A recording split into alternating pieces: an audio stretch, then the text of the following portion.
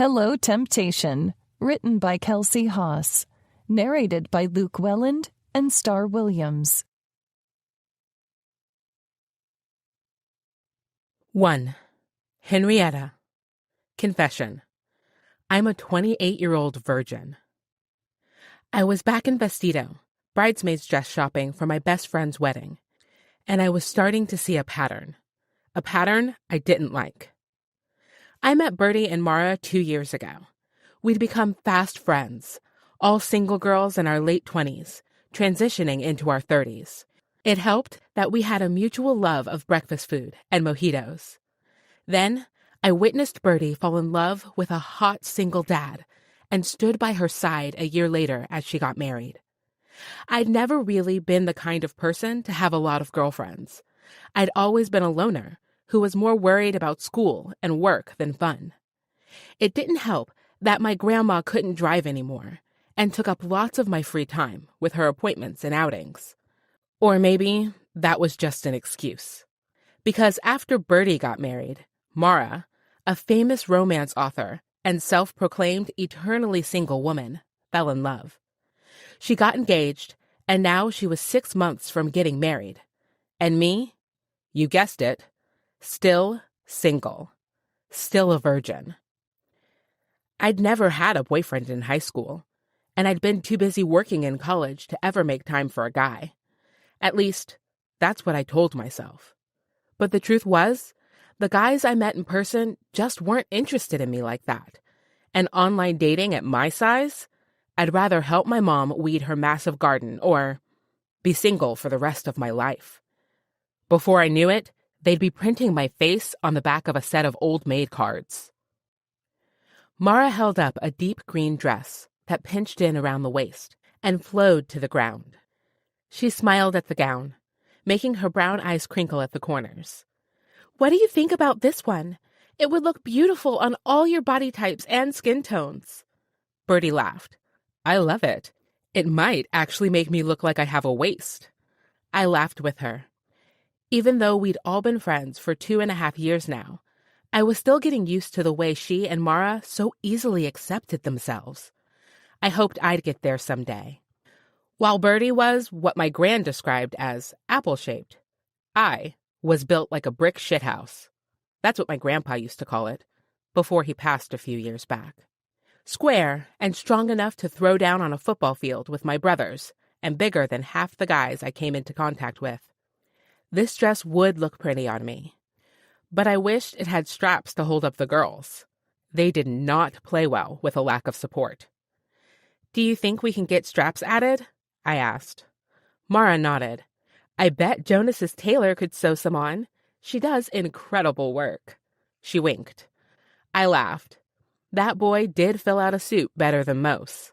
"Then let's get it," I said. It wouldn't really matter which one we got at the end of the day. I would feel uncomfortable with my body, whether I was wearing sweatpants, business casual, or a beautiful dress worth hundreds of dollars. Mara left, taking the dress to the saleswoman, probably to order enough for all of us bridesmaids.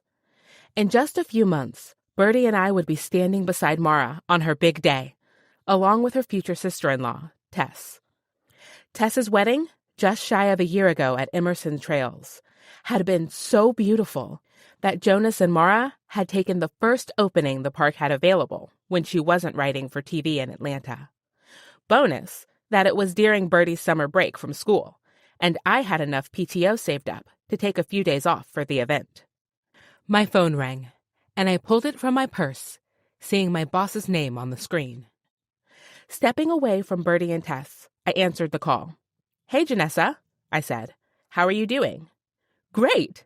I just wanted to let you know that the head contractor's plane just landed, and he'll be at the building in an hour to get his keys." "I'll be there," I promised. Even though it was Saturday, even though I was supposed to be dress shopping, even though I'd been looking forward to a late afternoon dinner at Waldo's Diner with my friends. I couldn't afford to lose this job. I put my phone in my purse, and Bertie touched my arm, her wide blue eyes on me. "You have to go to work?" I pouted. "Yeah, I have to get this contractor some keys. I'm not sure how long it'll take. I might have to miss dinner. She shook her head, her blonde curls bouncing. We'll wait for you. You sure? I asked, looking to Mara, who was busy chatting with the dress salesperson. Of the three of us, she was easily the most extroverted. I feel guilty, like I'm already failing my bridesmaid's duties. Don't worry about it. She'll understand. And you can call us when you get done, okay? You'll fill her in? I asked. Bertie smiled. Of course. I left Vestido and went to my car in the parking lot. It was cheap and in regular need of repairs. But my dad had taught me enough about cars that I didn't often have to spend money on a mechanic, which helped me tuck away that much more.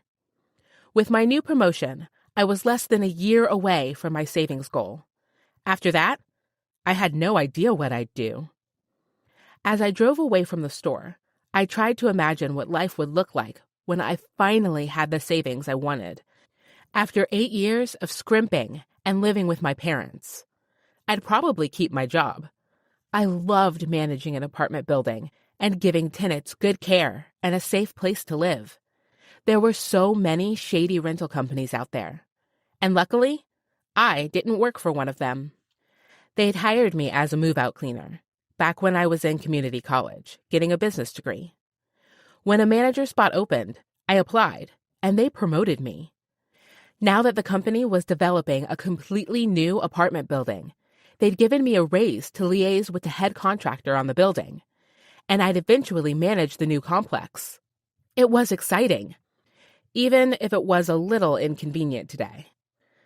But this would be my first time working with a construction company, my first time having a hand in something from the ground up. I couldn't wait to see how it came to be, and the extra pay wasn't bad either. I reached Bluebird Apartments and unlocked the main office. The building was fairly old, but I'd spiced up the office and its whitewashed wood panel walls with lots of plants and some artwork from my mother's studio. She worked at Brentwood University, teaching art classes to college students. My favorite piece she'd created for me was a colorful chicken in my namesake, Henrietta. It was a kind of inside joke at this point, and my family's entire home was decorated in chicken decor, from our kitschy salt and pepper shakers to the metal napkin holder shaped like a rooster. At least we'd been able to talk Dad out of putting a weather vane on top of our suburban home. Since I was already at the office, I worked on printing off some new unit applications, as we had a few coming available soon. The bell rang over the door, and I stood up to greet the head contractor. Unfortunately, this wasn't him. This guy couldn't have been more than 30, and he had thick black tattoos swirling down one of his tan arms. Part of me wondered how much his tattoo covered under his tight white t-shirt and jogger sweatpants, but I quickly shut down that thought. He did not look like the kind of guy in charge of a multi-million-dollar operation, and I had a dinner to get to. Sorry, I said. The office isn't open right now. You're here, aren't you? He replied, the slightest hint of a southern drawl in his voice. I raised my eyebrows, so not in the mood for sass from a walk-in on a Saturday afternoon. Janessa told me to come this way to get my keys, he said. My eyes widened. Janessa? She was my boss stationed in the corporate office in L.A. and didn't work with regular tenants. Shit. You're the head contractor. That's me, Tyler Griffin. Henrietta Jones, but everyone calls me Hen. He extended his hand for me to shake. My cheeks felt hot as I slipped my hand into his. It was large and warm and calloused.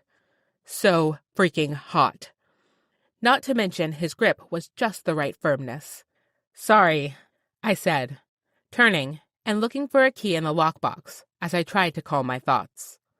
I thought you were someone else. When I turned back to him, he had an amused look on his chiseled face. Now that I looked a little closer, I could tell he worked outside. His white skin had a deep tan, like he spent a lot of time in the sun, and his strong jaw had a light cover of stubble. Not to mention, there were flecks of paint on his hands as he reached for the key. Interesting. This head contractor wasn't just a stand by and tell everyone what to do kind of guy. He must have been highly involved in the work. And that made me even more interested than the tattoos or his defined biceps. I tilted my gaze down as I realized I was ogling. Clearing my throat, I tucked my relaxed hair behind my ear and said, "Why don't you let me show you around the unit?" "That would be great," he replied with a crooked smile. "Thanks, Hin." God, the way my name sounded off his lips. "Is that a Texas accent I hear?" I asked, as we pushed out the door and stepped outside. He chuckled. "Is it that obvious? I'm from the Fort Worth area." "It's subtle," I replied. "Cute," I didn't add. "I thought you Texans weren't fans of California." He laughed. "You can get us to come here from time to time, if the price is right." I smiled, stopping in front of Unit C. "This is the building you'll be in. There's a laundromat downstairs, with a few coin-operated washers and dryers. Your apartment's on the 3rd floor, so we have a bit of a climb. But it's nice and quiet up there, and you have an amazing view of the park from the balcony off your living room." Usually, people weren't so happy about all the stairs, but he rubbed his hands together and said, "Can't wait to see it." As we hoofed it up the flights, him with ease, and me trying not to breathe hard and embarrass myself, I wondered why he was staying here at all. He had to be making hundreds of thousands of dollars a year, and this place definitely wasn't the best he could afford. But I'd already been rude enough for one day, so I didn't pry. We reached Unit 303, and I said, "This is it. Why don't you test the keys?" He leaned forward, slipping the key into the lock and turning. It opened easily, and he walked in, examining the 2-bedroom unit. "It's nice," he said, setting down his duffel bag beside the couch. He was full of surprises. "I keep trying to talk corporate into replacing the carpets," I admitted, "but they've been freshly cleaned by a great local company. Most units aren't furnished, but they gave me a small budget, and I personally picked out some of the pieces for you so you'll be comfortable while you're here. If you get situated and realize you don't have something you need, give me a call. I'll make sure to get it for you right away." He turned from his examination of the apartment and laid eyes on me. They were captivating. A mix of green and gold and brown that I'm sure my mother would have loved to paint. "That's real nice of you, Hen." God, could he stop saying my name so my heart would slow down? "Of course," I said, straightening my blouse. I found myself lost without something to do with my hands. "I'll let you get settled in." I turned to leave his apartment, but he said, "Wait up." Standing in the hallway, I faced him again. "Did I miss something?" "Your number," he added with a smooth smile. My heart skipped a beat, and I was about to say something stupid before he added, "In case I need anything?" Oh, right. Of course he wanted my number for business, not for any other reason. I reached into my purse, hanging from my shoulder. I always kept some business cards with my cell number written on the back, just in case. "This is the office number, but you can use my cell on the back if I'm not in there. My office hours are 8 to 5, Monday through Friday." "Great. And we're meeting at the building site, Monday at 4? He confirmed. I nodded. "That's Pacific time, in case your phone isn't set to change time zones automatically." "Good thinking," he said. And, damn, why did that compliment have my cheeks all flushed? Good thing my dark skin hid things like that. I could always tell when my white friends were embarrassed, just by the color of their cheeks. "Well, I'll let you get settled in," I said again, turning and walking away. "See you Monday," he replied. I walked down the stairs, trying my damnedest not to trip. That was the last thing I needed to do. Embarrass myself yet again in front of this person I'd be working with so closely for the next several months. I needed this experience to go off without a hitch. If it went well, Janessa had already hinted I could be traveling around the country, managing new builds for Bluebird Inc. Me! With my little associate's degree, that everyone said would never be enough. I bit my lip, worried if I made a good impression. I'd been a little harsh at first, and there was no time like the present to make things better. On the second landing, I turned myself around and marched back up the stairs, knocking on Tyler Griffin's door. Griffin's door. Griffin's door. Griffin's door. Chapter 2. Tyler. I was about to sit down in front of the TV when a knock sounded on my door. After a long flight to yet another place where I knew no one, I'd planned to order takeout, zone out with a show I'd seen a million times before, and fall asleep. But when I opened the door and saw Hen there, my mind went crazy, just like when I'd first seen her moments ago. She had these sharp eyes that cut straight to the point, like she did with her words. Her relaxed, raven-toned hair curled past her shoulders and drew my attention down to luscious curves and legs that went on for miles. I knew I couldn't date her. I never dated anyone when I was on location. It would be unprofessional, not to mention futile with me leaving once the project was done.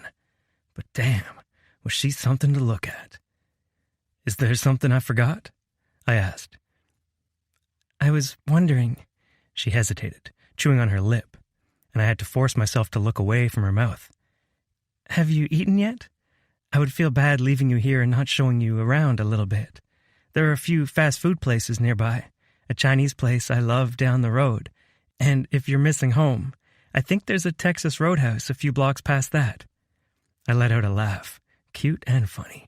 Texas Roadhouse has nothing on my dad's grill. Her laugh was contagious, but quiet, like she didn't want to take up too much space. So, what do you say? I wanted to, but I didn't want to give her the wrong impression either. No better plans on a Saturday afternoon? I was actually on my way to supper with my friends. You can join if you want. Relief loosened my shoulders. She wasn't coming on to me. She was helping me feel less lonely, something I really appreciated, especially in a new town. If you're sure it's not any trouble. Of course not. It'd be good to get to know each other a bit since we'll be working so closely together, she added. But it is just a diner, nothing fancy. If it's good enough for you, it's good enough for me, I said, reaching for my duffel bag. Mind if I change? She had looked so pretty in her flowy sundress, and I didn't want to look like a schlub in front of her and her friends, because for some reason, it mattered. She was right. If we'd be working together, it would be good to start things off on the right foot. And if there was one thing I learned from my sister, Liv, it was that if you didn't pass the girlfriend test, you wouldn't be making much progress with the kind of girl that mattered. Do you want to ride with me? She asked. Or should I send you the address? A ride would be nice, I said, selfishly wanting more time to talk to her. I'll be down in a sec. I couldn't wipe the smile from my face as I threw on the jeans and a fresh t-shirt. I wanted to get to know her better, for work. I jogged down the stairs, the memory of her hips as she walked up distracting me. Those hips had looked so fine, swaying side to side. I tried to remind myself. I shouldn't be thinking of her that way, and found her in the parking lot next to the kind of car my mom would call a puddle jumper. She opened her own door and said, "It's unlocked." I grinned. You know, my dad would have my head for not getting your door. Your secret's safe with me, Tex. She shook her head with a small smile and got in. And me? I was grinning like a damn fool. It had been a long time since I'd bantered with a woman I wasn't related to. When I opened the door and got in, I was immediately surrounded by her perfume. It was like a mix of spring bluebonnets and sugar cookies, and it took all I had not to breathe in deeply. The lever's under the seat, she said, if you want to scoot your chair back. I'd been so distracted by her fragrance that I hadn't even noticed my knees bumping against the dash. Where is it if I don't want to scoot it back? I teased. Ha ha, she said, backing out of the parking spot. I reached down to the lever, giving myself a little more room. My siblings and I got our height from my dad, who'd hit 6'4" at 14 years old. I was 6'3", and each of my brothers stood over 6 feet tall. My sister was taller than most girls at 5'9". I guessed her and Hen at about the same height. When I chanced to glance around Hen's car, I noticed how nice it looked on the inside. Even though it was an older model, there wasn't a stain or rip in the interior to be seen, nor a crumb in any crevice. Catching my examination, she said, I'm saving for a house. A new car's pretty low on the list. It's nice, I said, but all I could think was how ridiculous it was that the woman who was single-handedly running this place, according to the Bluebird corporate office, couldn't afford a newer car along with a decent home of her own. But then again, California real estate was a beast, from what my brother Gage told me. And coming from a billionaire real estate mogul, that was saying something. She paused at the stop sign before the main road. Let me text the girls. She tapped on her phone with its cracked screen for a moment, and then set it face up in the console. Interesting. She either wanted me to see a text from some other guy, or she had nothing to hide. As she pulled onto the highway, she said, It's probably a good thing you came along so we can get to know each other. We'll be spending a lot of time together on this project. I'm looking forward to it, I said honestly. I want to hear about this house you're saving for. She turned onto the road, quiet for a moment. I don't need anything fancy. She took a breath. But I'm hoping for something big enough that I can stay in for a lot of years to come. 3 beds, 2 baths, a nice backyard, but not too big. Of course, it has to have a nice front porch to sit on with my girlfriends, and a garage to hold my tools. Tools? She nodded. I'm not the kind to sit by the phone and wait for someone to help. Damn, was that hot. Especially in the way she said it. Not bragging, only stating the facts. What about you? She asked. Do you have a home base, or is it apartments and hotels all the time? I shifted, leaning my shoulder against the door so I could face her more. I have a house back home, but I've had renters in it for the last 5 years. Don't really have much need for one with all the traveling. What's after this? She asked. I've got some ideas. She raised her eyebrows. Yeah? I always thought I'd be settled by now. Starting a family. It's hard to do when you're moving all the time. Hard to do when you're staying in the same place, at least for me. I was about to ask what she meant. How a catch like her could possibly still be single if a relationship was what she wanted. But instead, she turned into the parking lot of a chrome diner building. This is it, she said. I looked at the sign, taking in the retro design. Waldo's Diner. For the first time, California reminded me of home. Back in my hometown of Cottonwood Falls, this was the kind of place where old men would grab morning coffee and sit and talk about cattle prices for hours. I got out of the car, seeing couples and families through the large windows. She reached for the door, but I stepped ahead and held it for her. At her questioning look, I said, making up for last time, a man never lets a lady open a door. Who says I'm a lady? She teased. Her soft, raspy voice made my pulse quicken. Steeling myself, I said, no one needed to. With a small smile, she stepped through the door and into the aisle that went down the diner between the bar stools and booths. Even though we'd just come in, a group of women and one older man waved at her from the other end of the diner, smiles on their faces, and a few assessing gazes sent my way. I straightened my shoulders, mentally preparing myself to meet new people. I used to be shy as a kid, and it had taken a lot of practice to get comfortable meeting and working with strangers. The first woman to slide down the circular booth to make room for us had light skin, with dark brown hair and even darker eyes. Hen, introduce us to your friend. A ring sparkled on her finger as she waved at me. Hen got into the booth next to her and corrected. This is my colleague, Tyler Griffin. Ignoring the confounding sting of her correction, I extended my hand to her friend. Nice to meet you. She shook it, an impish grin on her face. I adore your accent. I chuckled. That obvious? She nodded, then gestured at a curvy blonde next to her. This is our friend Birdie. Then she pointed at a thin woman with black hair, olive skin, and a large smile. My sister-in-law, Tess. I shook their hands. Then the man at the other end of the booth extended his weathered hand. I'm Chester. This one's Grandpa. He pointed at Birdie. Pleasure, sir, I said, shaking his pale, withered hand, spotted with freckles. He nodded, then grinned at the girls. Good handshake. I like 'em. They laughed, and when all was said and done, I got into the chair next to Henrietta. Everything was going well, until I was enveloped by her scent. Intoxicated was more like it, and damn was it hard to think with her thick thigh brushing up against mine. Between ordering our food, her friends asked me all the regular questions. Where are you from? How many siblings do you have? What's your job like? And then I got the surprising question from Mara. Are you single? She asked. Henrietta said, "Mara, that's private." "It's okay," I said, taking a sip from my sweet tea. "Haven't found the one yet. Still looking." I inadvertently glanced toward Hen, who was looking anywhere but at me. Bertie smiled and said, "You'll find her when you least expect it." Chester nodded. "And then you'll never be able to let her go." "Maybe someday," I replied, thinking that was years down the road, when I could afford to stay in Cottonwood Falls and invest in my dream. Our food came out, and a waitress named Betty set our dishes in front of us, along with all the condiments we could wish for. "I'll refill your drinks," she said. "Let me know if you need anything else."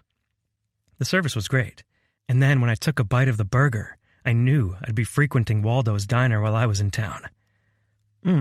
This place is amazing. I mean, the service is great, and the food tastes like home." Bertie and Chester smiled at each other, and Chester said, "I'll be sure to tell the owner." Mara and Tess laughed, and I asked, "What am I missing?" Henrietta gestured toward Chester. "He's being humble. He owns the place, but it would be our favorite either way." Chester blushed as much as an old man could and batted his hand at the women. "I'm just good at quality testing the coffee." "Well, I'm going to get good at testing the burgers," I replied, taking another bite. Out of the corner of my eye, I saw Mara mouth to Hen, "I like him." I focused on my food, desperately hoping this dinner hadn't gone amiss and I hadn't sent Hen the wrong signal. Best not to mix business with pleasure, no matter how beautiful and curvy that pleasure was.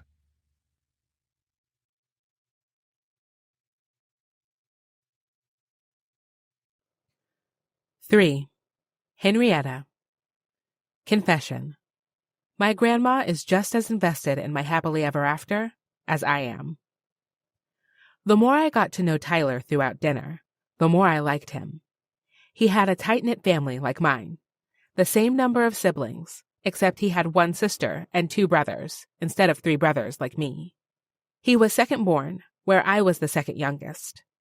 Since his family's farm wasn't big enough to support him once he grew up, he learned a trade and worked his way up in Crenshaw construction until they trusted him enough to lead major projects around the country. He didn't brag. On the contrary, he acted like it was no big deal and asked questions of each of my friends. In fact, watching the way he blended in intrigued me that much more. He didn't act like a boss. He acted like a friend, and I wondered how that would change on the job. He walked with Chester to the register, insisting he pay for each of our meals, while the girls and I finished up our drinks. Mara nudged my side and said, "Hen, you have to get on that." My cheeks were just as hot as Tyler's backside. "He's working with my company." "And?" Bertie demanded. "You're both still answering to your boss, so technically it wouldn't be a huge conflict of interest." "Maybe a tiny one then," I deadpanned. Because even though I maybe had a crush on Tyler, there was no way a guy like him would ever want a 28-year-old plus-sized virgin like me. And did I mention I still lived with my parents? Not exactly a great look, especially to a guy like that. Tess glanced toward him and Chester. "He's a great guy. I mean, if I wasn't married with a baby, I'd be getting his number." Bertie gave her a coy look. "Or building a weak chair for him to sit on." We all laughed at the joke of how Tess met her husband while she rolled her eyes at us. Mara shook her head. "I think you need to keep your eyes and your legs open." "Oh, hush," I said, swatting her hand. "I'm giving him a ride home, which is where I work. I will see you all Wednesday for breakfast." They waved goodbye, and I walked toward the register, just in time to hear Tyler and Chester talking about the build for the second Bluebird apartment complex. Chester shook Tyler's hand again and gave me a hug before we left. Tyler and I walked to my car, and he stopped on his side, looking at me over the roof. "That was great, Hen.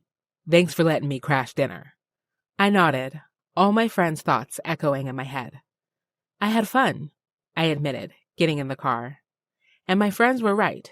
He was cute. From the strong edges of his stubbled jaw, to the ridge of his nose and the fullness of his lips that revealed a breathtaking smile. And God, the way my name sounded with his accent, If I moved to the South, I'd be in trouble, pining for men just for the way they spoke. But Tyler would be my coworker, and I knew better than to chase men who would only break my heart. I focused on driving, at least until he said, "I feel like I didn't learn much about you at dinner." "What do you want to know?" I asked cautiously. I had to be careful. Revealing too much could be a liability, especially as a woman in the workforce.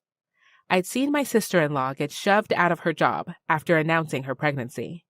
Not to mention my younger brother's fiancé constantly got called emotional, since her line of work was heavily male-populated. "Did you always want to be in property management?" Tyler asked, drawing me out of my thoughts. The question seemed innocent enough, minus the way he watched me. It was like he wanted to genuinely hear my answer. And with his eyes on me, it was hard putting two words together. "Not really," I admitted. I went to college after high school and got my associate's degree in business, but I had to work full-time to pay for everything. Once I got a full-time job, I liked it. It seemed silly to spend all that money to go back. He nodded. "So you like this line of work?" "I do," I admitted. When he was quiet, I felt like I had to fill the silence. Home has always been a special place for me. Somewhere I could go back to after a hard day and always feel safe, loved. Helping other people create that kind of place? It's the dream. When I glanced his way, there was a small smile on his lips. "I'm excited to build that with you, especially knowing you'll be the one in charge of the new building." I couldn't help the grin that spread on my face. Getting this promotion, it was a huge affirmation for me. It meant I'd been right to follow my gut and stop after an associate degree. It meant that my work mattered and was valued by the people I served. And it meant I'd finally be able to reach my savings goal, and that had always seemed so far away. Maybe I'd even find someone to share it with. Someday. The apartment building came into view, and I parked along the curb closest to his unit. Instead of immediately getting out, he smiled over at me. Not a forced smile, but a real one that took all the air out of the car. "Thank you for letting me crash your dinner," he said. I smiled. "Around here, we call it supper." His laugh was infectious. "Supper," he corrected. "Let's do it again sometime." With a silent nod, he opened his car door and got out, then bent down to look at me again. "See you Monday." I waved, pressing my lips together so I wouldn't squeal. As soon as I got out of the parking lot, I started a group call with Mara and Bertie, but ended it before I hit send. How juvenile did I look? Getting all giddy because a guy I worked with mentioned the potential of having supper together again. I needed to remember who I was. His plus-sized, tomboy virgin coworker, with less of a chance of hooking up with Tyler Griffin than the Brentwood Badgers had of playing in the finals this year. With a sigh, I continued toward home. My family lived on the line between Emerson and Seton, in a smaller ranch-style house with a big backyard. But with so many of us living there, Dad had converted the garage into an extra bedroom, keeping all of our tools in a shop out back. The light blue house came into view, and I parked under the carport next to Dad's old Buick. That thing had seen more years than I had, but it ran like a dream. No way would he leave it completely exposed to the elements. When I got out, I noticed a car I didn't recognize along the curb. "Great," I muttered, hoping with all my heart it wasn't another setup. But when I got inside, my fears were confirmed. A guy around my age, with short coiled hair, sat at the table with my mom and grandma while my dad cooked at the stove. He had the distinct look of someone who didn't know exactly how they'd gotten there, but also didn't know how to leave. At the creak of the front door, all eyes landed on me, and my grandma waved me over. She stood behind her latest attempt at Prince Charming, rubbing his shoulders like a boxer about to go into the ring. "Henrietta, dear! Look who I met at the grocery store today. His name is Deshawn. He works at a bank, and he has a 401k. When he waved at me, she pointed at his ringless finger. Oh, dear Lord. Dad gave me a look over Grandma's shoulder, that said, "Be good." This wasn't the first time Grandma had brought a respectable stranger over to sweep me off my feet, and it wouldn't be the last. But we all put up with it, because she was such a romantic, and well, arguing with her was about as useful as gassing a car in park. "Hi, Dishon," I said, hanging my purse up and wishing for the millionth time that I had my own home with my own key and multiple locks. "Which bank?" "First Bank of Emerson." "Free cash bags. That's a nice perk," I said. It really did help not to carry around a paper envelope stuffed to the brim with bills. He nodded, and I took him in. He looked like the kid in school who only showed up so his parents wouldn't pull his keys. With his white sleeves rolled up and half his shirt untucked, he'd clearly been in the mood to relax when my grandma caught him. She patted his leg. "Tell her about your car. She likes cars." "My car?" He looked confused.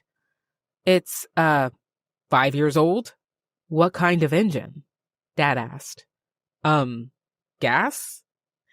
It took all I had not to snicker at the pained look on Dad's face. "It's a V4, I said, taking pity on this stranger. Dishon gave me an impressed look. "How did you know that?" "That model brags about good gas mileage. Wouldn't make sense to have any higher." I went to the fridge and got a hard, fruity seltzer, then opened it on Dad's novelty bottle opener before sitting at the table. "That gets, 28 in the city? 34 highway?" Suddenly, Dishon seemed a lot more interested and a lot less trapped. 35.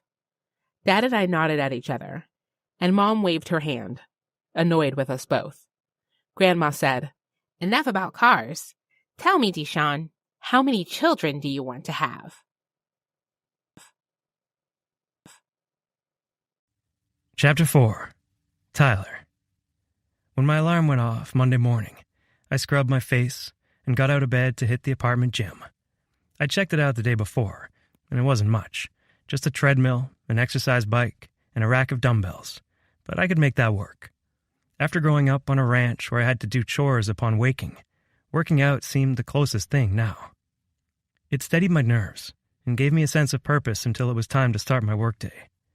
An hour of exercise circuits later, I went back to my place, checking for Hen's car in the parking lot. The instant hit of disappointment I felt at not seeing it there surprised me. Why was I looking forward to seeing her so much? Bluebird Corporate was meeting Crenshaw construction leaders at the job site for a groundbreaking ceremony and photo opportunity before the real work began tomorrow. I showered off the workout and then went to my dresser to retrieve my Crenshaw construction shirt and a pair of khaki pants. I wouldn't wear this set for an actual day of work, but CC's publicist preferred I wore this outfit for public events. My phone rang, and I scanned the caller ID. James Crenshaw, my boss and owner of Crenshaw Construction. "Hi, Jim," I said. "You all downstairs?" "Yes, sir," he replied. "You about ready, or do you need some more beauty work done to that face of yours?" I snorted. "I'm good, but I could give you a few pointers." He let out a mix between a grunt and a chuckle. "See you in a few." I grabbed my wallet from my bedside table and shoved it in my pocket with my phone before jogging downstairs, where a black car was waiting. The driver held open the back door for me, which still made me uncomfortable, and I slid in next to Jim. He wore a suit that probably cost more than my first truck, and his salt and pepper hair was combed over to the side. I shook his extended hand. "Good to see you, sir." "Same, but I have to say, son, I don't understand your insistence on the cheap accommodations. I pay you enough to stay in a 5-star hotel, and you choose a 1-bed apartment?" I follow his eyes, trying to understand why the gray building wasn't good enough. It wasn't the custom-built mansion he and his wife shared back in Dallas. Not even close. But the property was well kept, and there were a few modest planter boxes around. "Good enough for a few months," I finally said. As the driver pulled out of the parking lot, Jim asked, "How are you feeling about the build? Ready to meet the new crew?" Subcontracting out crews in new locations brought on its own challenges, but I'd discovered a method to make things go more smoothly. "Pizza for lunch and beer after hours always does the trick," I said. "I've taught you well. Keep it up and you'll be taking over once I retire." "Retire?" I said. "When you get to being my age, you think about resting once in a while. and you think about who's going to take over your legacy when you're gone, especially when you don't have any children. Jim, I couldn't possibly. Nothing's official, just the musings of an old man. I studied him a little closer as he looked out the window. Jim was getting older, well into his 60s with a thinning head of gray hair and plenty of wrinkles and sunspots. I'd only worked closely with him the last 4 years, but his age was beginning to show. Was he really hinting that I could be the one to take over? I'd thought I'd grown as much as I could in his company, but now the possibilities were endless. "It's exciting, isn't it?" Jim said as we pulled up to a vacant lot, sporting a giant sign with a mock-up of the building that said, "Future Home of Bluebird Luxury Apartments." I nodded in agreement. There was always a buzz that came with groundbreaking. It was full of potential, but if I was being honest, I felt more at home in the day-to-day of making the project run smoothly than I did in the planning stage or at photo ops. The driver stopped the car, and while he got Jim's door, I let myself out, taking in the small group of people. A few new vans lined the property, along with sleek cars like the one we'd arrived in. And then there was Henrietta's red car. The sight of it, so different from the rest, brought a smile to my face, and I began scanning the crowd of suits for her. I spotted her immediately, the sun glancing off her dark hair. The blue dress she wore clung to her curves, and I found myself wishing I could be just as close. She was clearly in her element, talking freely with her colleagues, a stunning smile on her face. Jim put his hand on my shoulder, jerking me away from the thoughts I shouldn't have had. "Ah, there she is. Let me introduce you to the woman you need to meet." He began walking toward Henrietta, but then stopped short and said, "Tyler, this is Janessa Vogel. She's head of operations of Bluebird's properties in Southern California." I caught Henrietta looking at me for a moment, but then I heard Janessa say, "Pleased to meet you, Tyler." Her smile fell perfectly in place like she'd practiced it 100 times before, but the expression didn't meet her green eyes. They were just as calculating, assessing as her smile. I felt like a piece of meat being examined at the butcher shop. Thanking my lucky stars that Henrietta would be working more closely with me instead of Janessa, I said, "Nice to meet you, Mrs. Vogel." "Ms.," she corrected with a wink. "And you can call me Janessa." Jim clapped my shoulder. "Janessa, you'll have to excuse me. I see our publicist. I need a chat with her before we get called for photos." "That's okay. I'll keep Tyler company," she said. Jim chuckled, but I wished he would have brought me with him. Instead, Janessa stood just a little too close, like a shark who smelled blood in the water. "How did we get so lucky to work with you?" she asked, folding her white arms over her chest, like she wanted me to look there. An uncomfortable chuckle escaped my throat. "I believe Mr. Crenshaw met with the CEO," I said. She forced a laugh. "I trust you moved in all right? I know it gets lonely traveling so much for work. I'd love to give you a little company after this. Perhaps get some dinner together or a nightcap?" I raised my eyebrows, shocked at how quickly this woman worked and wishing Jim would come back and save me. I didn't think I could handle dinner, much less an evening with someone who clearly had more than business on her mind. "Ms. Vogel, that's a kind offer, but I'm sorry I have to decline for the sake of professionalism." She gave me an amused grin, the first expression she made that seemed natural. "Hard to get? I can appreciate that. Let the games begin." Jim and our publicist, Nancy Finnegan, saved me the challenge of replying. Nancy called out and said, "Can we get the C-suite and property manager in hard hats?" I hurried away from Janessa, fearing she might be the kind to slap my behind on the way out, and in my hurry, bumped into Henrietta. She swayed in her heels and I reached to catch her, my hands landing on her curvy hips. But the feel of her under my palms caught me off guard. She was soft, but solid, and my mind went places it shouldn't have gone in public. "I'm so sorry," I said, quickly righting her and pulling my hands away. She wouldn't meet my eyes and muttered something about it being okay before grabbing a hat from Nancy. Great. 2 days in, and I'd already made things awkward by practically fondling her on the job site. I'd apologize to her later, maybe with lunch, and hope it would patch things up. "Over here, Tyler?" Nancy said. I nodded, going to stand beside Jim in the middle of the empty lot. It was mostly mowed weeds and grass underfoot, but soon it would be dirt, a foundation, framing, a building, a home. I couldn't wait to see the transition. With our hard hats on, Nancy lined us up and began passing out shovels to signify the groundbreaking. Janessa squeezed in next to me, and I had to suppress a cringe. Thank God LA was an hour away, probably more with traffic. Otherwise, I had a feeling she'd be one to make frequent pop-ins. A professional photographer began snapping photos while the news station got their shots and filmed B-roll. But then it was time for my least favorite part of any new project, live interviews. I always felt so uncomfortable, preferring hands-on work to talking about work. But here I was, standing next to a man in a suit with a microphone in his hand. This is Tim Dugan from Channel 5 News. I'm here with Tyler Griffin, the head contractor on this apartment complex. Tyler, can you tell us a little about the environmental and community outlooks for this project? In the background, I heard Henrietta talking with another reporter, and even though I wished I could listen to her, I spoke into the microphone. Time to focus on work.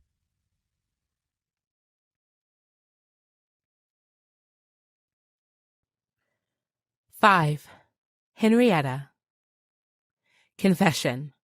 I hate standing next to skinny girls. Even when Tyler was out of sight, I could feel his presence. He had a way that drew people to him, commanded attention, including the attention of my boss. She was as high-strung and confident as they came, and my chest ached when I saw her speaking with Tyler. What little chance I may have had with him was long gone. Not that him feeling the girth of my body during his rescue hadn't sealed my hopeless fate. When we bumped into each other, and he'd reached out to catch me, his large hands had landed on my hips, steadying me. His touch had sucked all the air from my lungs, and I'd stared at him, stunned at his strength. But I could see the moment he realized just how big I was. His eyes had clouded over, and he stepped away, immediately apologizing.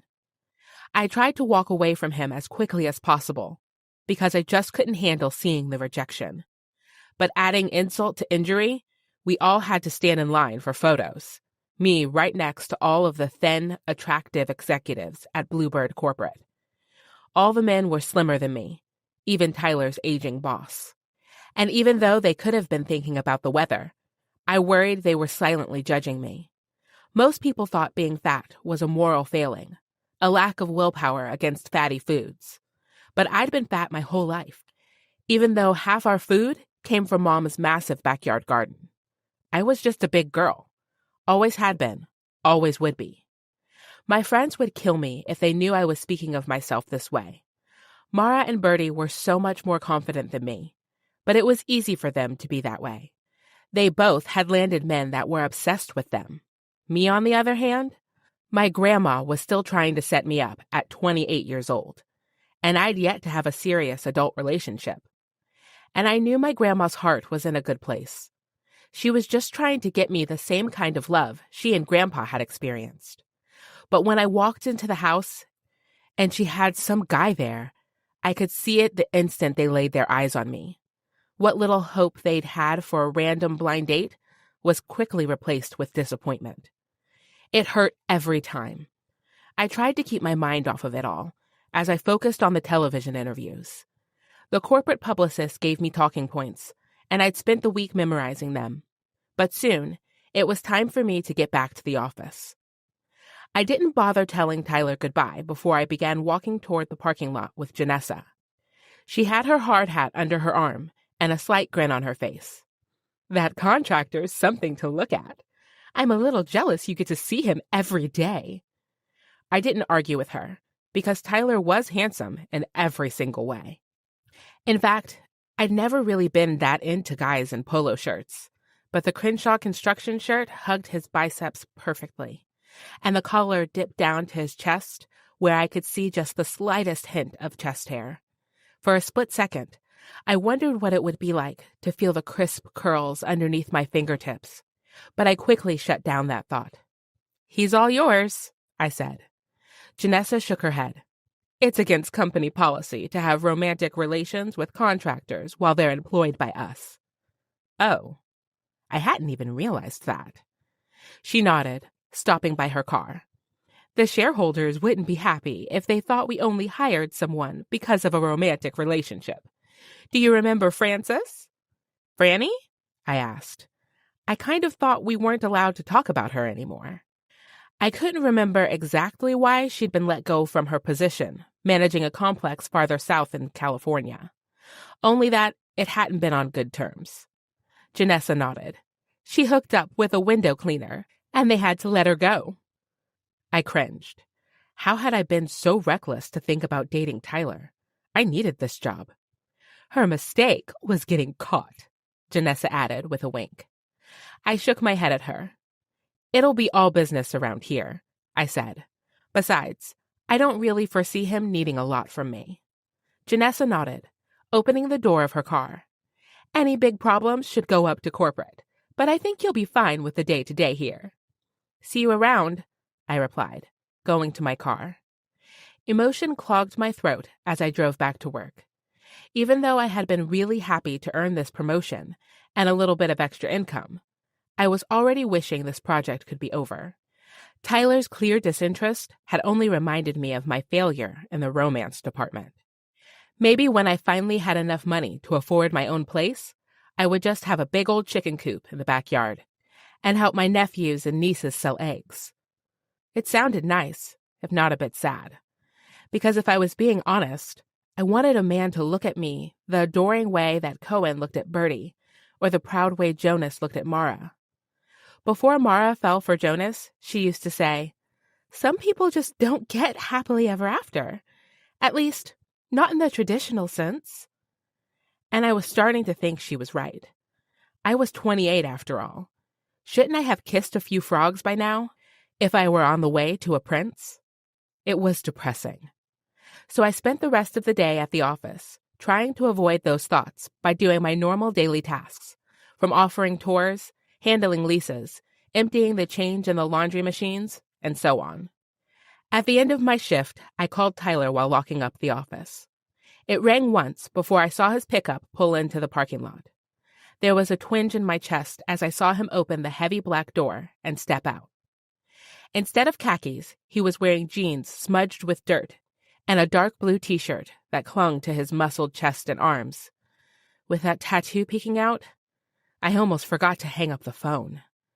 Not to mention the Griffin Farms hat that was on his head made him look younger, more relaxed. I much preferred this look on him to the khakis and polo from earlier.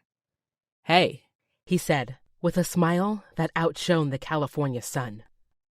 I made myself busy, tucking my keys in my purse to hide my own smile.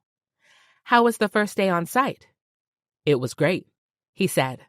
"We always start off a little slow to get the guys used to working with a new crew. I always bring in plenty of pizza for a long lunch and have beer at the end of the day. In the parking lot, of course." Clever. If I was being honest, I completely appreciated the taste of a beer at the end of a long day's work. My dad and brothers made sure of it. "You'd win me over pretty fast with beer and pizza," I admitted. "Well, I don't have any plans for supper, and I can always go for a second beer," he said. "Nice use of supper. You're catching on," I teased. But then, my mind immediately went to what Janessa had said about dating Tyler being off limits. I needed to be more professional. Not that I had to worry. I remembered the way he looked at me earlier. A romantic relationship was never in a million years going to happen between us. This was work and friendship only. I was so lost in my thoughts, I missed his reply, so I said, "Supper sounds good, but we don't have to do pizza and beer again if you don't want to." "Dealer's choice," he replied with a grin. "But I should probably get showered first. Do you want to wait in my apartment?" "Oh," I said. "No, I can just wait in my car." He looked around. "It's nearly 90 degrees outside. The air conditioning in my unit is pretty nice, and it doesn't cost you your gas." At this point, arguing would just make me seem rude, especially since he knew my car AC was on the fritz from the night before. So I followed him up the steps to his apartment. It looked almost the same as it had a couple days ago, but I noticed there were several books and magazines spread out on his coffee table. "Are you a reader?" I asked, slightly impressed. My mom had to pay my brothers to get their reading done in high school. Literally. Each book report earned them $5, and they never made more than $20 in a year. "From time to time." He gestured at the table. Feel free to look through them. I don't have anything weird in there. I laughed. I hadn't really been worried until you mentioned it. But then again, having brothers should have prepared me for anything. Chuckling, he said, "There are some things we never grow out of." Tipping his head toward the bathroom, he added, "Should take me about 10-15 minutes. I nodded and sat on the couch I'd picked out myself. It was just as comfortable as I remembered.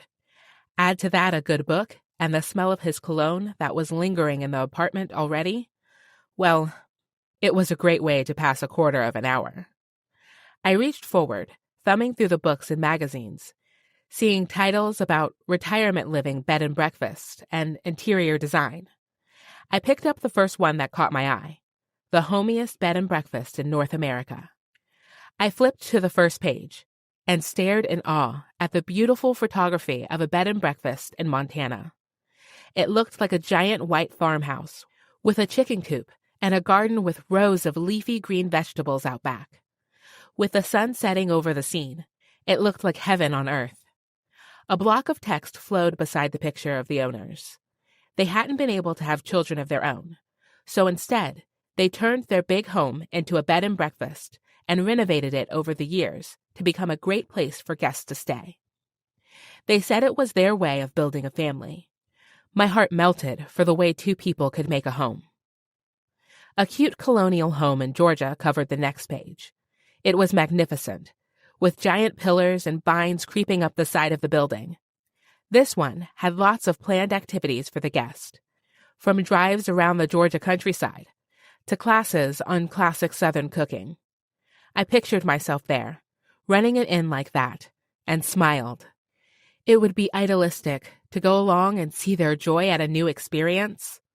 This was one of my favorite parts about working for the apartment company. Getting to see how proud people were of their apartments when they moved in for the first time, and knowing I had a part in that. Incredible. Curious about Tyler's other interest, I set the book down and picked up the one about retirement living. The title, How Seniors Can Thrive in Community Living, stared back at me from the cover, alongside a group of women sitting around a table playing cards. Why would Tyler have this? His parents couldn't possibly be old enough to need this.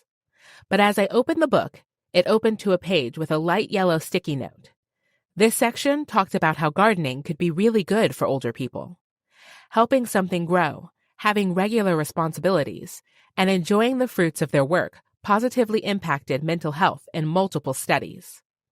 My heart ached for the people who didn't have that. I would never let my grandma go to a nursing home.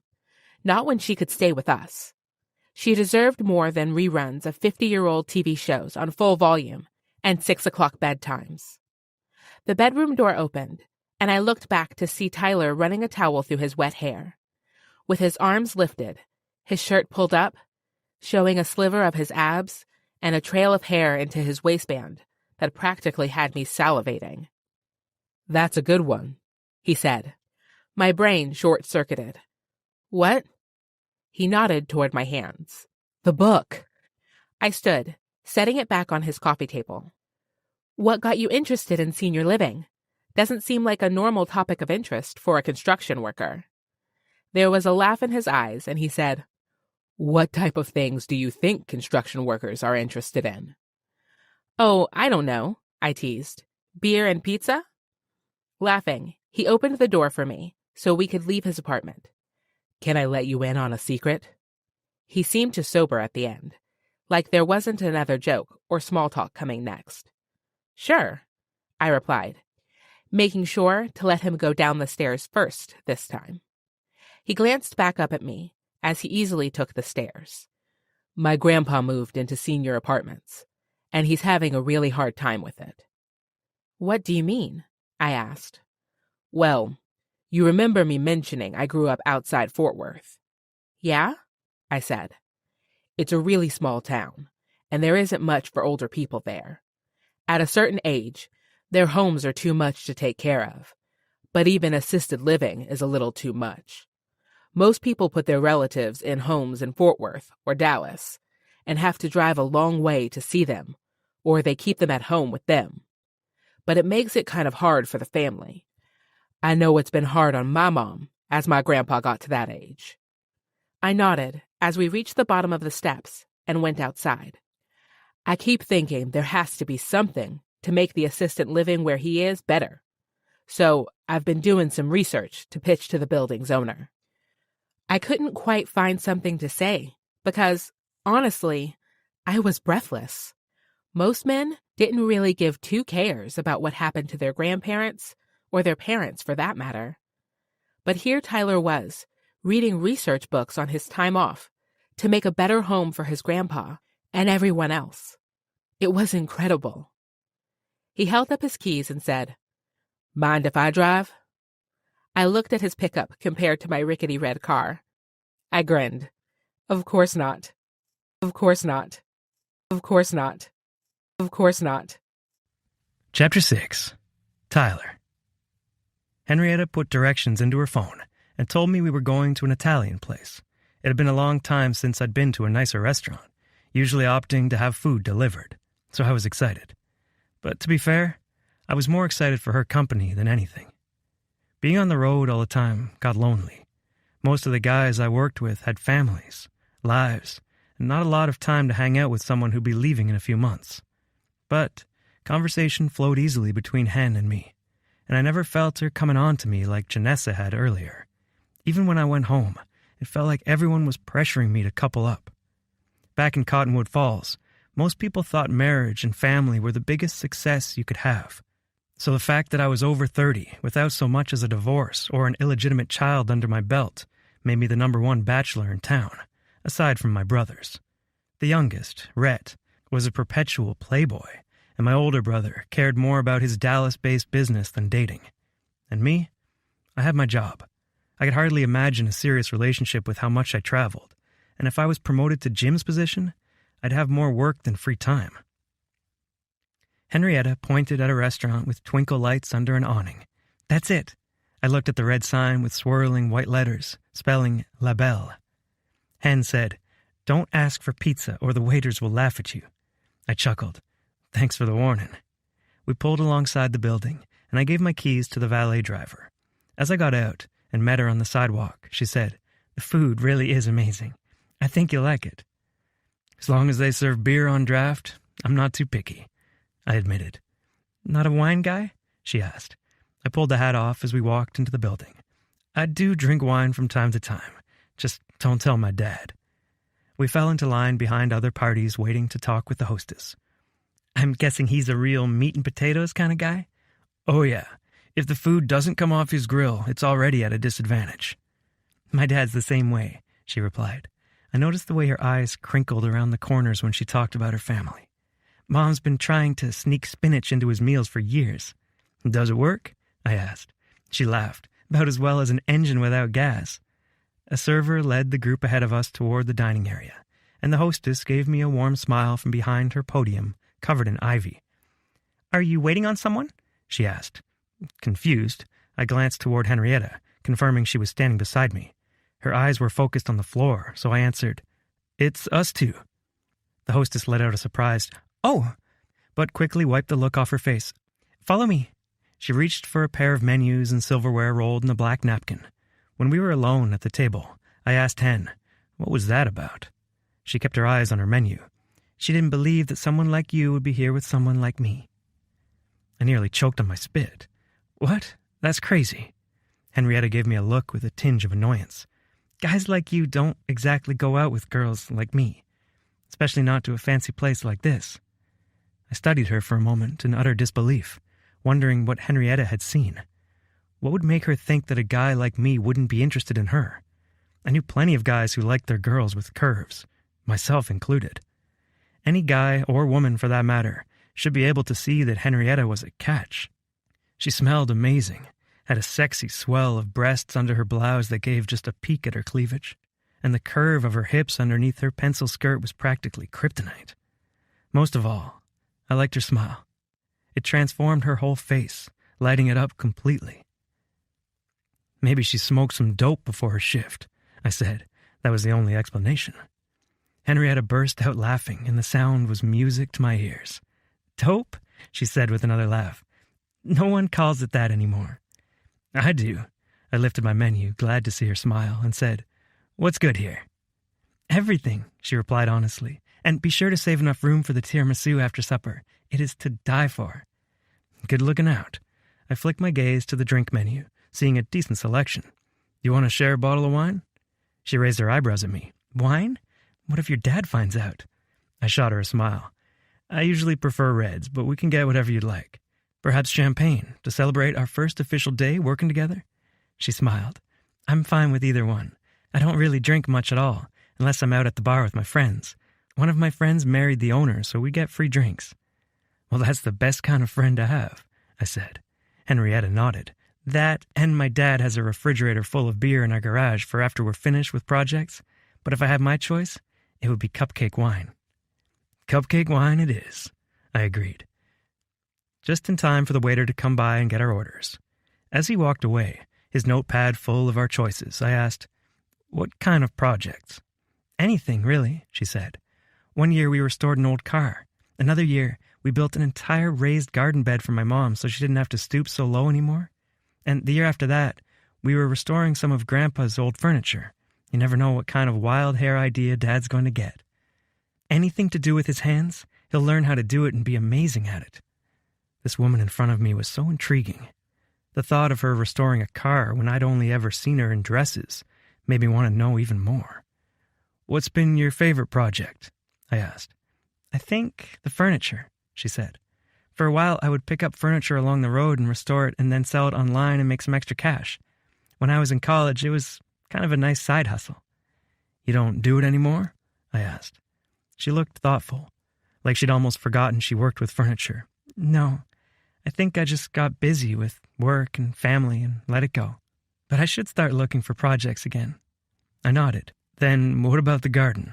What does your mom like to grow?"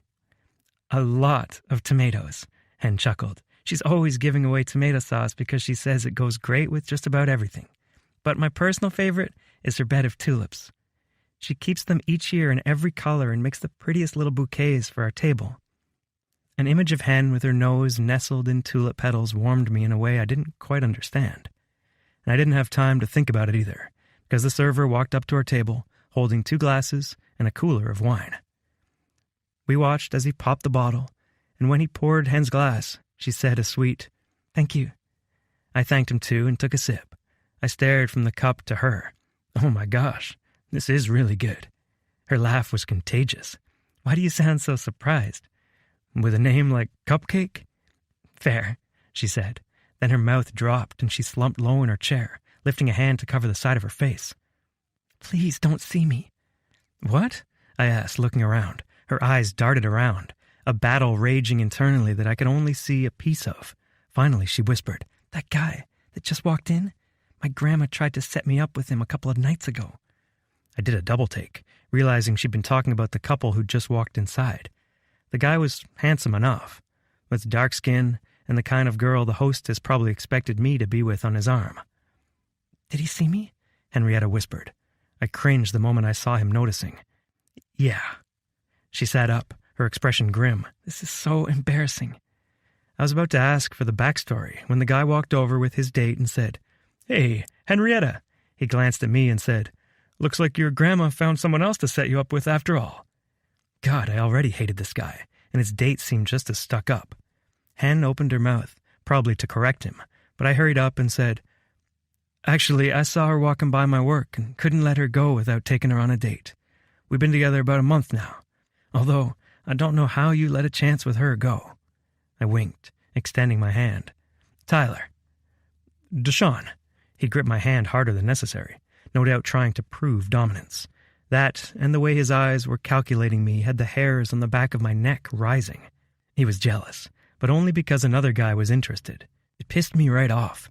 He had no right to be jealous, especially since he turned her down once and then made a joke at her expense, not to mention he was here with a different girl. He glanced from Henrietta to me again, completely forgetting about his date. "Your grandma hadn't mentioned anyone else." Then he mumbled, not exactly normal conversation in the produce aisle. Hen smiled at his date, who was growing progressively more stink-eyed. "Sorry, we're being really rude. Deshaun met my grandma at the grocery store the other day. She's getting older, so she forgot I was involved." Hope you two have a good dinner. Deshawn's date didn't even reply, instead giving Henrietta another annoyed look, and said to Deshawn, "Let's go sit down." The second they turned around, I could see the air deflate from Henrietta. Part of me wanted to look away and deny the sadness in her deep brown eyes. I'd only known her 2 days, and it fucking sucked seeing this strong, beautiful woman brought down by a man who would hardly give her a second look, and a woman who clearly thought appearance was the only thing that mattered. I gave her a second to gather herself, and then I said, "I hope you don't mind me stepping in." "Not at all," she deadpanned, taking another drink of her wine. I waited for more info. Then finally I couldn't hold myself back. "So, what was this about your grandma in the grocery store?" She gave me a pained look. "I don't know if your family's this way, but mine is bound and determined to keep me from becoming an old maid. It's not working out." "Old maid?" I laughed. "You're what, 26? 28, she replied. "But I think they can feel my biological clock ticking. Every time my grandma goes to the grocery store, she comes back with some guy she thinks is going to be my happily ever after." "Just any stranger?" I asked, thinking my mom could probably take notes from her grandma. She'd been trying to set me up with every single mom who had a child in her 5th grade classroom. "Oh no," Hen said, taking another drink. "Grandma gets his credentials first, of course. She only brings home people with a 401k and decent employment of more than 2 years. She shook her head, an amused look in her eyes. "What's the rush?" I asked, refilling her glass of wine. I expected that kind of push in small-town Texas, but not here, just an hour from L.A., where people were getting married and having kids later and later in life. Our server came back, bringing plates full of buttery, herbaceous food. My mouth watered before I even unrolled my silverware. As we began eating, Hen said, "My grandma and grandpa had the best marriage ever. They were so close, and I know she just wants me to find something like that. But every time she brings someone by..." She shook her head and continued swirling spaghetti around her fork. "What?" I asked. She let out a heavy breath, setting her fork down. "I could see the look in their eyes when they realize who I am." She swallowed hard, looking down at the table again to hide the moisture shining in her eyes. It took all I had not to get up and walk to Deshawn's table, just across the room, and shake him. What was wrong with these guys, that they couldn't see what was right in front of them? Without thinking, I reached across the table, covered her hand with mine, a strange sense of protection rushing through me. Maybe it was because my sister was full-figured. Maybe it was the wine. But I needed her to know she deserved better. "Do me a favor?" I asked. She tilted her head in question. "Don't let those guys make you feel bad about yourself." Her eyes flickered toward our joined hands, and then toward me. She nodded, and it took all I had to pull my hand away.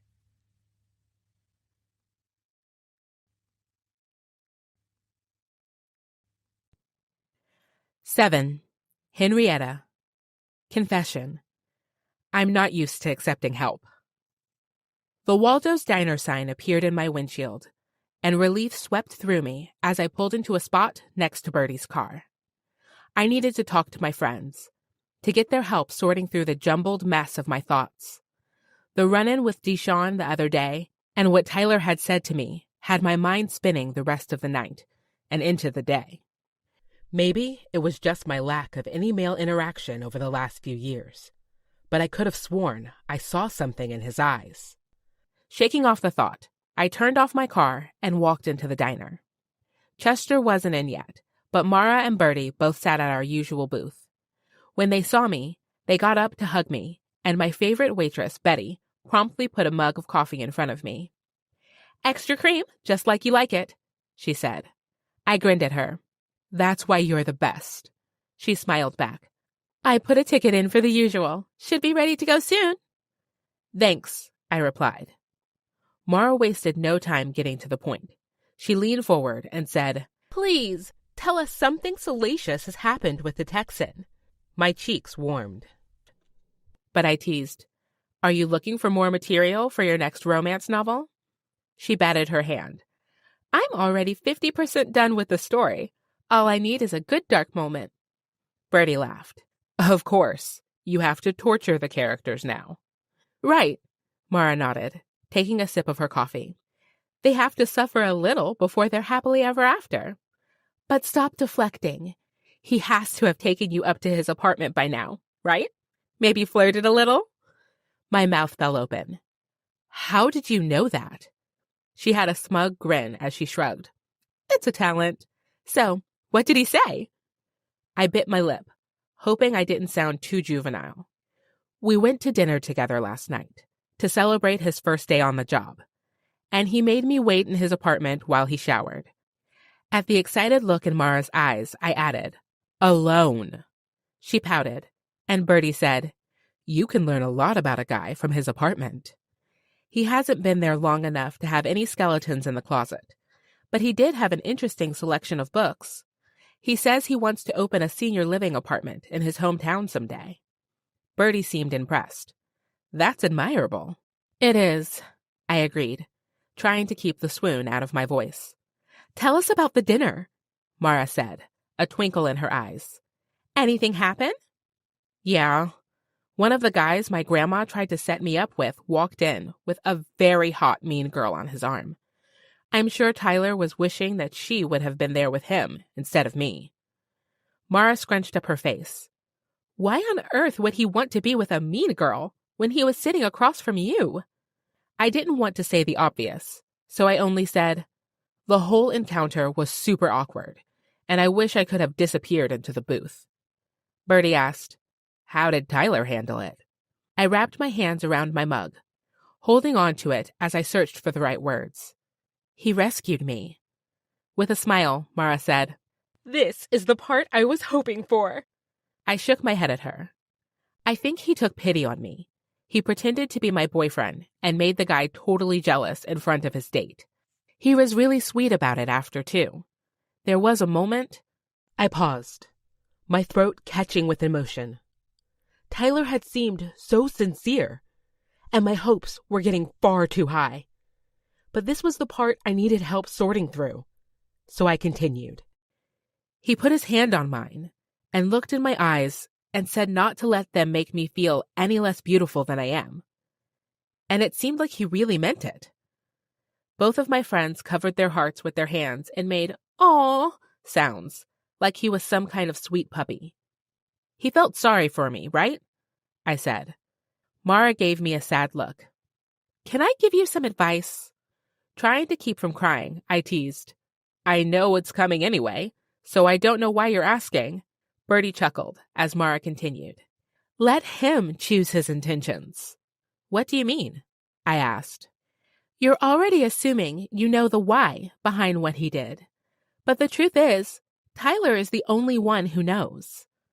Her words settled over me for a moment, and I realized she was right. I had already pegged him as just another hot guy who would never be interested in a plus-sized girl like me. What if he had other reasons for doing what he'd done? Betty saved me from replying by bringing 3 plates full of pancakes, eggs, and bacon. The 3 of us dug into our breakfast, eating our way through the food and moving on to other subjects. Bertie told us about their plans for her stepson, Ollie's senior year, and Mara shared about the condo she and Jonas were buying in Atlanta for when she had to go there for work. Catching up with them over comfort food was really a great way to start the morning. With our food and drinks mostly gone, we all waved goodbye and left the diner. As I got in the car, I realized my mind had settled somewhat. Stewing over the why behind Tyler's actions had driven me crazy. Mara's advice gave me permission to simply enjoy. I drove toward the job site since I was supposed to check in every day and see if they had all they needed or if I could get them anything. Janessa had told me that there would be errands to run and communications between Crenshaw and Bluebird to handle. I was excited to start this new part of my job when a thump sounded underneath my car and it started pulling to the right. I groaned as I gently tapped the brakes and pulled onto the shoulder of the highway. That couldn't have been good. Cars rushed by me as I got out and walked around my car, trying to determine what damage there was.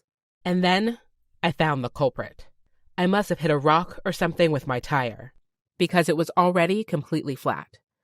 I tilted my head back, letting out a frustrated grunt towards the sky. I didn't have time for this, nor did I have the desire to be late on my very first day checking in on the building site. I was not dressed for changing a car, but I had to get to work at a decent time. I opened the trunk, trying to ignore the fact that I'd worn my best form-fitting green dress, and knowing that it would probably be completely ruined by the time I got to the job site. I lifted the storage flap and got out the tire iron, jack, and my spare tire. Thankfully, Dad made me practice changing a tire before I ever got behind a wheel. I quickly had the lug nuts loosened and the car jacked up. I positioned the tire iron over the lug nuts to take off the punctured tire.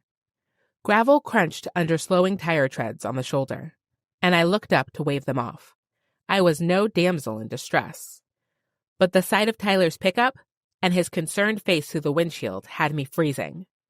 Now I was really embarrassed. I straightened, wiping gravel off my knees and pulling my dress down. He hopped out of his truck, his work boots crunching dirt beneath him. My eyes trailed from his boots, up his muscular, denim-clad legs, over his green Crenshaw construction t-shirt, and to the concern in his hazy eyes. "Flat tire?" he asked. I folded my arms across my chest and nodded. Bad timing also. "Can I help you change it? I hate to see you ruin that pretty dress." He thought my dress was pretty? I bit back a smile. "I can handle it. I wouldn't want us both to be late to work." He glanced at his watch. "If we work on it together, I bet we can get there on time." Everything in me screamed that I needed to be independent. I didn't want him to see me as any more of a charity case than he probably already did. But then Mara's words came into my mind. Let him choose his intentions. "If you're sure," I finally said. His grin was crooked as he stepped closer to me, taking the tire iron. "My dad would whoop me upside my head if I didn't stop to help." He glanced toward all the cars on the road. "I'm surprised somebody hasn't already." "That's not the way out here," I said. "It should be," he replied simply, and quickly spun the tire iron on the nuts. I watched as he removed the tire and reached for the donut. I passed it to him, watching his muscles move as he slid it over the bolts. He tightened the lug nuts in a star pattern, just like my dad taught me. Then he lowered the jack, setting the car firmly on the ground. Tyler knew what he was doing, that much was clear. And if I was being honest, watching his muscles do the job was more than a little attractive. He finished the bolts, making sure they were secure, and said, "You should be good to go." "Thanks," I said, taking the jack and the tire iron. "No problem." He picked up the wounded tire. "Do you want me to take this to get it patched?" I shook my head. My brother works at a dealership, and he always gets our tires fixed free. Tyler nodded, bringing my tire to the back of my car. Once it was in place, he closed the flap over it and shut the trunk. With the job done and us standing on the side of the highway, cars whizzing by, I had no idea what to say. I was used to being alone, used to taking care of myself, but him stopping and helping, inconveniencing himself, I didn't know how to react, how to let him know that it meant the world to me. So I only said, "Thank you," and moved toward the driver's side of my car. But he reached out, touching my hand to stop me.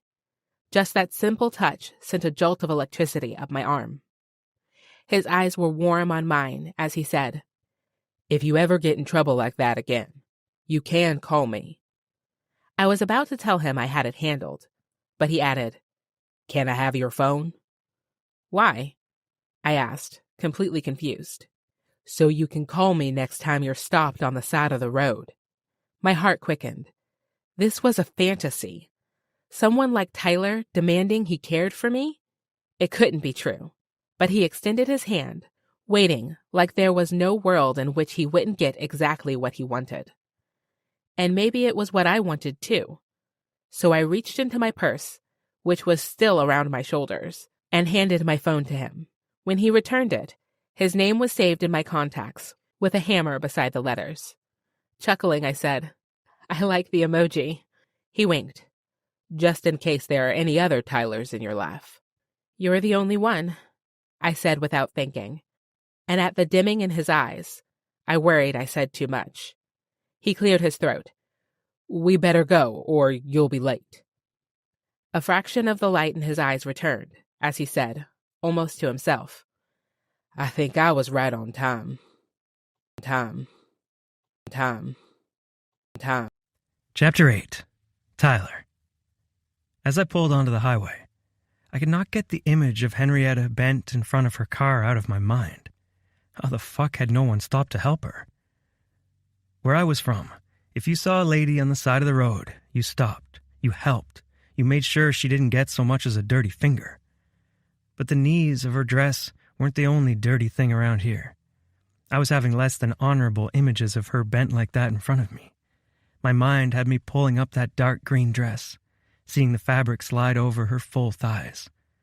Someone honked at me, and I realized I'd almost drifted into the next lane. Fuck, I needed to focus. My hardening cock was already aching against my jeans for a colleague I'd barely met. I shifted to give myself some relief, and did my best to focus on the road and the job at hand. We had a lot of work to do to get started pouring the foundation for the project. It would be a lot of moving pieces, and I needed to be at my best. Playing sports in high school had helped me learn how to zone out the crowd and focus on the task in front of me. So that's exactly what I did for the rest of the day. It was harder during lunch when I had less to distract me, and even more difficult on the drive back to the complex. Was I a creep for hoping to see her car in the parking lot? Or better yet, alongside the road? Probably. If not a creep, then at the very least a moron. Nothing could happen between us, I reminded myself for the millionth time that day. And still, I was more than a little disappointed when I noticed it was already gone. Hopefully, she was getting her tire fixed and wouldn't be changing any more tires on the road. After showering, I got out my tablet and called Mom, like I always did on Wednesday nights. When we all lived in Cottonwood Falls, it was our family's tradition to get together Wednesday nights and have supper. Mom always made a delicious meal, and when it was nice outside, Dad grilled the meat to go with it. On those nights, we'd sit around a table on the cement patio overlooking our family's pasture. I missed that when I was on the road, especially now in this apartment with a view of a family playing in the park between buildings. So when Mom's face surrounded by a mop of frizzy blonde hair appeared on the screen, it was like a breath of fresh air, a breath of home. "Hey, hon, how you doing?" she asked, setting her phone on the windowsill and washing her hands in the sink. "Just got settled in here. First couple days have gone well," I answered. "How's everything there?" She turned the sink off and squinted at the camera. Then my view flipped to the window. She showed Dad at the grill, Rhett at the patio table, and my sister Liv sitting across from him. My older brother, Gage, was nowhere to be seen. Since his falling out with Dad, he hadn't been around much, but we didn't speak about his absence because it broke Mom's heart. The camera wobbled as she stepped outside, and I heard her announce, "Tyler's on the phone." "Hey, what's that grillin'?" I asked. She turned the camera on the grill, showing blackened steaks and foil packed with what I assumed were peppers and onions fresh from the garden. "Now you're being mean," I said. I could feel my accent growing heavier the longer I talked to them. Mom laughed, turning the camera back on her. "You know you can come home any time, right? We miss you like crazy." "I miss you too," I admitted, that homesick feeling back full force. She moved again, and I saw her sitting next to Liv. "How's California?" Mom asked. "Are you liking it out there?" My mind drifted to my new colleague, the one who had occupied far too many of my thoughts as of late. "That's a smile I see on your face. Did you meet someone?" I swore my mom could read minds. I didn't want to answer, but my hesitation was all she needed to let out a joyous squeal. "Did you hear that, Liv? Tyler met someone out there." My sister waggled her eyebrows at me, and I heard Dad grumble something about California.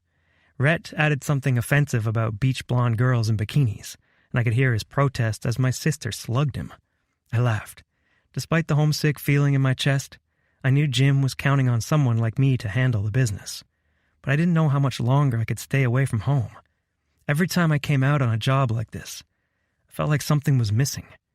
But there wasn't anything for me in Cottonwood Falls, not without me coming up with a lot of money, because I would never ask my older brother for money no matter how much he had to spare or how quickly he'd give it. My pride wouldn't let me do that. "So when do we get to meet her?" Mom asked. "I don't date girls when I'm on location," I reminded her, "especially not ones I work with." "You work with her," Rhett said in the background. "You dirty dog." I rolled my eyes. "I do, and even if I didn't, I don't think she's the kind who would move back to Texas with me. and there's no way I'd fit in out here. There was a girl on the side of the road this morning changing her tire, and no one even stopped to offer her help. Typical city folk, Dad grunted off camera. They're always in a rush. No time to help. I could feel the rant coming on. Dad loved Cottonwood Falls about as much as he loved his family, and he never understood why anyone would want to leave town, most of all his oldest 2 sons. The job's going well, I said, cutting the rant short. We got the foundation going today, and everything seems to be on track. One of the guys invited me out for a beer Friday night, so I think that should be a good time. Good deal, Dad said, back to his quiet self. How's everything at the school? I asked Mom. She'd be starting her 10th year of teaching in just a couple of weeks. She always said teaching was her second career, since she'd stayed at home until all us kids were in school, and then went back to college to get her own degree. We got new books for the classroom, so that's good. Although I will miss one student showing me their book that has Tyler Griffin's signature along with a big butt drawn next to it, written in pen no less. My ears heated at the memory. I'd been such a dumb kid, leaving stupid drawings in all the books. Maybe I can finally live that down, I said. She chuckled, and Dad said, Dinner's ready. Mom quickly said, Remember to book your flights for Thanksgiving before prices go up on them. I already have one booked, I said. I didn't tell her that Gage had used his extra miles to get it for me. She smiled. Good. And hey, maybe buy an extra ticket for that girl. Mom could dream. Maybe that's where thoughts like that belonged.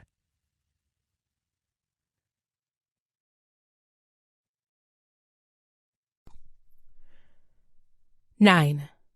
Henrietta. Confession. I've gone so long without a relationship that sometimes I have a hard time believing anyone would want to date me. When I came home from work on Thursday night and saw a different car in the driveway, I steeled myself for another one of Grandma's setups. I ran through the way I knew it would go. He'd see me, look disappointed, suffer through an awkward meal with my family. Then he'd go home, and I'd never see him again. Hopefully. I'd been through it before, and I could do it again. Hey, maybe someday I'd have a real boyfriend when I ran into one of these setups in the wild. Just as I'd expected, I walked into the house to find another guy sitting at our kitchen table. Even sitting down, I could tell he was tall. He had broad shoulders, a solid chest, a short, thick beard, and nearly black eyes that unapologetically studied my body. It was different, and to my surprise, it was nice to have someone so clearly appreciate me. Grandma stood and walked behind him to pat his shoulder. Henrietta, this is Houston. He stood and shook my hand. His skin was a little darker than mine, and his hand was so large it enveloped mine completely. I was pleased to find out that he was a good 6 inches taller than me, just as tall as Tyler. Shaking that last thought, I sat across the table from him. While Dad finished cooking, Mom asked him about his work. He said he supervised workers at a factory that made glass syringes. But as soon as he was done answering, he asked Mom about her garden, talked to Dad about his work as a journeyman, had Grandma telling stories about her first car. He was checking all the boxes. Tall, decently handsome, interested enough to ask my family about themselves, and he seemed to be listening to what they had to say. He even complimented Dad on the sautéed squash that we'd been eating from Mom's garden almost every day for the last month and a half. And when he asked me about work, I told him about my job, steering clear of the hot new contractor who Janessa had forbid me from dating. Ever since he had rescued me at LaBelle, then helped me change my tire the day before, I couldn't stop thinking about him. The way his muscles had worked under his shirt as he made quick work of the job, the way he'd so easily stepped in to help without worrying about how it inconvenienced him, and most of all, the way he put his number in my phone. I pulled it up every few hours the last couple of days, just looking at the numbers, memorizing them, wondering if I would ever get the courage to do something with them. I was so lost in my thoughts, I almost missed Houston speaking. Henrietta? I looked up from my plate. Sorry, yes? Would you do me the honor of going on a date with me tomorrow night? My grandma was smiling bigger than I'd ever seen, and even my parents seemed pleased, even at how formal the request sounded to my ears. And to be honest, I didn't really have a reason to say no. He seemed decent enough. My grandma liked him. He was single. And unfortunately, so was I. So I said, okay.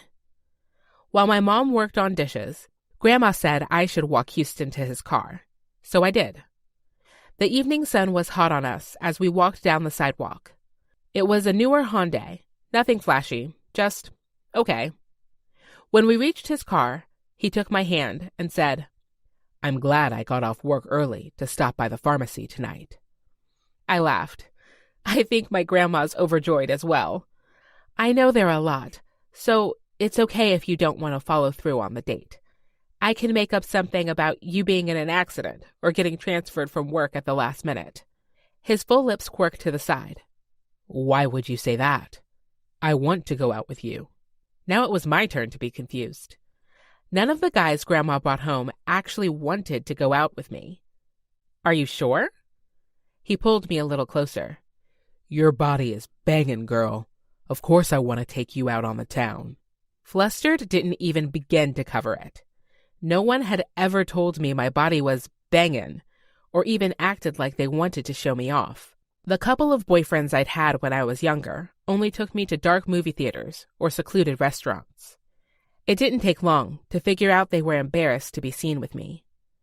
If you're sure, I said, smiling slightly. I am. I'll pick you up here tomorrow at 8. That seemed a little late, but I figured he might need to catch up on work, since he'd said he'd left early today. I can meet you at the restaurant, I offered. I like my dates to ride with me. I shrugged, not mad about saving on gas. See you tomorrow. I'll be here. He kissed my hand, leaving a small wet spot behind. I waited until he'd driven away to wipe it off. When I came in the house, everyone stopped what they were doing to congratulate me. Grandma wrapped her arms around me and said, I am so excited for you. What a charmer. Mom nodded. Can I take you out to buy a new dress? Dad said, Need something good to wear with that car. I laughed at his last comment. It wasn't anything special, Dad. I'd be more impressed by a what? Dad asked. I realized I'd been about to say a truck. More specifically, a truck like the one Tyler drove. I'd only ridden in it once, but I liked the way it sat high off the ground, and I could feel the power of the engine as we drove. But Tyler was off limits, and I had a perfectly decent guy coming to pick me up tomorrow night. You know what, Mom? I think I could use a new dress. Chapter 10. Tyler. I looked up from the paperwork on my desk to see Henrietta coming into the trailer/office we had set up at every job site. Hey there, she said with a smile. She stepped the rest of the way in, handing me a paper to-go cup. Might not be beer, but coffee's pretty good too. I smiled, thanking her as I took it. One sip, and sugary, creamy liquid filled my mouth. I coughed at the surprising taste. What is this? A latte, she said, confused. Do you not like lattes? At this moment, I had two choices. Lie and get lattes delivered the rest of the project. Or tell the truth. I'm sorry. I'm more of a black coffee kind of guy. I really appreciate this, though. It was awful nice of you to think of me.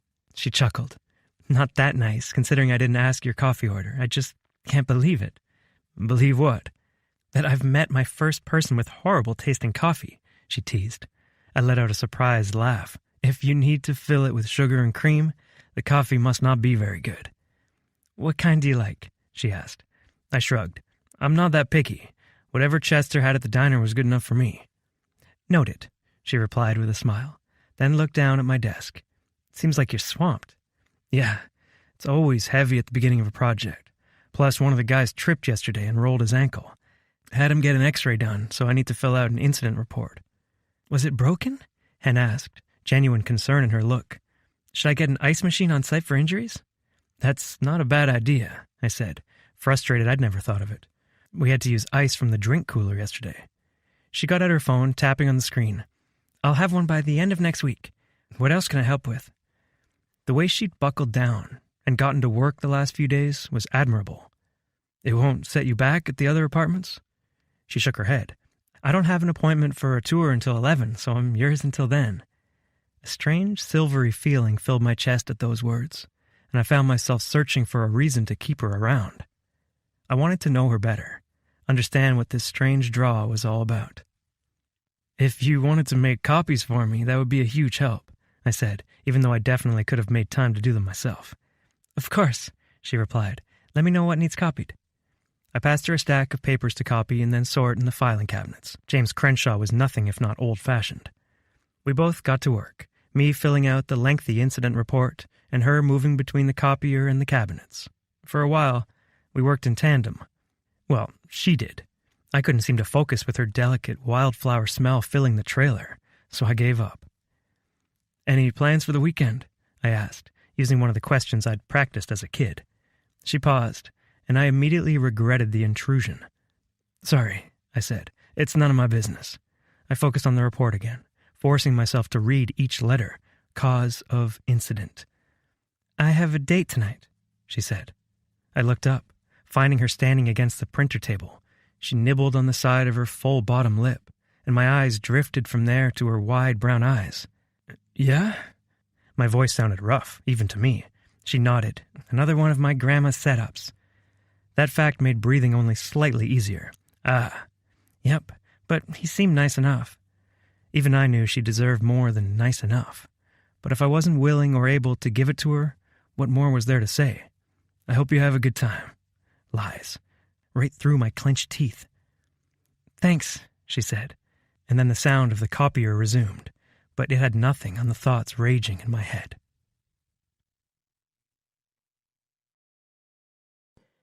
11. Henrietta. Confession. I had no idea how I'd react to this kind of guy until I encountered him in real life. "You look beautiful," my mom said when I walked into the living room in my new shimmery green dress. I hadn't been sure about the way it showed off my cleavage and barely skimmed my knees, but Mom and Grandma both assured me I looked beautiful in the store. Now, with my hair done up and my makeup on, I looked for my dad's approval. His lips stretched to a sweet smile, and he stood, taking me in a hug. "You look beautiful, baby girl. But please," he whispered in my hair, "wear a jacket with that dress." I let out a laugh as I pulled back. "I'm not so little anymore." "You will always be my little girl," he supplied. A knock sounded on the door, breaking up our moment. Grandma shot me a thumbs up, and Mom shooed me toward the entrance. With my heart beating quickly, I opened the door to see Houston holding a gaudy bouquet to match the silver shirt he wore, with the top showing off ungodly amounts of chest hair. From behind me, Mom said, "We'll take those flowers and put them in a vase, honey. That was so kind of you, Houston." I nodded, snapping out of my stupor as Mom reached past me for the flowers. "Thank you, Houston," I said, his name sounding strange on my lips. As Houston and I said goodbye, I realized I couldn't wait for the day when I had my own house and wouldn't have the whole family looking over my shoulder and peeking through the curtains at me. Houston didn't seem to notice as we got to the car. He didn't open the door for me, which I realized I've been coming to expect after only a week with Tyler, and we weren't even dating. I needed to get a grip. I couldn't date Tyler, and even if I could, he clearly could care less that I was going on a date with someone else.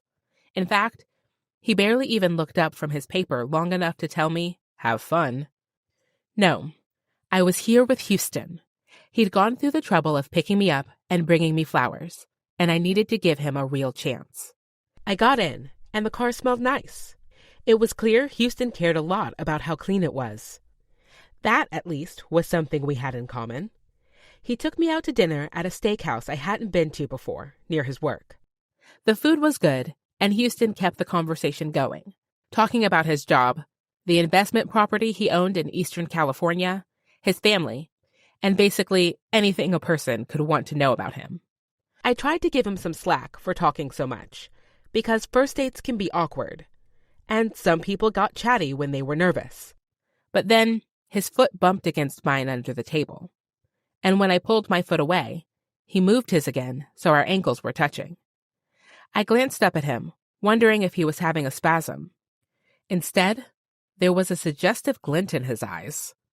Houston wasn't nervous at all. He was playing footsie with me. And that made me even more nervous. I thought footsie was something that only happened in movies. Yet, here I was, on a first date, with Houston's ankle rubbing against my leg. Was this supposed to be hot? Because I didn't feel turned on. In fact, I felt his ankle on my leg. Just like the way he kissed my hand yesterday. There was no spark. No excitement like there had been when Tyler gripped my hand on the table. Oh God, did I have a complex? Was I only attracted to unavailable men? I was mid-spiral when Houston asked, "Do you want to go get a drink? There's a bar I like near here." And just to prove I wasn't pathetically attracted to a man I could never be romantically involved with, I took him up on the offer. We drove to a bar nearby, the kind I'd only ever gone to with my brothers to play pool. Smoke made the air hazy, even though indoor smoking had been outlawed ages ago. A few pool tables lined the back area and a small dance floor, and an untouched jukebox that charged $5 per song cast colorful beams over the dimly lit area. Houston walked up to the bar, and he ordered 2 rum and cokes before I had a chance to order my usual Mai Tai. But I'd drunk Cuba Libres before, so it wasn't the end of the world. He started a tab, and the bartender handed him 2 drinks that were more rum than coke. He brought them to a standing tabletop and said, "Let's dance." I cringed, the drinks sounding good for the first time. "I really have 2 left feet," I said. The most words I'd said all night, really. "You just have to follow me." He took my hand, swinging his hips as he pulled me toward the postage stamp-sized dance floor. Then he dragged my hand to his shoulder and made himself far too comfortable, gripping low on my hips. My stomach churned. Someone braver would grab his hands and put them back where they belonged. But he was bigger than me, stronger, and I didn't want to set him off. That was until he grinded his hips against mine, biting his bottom lip suggestively. Did he really think I was going to be some cheap date? That he could buy me some flowers and hook up with me in a seedy bar? I wanted to go home, but I didn't have my car, and the odds of him giving me a ride to anywhere but his bedroom were non-existent. "I have to pee," I blurted. He chuckled low. "Eager for me to join you in the bathroom?" The greedy way he studied me made me want to puke.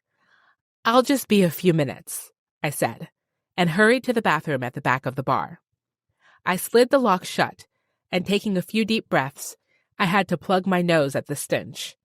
It clearly hadn't been cleaned in a long time, and I doubt any amount of cleaner would even touch the smell, regardless. For good measure, I locked myself in a stall in case he decided to follow me. And then I quickly pulled up my messages to text my friends. Hopefully Mara or Bertie could come rescue me, and soon. "Henrietta, this date is horrible. He's getting really handsy, and I think he's going to try something. Can you come get me?"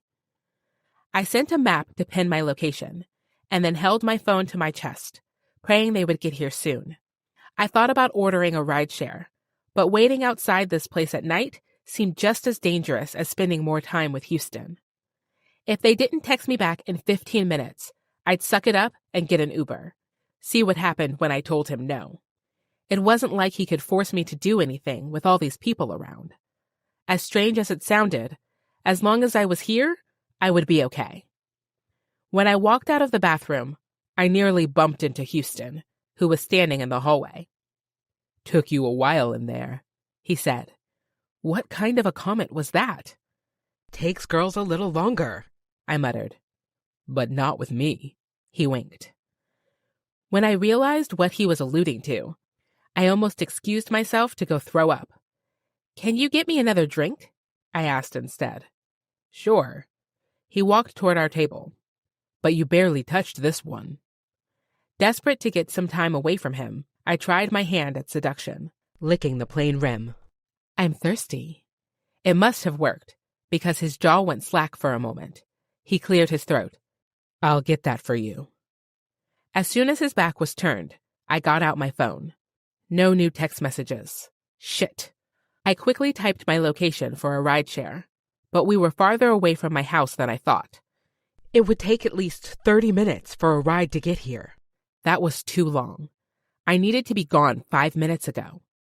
I ordered it anyway, hoping I could stall long enough before he suggested we leave together. He came back with the drink, holding it up. "Why don't you finish these, and I'll take you back to my place." "Shit! Think fast! Let's dance!" I rushed out. We were having so much fun doing that. I just had to suffer through, 5 songs? I could do anything for 5 songs. Anything for my sexy girl. Barf. He led me to the dance floor, his hands resting even lower on my butt, and began grinding his hips into me. My eyes widened in shock, because I could feel him growing hard. "Do you feel that, baby?" he said. "You turn me on so much." My instincts took over, and I shoved him as hard as I could. "Get away from me," I snapped. But he might as well have been a brick wall for all the effect my efforts had. He chuckled. "Playing hard to get?" I closed my eyes, wishing I could be anywhere but here, when I felt his body pull away from me. I snapped my gaze up, wondering why he would give me space for the first time all night. Then I saw him. Tyler. He had Houston pushed up against a wall, his hands clenched into Houston's silvery shirt. Even though Houston outweighed Tyler by at least 50 pounds, he cowered away from him.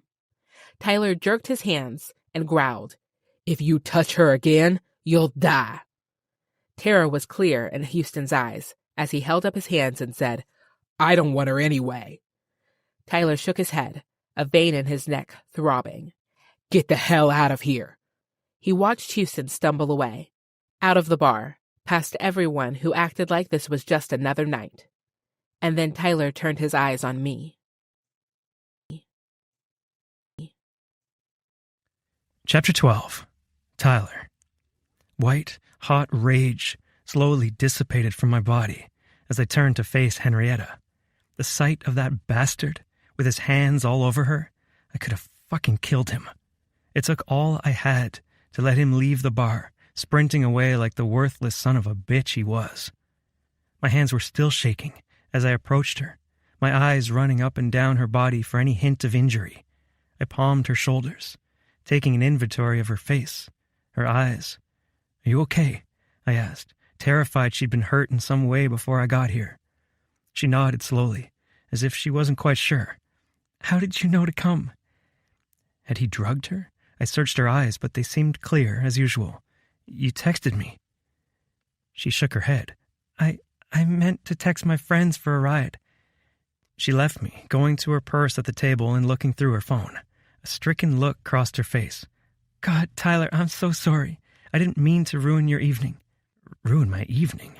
She'd been assaulted and she was worried about my Friday night? Do you remember what I said earlier?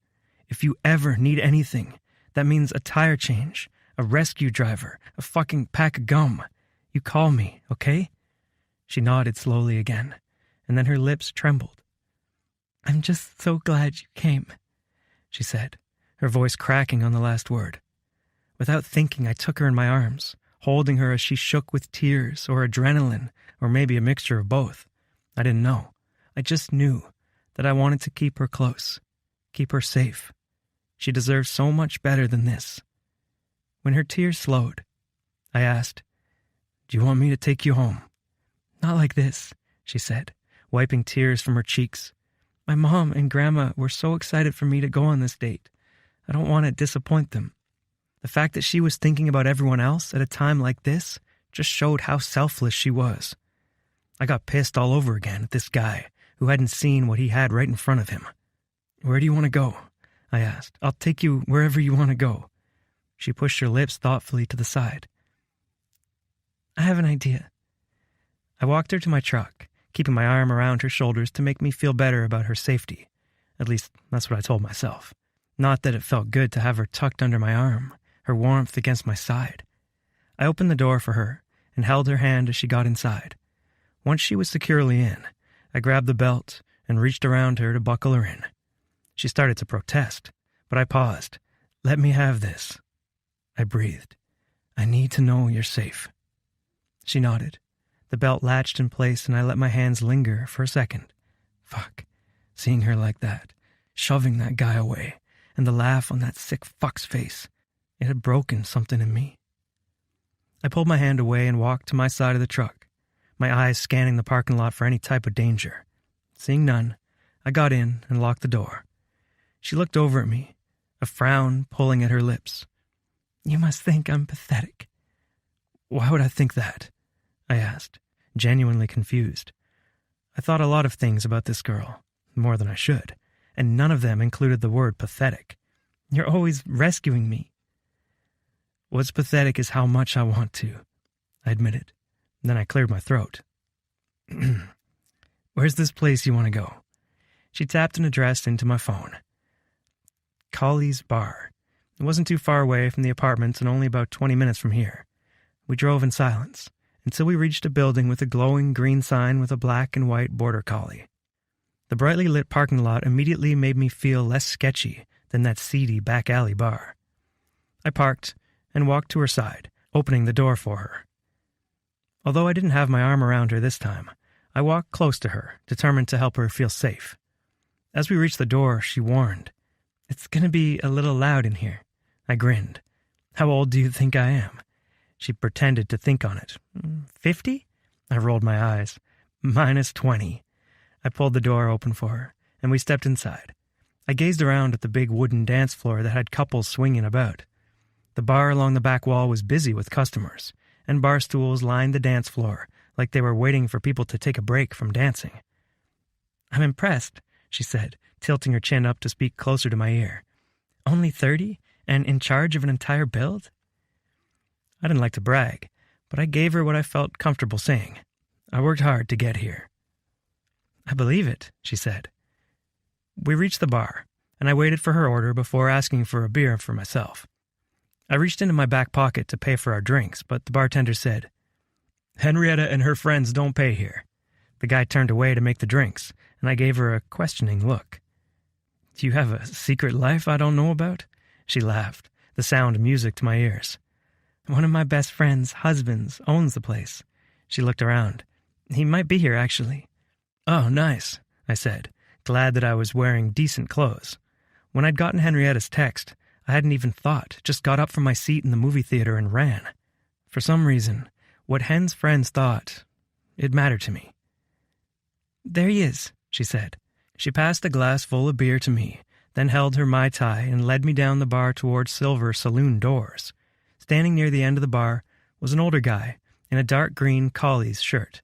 He was fit, but his mostly brown hair was sprinkled with some silver streaks, especially around the temples. He was talking to another employee in a green shirt, but paused when he saw us, giving Hen a warm smile and me a calculating look. Henrietta was definitely well-loved and protected when her friends were around. Cohen, Henrietta said, this is my coworker, Tyler. Tyler, this is my best friend's husband and the owner of this bar. He reached out to shake my hand and gave me an assessing smile. I'm assuming you're here for a work meeting? I couldn't help but feel like I was taking my first girlfriend to prom and her dad was telling me to keep my hands to myself. I forced a chuckle and took a deep swig of my beer. I need to calm all the rage that was still in my body. It was making me jumpy. If I ever came across that guy in a dark alley, I didn't know what I would do. Henrietta explained. Blind date gone wrong. Tyler kind of saved the day. Cohen seemed to loosen up a little at that. Let's turn your night around. Hen smiled. Thanks, Cohen. He nodded. How long have you been in town, Tyler? Just a little over a week, I said. Hen's been a lifesaver, showing me the ropes around the office and helping me get settled in. How long are you here for? 9 months, I answered. It must suck being on the road all the time, he said. The guys and I play poker on Thursday nights if you need some people to hang out with. The thought of a regular poker night made me happier than I wanted to let on. Because guys just didn't do giddy, but I did smile. That sounds great. Henrietta offered to send me his number, then she said, We'll let you work, Cohen. He nodded, and we left him for a 2-person table near the dance floor. She slid into her seat and took a deep drink of her Mai Tai, her eyes tracing the couples dancing. Do you dance? I asked. She gave me one of her shy grins. I do the Macarena with the best of them. I couldn't help but laugh. What about you? She asked. Two-stepping is like a religion in Texas, I said. Everyone from my hometown knows how to do that. And a little swing dancing. She seemed impressed. I don't think I've ever been dancing with a guy. I'm surprised none of your boyfriends brought you out to dance, I said. I loved taking my girlfriend out on the weekends when I had one. Her eyes downturned slightly, and I realized I'd hit a nerve. I just didn't know which one. Had her last boyfriend broken her heart? Or was it about the monster she'd just escaped? I shuddered to think what might have happened if no one had been there to rescue her. A country song came on before she answered, and I said, "Looks like it's time to learn." She looked at me in surprise. "Oh, you don't have to do that. I'd hate to crush your toes." I'd grown up on a farm dealing with 1,000-pound animals, and this dime piece thought I couldn't handle her size? "Nonsense," I said. Hesitatingly, she slipped her hand in mine, heat leaching through her skin and slowly up my arm. A thrill went through me at the thought of putting my hands on her hips. Back in Texas, guys put their arms over their partner's shoulder during a two-step, but I never really liked that, so I settled my hand just where her hip met the curve of her waist and began talking her through the moves. Slow, slow, quick, quick, slow, slow, quick, quick. Despite her talk of 2 left feet, she was already catching on. "You're doing great," I said honestly. Still focusing on her feet, as if she could will them into submission, she said, "I just needed someone good to lead." Good thing she couldn't see my dopey fucking grin. As she slowly got the hang of the moves, we kept better pace with the song. By the time it ended, she had the most adorable grin on her face. "I think I'm getting it." "You're a natural," I replied, loving the way her body felt pressed to mine. Her hand in mine, her flesh under my other hand, moving to the music. It was almost like the song had been made just for us, for this moment.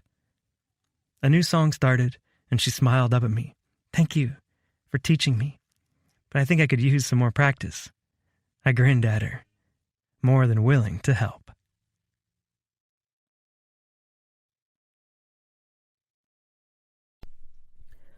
"13. Henrietta. Confession. Sometimes I wanted a hero to rescue me. It was nearly midnight when Tyler pulled up to my house. The porch light was on, but it looked like the bedroom lights were off. I breathed a sigh of relief. At least there would be no questioning until I had time to work out a story that would satisfy Grandma without breaking her heart.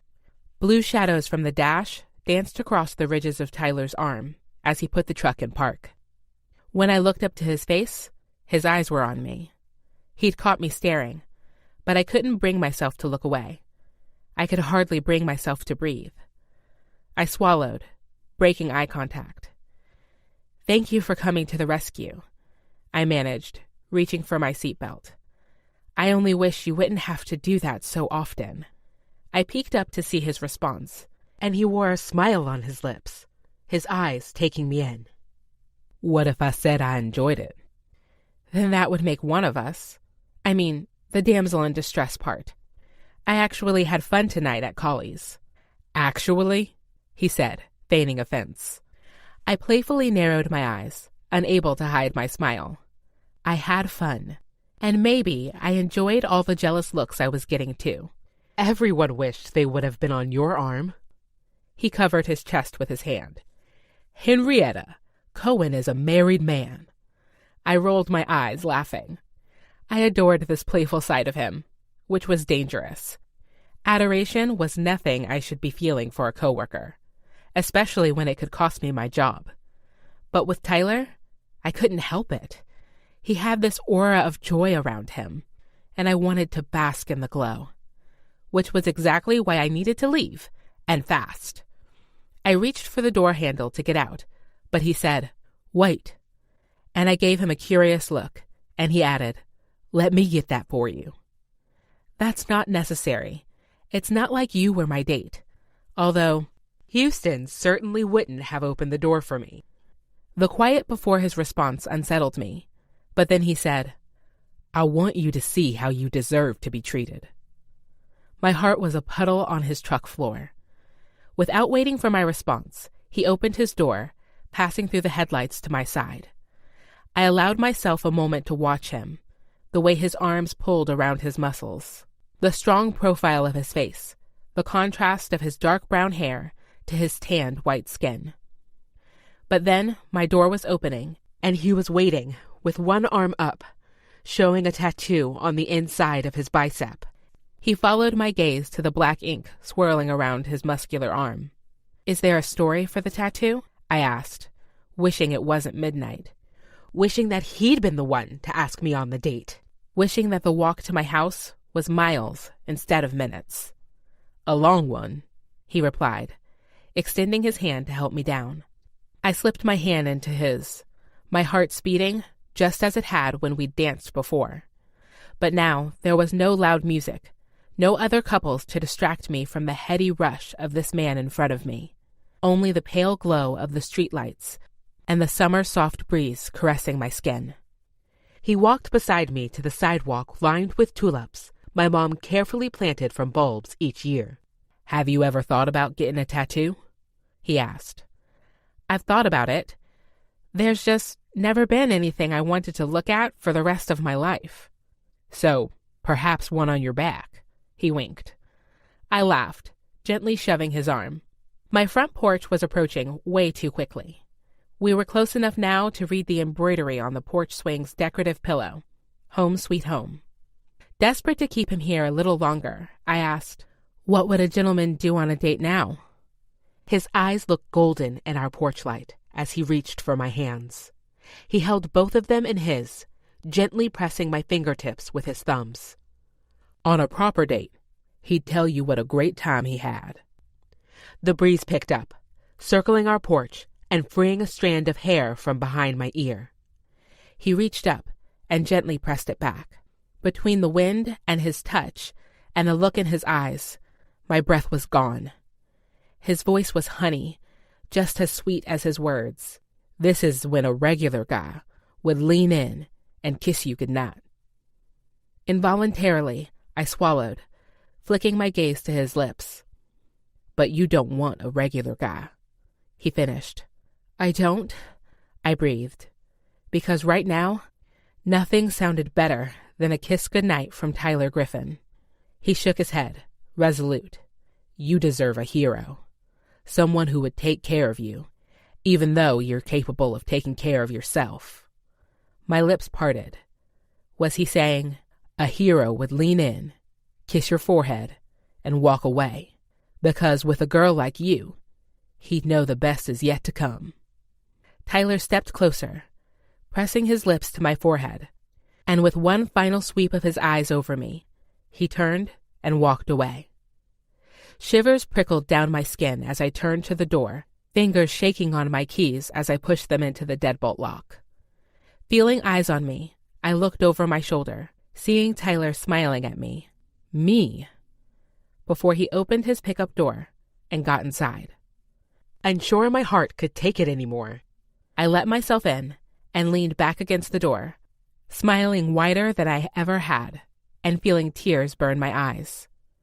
Every feeling, hope, worry, longing, despair, I felt them all as his engine fired up and then faded away. Away. 14. Henrietta. Confession. I want to make my grandma happy. I just don't know if that's possible. I tiptoed to my room, where I was in danger of hanging a Tyler Griffin poster on my ceiling, like some kind of 15-year-old fangirl. This had gone from the worst to the best night of my life, all thanks to him. Standing in front of my dresser, I pulled out my hoop earrings, hanging them back on my jewelry tree. With them out, I looked in the mirror. My cheeks felt warm. My hair was slightly askew. And there was a light in my eyes that hadn't been there before. I wondered what Tyler saw when he looked at me. The small mole on my cheek, the fullness of my lips, the perfect shape of my waxed eyebrows, the one splurge I regularly allowed myself. Or did he notice my broad shoulders, my full hips, or the extra flesh on my stomach? The line of questioning was driving me nuts, because I had to know what he had seen that no other guy had noticed. My door clicked open, and I nearly jumped out of my skin, stumbling backward. Grandma stepped into my room, wearing her gold and black silk robe, pink silk cap, and a sly grin. "Grandma!" I hissed at her. "You nearly scared me to death." "Seems like the date went well," she said anyway. I shook my head at her, continuing my routine of unclipping my necklace. The date had been incredible, for reasons she didn't understand. "Well?" she prompted, leaving room for me to fill in the rest. I glanced at her. "Aren't you supposed to be in bed?" "I'm old, not an invalid," she replied, sitting on my bed and crossing her legs. "I had a good feeling about this one."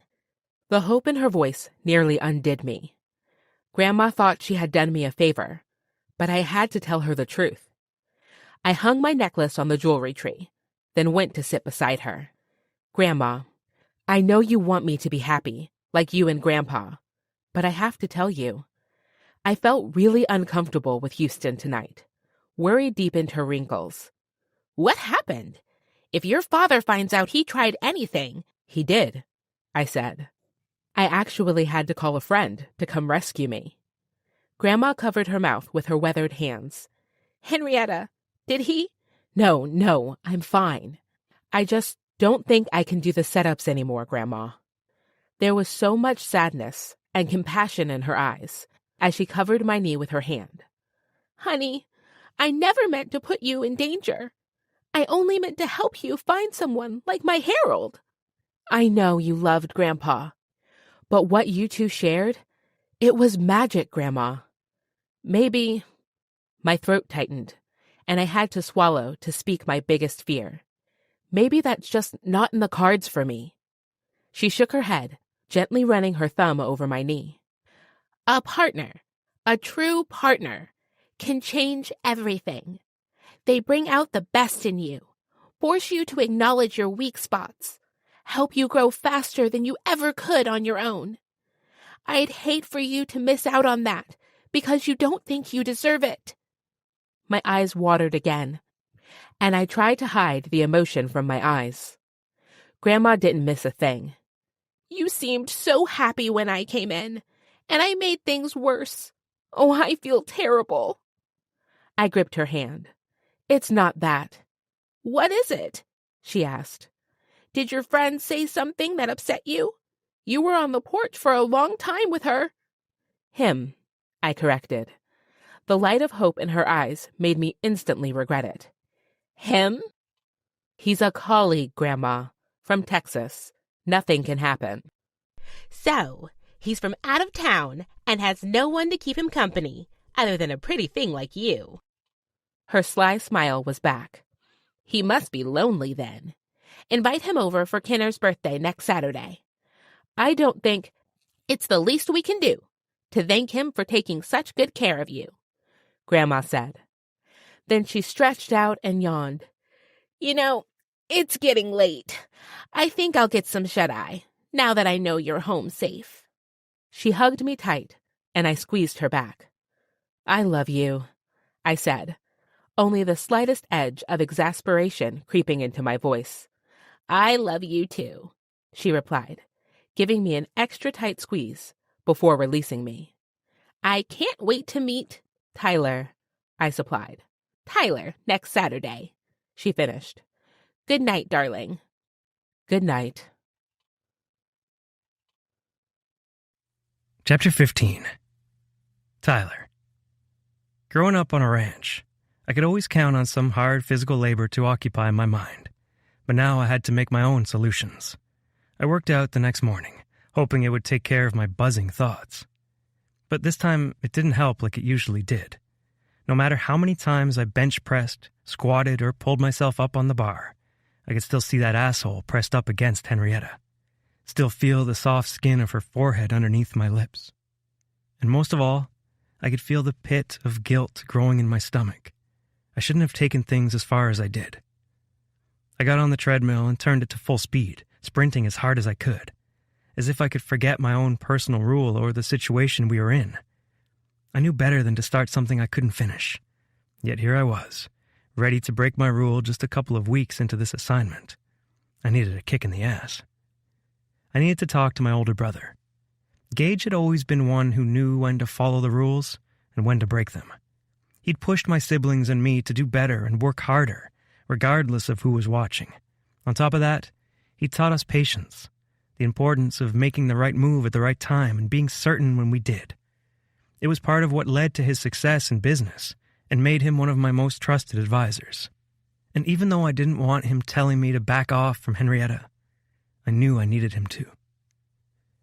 I slowed the treadmill and draped a towel around my sweaty neck. After taking a few deep breaths and drinking a slug of water, I picked up my phone and dialed his number.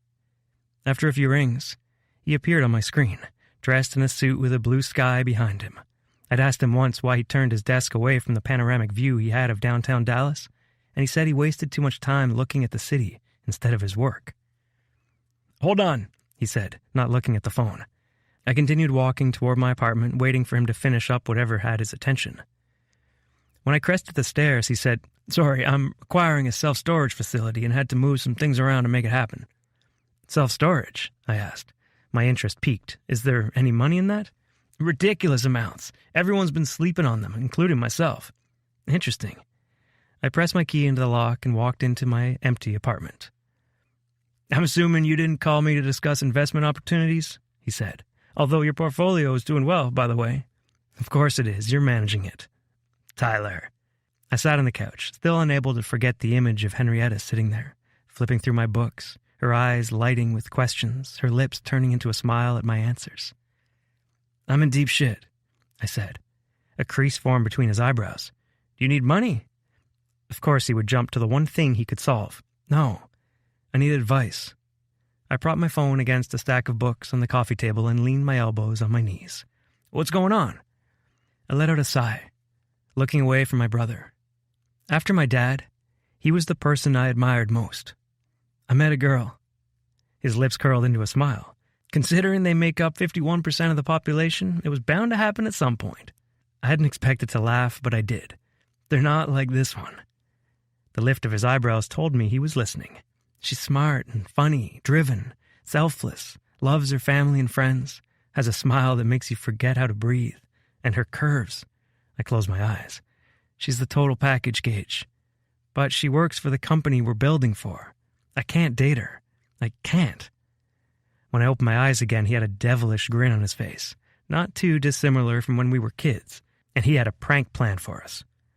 "What?" I asked. "You're in deep shit." "Why do you think I called you?" I half laughed, half cried. I was a drowning man, and damn, if he didn't rescue me soon, I was in danger of sinking. His background shifted as he stood, pacing his office. "You've never dated women on the job, which I've respected. Makes sense not to rile things up, especially when you're looking for a promotion. Are there any rules against it?" I shook my head, waiting for him to throw me a raft. "Honestly, Ty?" I nodded. "I don't see the problem." My jaw clenched. "Don't see the problem? She's from California. I'm from Texas. People move all the time." "Not her. She's saving for her own house." "And I have so many miles, you know you could fly her back and forth every day if you wanted to." Gritting my teeth, I said, "How's that supposed to work with a family? With children?" "You're already planning for children with her? How serious is it?" The tips of my ears got hot, because I was placing a lot of pressure on a woman I hadn't even officially asked on a first date. Gage asked, "I know you said it's technically allowed, but does Jim have something against it? Or her company? Is it the kind of thing that would be frowned upon?" "Jim doesn't care as long as I keep things professional, and her boss was practically begging me to take her out, so I doubt there are any rules there." Gage took a deep breath. "Tyler, I know you're responsible. That's why you went out and made a career for yourself outside the farm. Lord knows Rhett could use some of those brains. But you can't read the future. No one can. Say you go on a couple dates with this girl and it fizzles. That's better than sitting around beating yourself up over a fictional breakup that may or may not ever happen." Okay, so maybe he had given me a kick in the pants, but not the kind I'd expected. "What if we don't break up?" I asked. "I can't ask her to move to Texas, and I can't move here." Gage shook his head. "It sounds like you're asking the wrong question." "What do you mean?" I asked. He laughed softly, his eyes turning down. "I think the question is, how could I miss out on a girl like that?"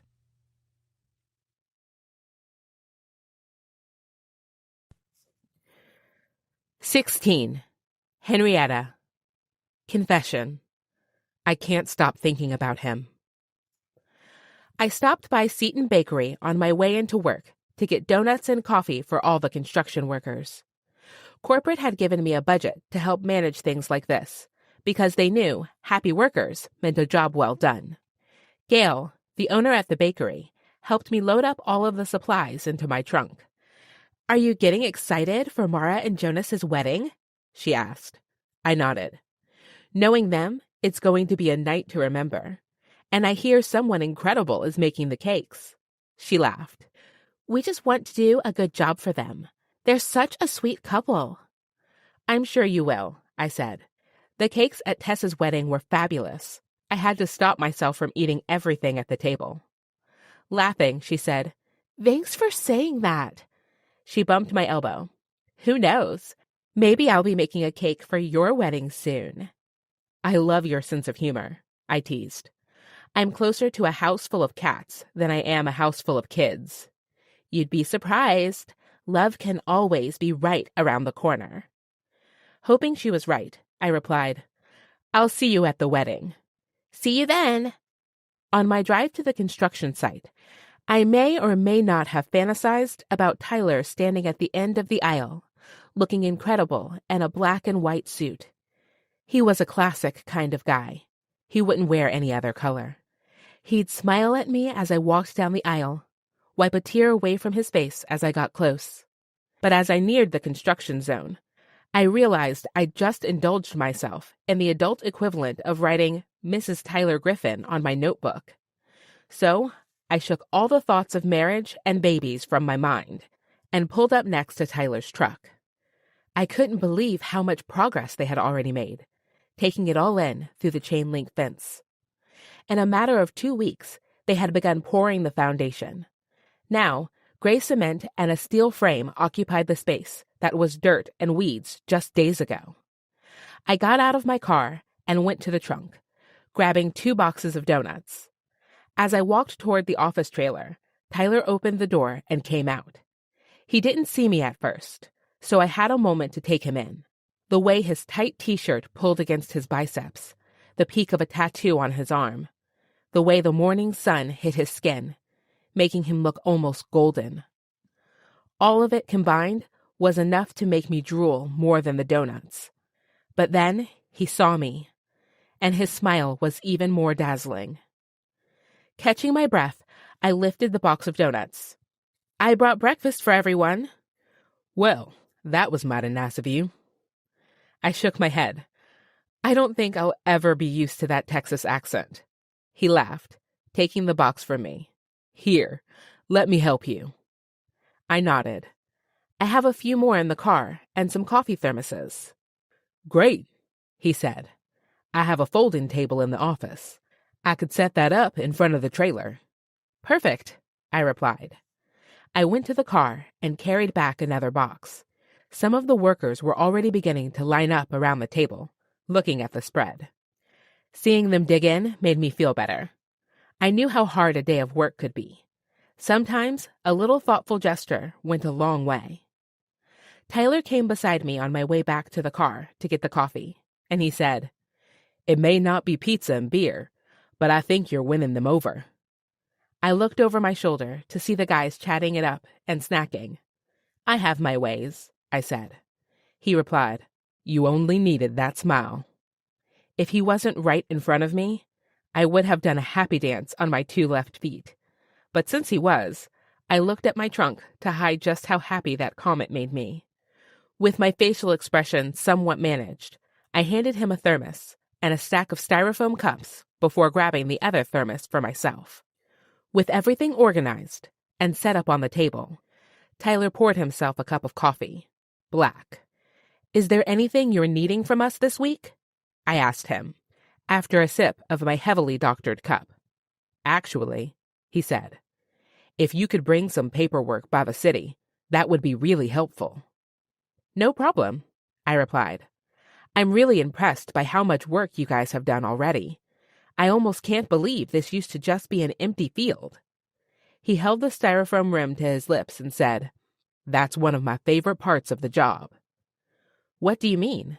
I asked, trying not to be distracted by those lips. His hazel eyes on me were just as distracting. In a lot of jobs, you do the work, and then you have to do it over and over again. With construction, you can actually see the effects of all the work that we're doing and the lasting results. 50 years from now, I'll be driving my kids by this building saying, "When I was your age, I built this." I pictured Tyler with children, and my mind went haywire. And speaking of children, so I told my grandma about how you rescued me on Friday, and she wants to thank you personally at my nephew's birthday party on Saturday. Tyler grinned, his eyes crinkling at the corners. She does? I nodded. In fact, I'm pretty sure if you don't come, she will call a senior ride and track you down herself. Well, I can't disappoint Grandma. He pretended to be at a loss of what to do. Adorable. I bit my lip, smiling. I don't think so. What time? He asked. It starts at 5. Dad will grill hamburgers and hot dogs. We'll put on some TV for the kids and play card games. It'll be fun. Sounds like it. Any tips on a gift? How old is he turning? He's 4, and you don't need to get a gift, I said. You've done more than enough. There's no way I'm showing up empty-handed. I got the feeling he wasn't going to be talked out of this one, so I said, anything Paw Patrol is always a win with Kenner. That's a show, right? I don't have any nieces or nephews, so I'm not really up on the kid stuff. Teasing him, I said, Are you sure you're not 50? He laughed. My mom would lose her mind if I reached 50 without a single grandchild for her to spoil rotten. I know the feeling. The setups? He asked. Yep. Not to mention the sad looks at every family get-together. He groaned. And the wallet photos of every niece, cousin, daughter, cocker spaniel? I laughed. Dogs too? Can't have a boatload of kids without a dog, he replied. Fair. But I would go with something a little meatier for Texas. Maybe a St. Bernard? We had one when we were kids. Bernie. Cute, I said. He was about to reply when one of his colleagues called him over. While he was occupied, I went and refilled my coffee, chatting casually with one of the construction guys. Most of them didn't give me a second glance, but there was an older guy named Rich who was really kind and got me talking about my work. I heard Tyler's voice above the chatter as he said, A few more minutes, guys, then we need to get back to work. That's my cue, Rich said. Mine too, I replied. Nice to meet you. He tipped his ball cap off his head. You too, Miss Henrietta. Tyler called me over to the trailer, and I walked into the small space with him. It couldn't have been more than 8 by 15, but there were a couple of desks and filing cabinets, and even a bathroom in the corner. Just like the last time we were here together, our aloneness felt so palatable. I could smell his cologne, something earthy and light at the same time. I wanted to reach him, to feel his lips on my forehead again. Maybe even on my mouth. Logically, I knew he was off limits, but that didn't stop my mind and my body and my heart from wanting more with him. He handed me a couple of manila envelopes and said, These need to go to the environmental planning office. His fingers brushed mine, leaving a jolt of electricity in their wake. I quickly took the envelopes and pulled away, not wanting him to see how much of an effect he had on me. In a matter of weeks, he'd consumed my every thought and replaced them with fantasies I shouldn't be having. I'll see you tomorrow, he said. I couldn't wait. And that would be the end of me. I could feel it in my bones.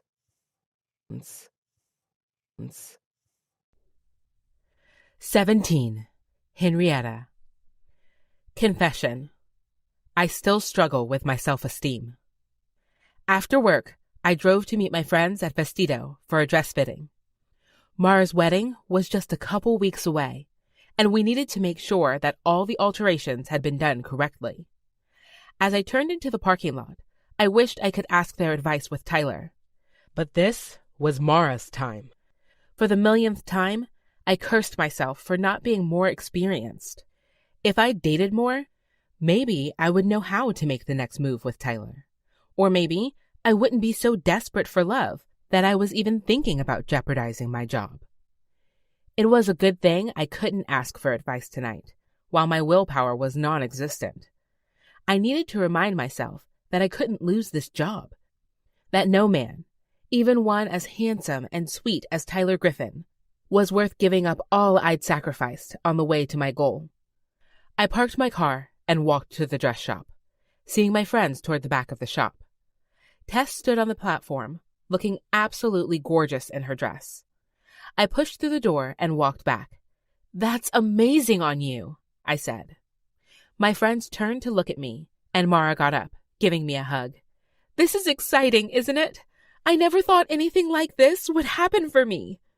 I squeezed her back. "The rest of us did." She laughed. "Of course you did." The saleswoman, Vanita, poured me a glass of champagne. I thanked her and took a drink, letting the bubbles warm my mouth and throat on the way down. For the first time today, I felt like I could breathe. While the seamstress worked around Tess, I asked Mara, "Getting excited?" "Honestly," she said, "I'm looking forward to the honeymoon more than anything. I already feel like Jonas and I are married, with or without the ceremony." I could see that. The two of them had been a perfect match from the moment they started their fake relationship, even if neither of them could see it. He kept her feet on the ground, and she kept his feet on the clouds. Bertie added, "A week in Mexico does sound fabulous." Mara nodded. "I think we should all do a girls' trip there next summer, maybe when the show wraps up filming." I thought through my finances, wondering if I could spare $1,000 or more to go on a trip. I hadn't been on a vacation in so long, and I needed one, for sure. But I couldn't. My goals were bigger than little frivolities. I had to stay focused. "Who's up next?" the seamstress, May, asked. I raised my hand, partially to avoid any more conversations about vacations. She walked me back to the fitting room and showed me the dress with a little name card on it that said Henrietta. It looked just as beautiful on the hanger as it had the day we picked it out. My problem with clothes was never with the shopping, only the trying on. "Let me know if you need any help," May said. I nodded, steeling myself for any possible outcome. I didn't check the scale anymore, aside from once a year when I went to the doctor, and endured a rant about my BMI that left me crying for days. So there was a decent chance that I'd gained or lost since they took my measurements. I gave myself a mini pep talk and slipped it over my head, surprised at how the soft fabric felt against my skin. Usually, when I dressed up, it felt more like being squeezed into a sausage casing. But this gown felt amazing. Even the straps that had been added after the fact looked like they were meant to be a part of the dress. I gaped at myself in the mirror, my eyes watering. I felt beautiful, and it had been so damn long since I'd seen myself that way. "Henrietta?" May called. "Everything okay?" "Be out in a sec," I said, trying to hide the emotion in my voice. I pressed the corners of my eyes, stemming the flow of tears, and then lifted the hem and walked to the podium. As soon as the girls saw me, they began squealing and clapping. Bertie said, "Oh my gosh, that dress was made for you." Tess nodded and bumped Mara's arm. "Aren't bridesmaids' dresses supposed to be ugly?" Smiling, I shook my head, turning and looking at myself in the trifold mirror. Even though I tried to fight it, the tears came anyway. For once in my life, I could see what Tyler saw. "Oh, Hen," Mara said, coming up and putting her arms around me. "What's going on?" I shook my head, wiping at my eyes again. "I'm so sorry. This is supposed to be your time." Bertie said, "She gets a whole wedding for that. Tell us what's going on." I bit my lip, but finally gave in, telling them about my horrible date and Tyler saving me, and the fact that if anything happened between us, I could very well lose my job. Mara and Bertie exchanged a glance, and Bertie said, "I wouldn't have gotten my happily ever after without breaking a rule. I shook my head, sitting down on the edge of the podium. I don't have 1,000 students who would be devastated to see me go. They could find someone else in a heartbeat. But it feels silly to even worry about it. I don't know if Tyler feels that way about me, or if he was just being nice. Tess gave me a look, like I was being absolutely insane. Henrietta, he left his plans on Friday night because you sent him a text message. He threatened to kill a guy and then kissed you on your forehead saying, and I quote, "The best is yet to come." I don't know what you could possibly be missing here. I swallowed down the lump in my throat, trying to speak. I never thought something like that could happen to me. I closed my eyes, embarrassed by my low self-esteem. I was almost 30. Shouldn't I be feeling good about myself by now? Mara wrote romance novels for curvy women.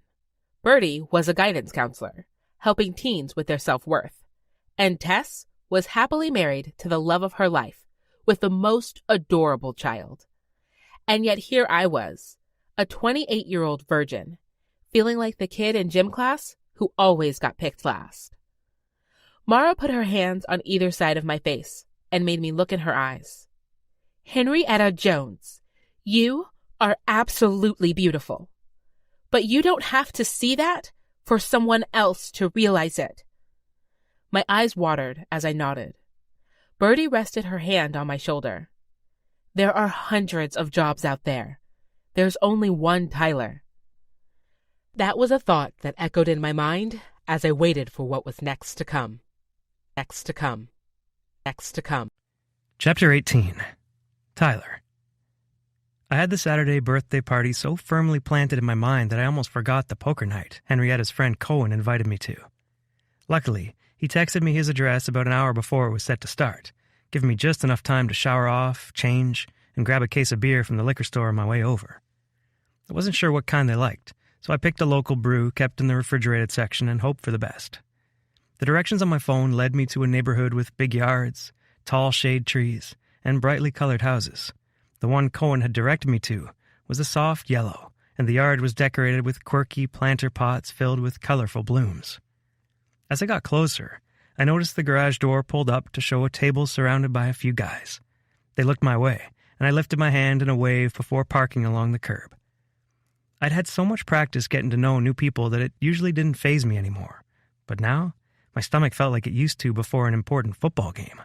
And judging by the protective way Cohen had acted at the bar last Friday, this would be an important game, especially if I followed Gage's advice and gave a relationship with Henrietta a chance. I took a couple deep breaths as I grabbed the case of beer from the bed of the truck and walked up. A guy with dark hair, wearing dress clothes with the sleeves rolled up, said, "He brought beer. I like him already."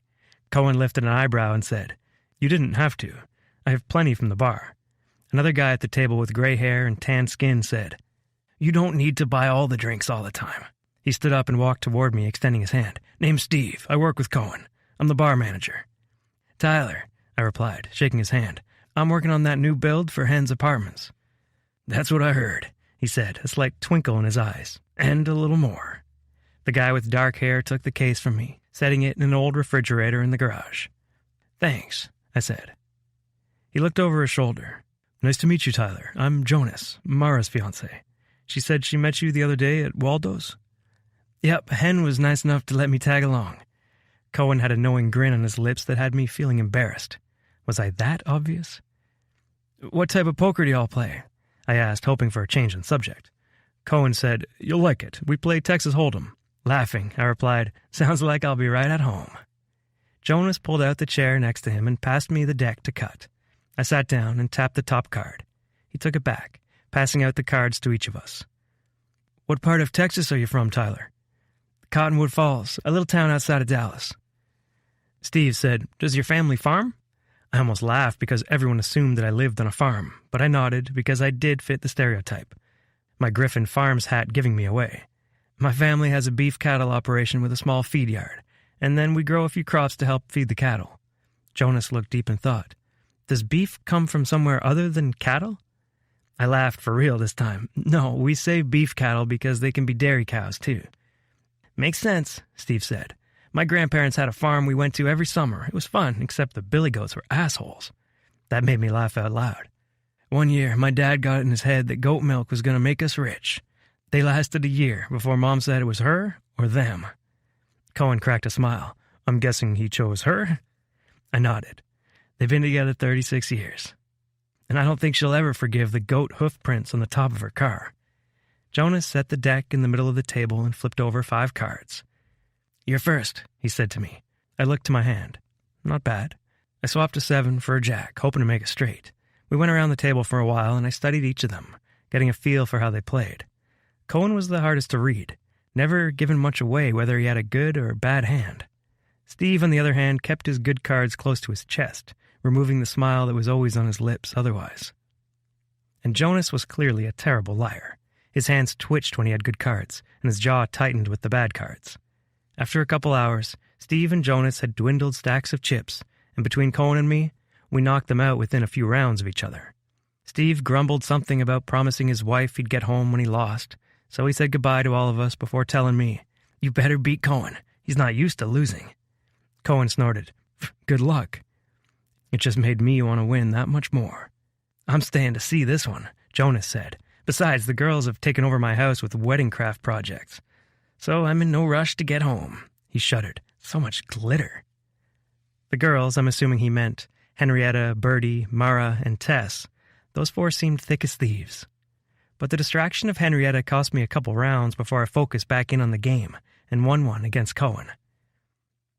"I'll just say it," Cohen said as he shuffled the deck over and over again. "What are your intentions with Henrietta?" Jonas gave him a look, but then watched me for my answer. "My intentions?" I hedged. Fuck, I was a couple beers in and about to admit that dating her was the worst idea ever, but I still wanted to. He finished dealing and then flipped the cards over. "You were pretty close on the dance floor." "She had a bad date. Didn't want to go home," I replied, glancing from my cards to Cohen. This hand was good, but was it good enough to win? Cohen tossed a couple of chips in the pile growing in the middle of the table. "You're in town on contract, right? Just here for a few months?"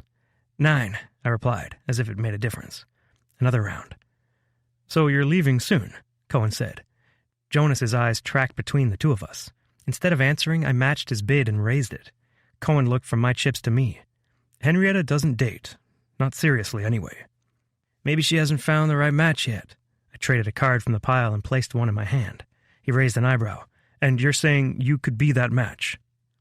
"I'm saying I'm all in," I replied, pushing all my chips to the center of the table. Cohen studied me before matching my bid with all of his. When we turned our cards over, I won.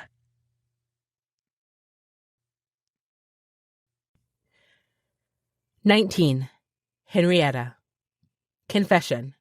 My ovaries have a mind of their own." My stomach was a ball of nerves Saturday morning. Tyler and I hadn't spoken much outside of work since I dropped off the donuts Monday. But if his forehead kiss the weekend before meant anything, today would be one to remember.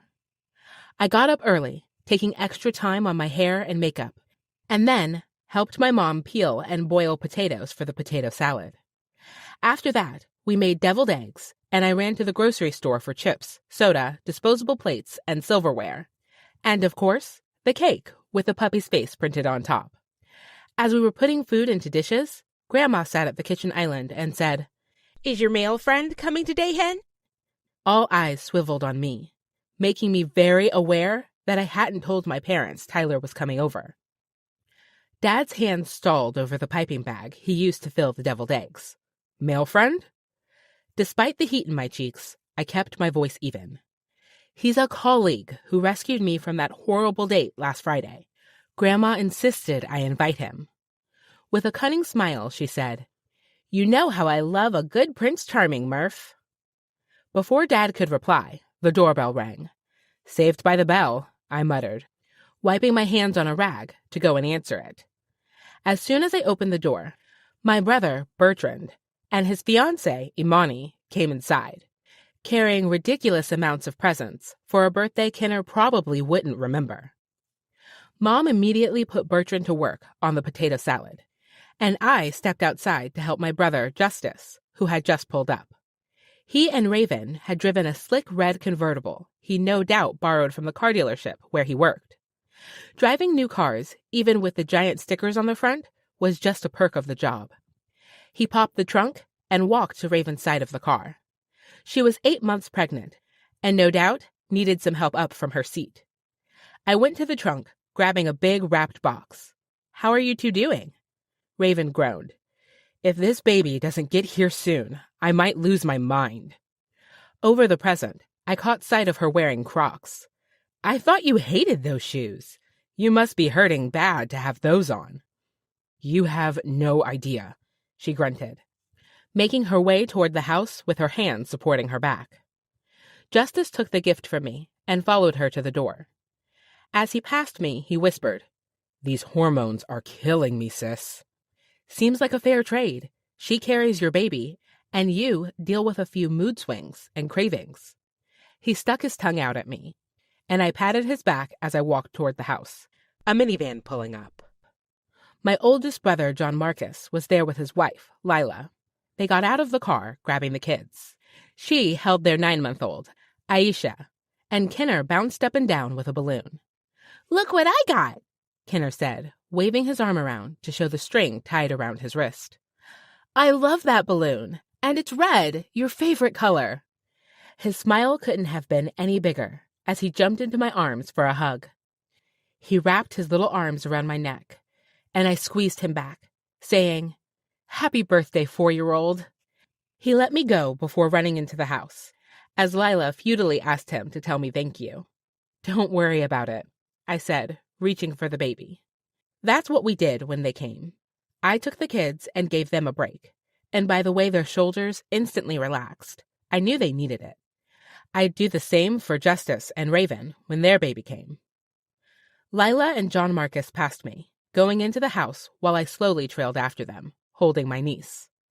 Aisha was only 9 months old, but she had the most beautiful dark curls and these big black eyes that constantly sparkled. This had to be my favorite age. "Hi, baby," I said to her, smiling wide. "I usually go by Tyler, but baby will do." My eyes widened as I looked away from my niece to see the most handsome guy ever walking up the sidewalk. I hadn't heard his truck in all the chaos, but there he was, in dark wash jeans, cowboy boots, and a plaid shirt tucked in, showing off his narrow hips and broad shoulders. The bag in his hand with a puppy face on it and tissue paper sticking out made me swoon that much more. Damn, I was completely unprepared.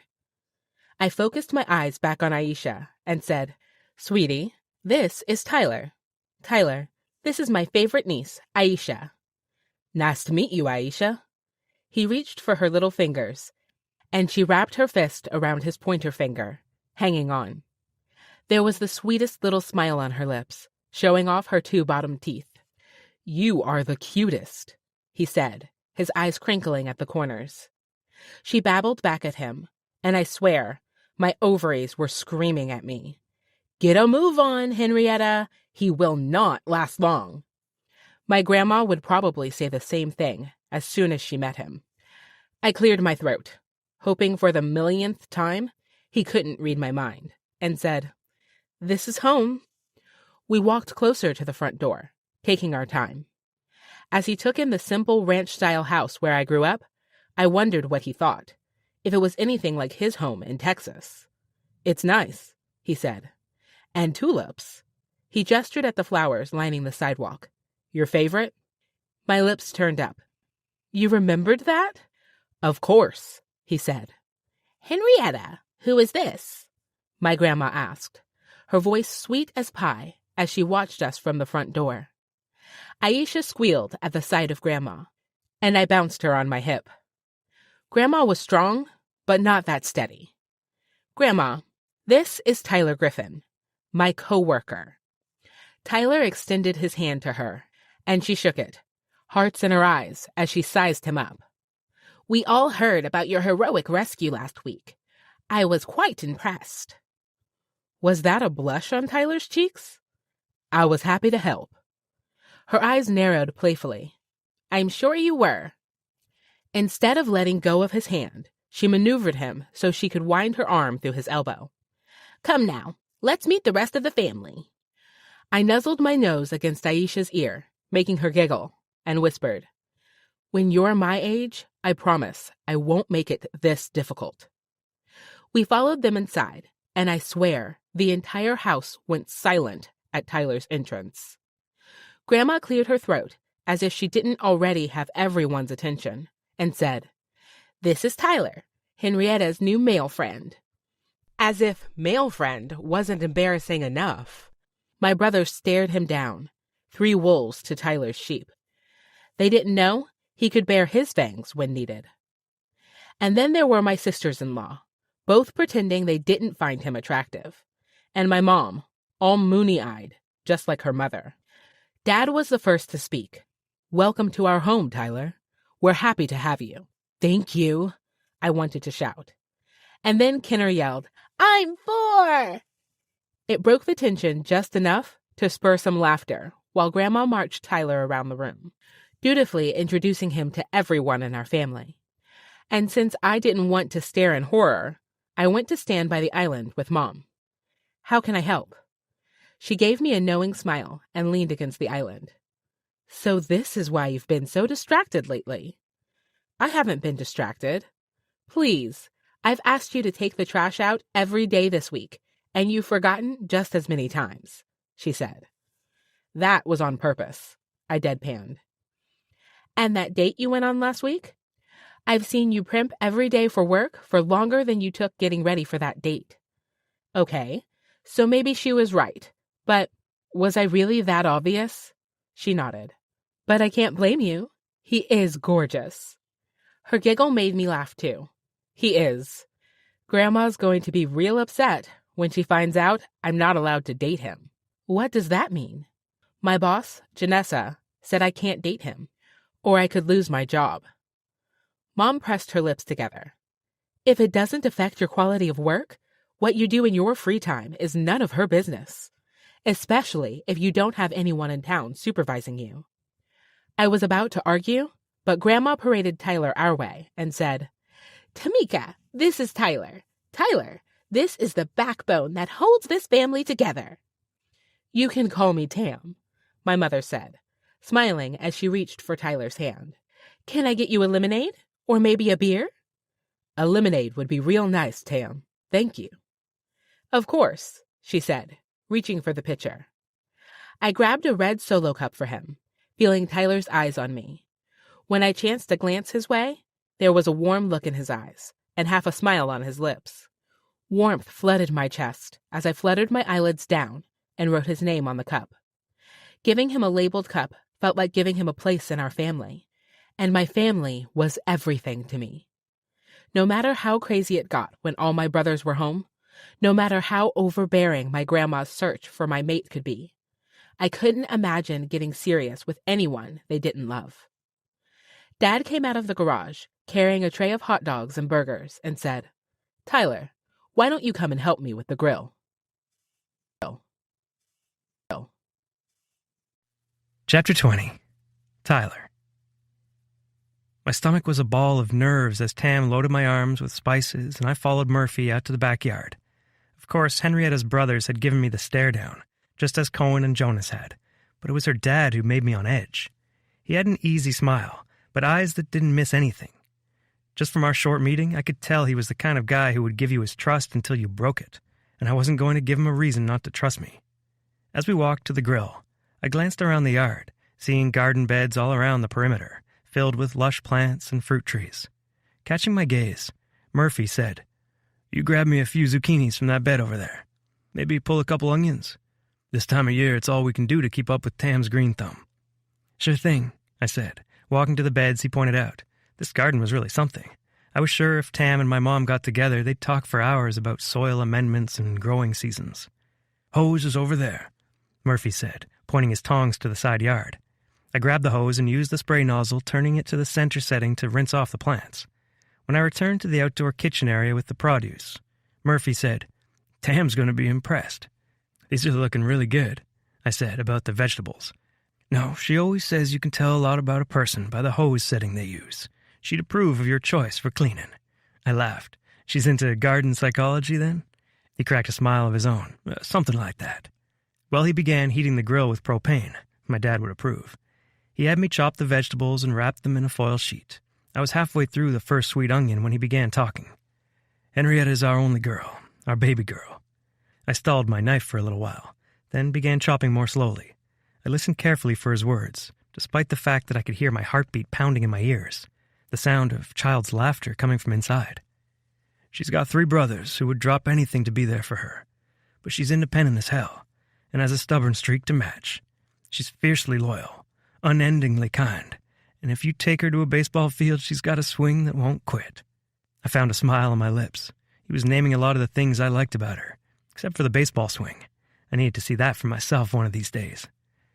Murphy grew quiet, and I found the courage to meet his eyes. When I did, I saw his wrinkles first, the concern for his daughter, but the fierce protection was there in his stare.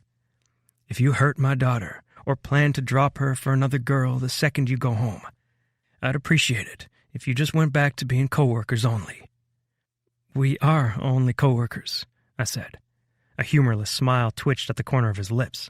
Either you're lying to me or yourself. Which one is it? My throat felt thick, and I swallowed. Sir, where I come from, we do things a little differently when we meet a girl, a woman we really like. I wouldn't dream of getting serious with your daughter unless I first asked your permission. If it's all right with you, I'd like the chance to date your daughter. Another peal of laughter broke through the silence while I waited for Murphy's answer. He gave me one of those easy smiles again and said, You have my blessing.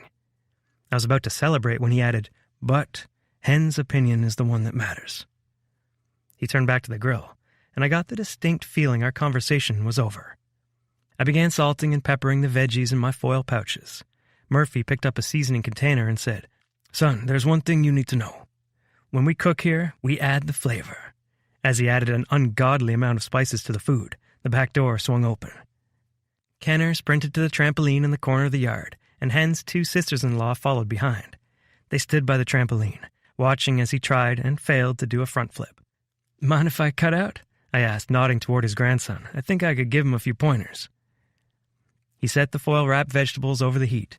Not at all, but Kenner's never done well with strangers. Don't let him hurt your feelings. I was the same way when I was a kid. I wiped my hands on a dish rag, then walked across the yard. Layla was cheering on her son, while Imani checked something on her phone. I asked Layla if she minded me giving Kenner a few pointers. That's fine with me, she said, but Kenner's pretty shy with strange... Cowboys can do flips? Kenner asked me, coming to the opening in the safety net. Only the good ones, I replied with a wink. I used to do flips off the horses every summer. Not on purpose, but I'd keep that part to myself. Off horses? He cried, putting both of his hands to his head and falling over. I chuckled. What a character.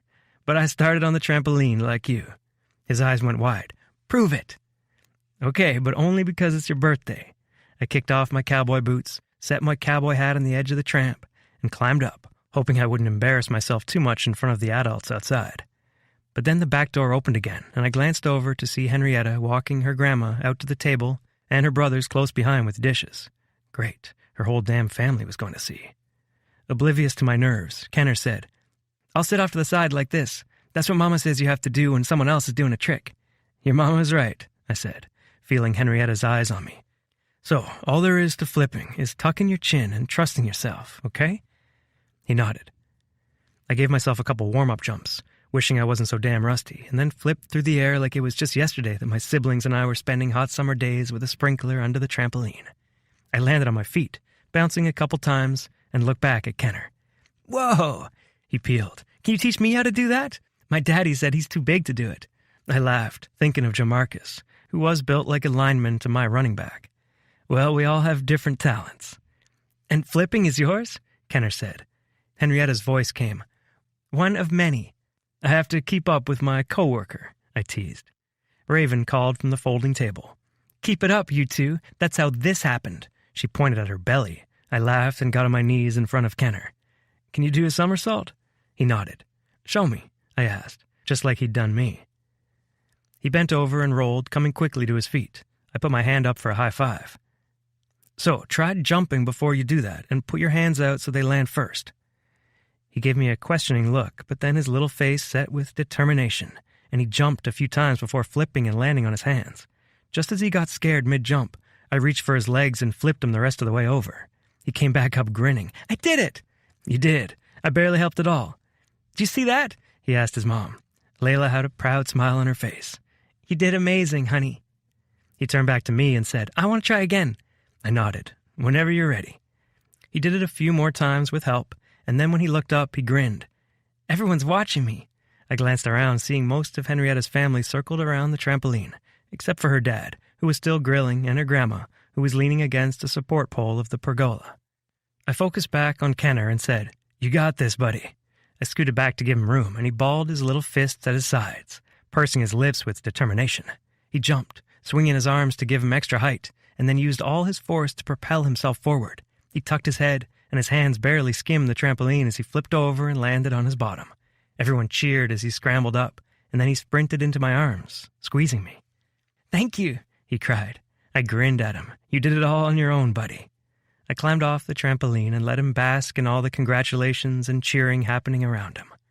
But then I felt a hand brush against my arm, and I looked to see Henrietta. She still had Aisha on her hip, clearly a natural with the littles in her family. She smiled up at me, her eyes warm in the summer sun. "That was pretty heroic." "Nah." I folded my arms over my chest to keep it from puffing up too big. He was just scared, had to get out of his own way. I thought of me, not asking her out yet. Now that I had her father's permission, there was nothing holding me back. Actually, speaking of being afraid. "Who's ready for lunch?" Tam called. "Gotta eat some good cooking before we can have cake." "Cake!" Kenner screamed, jumping off the trampoline and running past us. Henrietta giggled at him, and the sound hit me straight in the chest. I loved her laugh. She nodded toward the table. "Let's grab some food before Bertrand eats all the deviled eggs." "Sounds like it'll benefit us and Imani," I said, making her laugh again. "We wouldn't want her to cut off the wedding due to excessive flatulence." "I'll remind her to thank us later." She walked across the grass beside me to the little outdoor kitchen area. "Why don't you let me hold Aisha so you can get a plate?" I offered.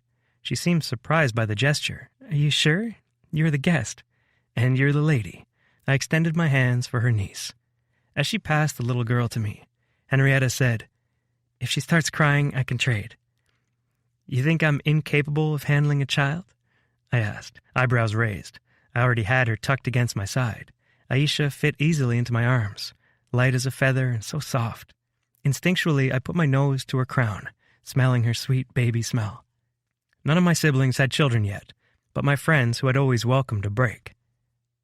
Hen looked me over for a moment before saying, "I'll be right back." "How you doing, darling?" I asked Aisha, smiling big. She cooed back, and I put my hand up to cover my face. When I moved it away and made a face, she squealed happily. I did it a few more times before Henrietta came back holding 2 plates. "I got one for you," she said, holding up a plate packed to the brim with home cooking. I was more excited than I should admit to have food that wasn't cooked in a borrowed kitchen or a restaurant. Plus, it smelled amazing with all those spices. We sat beside each other at one of the folding tables, and Bertrand and Imani sat with us. Bertrand's plate was half full of deviled eggs, and I nudged Hen's leg under the table. As soon as I nodded toward his plate, she burst out laughing. What?" Bertrand asked, his mouth stuffed. Imani said, "Tyler, will you be around long enough for the wedding?" Henrietta shook her head. "He's set to go home in May." "That's a shame," she said. "If you find your way back here in August, we'd love to have you." I thanked her for the invitation, trying to ignore the reminder about the fleeting nature of my stay here. "How did you two meet?" I asked. They launched into the story, and I held Aisha in my lap, wondering if someday Henrietta and I would be telling the same story with a child of our own. After dinner, there was cake and candles and singing. And when that was over, Kenner watched TV in the living room, while everyone else sat around a long table playing Rumicube, her grandma Cordelia's favorite game. Henrietta's family partied like my family did, long and relaxed with plenty of beer and laughter. I had never felt so at home on a work trip, but now, with Henrietta by my side, I felt it. But when Cordelia announced she was tired, that was everyone's sign to go home. Jamarcus picked up a sleeping Kenner who hung over his shoulder like a sack of potatoes. Layla retrieved Aisha from the pack and play, while Bertrand and Justice helped carry out presents. Imani and Raven helped Tam pack up the food and throw out empty beer cans. And then they were gone too. It was clearly a practiced routine. "Can I walk you to your truck?" Henrietta asked at my side. I nodded. Said the night had come to an end.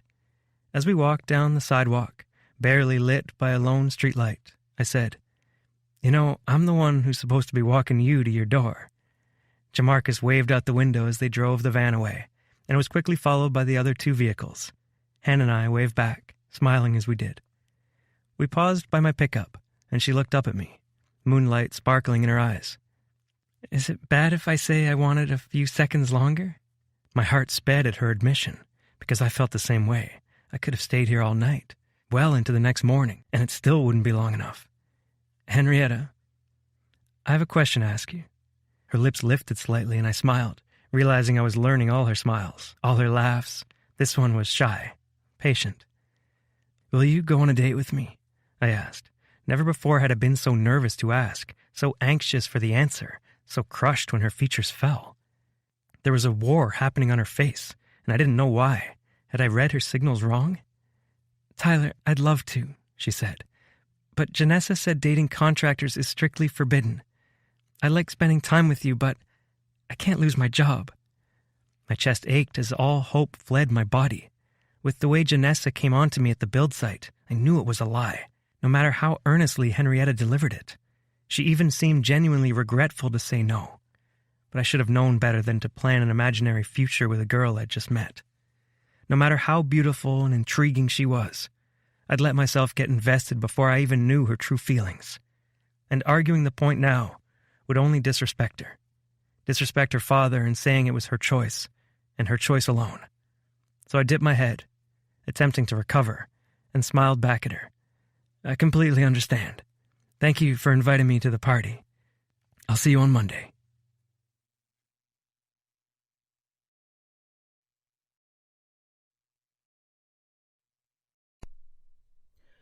"21. Henrietta. Confession. I haven't really been saving for a house. The walk back to the house was the longest in my life. It took all I had to keep my shoulders square and not show Tyler how much this decision was killing me on the inside. I managed a smile and a wave as his truck drove by, and I went inside, expecting to make a quiet escape to my bedroom. Instead, my mom, Dad, and Grandma were waiting in the living room. I froze in the doorway, feeling like a goldfish in the bowl. "Why are you all staring at me?" "Well," Grandma said, "did he ask you out?" My features fell. What was this about? Why would you think he asked me out? She glanced at Dad, who admitted that Tyler had asked his permission. I shook my head at both of them. "I already told you, I can't be with him. My job." "Your job?" Mom said. "Why are you so devoted to a job when you know you have the skills and experience to do that anywhere else?" "I just got that promotion, and I'm saving for a house so I can get out of your hair, Mom. I can't be frivolous with my money." "Stop," Dad said, his tone disappointed. He scrubbed his hand along his chin, not yet meeting me in the eyes. "Henrietta, we need to talk." My stomach dropped. "What?" "Sit," he ordered. Feeling like I was 16 years old and missing curfew, I crossed from the entryway to the living room, sitting on the chair as the three people I loved and respected most stared at me. I didn't know how, but I could tell I'd let them down. Dad said, "Henrietta, I'm no math genius, but your stories aren't adding up. You pay us $200 a month for utilities, $90 for your car insurance, and your phone is free through our family plan. Your car is paid off, and you fix everything for free at home. You buy all your clothes from the thrift store. Accounting for taxes, gas, and going out with your friends once a week, you have to be putting away, what, $2,000 a month? At least $1,500 for the last 6 years since paying down your student loans. Either I'm very confused about the kind of house you're saving for, or you're hiding something. Busted." "What if I do want a showstopper house?" I asked, lifting my chin. They all saw right through it. Mom asked, Honey, are you in trouble of some sort? The worry in her voice almost undid me. I wanted to tell them the truth of why I'd saved so diligently, why I was determined to put as much away as quickly as possible. But I couldn't without ruining the whole plan. Grandma said, "Just because Don Marcus got upside down in a business venture doesn't mean you have to be afraid of money." Mom and Dad had to take out another mortgage on the house to help him, Grandma, I said. If that's not reason enough to be cautious, I don't know what is. Dad cut his hand through the air. That was our decision. What your mother and I were willing to do for our child. It was our choice to make, and we made it. That should have nothing to do with your saving habits. Frowning, Mom said, "Are you waiting to buy a house until you find a boyfriend to move in with? Because times are different now. A real man won't be intimidated by a woman owning her own property and making her own mark in the world." Seeing my opening, I hung my head. I am waiting for a man, I admitted, but not in the way they thought I was. I raised my eyes to meet theirs, and my dad shook his head, a heavy expression on his face. "You just let a good one walk right out that door," he said. I replied, "I know, but that was my decision to make, and I made it." Then I stood up and walked to my room. I tried to avoid my parents and Grandma for the rest of the weekend, because if they got too close, they'd see that my heart was breaking. Tyler was the first man in my life who had asked me out, asked my father's permission, no less. He'd proven his character when he respected my no without a single argument. He was 1 in a million, and I was losing him, had lost him. I tried to remind myself that I would have lost him when his job was over. But the truth? I'd imagined happily ever after. I'd imagined moving to Texas and celebrating Thanksgiving with his family and Christmas with mine. I'd imagined little children with my skin tone and his hazel eyes pattering through our house. No amount of logic could take away the ache of that dream gone unrealized. I kept things strictly business with Tyler at the beginning of the week, hoping he wouldn't see how turning him down had been the hardest thing I'd ever had to do. But no matter how cheery I tried to be Wednesday morning, my friends knew it instantly. Bertie took me in, concern in her eyes. "You look awful. What went wrong?" Mara nodded. "Did something happen this weekend with Tyler? You haven't replied to any of our messages." I stared at my coffee and let out a sigh. I couldn't hide this from them just because I was embarrassed. So I told them the story, including my parents' interrogation after I turned Tyler down. "But I want to know the same thing," Bertie said. "I thought he was the dream guy." Mara frowned. "And why is it taking you so long to save for a house? Do you have a gambling problem or something?" I almost laughed at the absurdity of it. "No, I don't have a gambling problem." "Then what is it?" Mara asked. "You've been saving as long as I've known you, and living with your parents to save cost. Even if you wanted 20% down, you'd easily have enough for a smaller house out here." She wasn't judgmental about it, just confused. If I told my parents and Grandma the real reason I'd been saving, they would have talked me out of it, and I didn't want anyone to do that. But my friends could respect my choices. I trusted them. Still, I asked, "If I tell you the truth, can you promise to keep it a secret?" Bertie and Mara each offered their word. I took a breath. I hadn't ever voiced my plan aloud, but I knew I needed to get it off my chest. I needed someone to understand and tell me I wasn't completely insane for letting a guy like Tyler walk away. When my grandpa got colon cancer 6 years ago, it was the worst year of my life. He was diagnosed at stage 4, and he got so horribly sick. He was gasping for air with every breath for months. He deteriorated to skin and bones, but there was so much fluid in his body that his stomach was the size of a beach ball. I choked on my words, on the memory. He'd been such a strong, proud man, but this disease reduced him to nothing. Bertie reached across the table and held my hand. Grandma had to sell her house just to pay for his hospice care. It wiped out all of their savings. The care wasn't great either. The hospice house was so sterile, and turnover was so high you couldn't count on the same workers being there every day. And then the walls were so thin, you could hear all those people suffering around him. My voice cracked, and I hung on to Bertie with all I had. He kept begging to come home so he could go peacefully in his bed, but Grandma couldn't tell him she'd sold the house. There was nowhere else for him to go. I felt so powerless, watching him suffer and not having the money to do anything about it, especially after all he and Grandma had done for me. My friends waited silently, so I took a deep breath, revealing my biggest secret of all. So I promised myself that I would save all the money I could to keep my grandma from suffering the same fate he did. Mara covered her mouth, tears in her eyes. That's why you've been so frugal? Hen, why didn't you tell us? I wiped at my own teary eyes. I got so used to telling the house story around my family. I guess it was easier to keep up the lie. Bertie squeezed my hand.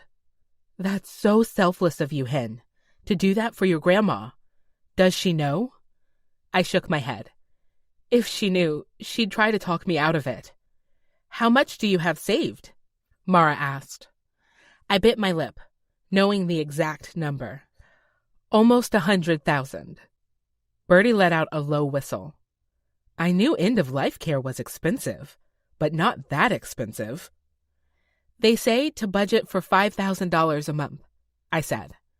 I want to give her 2 years of really good care in our home, if she ever needs it.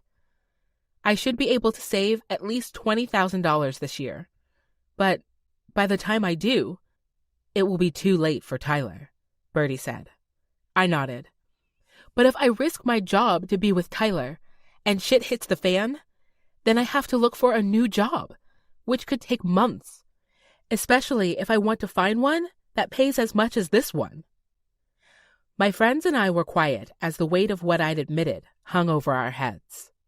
Because the truth was, some things were more important than following a potential love. Mara tilted her head, smiling softly. You know, in business they say short-term loss can lead to long-term gain. It's kind of like with you and Tyler. Even if you're set back a few months, you could gain experience at the very least. Bertie nodded. You could find your person, Hen. Tyler could turn out to be nothing, but you'll never know if you don't give him a chance. And if you'd go through all of this for your grandma, don't you think the potential love of your life deserves a date? A date? A date? Chapter 22. Tyler. Gravel crunched under Henrietta's tires as she approached the construction site. I'd love to say it didn't hurt like hell to hear her pulling up, but it did. And maybe I did the immature thing of hiding out in the trailer because I wasn't quite ready to see her yet this morning. She'd been so stoic with me all week, only talking about work and not bantering with me like she usually did. It hurt almost as bad as her rejection. Rich, an older guy on the construction crew with white hair and a red face from years of working in the sun, came in and got a couple of folding tables. Hen brought treats again. I'm really coming to love that girl. The laugh that passed my lips felt strangled. She's one of a kind. He nodded and brought the tables out while I sat down at my desk, bracing myself to see her. I knew when to accept defeat, and I wanted to respect her answer, but man, it was hard. I was already counting down the days until it was time to go back home, so I didn't have to suffer in silence anymore. The door to the trailer opened again, and this time I heard a different voice. Hey, Henrietta said, gently. I looked up to see her holding up a giant cinnamon roll on a paper plate and a steaming cup of coffee. Want some breakfast? She asked. The coffee's black this time. I couldn't say no to her, not when she was smiling at me like that. I'd love some. She passed me the plate, and I was careful not to let my fingers touch hers, not to let the heat transfer from her skin to mine. I'd be a burning man with no way to save myself from the flames. I set the cinnamon roll on my desk and took a burning sip from the styrofoam cup. "Is this from Waldo's?" She nodded. "The girls and I go every Wednesday before work. It's kind of a tradition." "Nice," I said, wondering why we were making small talk, why it hurt so fucking much to be in her presence and know I wasn't enough. "Tyler, there was one thing I wanted to talk to you about." My gut dropped. "Yeah? What's up?" This couldn't get any worse than rejection, right? Because I'd made countless moves on her and now I knew all of them had been unwelcome. I felt like such a creep, reliving the kiss on her forehead, two-stepping at the bar, telling her she was beautiful. A dumb creep at that, for misreading all the signs. "About the question you asked me the other night." She took a breath, her eyes looking everywhere but at me. "I'm really sorry about that," I began. "I shouldn't have crossed the line, and I promise it won't happen again." Her eyes snapped to mine. "What if I want it to happen again?" "What?" I asked, my mind fumbling for a possible explanation. "I would be honored to go on a date with you. If you're still interested, that is," she said. There was so much vulnerability in her features, and even though I was overjoyed that she changed her mind, I had to ask, "What changed?" She smiled, as if to herself, and said, "Circumstances changed." That was all I needed. I was about to look a gift horse in the mouth. "Are you free on Friday night?" She nodded, smiling. "I'll pick you up from your place at 7. It's a date." The next 2 days passed so slowly. I wished I would have asked her out for Wednesday night, but Friday finally came. As I got ready to pick her up, I realized just how long it had been since I'd gone on any sort of date at all. It had to be 2 years ago, when I realized dating on the job was idiotic. Not dating Hen felt even crazier, though, despite how nervous I was. In fact, I was wearing some of my best clothes, had on new cologne, and I hardly felt prepared to walk out the door. So I stood in my living room, got out my phone, and video called my brother Rhett, who had been on so many dates, he had to be an expert by now. He answered within a few minutes, and I saw his front yard behind him. "Hey, what's up?" I asked. "Watering these damn flowers," he said. "Mom planted them last spring, and I know if I let them die, it'd kill her." He moved the phone to show the sunflowers in full bloom. I laughed. "I guess that's one of the benefits of not living back home anymore. No stupid redecorations." He snorted in agreement. "What's up with you? Job going well?" "It's fine, actually. I have a date tonight." "Hot damn," Rhett said, grinning ear to ear. The look instantly made me regret calling. "It's been, what, 2 years since Sheridan?" I lifted my eyes toward the sky, trying to forget my crazy ex-girlfriend. I'd been upfront, telling the girl, Sheridan, that I was only in town for a few months. I'd thought we were just having fun together, but she'd been completely heartbroken, and even showed up to my next job site, trying to win me back. Jim had been pissed, calling it a liability, so my no-dating rule commenced. I cleared my throat. 2 years, which means I'm rusty as hell. Any tips? On getting laid? I have a few tricks up my sleeve. Okay, now I'm regretting this call. Rhett laughed. Girls always loved you. You have that mama's boy charm no one can resist. I rolled my eyes. I'm hanging up now. Girls like it when they feel like the most interesting thing in the room, he said. That hot waitress walks by. Don't give her a second glance. Eyes on your date. She says something about her boring job. Ask her questions about it like it's the most intriguing thing you've ever heard. She talks about how her nephew blew his first spit bubble. You're in awe. Got it? I nodded, although it seemed easy. Henrietta was like a puzzle, and each new thing I learned about her felt like a piece that would get me closer to the full picture. But if you like the girl, which I'm guessing you do because you've never asked me for girl advice before. I didn't argue.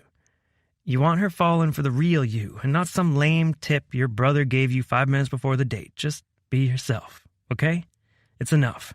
I promise it's enough. I cracked a smile at that. Thanks, Rhett. Anytime. We hung up, and I took a deep breath before leaving the house. Tonight was going to be big. I could feel it.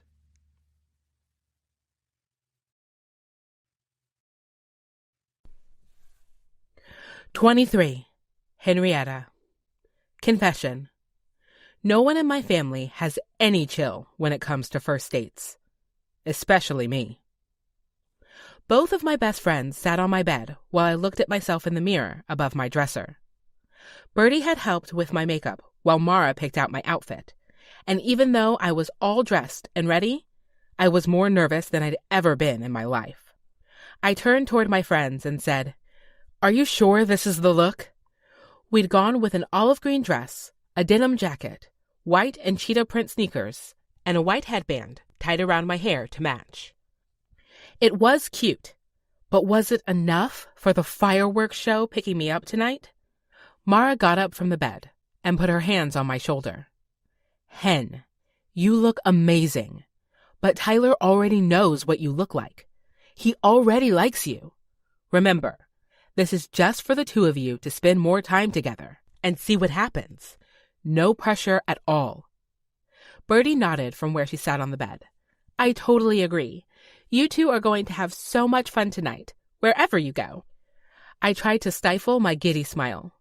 Tyler was surprising me with the destination of our date. And if I was being honest, I loved surprises. I loved that he was thinking of me enough to plan something he thought I'd love. I glanced at my watch and saw I only had 15 minutes until the date. You guys should probably go so he doesn't find out I needed my besties to help me get ready. Birdie winked. "Playing it cool. I like it." I snorted. Cool is about the furthest thing from how I feel. I need all the help I can get. Mara hooked her purse around her shoulder. So not true. Tyler's not going to know what hit him. I smiled, following them out of my room to the living room. But our quick exit quickly turned into my mom and grandma squealing about my outfit and hair, and how excited they were that I was going out with Tyler. Tears shone in my grandma's eyes, and she put her hand to her mouth. "I remember going on my first date with your grandpa. I wore a dress my mama made for me. Little pink and blue flowers on the fabric. He took me to a barn dance out in the country, and we spent the whole night dancing with each other." Mara asked, "How old were you?"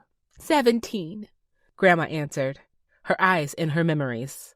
"He borrowed his daddy's car to drive me. We thought we were styling." The doorbell rang, jerking us out of memory lane. I glanced at my watch and said, "Crap, he's 10 minutes early." Mom nodded approvingly. "That's the sign of a good man." "Or an eager one," Mara said with a wink. I would have laughed if I wasn't so panicked.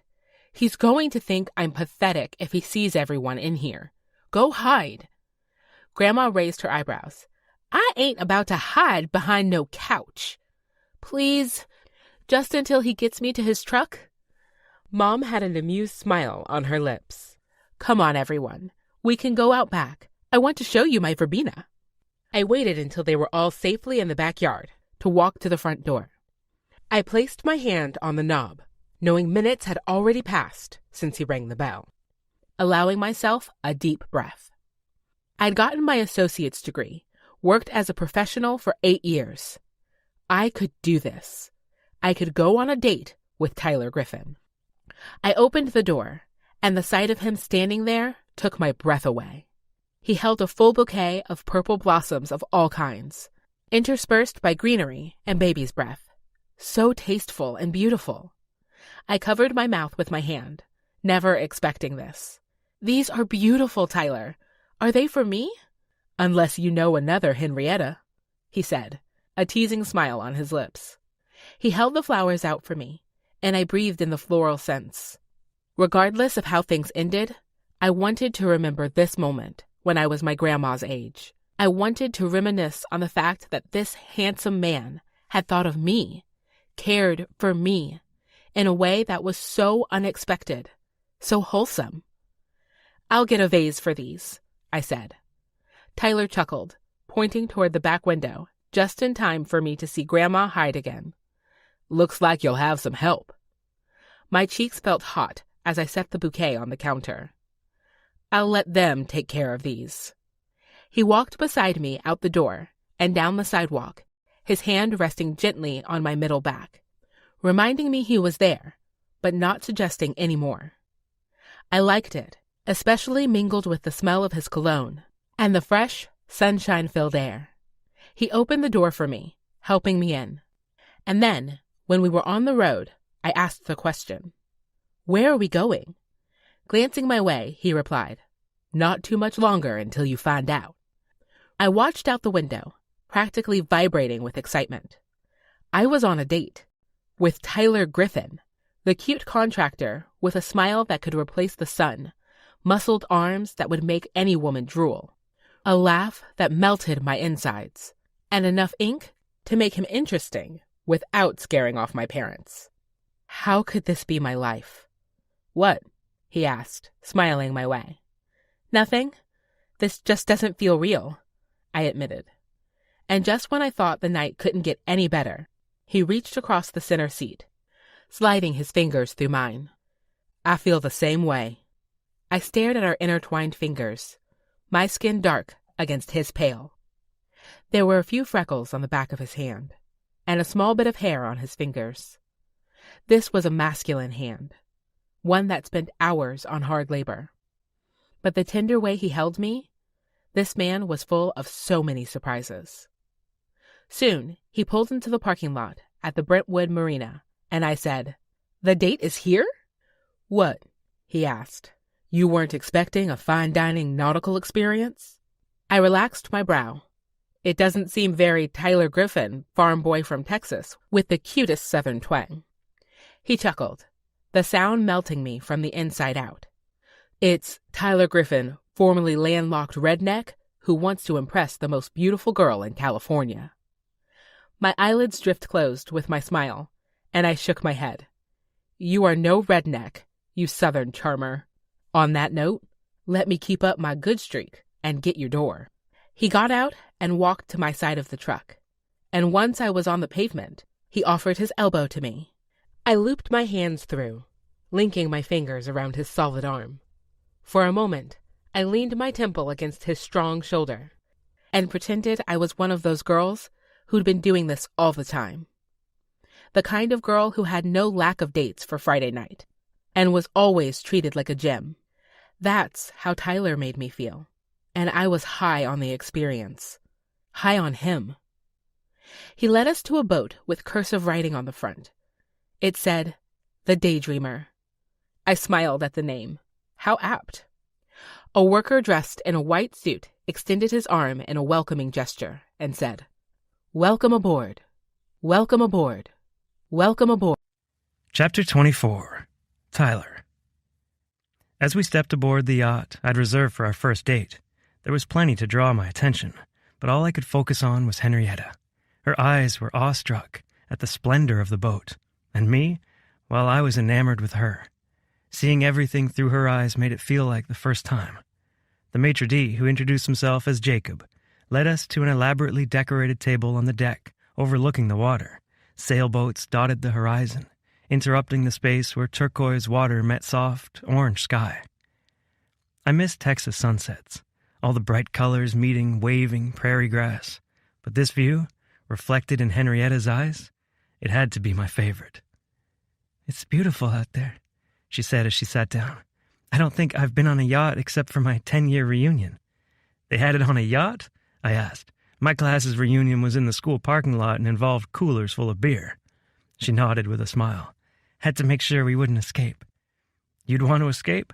Seems like high school would have been a breeze for you. You're so easy to talk to." She laughed. Being just as tall and bigger than most of the guys at my school didn't do me any social favors. I shook my head, hating to admit it probably would have been the same at my high school. When you're young and dumb, different things seem important, and then you grow up. "True," she said, scrunching her nose in the cutest way. "I'm sure you were the star at your school." I laughed. "In Cottonwood Falls, you go to school with the same kids from the time you're in kindergarten to graduation. They all remembered my awkward younger years." "We all have awkward younger years," she replied. "My mom had to drive me to Dallas for therapy because I was so shy. I wouldn't even talk to the teacher." Now it was her turn to be surprised. "You seem so confident, easygoing." 3 decades of practice," I replied. Jacob brought out some wine for us, pouring our glasses full of rosé. They hadn't offered cupcake on the menu, but I hoped this would be close enough. She took a cautious sip, her expression thoughtful. As good as cupcake? I asked. She hesitated before shaking her head, and I laughed. I was worried it would be awkward, she admitted, being somewhere so fancy. You don't go out much? No, I'm pretty frugal.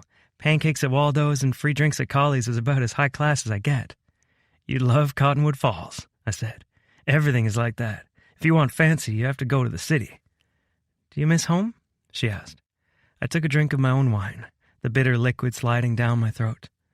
I thought I would get used to it, being away, but after 4 years, I think feeling out of place has just become the norm for me. Are you planning on moving back sometime? It was too soon to be thinking about how things like this would affect our relationship, but I had to be honest. If my boss promotes me, I'd be able to move back home and work there full time. There would be travel for different projects, but I'd have a home base. Jacob came back with our first course, a salad with a mixture of fruits and vegetables I hadn't encountered, which left me with a dilemma.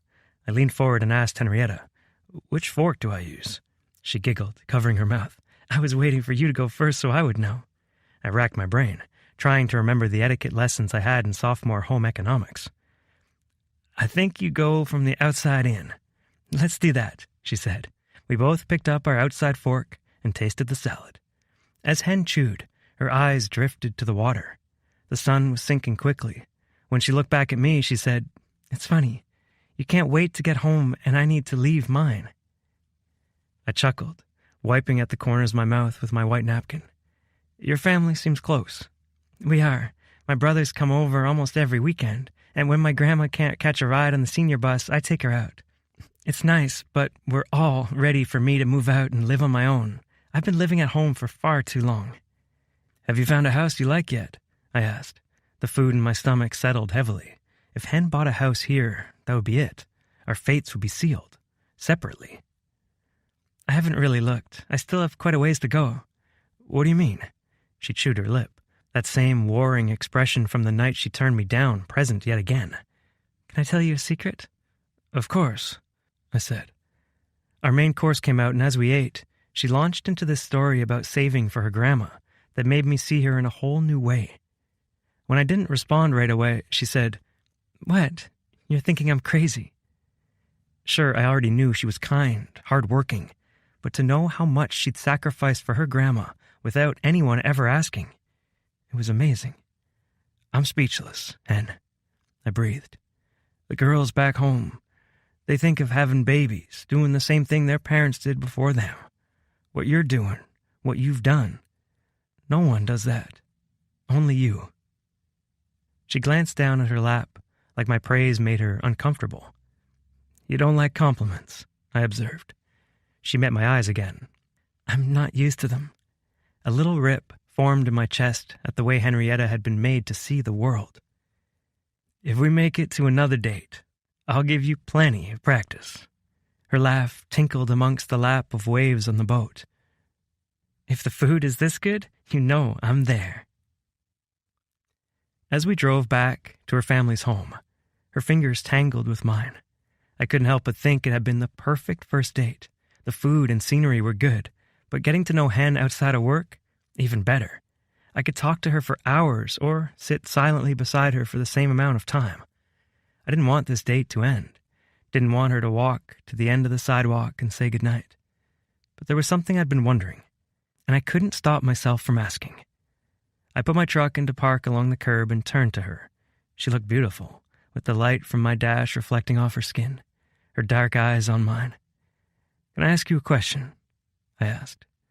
Another one, you mean? I gave her an exasperated shake of my head. She giggled, nodded, leaning her head back against the headrest. When I asked you out, you told me your job had a rule against it. What was really holding you back? I only ask because I wouldn't ever want to do something that made you uncomfortable. 2 lines formed between her eyebrows. What do you mean? After the way Janessa came on to me at the build site, there's no way there's a rule against dating contractors. Her lips parted. What did Janessa do? At the disbelief in her voice, I felt like I should tread carefully. That first day, she asked me out to dinner and implied we should spend some time together, if you know what I mean. Henrietta pressed her lips together and shook her head. That same day, she told me that I could lose my job if I dated you. I've been fretting over my attraction to you for weeks because of her. That made so much more sense. The way Hen held me at arm's length. The sincerity when she said no to dating me. Why would she do something like that? Henrietta asked, hurt clear in her voice. She saw the way I was looking at you after I told her no. It was the only thing that made sense. She was threatened by you. Threatened by me? Hen snorted. The girl's a size 2, and she felt like she had to threaten my job to keep me away from you? You know size isn't the only thing a guy sees, I said. She raised her eyebrows. Maybe it's not the only thing you specifically see, but that's not my experience with most men. What do you mean? Do you know what it feels like to have people make fun of you at the beach for simply existing at your size? Do you know how it feels to walk by magazines and have headlines shouting at you that you need to change? Do you know how it feels to always be the funny, fat friend? I studied her for a moment, hating anything and everyone that had made her feel like that. I've never seen you that way. How do you see me? She asked. I took her in, and only one word came to mind. Beautiful.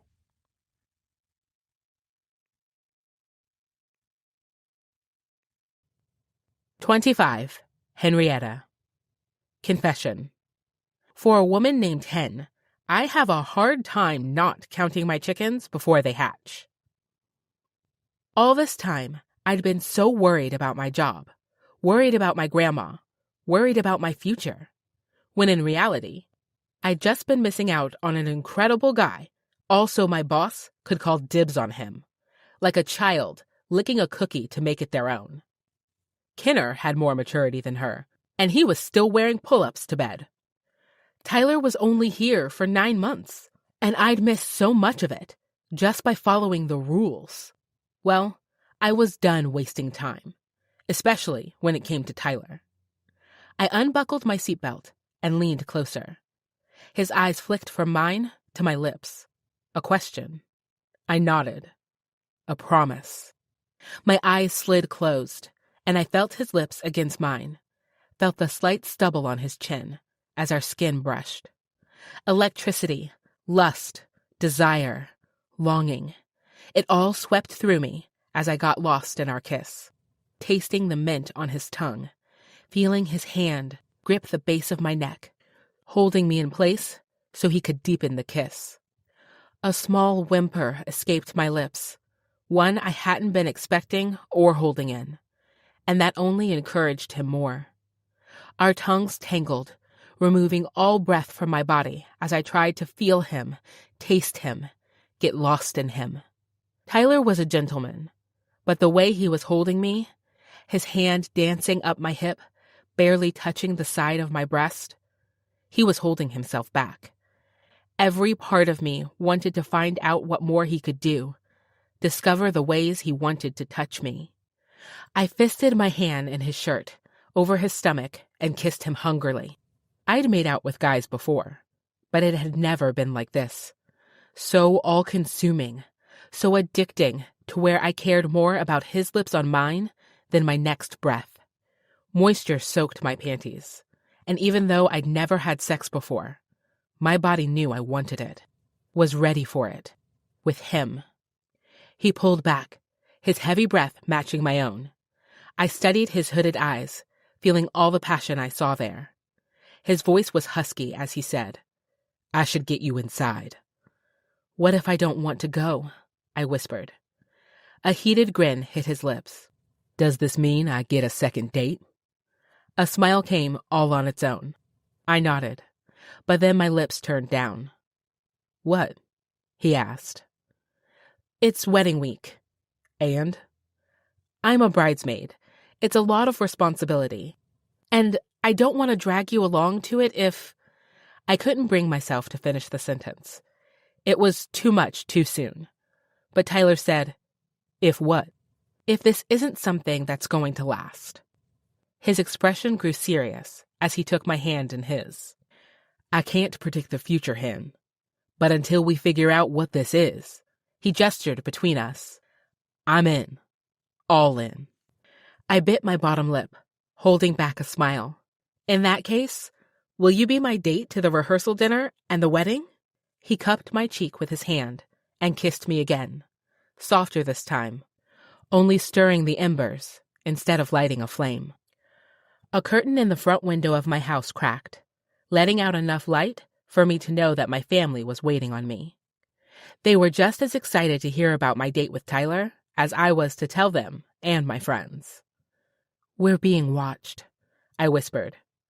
"Then I should get you to the door like a gentleman, instead of doing everything else I'm imagining right now." A swoop of desire went through my stomach. This could be it, I realized. The guy I lost my virginity to. The guy I loved. But I couldn't get ahead of myself right now. Instead, I let him open the door for me. We walked together down the sidewalk, and he kissed me on the cheek at the house, an unspoken promise in the air. The best was yet to come. 26. Henrietta. Confession. I felt betrayed.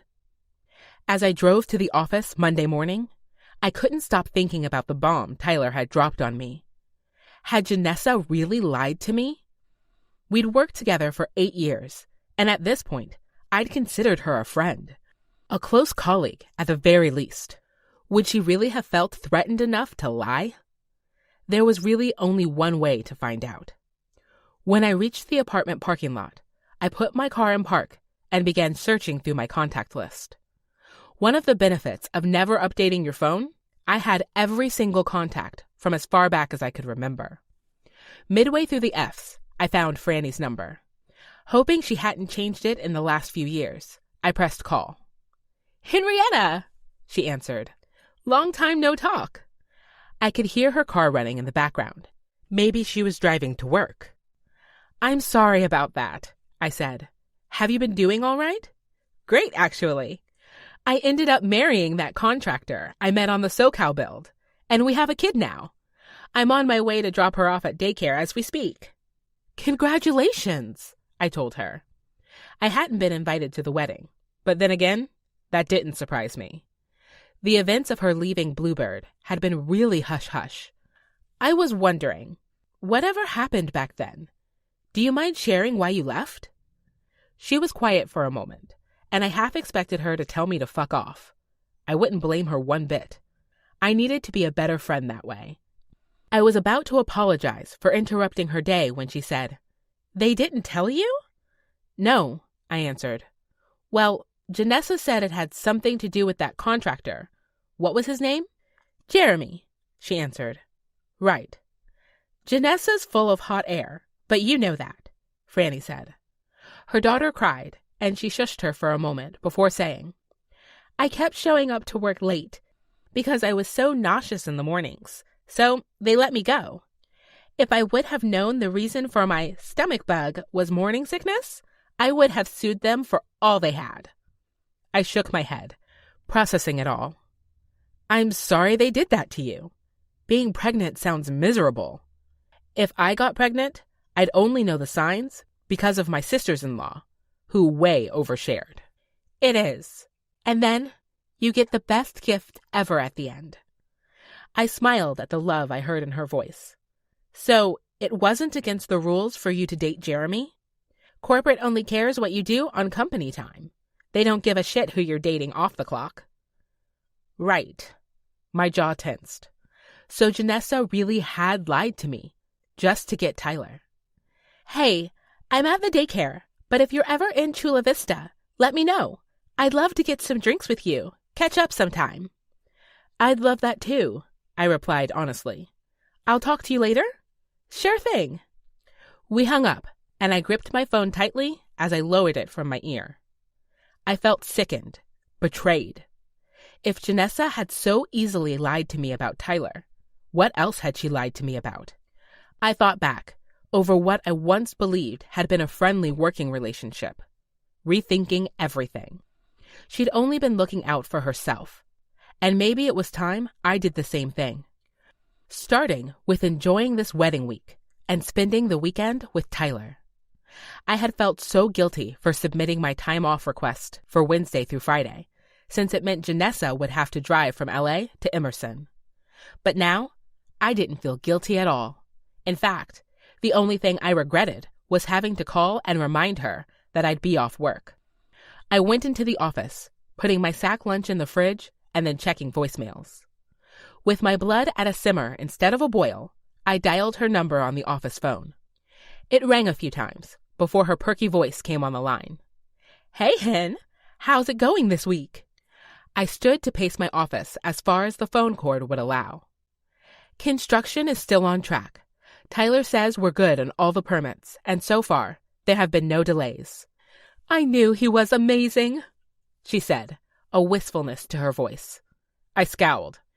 "I just wanted to remind you I'll be out Wednesday through Friday.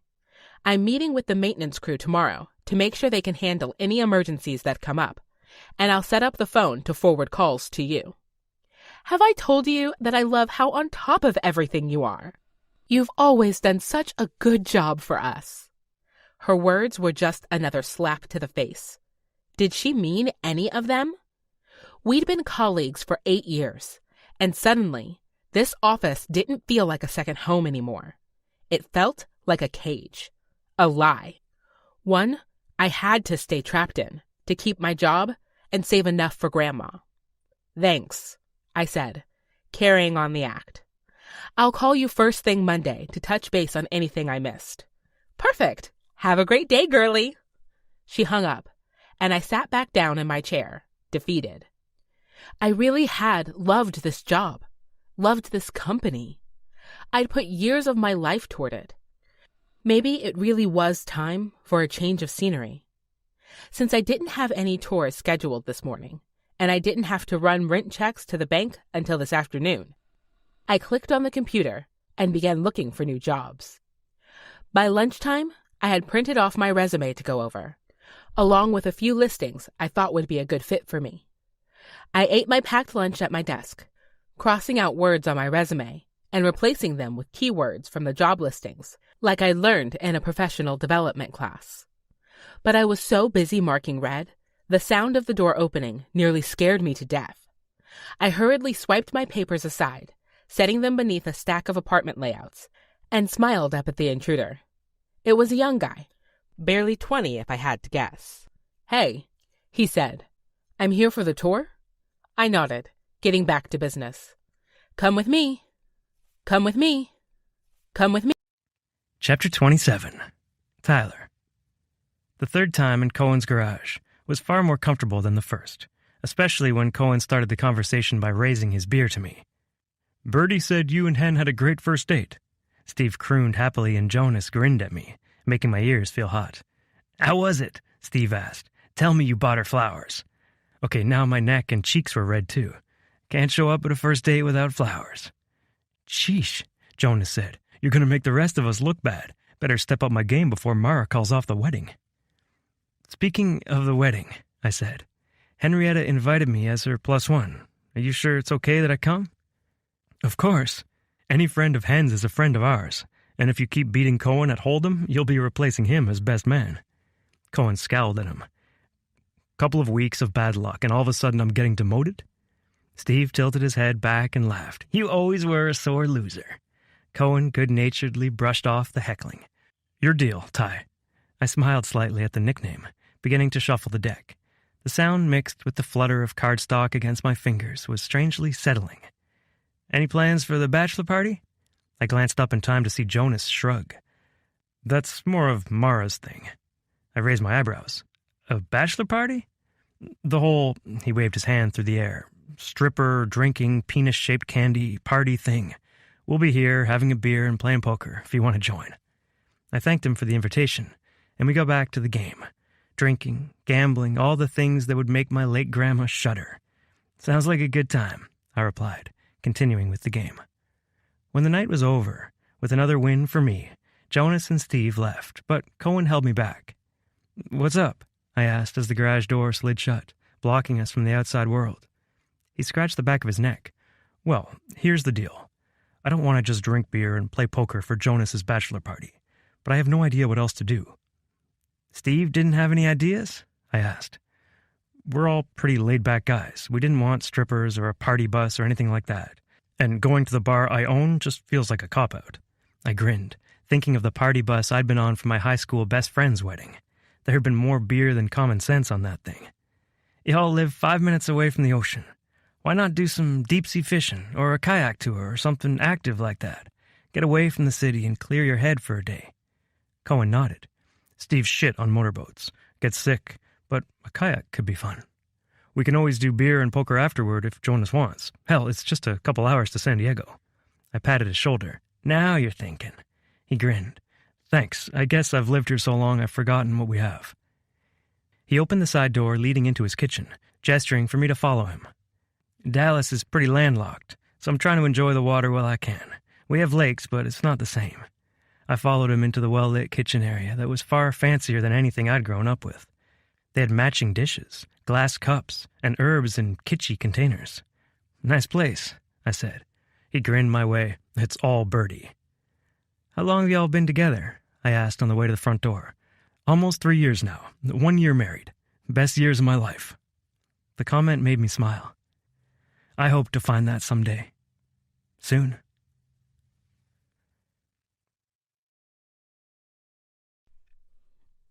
"28.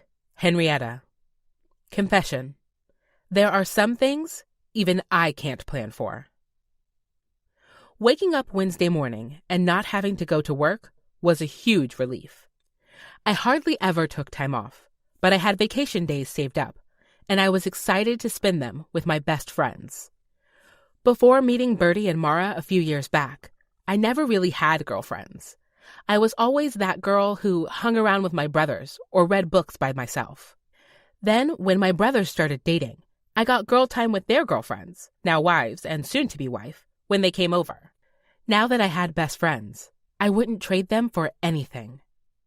Mara wanted to start wedding week off with a relaxing day at the beach, so I put on my one-piece, then slipped my cover-up dress over my head, packed a beach bag, and left my room to help Grandma with her morning medications. She wasn't in the living room, reading her Bible like she usually did in the mornings, so I checked the kitchen, thinking maybe she'd gotten her toast, but still came up empty. Worry settled in my gut, making it hard to move. I walked to her bedroom and found her lying on the floor by her closet, her pants half on, and her arms covering her face. "Grandma?" I choked out. When she moved her hands, I saw the tears on her cheeks. I hurried to her, kneeling next to her on the floor. "Grandma, are you hurt?" She slowly nodded. "I fell getting dressed, and my hip, I think it might be broken." "Why didn't you call for me?" "I didn't want to bother anyone." If I wasn't so worried, I would have scolded her. "I'm calling an ambulance," I said, getting my cell phone from my purse. I tried to keep my voice from shaking as I spoke with a dispatcher and gave them directions to my house.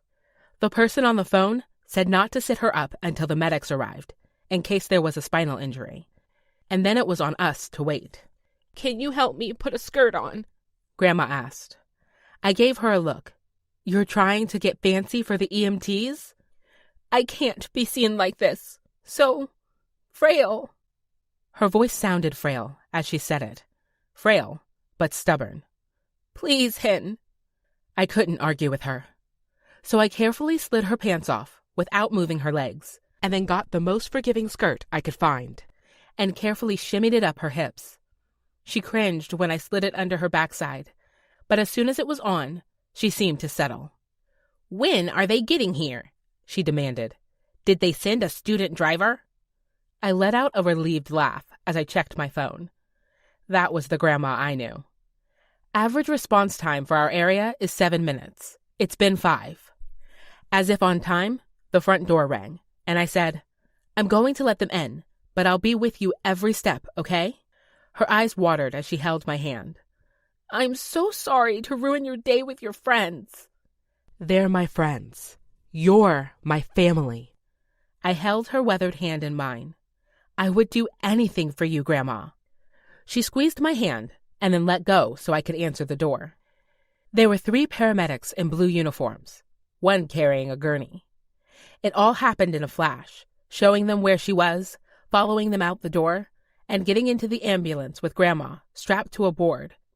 and her, trying not to make a sound with each bump the ambulance hit. As we drove, I called Mom and Dad, telling them we were on the way to the hospital. Then I texted Mara to let her know I wasn't coming this morning. When we reached the hospital, they wheeled Grandma back to imaging and told me which ER room to wait in.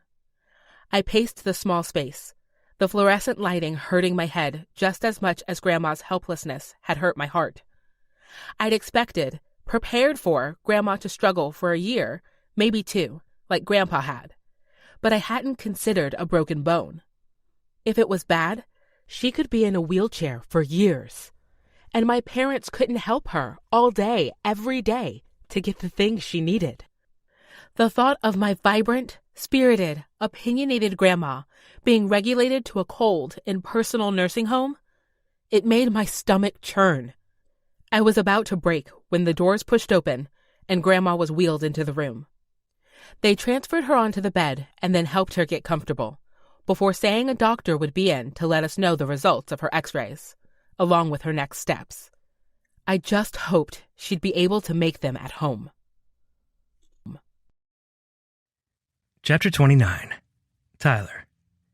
Since I knew Henrietta wouldn't be by this morning, I ordered coffee and donuts for the guys. She was right. Beer and pizza were a great way to make friends, but breakfast was the best way to start the day. I set up the table myself and then helped the delivery person lay out the food and drink. With it all ready to go, I called the guys over. "Grab some breakfast. We got a long day of work ahead." "You're in a good mood, boss," Rich said, coming up beside me with a donut in hand. I was beginning to like this guy, even though he still called me boss, despite all my protestation. "I am in a good mood," I admitted. It's not like I could deny it. I'd worn a smile on my face since my first date with Henrietta, and the thought of going to a wedding with her as her date, it meant we were moving forward, together. But then I saw a slick car pull up to the job site, and a heeled leg extend from the cab and settle on the ground. "Shit," I muttered. Rich followed my gaze and murmured, "Corporate, good luck." It wasn't my kind of corporate. Jimmy was laid back, and anyone else he hired to work with him had the same down-to-earth attitude. No, this was Janessa, dressed to kill. She had on a sleek black dress that hugged her toned body. Her blonde hair was curled, her lips blood red, and her heels the expensive, pointy kind my sister would never wear. At the sight of me, her lips curled into a deadly, seductive smile, and she crooned, "Tyler Griffin, aren't you a sight for sore eyes?" She was looking at my Crenshaw Construction t-shirt like she wanted to rip it off my body. I folded my arms over my chest as she neared. "Janessa, we weren't expecting to see you here." She touched my arm with her hand, decorated with pointy red nails. "Henrietta's out of the office this week, so I wanted to check in, see if there was—" She slowly wet her lips. "Anything you needed?" I suppressed a shudder. Maybe I would have been into this even a few months ago, but now it made my skin crawl. I wanted to send the clear message that our relationship would remain professional. "We're making great progress here. Pouring the foundation for the second floor this week, and when it cures, we'll be on to the third." Her eyes traveled over the job site. All my guys back to work with a suit on site. "You have quite the team here, Tyler." "I do," I agreed. I was happy with everyone and their work. "I think Bluebird will be pleased with the build when it's all said and done." "That's why we hired Crenshaw," she said. "James's reputation is stellar. Getting you with the deal was just a perk." She winked. I studied her for a moment. This was a woman who was used to getting what she wanted, and she had no qualms doing so by any means necessary. That much was apparent from what she'd told Henrietta. I tried not to be annoyed that her lie had nearly cost me an incredible woman. "Since I'm in town, I was wondering if you might want to get lunch, professionally speaking, and talk over the project?" I was on a tightrope. I could feel it. If I said no, I'd offend someone very important to Crenshaw Construction, but if I said yes, I'd risk her twisting more words to Henrietta. But at this point, Henrietta had to know I wasn't interested in Janessa, so I nodded and said, "Sure. Where'd you like to go?" She rattled off the name of a restaurant I didn't recognize and said, "I'll be back at noon to pick you up." I nodded. "See you then." Giving me a wicked grin, she spun on her heels and turned to walk away. Shaking my head, I walked up to the site where they were starting to pour concrete. This was going to be a long day. Janessa was back at 12 o'clock on the dot, just as she'd promised, and there was nothing I could do to worm my way out of it. So I washed my hands in the on-site bathroom, threw on a polo I kept in the office, and followed her to her car. It was one of those small, sleek things that made me feel like I was riding in a clown car. I reached for the button and pushed my chair back so my knees wouldn't be knocking the dash as she whipped out of the parking lot. "How was your morning?" she asked. "Good. And yours?" "Learned something new about Henrietta. Turns out she's been fronting rent for people at the beginning of the month." "She pays their rent?" I asked. Janessa nodded. "And then they'll pay her on the 5th or 6th when their check comes in." My eyebrows rose. "For how many people?" "A couple every month, as far as I can tell." She shook her head as if Hen's generosity was unbelievable, or stupid. "Her money, though." "Why not move the rent payment back for those renters if it's the same people every month?" I asked. "Makes accounting's job harder. And they have enough on their plate as it is," Janessa said, whipping around another corner. Thankfully, I wasn't driving, because that news about Hen knocked me back. Even though she was saving for her grandma and living frugally herself, she was still helping how she could. The charitable giving part of Gage's business should take notes from her. "Here we are," Janessa said. She pulled up along a restaurant with big glass windows overlooking a downtown park and let the valet open her door. I got out on my side and walked to the restaurant with Janessa at my side. "Are you sure I'm not underdressed for this place?" She studied me for a moment. "Maybe." With all that reassurance, I felt like I was a socially awkward child all over again. We walked inside, and I certainly was not dressed fine. I was surprised they didn't kick me back by the dumpster to get rid of me. The hostess stared me down, the server stayed as far away from me as possible, and they sat us at the worst table, way back by the kitchen where basically no one could see us except staff. Which, unfortunately, gave Janessa an excuse. "I'm going to sit by you so I can stay out of their way," she said, getting up and moving her chair right by mine. Her perfume, almost clinically strong, wafted over me, and my stomach turned at the scent combined with all the seasonings from the kitchen. "Tell me, Tyler, how are you liking California?" My mind immediately went to Henrietta. "It's better than I expected, in every possible way." "If you think Emerson is great, there's a vineyard farther north I have to take you to. They have the most romantic weekend retreats, beautiful rooms overlooking miles of grapevines. It's quite the aphrodisiac." I tucked the idea away for a weekend with Hen and said, "There are a few vineyards in Texas." She laughed like that was the funniest thing she'd ever heard. Thankfully, a waiter came and saved me. I ordered the daily special, and Janessa picked something off the menu, making a million adjustments to protect my figure, she explained after he left. My phone began ringing, and I thanked whoever it was on the other end. Seeing Hen's number, I smiled slightly, then said to Janessa, "Sorry, I have to take this."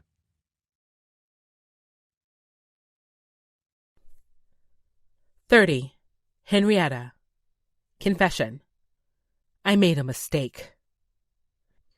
Tyler's voice was warm over the receiver. "I am happy to hear from you." My lips cracked a smile before quickly falling. I'd hoped calling him would cheer me up, but now it was taking all I had not to cry. I walked farther down the hallway, away from the waiting room, and stood at the window overlooking the parking garage. It was full of cars. I wondered how many of those cars belonged to hospital employees. How many belonged to family, like me? Their world turned upside down. "Henrietta, I can't hear you." "I'm here," I said, barely a whisper. "Are you okay?" Okay? Not even close. I felt like everything was falling apart. My grandma fell this morning. I sniffed in a heavy breath, but the hospital smell didn't help anything. She fractured her hip, Tyler. They moved her to the trauma unit of the hospital. "Oh no, that's awful," he said. "Did they say what next steps were?" My voice went on autopilot, relating the same story I had called my siblings with this morning. Both of my parents had arrived at the hospital almost immediately after we arrived. "Lots of physical therapy. She'll be in a walker once she gets out of here. Mom's already trying to figure out how to get another credit card to have the carpet replaced. I could dip into my savings to replace it, but that would set me back months. I can do that." I turned away from the window, staring at the white cinder block wall as I attempted to process what he said. Had he really just offered to replace all of our flooring? Tyler, that's too much. It's the least I can do, he said. I can get supplies cheap, and I've installed hundreds of floors before. Done. What else do you need? I racked my mind, wondering what else there was to do. The list had seemed so insurmountable before this call. We need a rail installed in the bathroom, and another rail and a seat in the shower. Easy. What else? Now hot tears were rolling down my cheeks. A nurse walked by, and I turned toward the window to hide my emotions. I'd felt so alone this morning before everyone arrived. And now I knew I wasn't. I was supposed to be going away to an overnight spa with Mara tomorrow. But someone needs to take care of Mom's garden. I can hoe with the best of them. The smile in his voice made me laugh for the first time all day. You're amazing. I'm here, he said. Do you want me to come to the hospital? The sound of clashing dishes came from the background. Where are you? It sounds like you're in a kitchen. Almost. I'm at lunch with Janessa. She insisted. My stomach instantly soured. What is she doing in town so early? I had everything prepped already. Was there an emergency at the apartments? It would be just my luck. I suspect she wanted to make another pass at me without you around, which she has, and trust me, it's not working. Although she has been poking around the office. Shit, I muttered, then looked down the hallway to make sure no small ears had overheard. I was still alone. I had left my updated resume and printed off job listings at the office. If Janessa found them, I'd be out of a job before I was even close to ready. What's wrong? He asked. I need to get back to the office. Can you stall Janessa? Not a problem. I have a feeling she'll be dragging this out as long as possible. My hero, I said, a slight smile on my lips. Thanks for letting me rescue you for once. I hung up and hurried back to the room to tell Mom I had an errand to run. Grandma was sleeping, her hands folded peacefully over her chest. Dad had gone to the cafeteria to bring back lunch. Hey, you can stop looking at credit cards, I said with a smile. She looked up from her phone, surprised to see me. Oh, Hen, what do you mean? I told her about Tyler's offer and his insistence to follow through on it. Mom put her hands over her heart. He's one of the good ones. I think so, I agreed. I have to run an errand for work real quick. Then I'll be back for the night. Are you sure it's okay that I go away with the girls tomorrow? I feel bad for leaving her. Mom glanced at Grandma. She wants you to go. She's not thinking of herself. A coy smile crossed Mom's lips. Well, now we know where you get it. Shaking my head, I took the keys from Mom's purse and left the hospital. It took precious minutes to find her car in the massive parking garage, and my nerves were starting to fray. Tyler had said he would stall, but if Janessa got to those papers before I did, I didn't want to think about it. I hadn't yet reached my savings goal, and losing this job, I pressed my foot down on the gas and finally, reached my office. I parked in front of the main door, one mission on my mind, in and out as quickly as possible. I fumbled with shaking hands to unlock the door and yanked it open. I quickly crossed the worn blue carpet to the spot behind my desk. Janessa had clearly messed with some papers, but my stack was safely at the bottom of an untouched pile. Breathing a sigh of relief, I folded the papers in half. The bell above the door jangled, and I jumped backward, seeing Janessa come inside, followed by Tyler, speaking rapidly about a deck that needed structural repair on the opposite side of the complex. Henrietta, Janessa said, her eyes narrowing. What are you doing here? Isn't it your day off? I searched desperately for an excuse and accidentally walked into my hanging plant, the pothos leaves tickling my shoulder.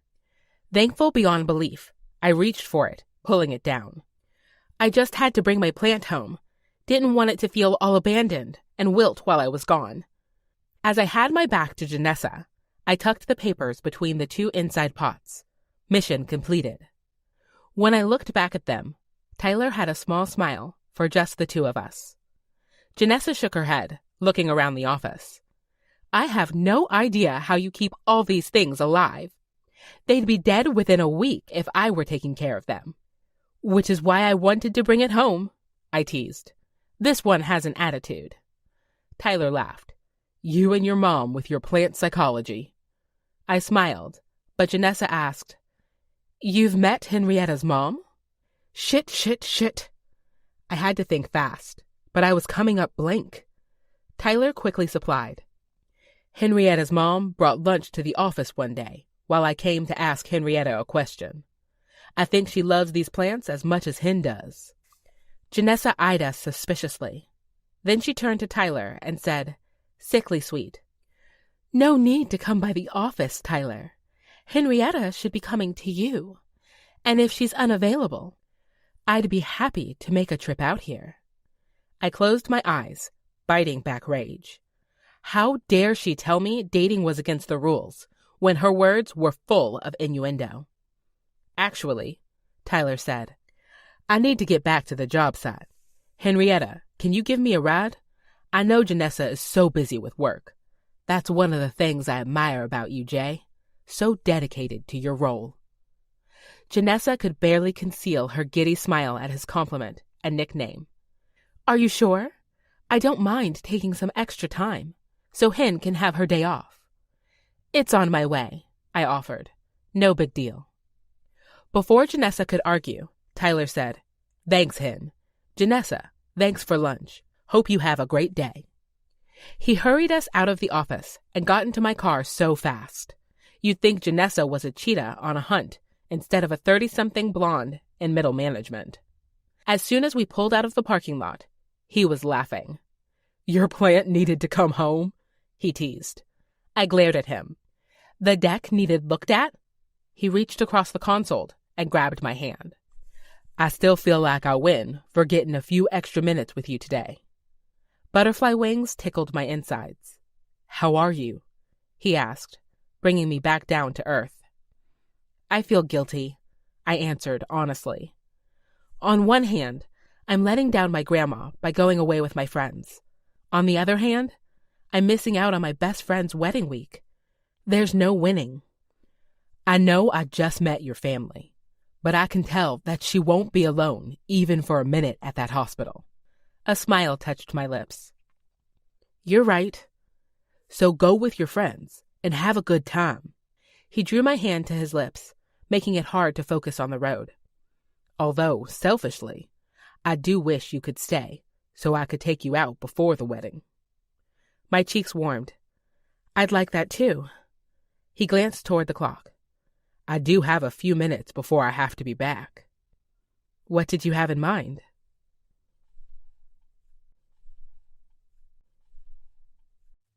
Chapter 31. Tyler.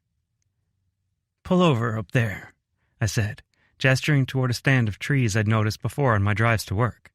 As far as I could tell, it was an empty lot, and right now, I couldn't stop thinking of kissing Henrietta senseless, of helping her forget her worries for the day, if only for a few stolen moments. She swiveled the wheel, followed the overgrown trail into a space between tall sycamore trees. With the car parked, I could hear the music more clearly. I reached for the keys and twisted them off. So we don't start a fire in the grass, I explained. Her dark eyes were on me as she nodded, her breasts moving up and down with her breath. It was sexy as hell, especially with the lacy dress she had on over her swimsuit. I trailed my finger from her shoulder to the spot where her suit began to dip into her cleavage. I like this. Her voice was quiet as she said, I meant to wear it to the beach.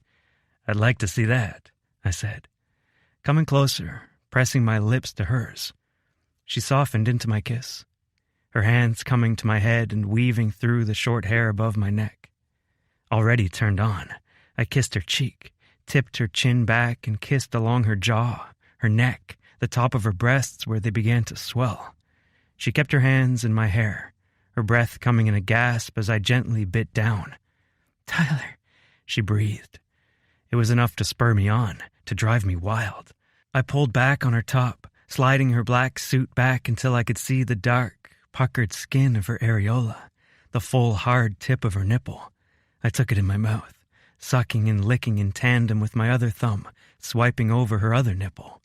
She let out a moan that made my cock harden. I covered her lips with mine, kissing her deeply, tangling my tongue with hers. I wanted more. These clothes out of the way, her skin against mine. But I had to back off before I couldn't stop myself. She deserves more than me taking it further in the car. Our first time together was going to be something she'd remember as perfect. Fuck, I moaned against her lips. I moved her clothes back in place and kissed her gently. You are irresistible. Irresistible? She asked, a slight smile on her lips. They were so kissable. I kissed them again. Irresistible. Incredible. The whole damn package, I said. And this weekend is going to be amazing. For you and your friends. And your grandma should know how much you love her if she doesn't already. Hen closed her eyes, nodding, and I slipped my fingers through hers. There was an unspoken understanding in the car. I needed to get back to work, and Hen had things to take care of at home. But the best was yet to come, and damn, was I looking forward to it. She drove the last couple minutes to the job site, and then when she parked in the small dirt lot, I didn't want to get out. Text me if you need anything while you're out of town, I said. She nodded, biting her lip. And call if you want to talk. Now she smiled. Do you like talking on the phone? I shrugged, not wanting to give myself away. When you live on the road so long, you get plenty of practice. There was awe in her eyes as she looked at me. I can't believe you're interested in me. But the words sounded so wrong. I took her face in my hands, not caring if any of the workers saw me. She needed to hear this. Hen, there are billions of women on the planet, and none of them have ever amazed me the way you continue to do. Please, believe me. Her eyes softened as she took in the words, and I couldn't stop from kissing her one more time. I'll see you at the wedding, I said. I'll be the one in the purple dress, walking down the aisle. And I'll be the guy standing there, wondering how in the hell he got lucky enough to be your date.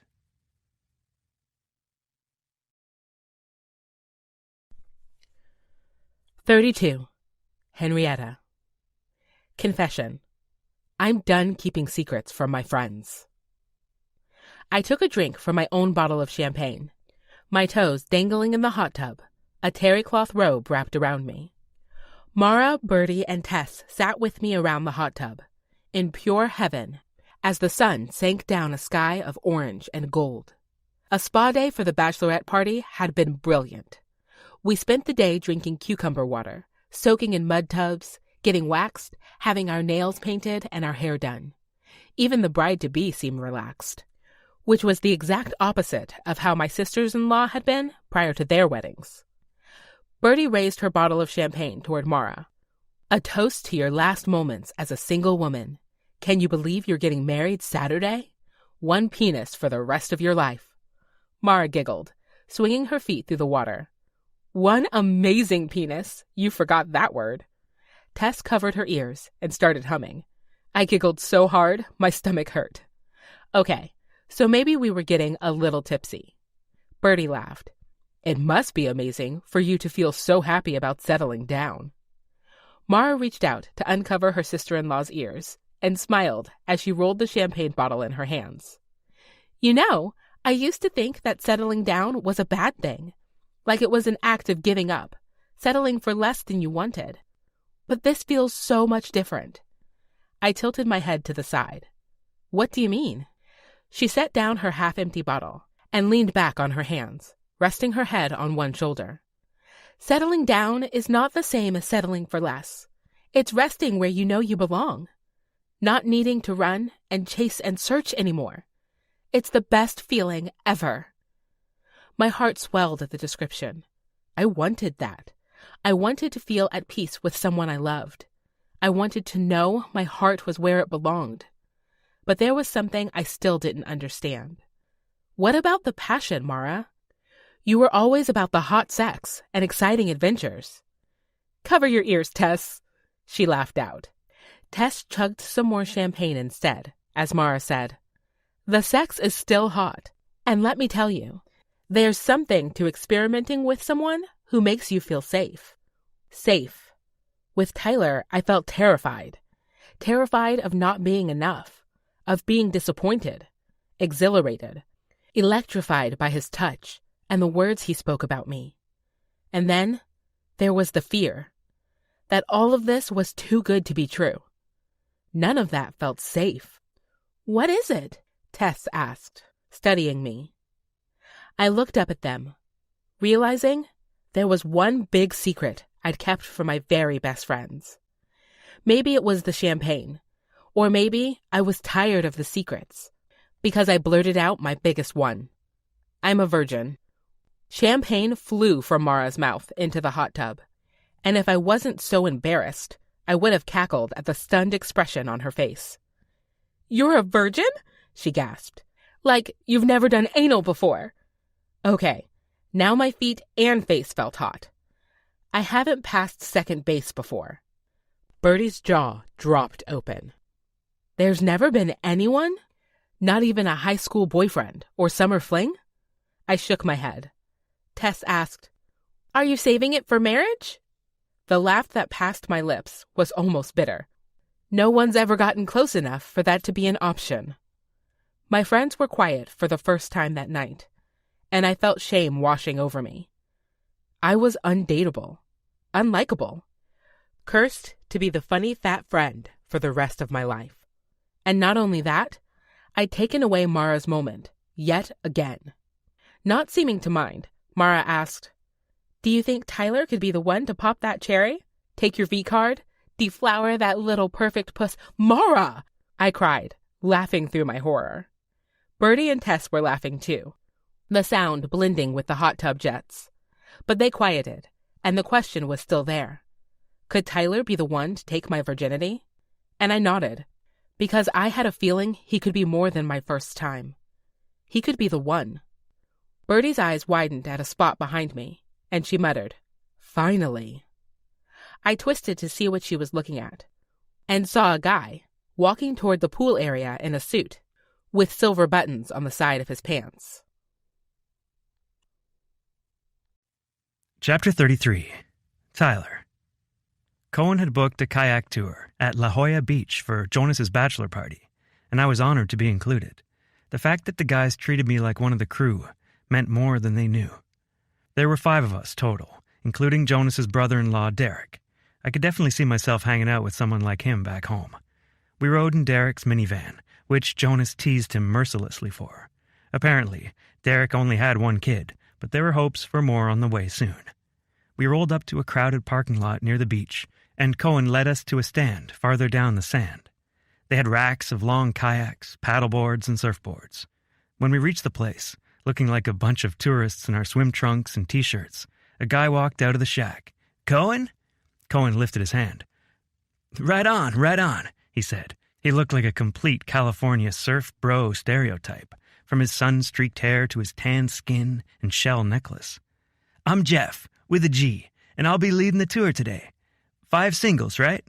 "We're all married, or about to be," Derek said. "Well, except him." I felt like I was in 5th grade again, the only kid without a little crush to call my own. Jeff, with a G, laughed. "I meant single kayaks." He winked at me. "Although I have a friend I could hook you up with." "That won't be necessary," I grunted. "Right on. So pick a yak and let's get on the water." Steve looked at the kayaks like they were wild animals. "I'm gonna need an extra life jacket."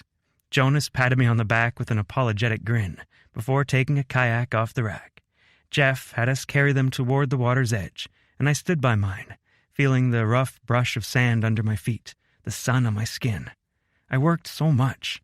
I didn't take a lot of time to enjoy or relax. I should change that, I thought. Ask my brothers to go on a trip with me. Maybe they'd agree to Vegas. At least, I knew Rhett would. Jeff interrupted my thoughts, going through a safety spiel, which Steve listened very intently to, before helping us get our kayaks out on the ocean. We paddled out, following Jeff away from the crowded beach. Stephen's knuckles were white on his oar.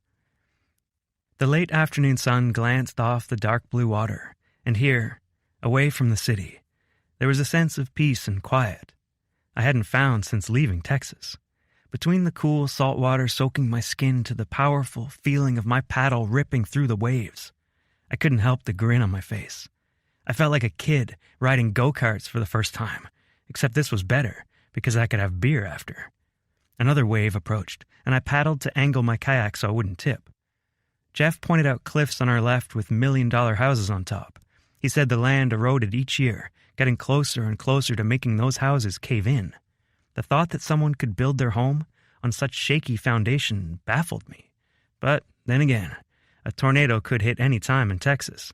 Maybe it was better to know when the end would come so you could be prepared. Jeff pointed his paddle to a spot north of Cohen's kayak. "Look down there! 3 sea lions swimming by!" I paddled forward, careful to give Cohen some space, and spotted 3 darker spots deep below the water. I wished Henrietta could see this with me. "We should take the girls next time," I said. "They'd love this." Cohen splashed me with his paddle. Wiping salt water from my face, I said, "What the hell was that for?" Wearing a grin that looked like one of Rhett's, he said, "You're in trouble. Already thinking of her when you're on a guy's trip?" Steve grunted from his kayak. "Next thing you know, you'll be looking at dolphin souvenirs for your 3-year-old. Jonas said, "He's speaking from personal experience." "Obviously," Steve said. "And can I just say, magnet prices are ridiculous these days." I shook my head at the 3. I may have been the only single one here, but I couldn't deny all those thoughts had been on my mind. "Shit, you're right." Cohen rested his paddle in his lap. "Nothing wrong with that." I didn't know if I agreed, because it meant 6 months from now I'd have an impossible choice to make. At my hesitation, the guide said, "What's with the face? You fall for someone unavailable?" All the guys looked at me, waiting for my answer. "I fell all right. Now let's find some more of those damn seals." Jeff said, "Sea lions," and continued on his way.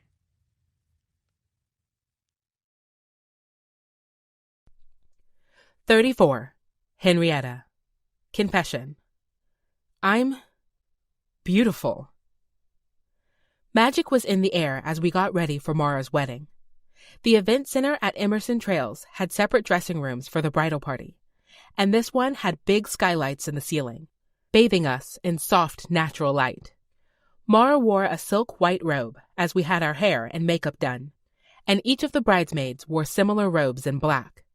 It was picturesque and beautiful and inevitable, like this day was meant to happen exactly this way.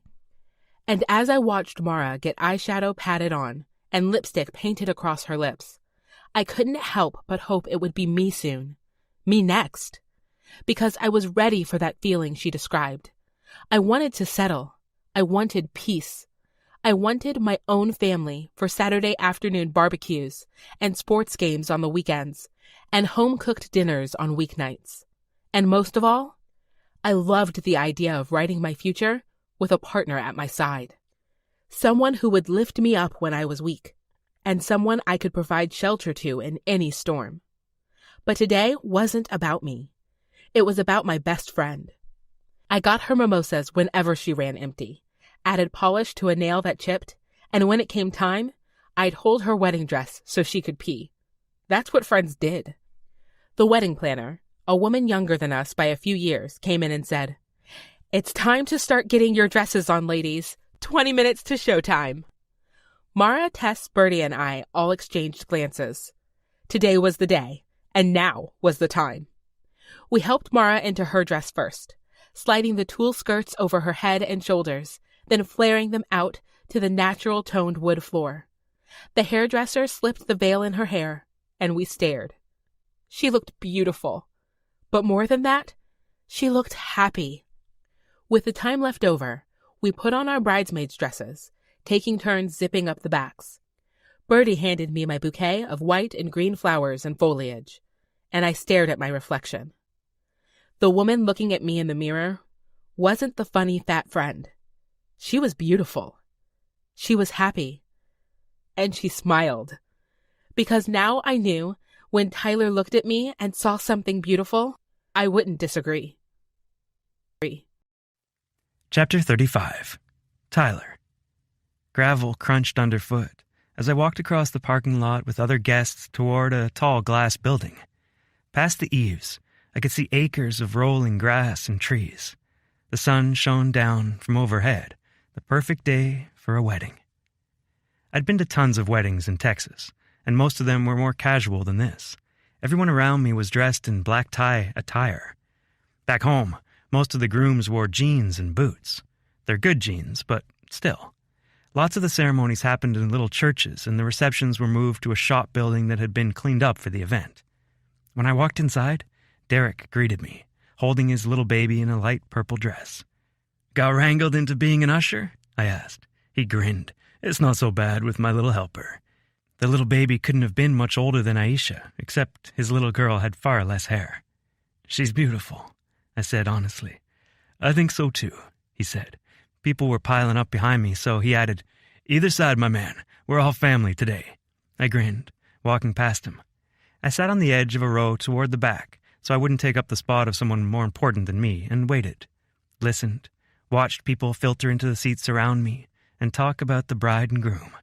I picked up snippets about the television show Mara was writing for, heard about how Jonas's virtual accounting firm continued to grow, and most of all, I waited to see Henrietta. And then the music started, cutting all chatter. A man holding a Bible walked to the front, followed by Steve and Cohen. Then Jonas walked up the aisle, an older woman dressed in a purple gown on his arm. He kissed her cheek before leaving her sitting in the front row. As if my body sensed her, I turned, looking to the aisle. Henrietta approached, moving purposefully in a floor-length dress. Soft fabric swished around her perfect hips with each step, and the bouquet she held at her chest only accentuated her cleavage. But her face stole the show. She had a soft peach blush on her cheeks, and her full lips were glossy, and the light in her eyes, in her smile, made her shine. Our eyes met, and her smile grew, deepened, and for a moment, all the air was gone from the room. All the people had vanished. It was her and me, and the sound of the pounding in my chest.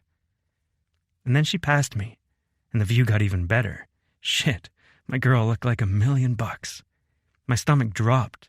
My girl. She wasn't my girl. Not officially. I'd never asked her to be. And I needed to fix that. Immediately.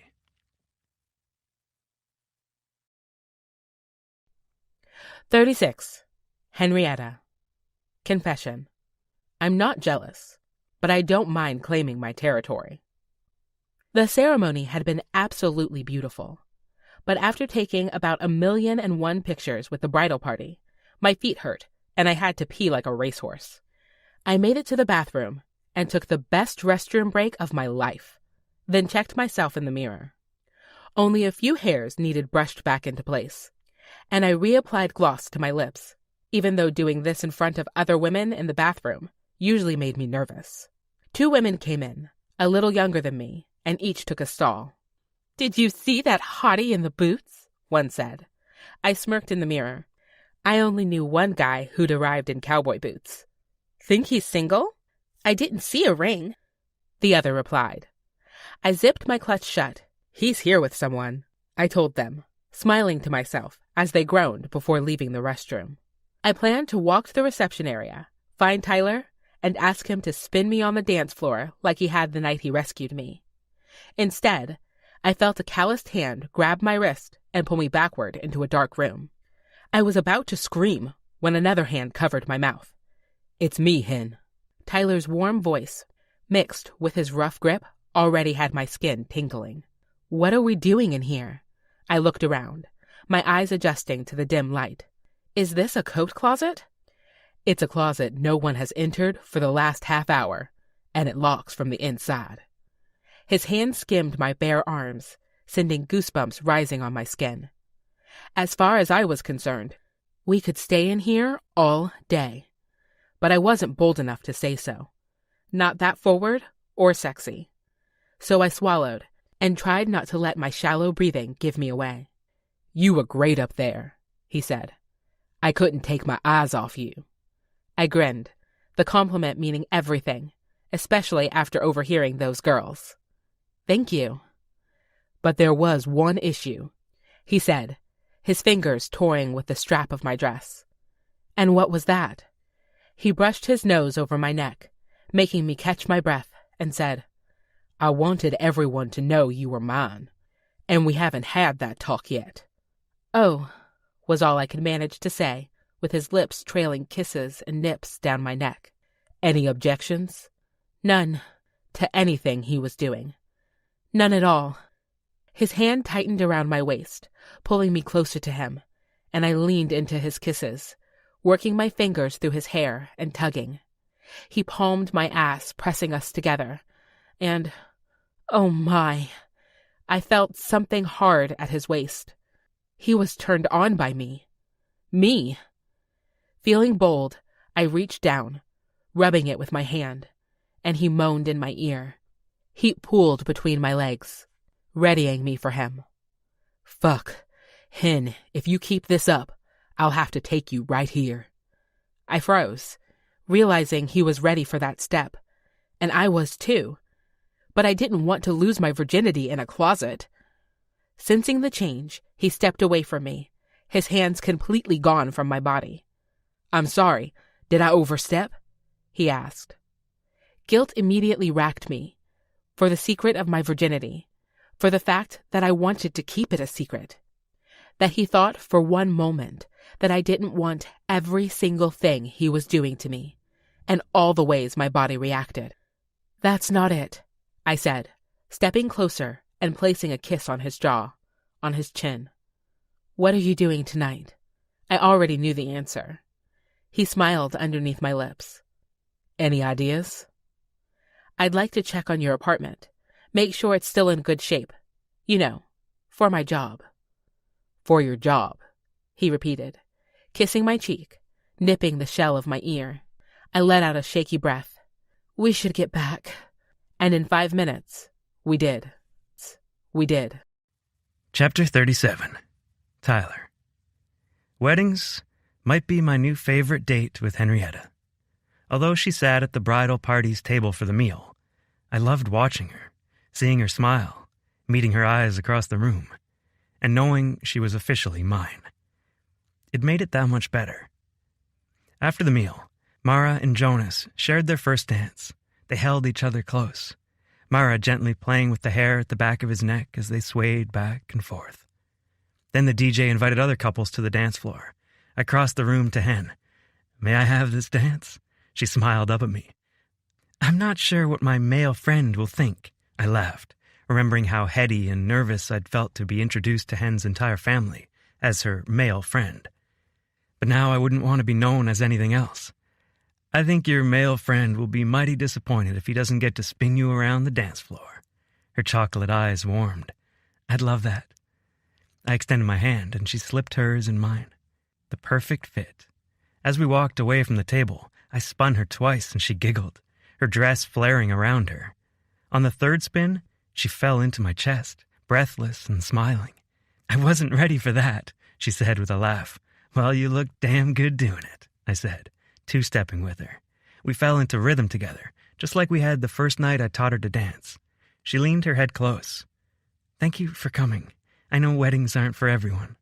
I kissed her crown. I love being here with you. And you might be surprised. I think weddings are fun. Yeah? What do you like about them? Other than the leap of faith it takes to commit in front of everyone you know? She chuckled. Yeah, other than that. I thought it over for a moment, letting the music wash over us. I like the cake cutting, and not just because I inherited my grandpa's sweet tooth. Smiling, she said, What is it then? You know how they hold the knife together? It's ridiculous and adorable at the same time, and then you get to see their personalities on full display by the way they feed each other. What do you think of shoving cake in each other's face? She asked. A waste of perfectly good cake, I winked. Unless you get to lick it off. The music slowed, and the DJ came over the speakers. It's time for our bride and groom to cut the cake.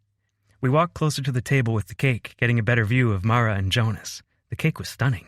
Lots of creamy frosting, decorative frosted flowers, and multiple tiers so everyone would have plenty to eat. Just like every other wedding, Mara and Jonas approached the cake. A little couple mirroring them stood on the top tier, holding hands. Mara grabbed the topper first and licked the bottom, making me laugh along with everyone else. What? I'm not wasting perfectly good frosting, she said. Here, here, I called, raising my beer. The open bar was a nice touch. Hen giggled. That's my girl. Jonas grinned adoringly at Mara, picking up the knife as the photographer's camera sounded with each new picture. She placed her hands atop his, and they cut a chunk from the bottom layer. Jonas put a small piece in her mouth, and she sucked his fingers suggestively. Everyone whooped, cheering and making comments about the honeymoon. That sums up their personalities, Hen confirmed with a laugh. Then Mara held out the cake for Jonas, and after he ate it, he kissed a stray bit of frosting from her lips. I tightened my grip around Hen's waist, and she smiled up at me, that ever-present light in her brown eyes. Feeling like my heart couldn't get any bigger, any fuller, I bent my neck and placed a kiss on her lips. She smiled up at me, and it was good. It was so fucking good. We danced for the rest of the reception, held up sparklers as Jonas and Mara walked away from the venue, and cheered along with everyone else as their car drove toward the airport, cans rattling on the ground behind them. People around us began dissipating, getting into their cars and lighting the dark parking lot with headlights and taillights. Did you drive here? I asked. She nodded. I can follow you to your place? I kissed her, hard. I'll see you soon. 38. Henrietta. Confession. Cleaning supplies turn me on. As I drove to Tyler's place, all I could think was, I'm about to lose my virginity. My heart was beating fast, and my hands were shaky on the steering wheel.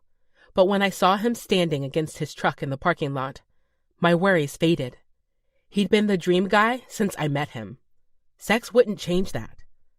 I got out of my car, acutely aware of his eyes sizzling over me, like no man had ever looked at me before. His gaze wasn't greedy or hungry. It was appreciative. And oh, so sexy. I noticed something sticking out of the truck bed behind him, and I nodded toward it. Bringing your work home? Oh, this? He turned toward the boxes as I walked beside him, looking at them. My eyes instantly watered at the labels. Engineered hardwood flooring, oak brown. Tyler, that stuff is so expensive. We have 1,500 feet to cover. He ran his hands over my hair, my shoulders, and hugged me from behind. His breath feathered my hair as he said, Can you believe me when I tell you it's no big deal? I shook my head, the memory of my mom begging with credit card companies fresh on my mind. I turned to face him, linking my hands behind his neck. It's a huge deal, Tyler. A very, very big deal. He leaned his head forward, resting his forehead against mine. Then would you believe me when I told you that you're worth it? Butterfly wings tickled my insides, replacing nervous jitters with syrupy sweet emotion. And since there weren't words to show him just how much it meant to me, I tilted my chin up and met his lips with mine. His touch mingled with the breeze against my skin and sent tingles down my spine. Come on, he said, his voice a whisper, his lips a smile. I nodded, biting my bottom lip, and slipped my fingers through his.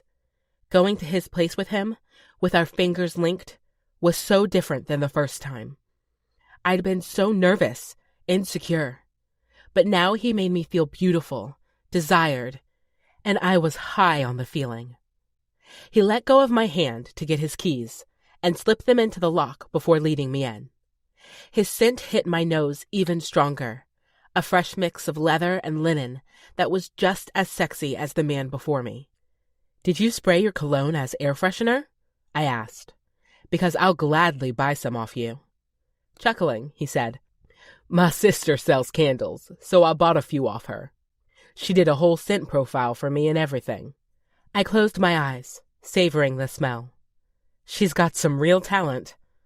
I'll let her know you said so, he replied, as he slipped off his suit jacket and went to hang it up in the coat closet. There were 3 other coats in there, a rain jacket, a North Face outer shell, and then a thicker winter coat. Everything he needed and nothing more. I liked that about him, too. I kicked out of my heels, breathing a sigh of relief as my feet flattened on the carpet floor. That feels so good. I can give you a foot rub, he offered. And make me fall in love with you? He laughed. That's the goal. I shook my head, still smiling, and said, Can I borrow a pair of socks? I'd hate for you to be disgusted by my feet. Acting exasperated, he took my hand and pulled me onto the couch with him. He sat opposite me and took my feet in his lap. I knew I'd hoped for sexy times, but the way this man rubbed my foot, it had to be orgasmic. That feels so good, I sighed, leaning my head back against the couch cushion. You've had a long few days, he said. With your grandma and the wedding, I bet you're exhausted. With his words, I felt down to my bones how true that was. I am. When you're a woman in business, you start to feel like you can't show any emotions, any weakness, or people won't take you seriously. And at home, I know I have it good, being able to live there basically rent-free. It feels wrong to complain. You have every right to feel however you feel. I love my folks, but I couldn't share a sink with them. My mom's so particular about dishes that she re-washes the plates my dad cleaned after he goes to bed. Seriously? I laughed. I would just be happy someone's doing the dishes who isn't me. You don't lack dishes? I shook my head. It's the worst. And knowing all that dirty water is soaking into your skin? Yuck. You know, they have this fancy contraption called rubber gloves. And have my hands soak in their own sweat? No, thank you. And God forbid some of that dirty water gets in there and starts growing something? No, no, no. He chuckled, reaching for my opposite foot. As long as you're with me, I'll do the dishes. I bit my lip. So freaking sexy. Waggling his eyebrows, he said, You should see me with a toilet brush. Talk dirty to me, I winked, resting my head back on the couch. Chapter 39. Tyler. Henrietta's eyes slid closed, and her breathing slowly evened out. I smiled, feeling her completely relax in my hands, her legs growing heavy in my lap. I'd wanted to please her tonight, but this, knowing she felt safe enough to let her guard down with me, it was just as good. I looked at her feet in my hands, soft from the spa day, and her toes were painted with a shiny olive green paint. For a moment, I sat, watching the rise and fall of her chest, gliding my palm over her shins, just enjoying the peace that came with her presence. Something about having her here made my apartment feel less lonely than it usually did, and I dreaded the moment she'd eventually have to go. But I didn't want to think of that now. I carefully lifted her legs from my lap and went to my room to get a spare pillow and blanket. When I returned, I gently moved her into a more comfortable position and then covered her with the blanket. She shifted slightly, nuzzling her head into the pillow, and then settled again. I stood back, folding my arms across my chest. You're one hell of a woman, Henrietta Jones. Smiling to myself, I walked back to the bedroom and began taking off the rest of my suit from the wedding. As I slid down my pants, my phone fell out of my side pocket, and I picked it up, seeing a text from the group chat I had going with her brothers. Jamarcus, I'll be there at 7. See you then. Justice, me too. Thanks for this. Bertrand, I'll be there at 8:30 with the lumber delivery. I texted them back. Tyler, see y'all soon. Then I set my phone on the dresser, threw the clothes in the hamper, and walked back to the shower. These apartments weren't fancy, but one thing I could say, the water pressure was top-notch. I stepped under the heavy stream, letting the pressure wash away the tension from the day. I'd wanted to take things to the next step with Henrietta, make her scream my name until she clenched around me. But once I saw how tired she was, I couldn't ask that of her. That memo hadn't reached my dick yet, though. I was so fucking hard for her. I ran my hand down my length, wishing it was her hand instead. Fuck. I didn't want to masturbate with her in the next room, but this situation wasn't going away anytime soon. Especially with how good she looked tonight. How fucking sexy she was, pressed against the coat closet wall. I gripped my cock, holding it tight in my hand and closing my eyes. Her breasts would bounce as she worked me faster and harder. Her lips would part, ready for me to enter her mouth so she could taste me on her tongue. Fuck, she was so hot. And those tits, I'd knead them, slather them with oil and thrust my cock in her cleavage, harder and faster, her throat humming with pleasure as I tit-fucked her. Just as I was close to coming, she'd take me in her mouth, hold my thighs with her hands, so I had no choice but to nut down her warm throat, and she'd look up at me as she swallowed every last drop. My cock throbbed one last time before I came all over the shower floor. The next time, it would be with her.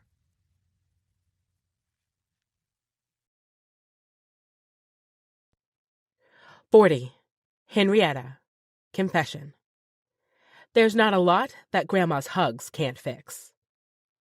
When I woke up, Tyler's apartment was dark except for a bright slit of light shining through the blackout shades in his living room. And then it hit me. I'd fallen asleep on his couch, in my bridesmaid's dress, still a virgin. I sat up and let out a groan. Gah! I was so pathetic. I couldn't even stay awake to bone my hot boyfriend. I cringed internally at my use of the word bone. That was such a virgin word to use, which made sense because flower, still there.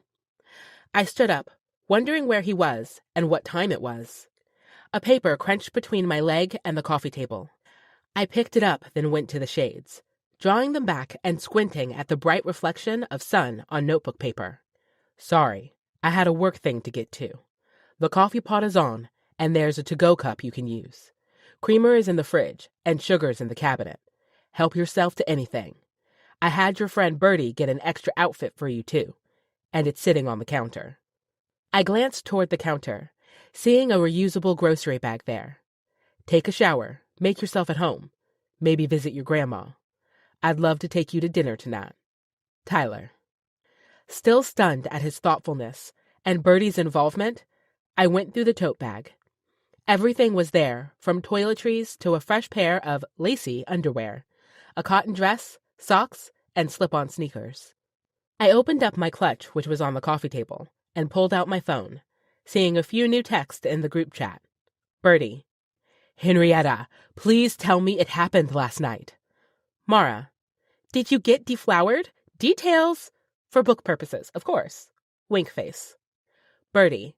It was so sweet of him to have me get your stuff for you. Swoon. Mara. The suspense is killing me, girl. I smiled at my friends' messages. They were so excited for me. I should have opened up sooner about my virginity. But for now, it was still intact. Henrietta. I fell asleep before we could do anything. So freaking lame. Mara. Was he bad in bed? Henrietta. I wouldn't know. He gave me a foot rub, and I basically passed out on his couch. I glanced at my clock, and my jaw dropped open. How had I managed to sleep past 11 o'clock?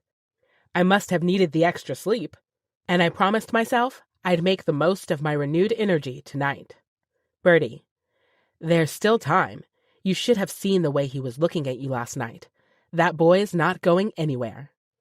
I smiled at the text. Henrietta. Fingers crossed. Henrietta. Now get back to your honeymoon, Mara. Mara. Fine, but text me when it happens. I'll drink a margarita to celebrate. Extra cherry on top. Wink face. Henrietta. Gross, LOL. And promise. I walked into the hospital carrying 3 sweet teas, a raspberry-flavored one for Mom, peach-flavored for Grandma, and blackberry for me. Usually, we made our flavored teas at home, and we'd sit on the back patio, sipping away and chatting about the day. Today was different. We weren't at home. We were in the hospital. And I felt the weight of that fact as soon as I got underneath the harsh, fluorescent lights. Even though I had had fun at the wedding, everything was different now, and the future was more uncertain than ever. When I was younger and had worried thoughts like that, Grandma would say, "Stop with your stinkin' thinkin'." I tried to do that now, taking a deep breath to clear my mind before walking into the room. Mom smiled at me, taking her tea, and Grandma grinned. "I was just thinking I needed some sweet tea," she said. I handed her the clear cup with ice crackling against the plastic. "I had them add some extra sugar for you." "You're bad," she said, giving me an appreciative yet scolding smile. I took the other open chair by her bed and drank from my straw. Sweet liquid flooded my tongue, making me relax a bit. "How has it been, Gran? I still feel guilty for not being here this weekend." "Don't be silly," Grandma said. "You can't stop living your life because I'm getting old." I gave her a look. "Getting?" She batted her hand at me, and I laughed. "Can't you just let me worry about you?" I asked, exasperated. "If it involves piety, then yes," she replied. "Get it? Pity, tea?" I rolled my eyes, laughing out loud. "You've done better." "Well, excuse me. My humor lately is almost as bad as the hospital food." Mom smiled at us, shaking her head. "How was the wedding?" "Beautiful." I began telling them all about the event, from the vows they wrote themselves to the best man speech Cohen gave, that had me crying I was laughing so hard. And then, of course, I had to tell them how amazing Tyler had been on the dance floor. I overheard multiple women saying they hoped he was single when I was in the bathroom. Mom said, "That's exactly how your dad was. Every girl had their eyes on him, but we've been together 38 years now." Grandma said, "Well, now I do feel old. I remember you bringing Murph home that first time to meet us." Mom covered her face with her hand, not resting on a magazine. "I'd rather forget it." Grandma cackled and put her hand on my arm. "That boy dressed up, had on suspenders even." "Suspenders?" I gasped. "I've never seen Dad out of jeans." Grandma nodded. "Suspenders, and these shiny black shoes. Your grandpa gave him one look and shook his head." She lowered her voice. "Not for my daughter.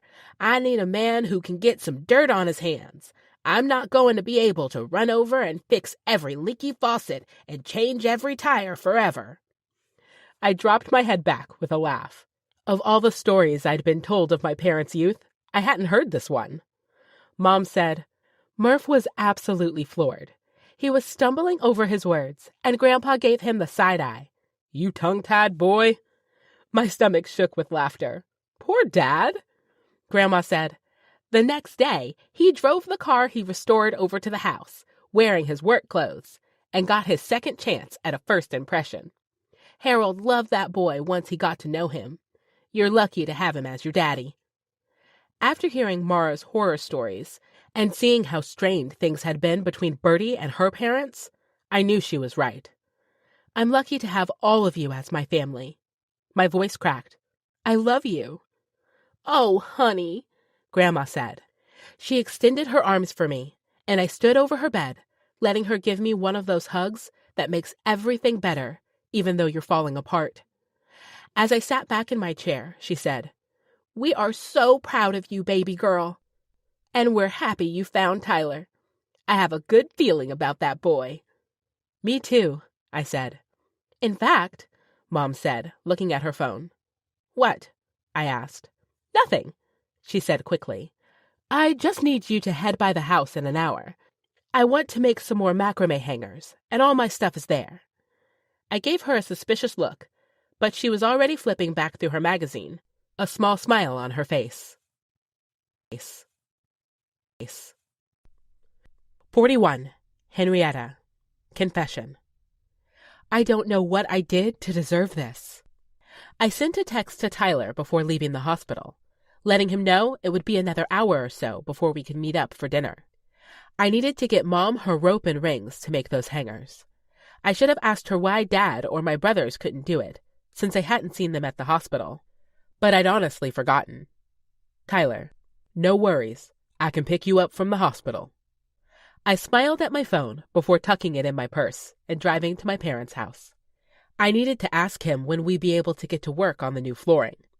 According to Mom, we had a couple weeks, since they wanted Grandma to do physical therapy in the hospital and get stronger before coming home.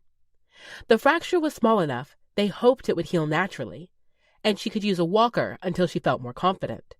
If not, we'd have a whole ramp to install as well, adding the question of someone around to help her. Grandma's life could be a lot longer and harder than I had planned for. And that put a knot of worry in my gut. I could be working for another 10 years to keep her at home. Unless I could find a remote job to stay at home with her. But that thought was quickly wiped out of my mind as I pulled up to the house. All of my brother's vehicles were there, along with Tyler's pickup, and there was a brand new ramp leading to the front door. Completely speechless, I got out of the car, seeing my brothers and Tyler spilling out the front door onto the porch. "What do you think?" Dad called, grinning ear to ear. "You built a ramp!" I barely registered my feet carrying me down the front sidewalk. Dad clapped Tyler's shoulder. "Wait till you see inside." Our eyes locked from feet away, and I gave him a disbelieving look. "What's inside?" Tyler nodded, answering my unspoken question. It was taken care of. All of it. I walked up the ramp, and John Marcus put his arm around my shoulders. "Check this out, sis." We walked inside, and it was like a new house. The flooring gleamed under the lights, completely beautiful, and all the furniture and trim boards were already back in place. There was even a new recliner in our living room. "We got a new chair, too?" I asked. Justice said, "Imani's mom had an extra chair with a built-in lift. We thought it might make things easier for Grammy."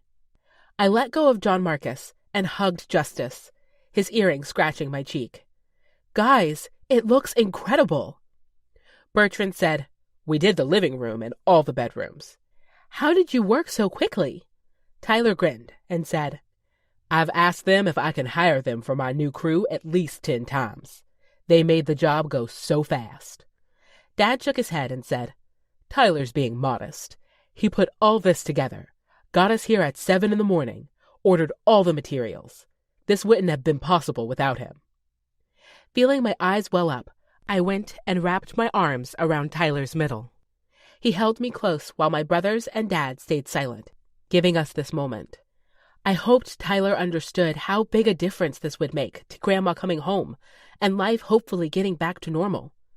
Or at least, the newer version of it. Then it hit me, and all the blood drained from my face.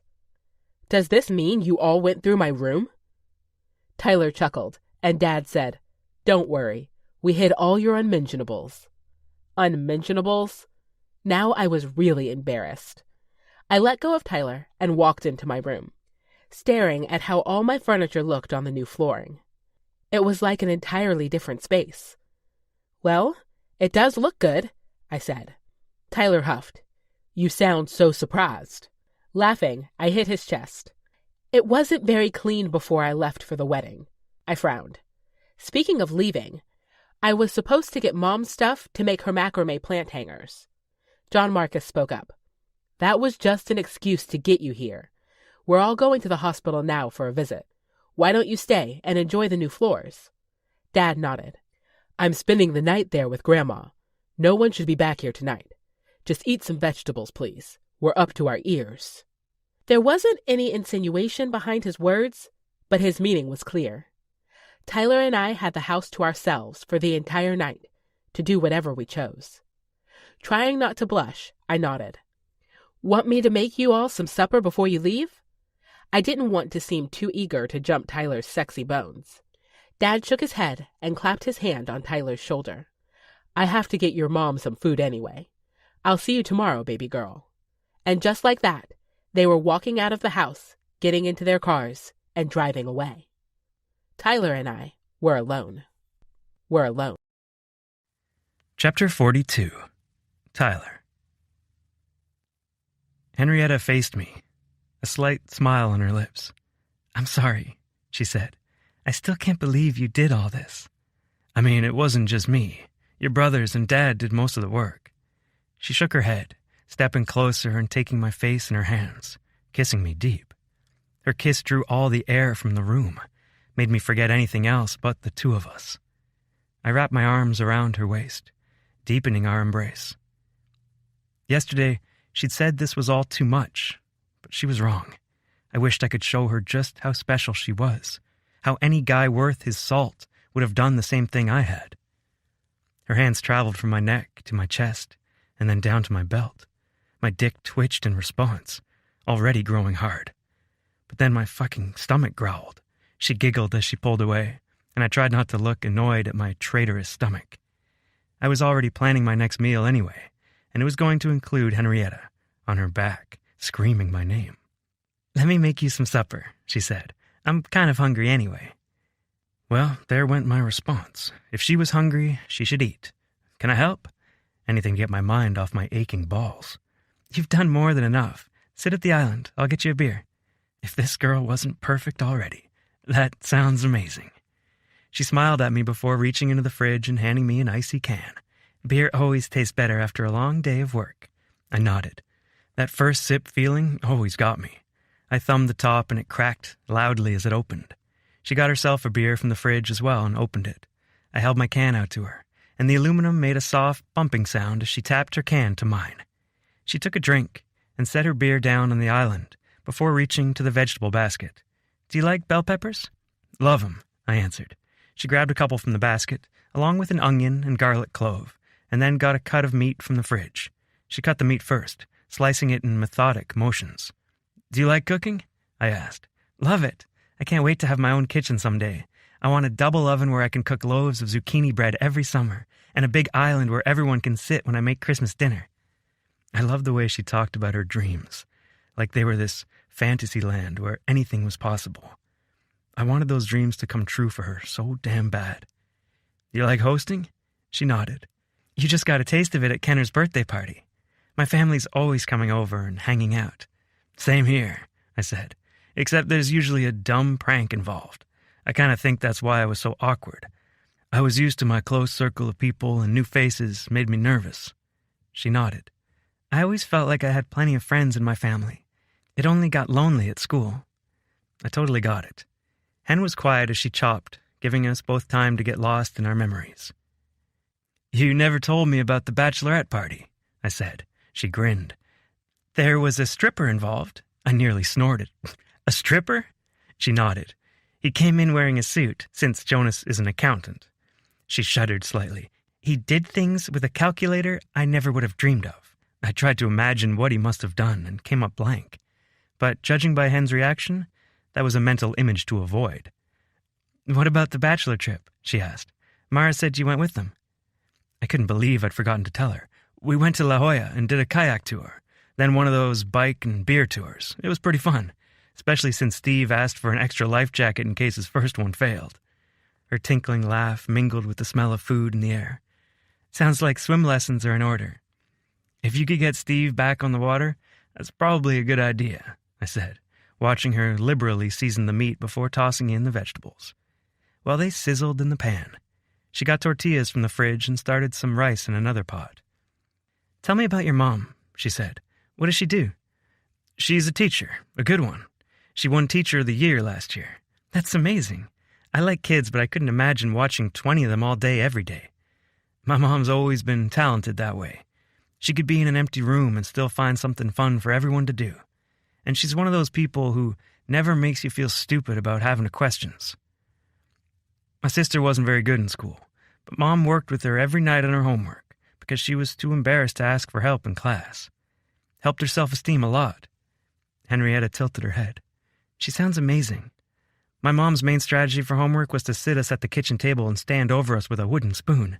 Hen laughed. "Jamarcus especially needed the motivation. My brother Rhett was the same way. But Jamarcus seemed to have plenty of motivation today," I said. "He's grown a lot." She stirred the meat.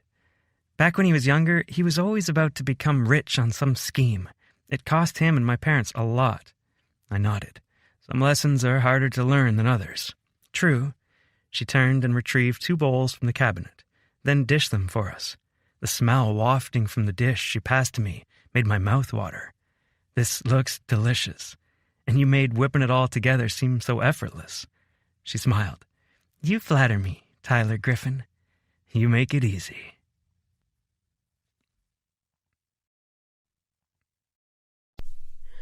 "43. Henrietta. Confession. I'm terrified of losing my virginity. We'd eaten our fajitas. We'd drunk our beer. I was warm and buzzing with electricity. And I'd never been more nervous in my life. I pushed abruptly back from the island and said, "I'm going to use the bathroom." "Sure, I'll take care of the dishes." He winked. I shook my head at him because, he wasn't allowed to be sexy and kind and do the dishes because he knew I hated them. My breath picked up as I walked to the bathroom and shut myself inside. Was I really going to lose my virginity to Tyler? Tonight? And what would he think when he saw me naked? Would he change his mind? Had he been with big girls like me before? Would he know to expect the stretch marks and dimples and rolls? Or would it all scare him away? I wished I was more like Mara and Bertie, confident in my size. But even if I didn't have their confidence, I did have them at my fingertips. So I sent them a text. Henrietta, SOS. I'm about to have sex with Tyler, and I'm freaking TF out. Mara, what happened? What's wrong? Bertie, I'm here too. Heart. Henrietta, what if he doesn't like my body? Mara, Henrietta, you're fat. Your clothes don't hide that. I cringed at her calling me fat. I knew to her it was just a word, a descriptor. But when people had used those 3 letters to insult you your entire life, it was hard to get used to thinking of the word any other way. Mara, and being fat isn't a bad thing. Bertie, exactly. Cohen loves my curves. Honey, I don't think Tyler would be so into you if he didn't like your size. Mara, this. I know it sounds cliche, but there's literally more of you for him to love. And play with. Wink face. My cheeks were getting hot. Was I really ready for this? What if... Henrietta, what if I'm bad in bed? Bertie, I don't think Tyler will mind practicing with you. Wink face. Practice. I could do that. There wasn't a text from Mara right away, so I locked my phone and set it on the sink. If I stayed in here too long, Tyler would think I was having stomach problems, and that would totally kill the mood. I wasn't about to almost have sex for the second time. No, tonight was the night. I reached into the cabinet and dabbed on some expensive perfume my grandma got me for my birthday a few years back. Then I ran my fingers through my hair, making sure it was perfect. And of course, I dabbed on just a little bit of lip gloss. I looked at myself in the mirror and whispered, "You can do this. You have a hot guy who likes you. The whole house is yours for the night, and if it doesn't go well, you can try again. If it doesn't work with Tyler, there will be someone else." But I already knew that last part was a lie. I may not have known Tyler long, but I knew him well enough to understand that there was no one else like him. I pushed back from the sink, put my hand on the doorknob, and took a deep breath. Henrietta Jones was not going to be a virgin anymore. 44. Henrietta. Confession. It's time. Tyler? I called from the bathroom doorway. Yeah? Meet me in my room. The sink immediately turned off, and I smiled to myself. Maybe that meant he was just as excited as me. I met him in my bedroom doorway, and we were squeezed into the space, our bodies pressed against each other. He palmed the side of my neck, his hand big enough to cover my jaw, too. "Have I told you how beautiful you are?" He breathed, his voice husky. I looked from his eyes, a dreamy mix of dark green and brown, to his lips, full, pink, and I kissed him. Slow at first, then harder as we walked to my bed. He lowered me down, straddling me on the bed as he feathered kisses from my lips to my cheek and jaw.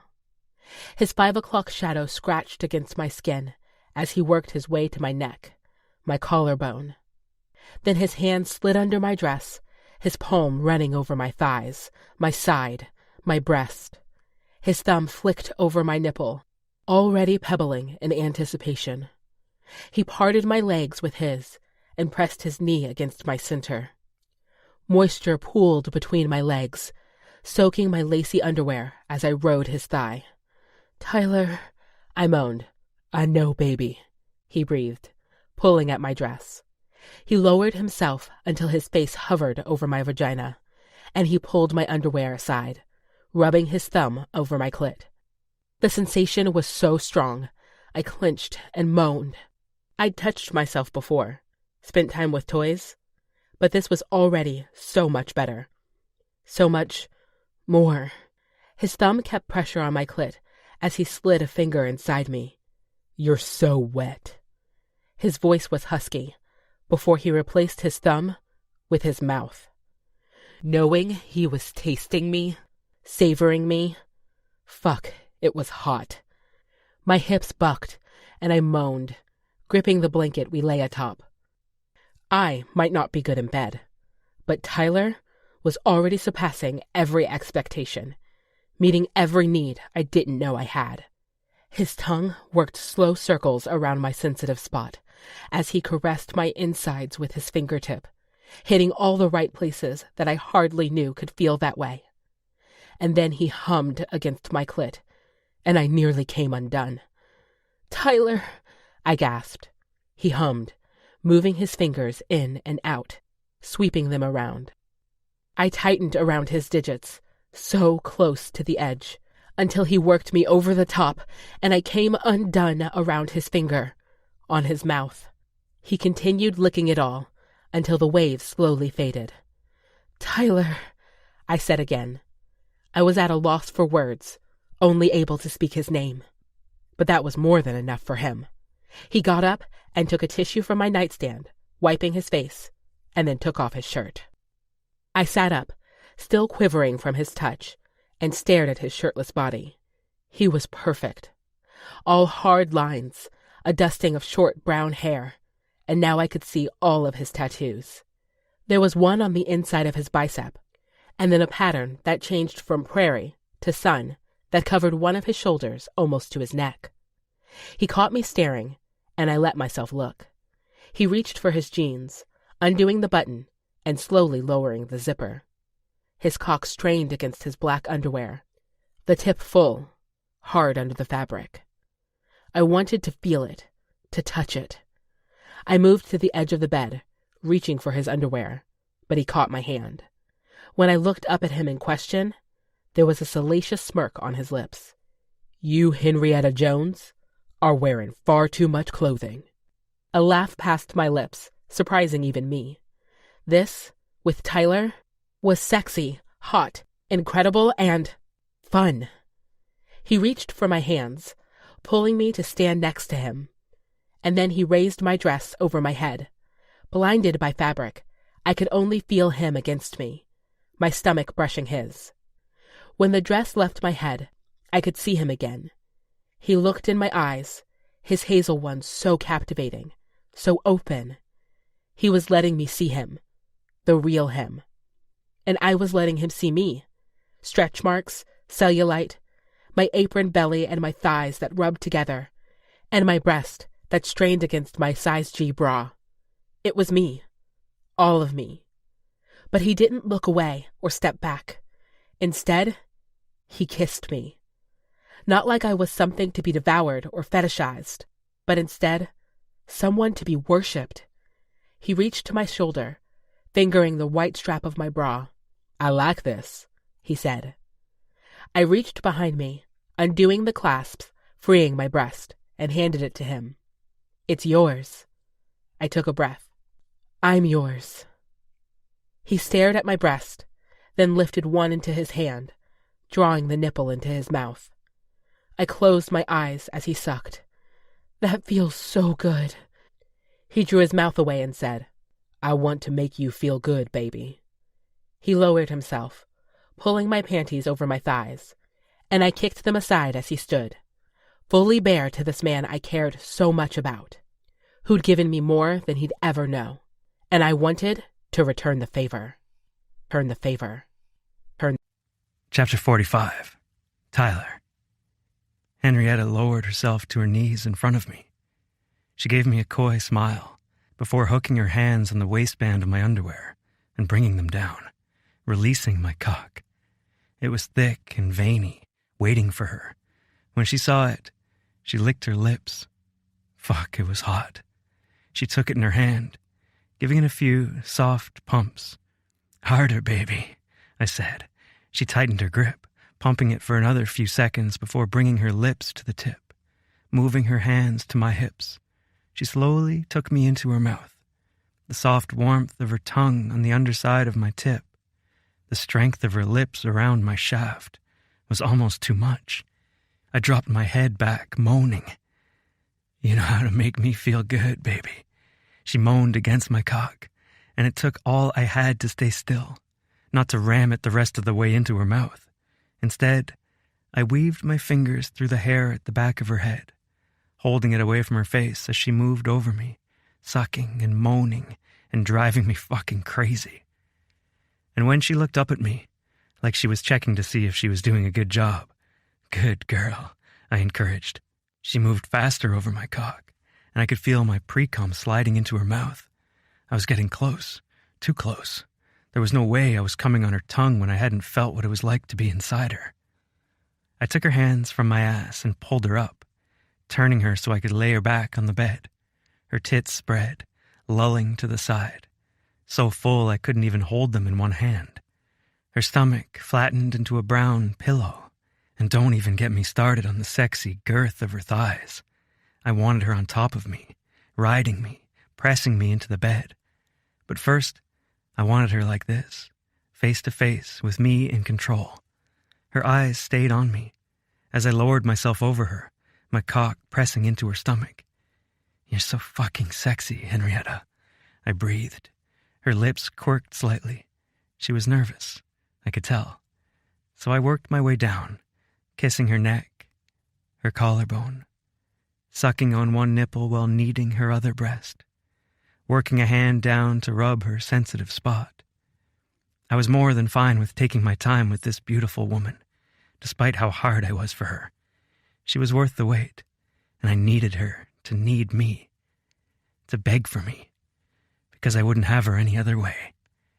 She ran her hands down my back, digging her nails into my skin, holding on until she was gasping for air. "Tyler," she rasped, "I want you closer."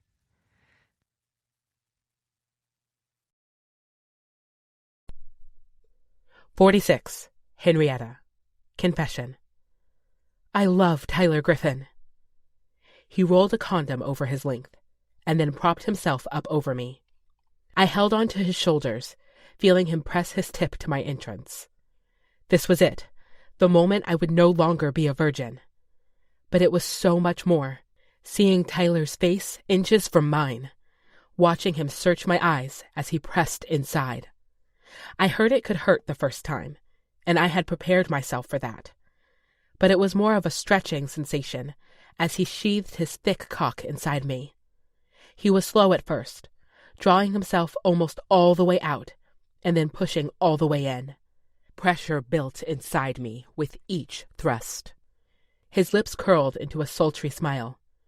"You feel so good, baby." All the emotions were there. Happiness, surprise, delight, and so much more. I hardly had words, so I took his face in my hands, drawing his mouth to mine. He kissed me hard as he continued a steady rhythm, in and out. It was all so surreal. My first time with Tyler Griffin. I couldn't have asked for anything better. My heart swelled as he continued his pace, filling me in a way I'd never known before. Emotion clogged my throat, and I swallowed, feeling tears sting my eyes. "I know, baby," he said, as tears dripped down my cheeks. He lowered his hips to mine as he ground inside me, then cupped my face with his hand, brushing a tear away from my cheek. His voice was hoarse. "It's never been like this for me before either." I felt more vulnerable, more seen than I ever had in my life, with this man holding me. He wasn't shying away from my feelings, from my size, from me. No, he'd embraced me, and all that I was. The swell in my heart grew with the build of my orgasm. "Tyler, I'm coming," I gasped in shock. I never thought I would come with my first time. But the waves were growing. "I'm coming." "Yes, baby, that's it," he said, pushing harder, faster, until he shuddered over me, inside me. I whimpered as my orgasm milked his cock, and we stilled. He lowered himself to lie beside me, his breath slowing from the gasps he'd taken earlier. Plastic snapped as he freed himself of the condom. I watched as he tied it in a knot, pulled the plastic to check for holes. Seeing none, he set it in the trash can by my bed. I rolled to my side, facing him, as I assessed my body. I felt different, not because I'd had sex, but because I'd been claimed as his, and he'd let himself be mine in the most intimate way. Somewhere in the back of my mind, I wondered if I was bleeding, but I doubted it. My hymen had probably already been broken by a toy or a tampon. "That was amazing," he said. I smiled slightly and nodded. "I'm sorry for crying." He laughed, and I found myself laughing too. "Don't worry about that," he said. "You were so beautiful with your eyes shining." I covered my heart. "You're perfect. Tell me there's something wrong with you." "Well, I did have some unwholesome thoughts when you had your mouth on my cock." I sputtered, laughing. I mean, that's about the most unwholesome sentence I've heard. What were you thinking? He took my hair, twirling it around his finger, then tugging gently.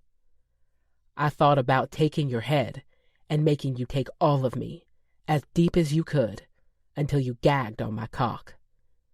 Even though I'd already come twice, my vagina clenched. "That sounds sexy." "Yeah? You're into the dominating type." I bit my lip. "I think I am."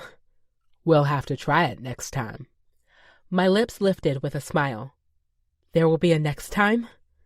"If I have a say in it, there will be a next time, and a next time, and a next time."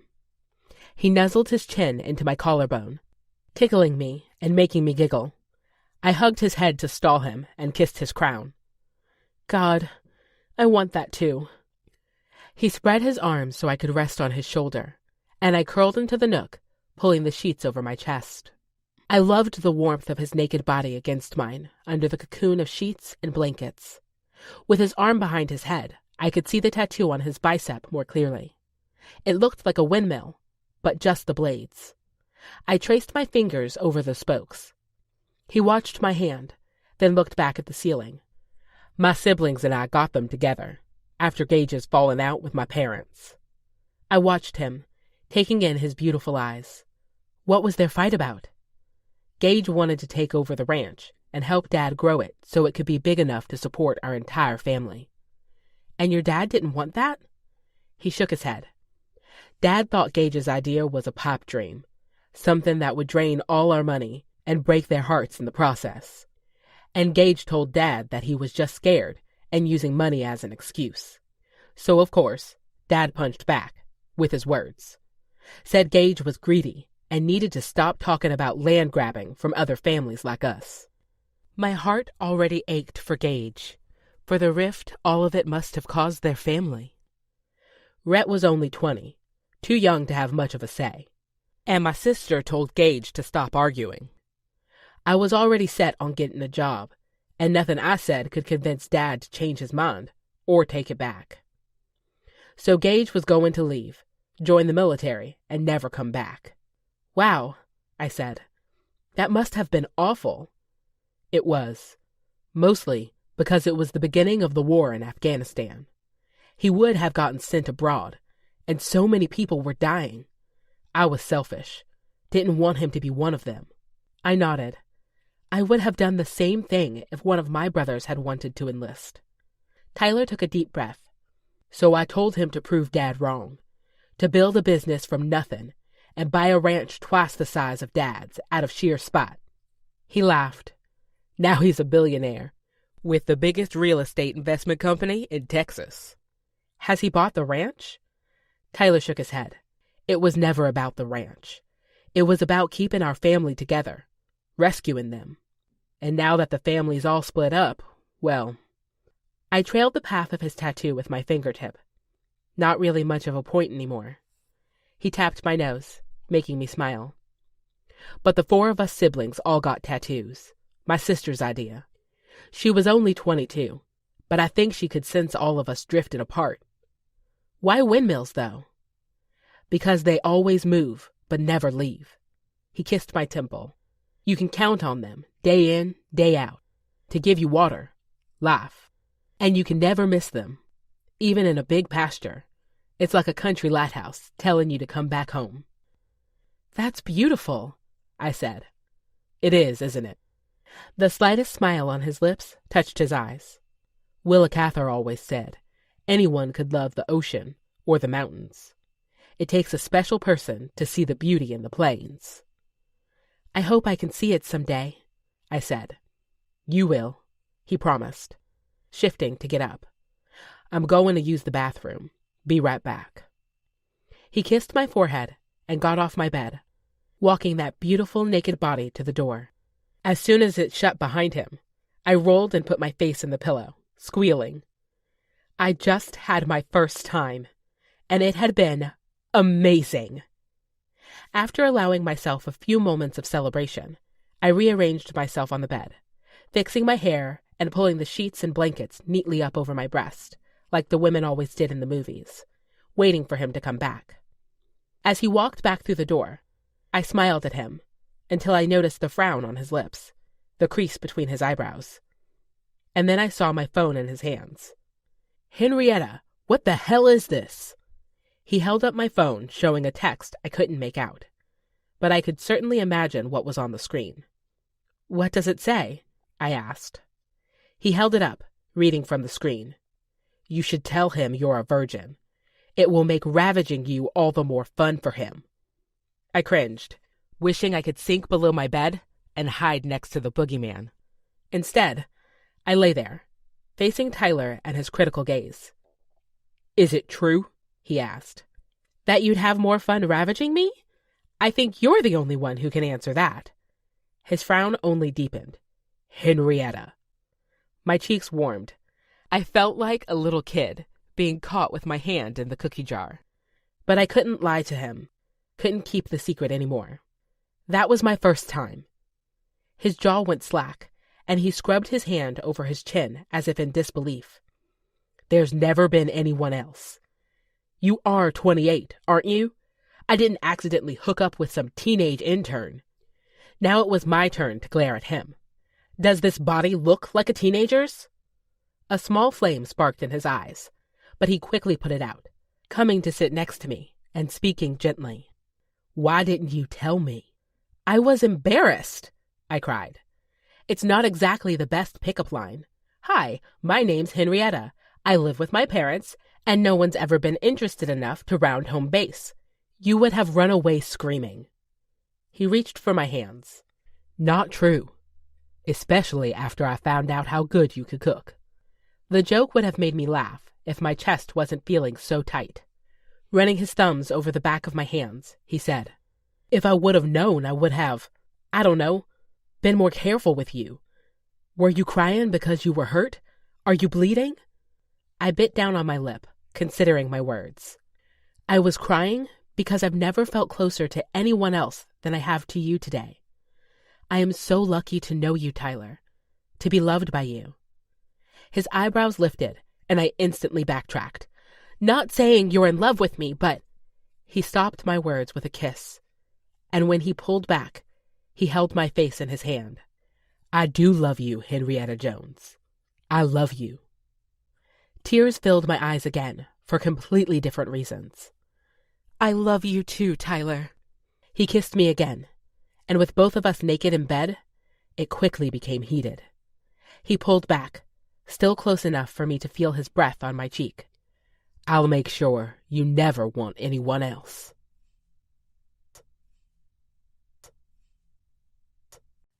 Chapter 47. Tyler.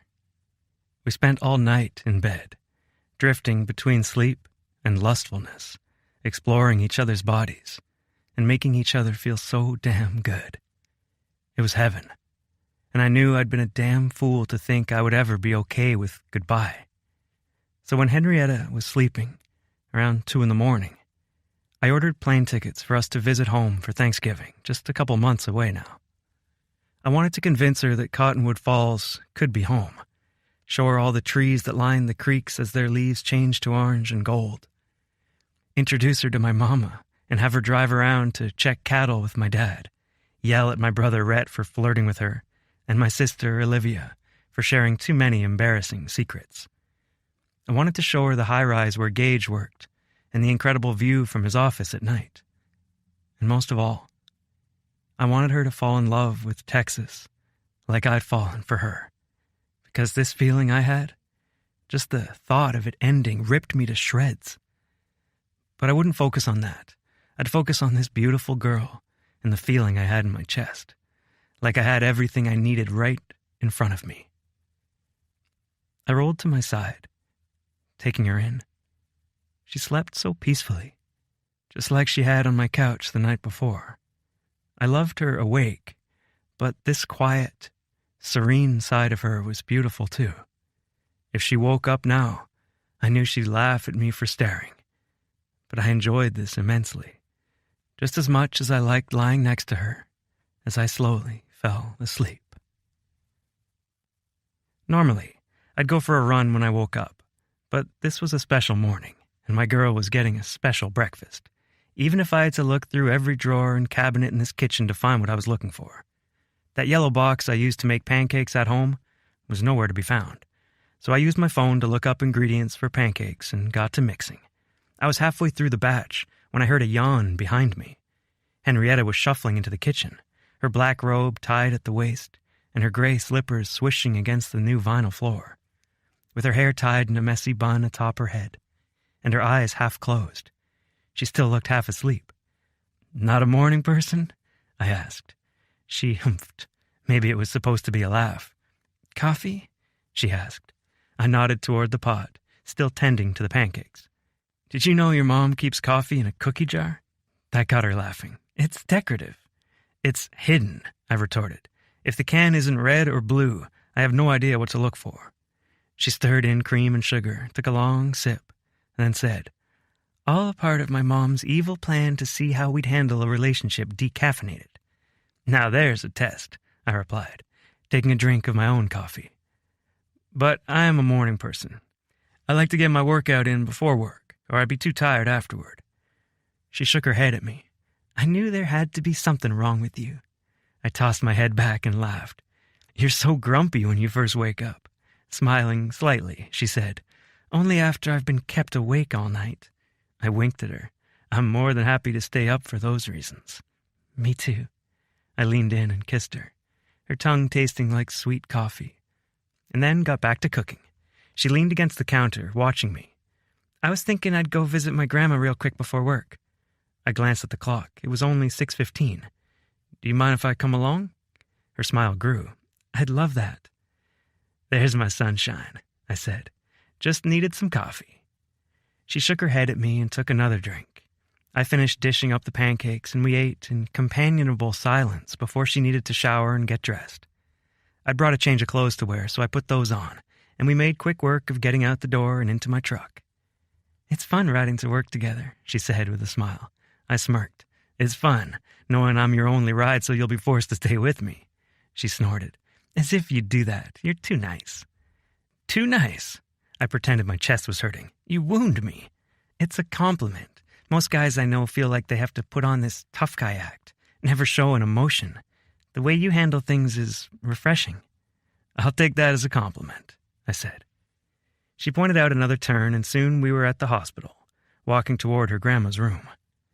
As we approached, I could hear someone talking to her grandma.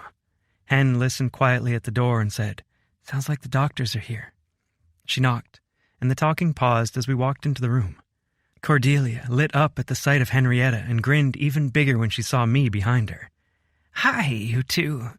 Sounds like Tyler was quite the hero yesterday," Cordelia said to the doctor. "He installed vinyl floors and a ramp so I could get around the house easier."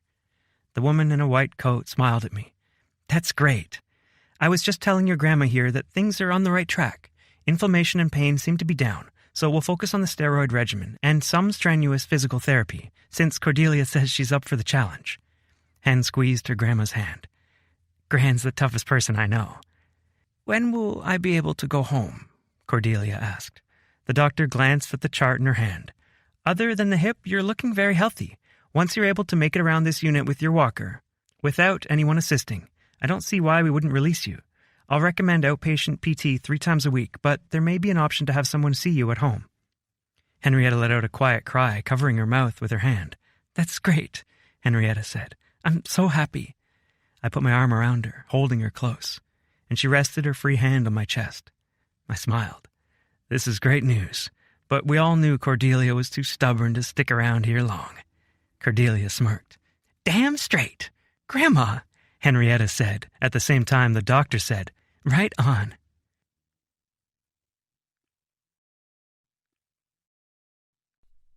"48. Henrietta. Confession. So maybe I'm not as professional as I thought. When I got back to my office, everything felt right, except for the plant I forgot to bring back with me. The room did feel a little bare without it, and the fact that Janessa had clearly messed with some papers while she was here. It took about an hour to get things back to the way I liked them. I was glad I remembered those papers when I did. From now on, my searches would be purely digital and on my phone. For the rest of the day, I gave tours, managed the clean-out of one apartment, and had to serve an eviction notice to someone I'm pretty sure had already abandoned their unit. But most of all, I looked forward to after work. Tyler and I hadn't made plans specifically, but as he mentioned, he was my ride, in more ways than one. Wink. During the last 10 minutes of work, I shut myself in the bathroom and refreshed my makeup, then added a little perfume to my wrist and neck. And when I walked back out, I saw Tyler standing by the door, his hand on the knob. We both froze, but Tyler's eyes moved first, traveling over my body, something heated in his stare. Then he slid the lock shut and said, "Close the blinds and get on your desk." Goosebumps erupted over my skin. "Now," he growled. I fought the giddy smile taking over my face and went to the windows, pulling down each of the cordless blinds. This was something out of a fantasy, and here I was, experiencing it in real life. A million worries popped up. What if someone came by? Or worse, what if Janessa did a surprise drop-in? But knowing we could get caught and being too overcome with desire to care made this even hotter. With the blinds down, I did as he asked, walked around the corner to sit on my desk. His hooded eyes followed my every step. And when I sat on the desk, my skirt riding up, he said, "Good girl." Did I have a praise kink? Maybe. Because hearing those words just made me want to do whatever he asked of me, that much more. With a sizzling look in his eyes, he lowered himself to his knees, separating my legs with his shoulders. Just like the night before, he pulled my panties aside and began feasting. The scrape of his 5 o'clock shadow on my delicate skin was just as sexy as what he was doing with his tongue. I raked my fingers through his hair as he continued his assault, each second better than the one before. "Tyler," I moaned as silently as I could, but it was hard to hold back. I gripped the edge of the desk and held on for dear life as he pushed me higher, harder, with just his mouth. And then he added his fingers to the mix, and I came undone, clenching hard and screaming with my mouth closed. But there wasn't time to recover after my orgasm, because he slid me off the desk, roughly turned me and bent me over, and then rammed into me from behind. The pain of his sudden entrance deliciously hot against my sensitive vagina.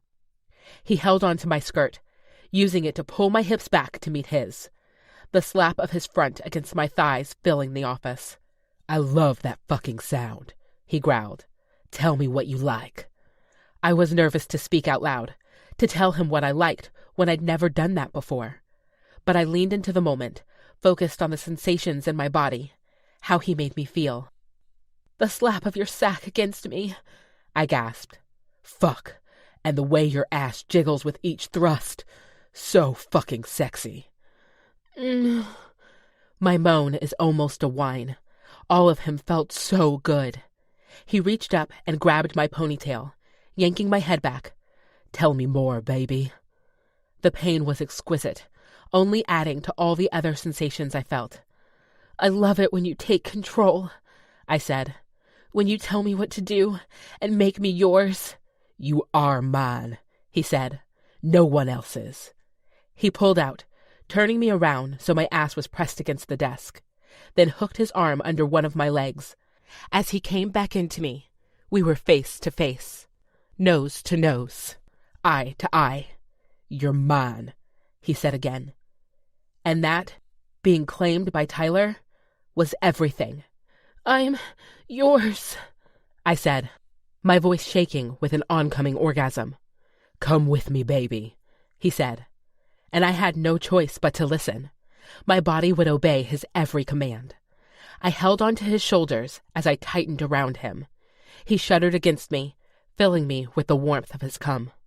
As we slowed, he kissed me hard, then smiled against my mouth.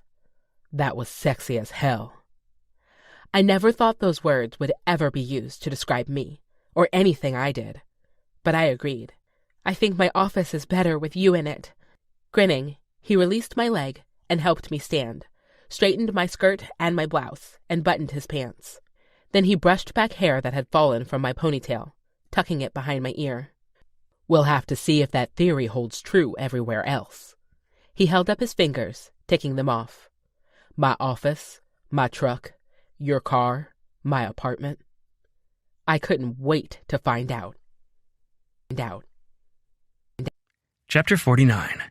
Tyler. If I could only use one word to describe the last month with Henrietta, it would be right.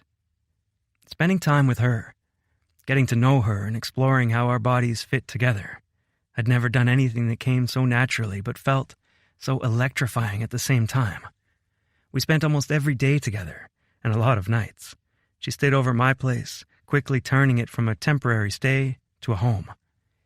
On Wednesday mornings, she had breakfast with the girls. On Thursday nights, I played poker with the guys, and on the weekends, we hung out with her friends or her family. Her family had a huge party when Cordelia came home. But most of all, I couldn't wait for her to meet my family, see my home, because each day in Emerson felt like a grain of sand falling to the bottom of the hourglass on our relationship, and there was no way I could ever let her go. I just hoped she'd be okay with spending Thanksgiving in Texas instead of California like she normally did. We were just a couple weeks away, and I needed to ask soon. Wanting the request to be special and to stack the odds in my favor, I printed out the tickets and had them wrapped in a beautiful box with a necklace that had a windmill charm hanging at the end of it. I stashed the items in my office this morning, so when she did her afternoon check-in at the build site, I could give them to her and ask her to come along. That would give us 2 weeks to prepare for the trip and to meet my family. They could definitely be a lot. The build was going along smoothly. We'd only had one permitting delay, and that was back on track now, thanks to a guy on my team whose wife worked at City Hall. A few papers may or may not have been moved to the top of the review pile. With the foundation poured, we were working on framing the first level. I liked this part, where it started looking more like an actual building and not like a big mess of concrete, metal, and broken ground. I checked my watch again and saw it was about time for Henrietta to get here. But when I told the guys I was going back to the office trailer, I found her already standing outside the building, grinning at me. When we got out of earshot of the workers, she said, "You look sexy working like that." She fanned herself. "Should I be worried that I like the sight of you handling wood?" I snorted. "I like the sight of me handling you better." She giggled. "I enjoy that also." The fall sun hit her hair, sending rays bouncing off her black waves. "You look beautiful today," I said, using all my restraint to keep my hands off her. We tried to keep things professional during the workday, but damn was it hard when I knew how hot she could get for me. "Thank you," she replied. We stepped inside my office, and she said, "Is there anything I need to bring by City Hall?" "Not today. Our next checkpoint with the inspectors isn't for another few weeks, so things should be light on your end until then." She pretended to pout. "Does that mean I don't need to come visit you?" "If your hot ass isn't on the job site every damn day, we're gonna have a problem," I growled. She laughed. "Where's nice guy Tyler?" "Right here." I pulled her in, kissing her lips, "and I'll stay that way as long as I have my girl at my side." "Gosh, you're perfect," she replied. And even though I knew I was far from perfect, I liked hearing the word roll off her tongue. "Hey, there was something I wanted to talk to you about," I said. Worry instantly framed a crease between her eyebrows. "It's nothing bad," I reassured her. "Actually, I'm excited about it." "What is it?" she asked, the crease disappearing. I walked around my desk and opened the drawer, pulling out the decorative red box. "What is this?" she asked, taking it gingerly in her hands. I've loved spending these last months with you, Hen, and getting to know your family has been incredible. But my family wants me to go home for Thanksgiving, and I can't stand the idea of going without you. She watched me, a small smile playing on her lips. I want you to meet my parents and get annoyed by my siblings and stare at my brother's office and spend a night under the Texas stars with me. She bit her bottom lip. Camping? Won't it be cold in November? Makes cuddling that much better. Her smile grew, and the suspense was killing me. Not able to take it any longer, I asked, Will you go? She nodded and wrapped her arms around my shoulders. I'd love to, Tyler. I held her close, breathing in her delicate perfume and loving every damn second. Until the door opened. The only time I'd ever jumped apart from a girl faster was when I got caught making out with my girlfriend in high school. Rich grinned between the two of us, but didn't say anything about what he'd caught us doing. Instead, he said, We're at the point where starting the next step would keep you guys here for another hour. Do you want to have them keep going or let them out a little early? I glanced at my watch, seeing there were about 15 minutes left in the workday. You can send them home. I need to show the boss here what we've been up to. Rich winked. I'll tell them to get the show on the road. He turned around and left the trailer, and I shared a guilty smile with Henrietta. We should be more careful when the guys are on site, I said. She nodded, definitely. But in the meantime, I lifted the lid from the box she was holding. I thought you should have a piece of home to look forward to. Her eyes softened as she took it in. Tyler, it's beautiful. My lips lifted. Her reaction to the necklace was like an acceptance of me, my family. Can I put this on you? She nodded, turning and lifting her hair off her neck. I draped the delicate silver chain around her and clasped the back.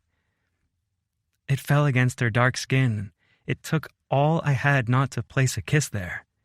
Instead, I let it go and stepped back. As she turned, she held her hand to the pendant, and when she removed her fingers so I could get a good look, I smiled. It's beautiful on you. Thank you, she said. Now why don't you show me the site? It's so different every day. We walked out of the trailer together, saying goodbye to the workers when they passed us toward the small gravel parking lot. As we approached the building, I started pointing out the foundation, how many steel bars had been laid within the concrete to make sure the building would withstand age and weather and even earthquakes.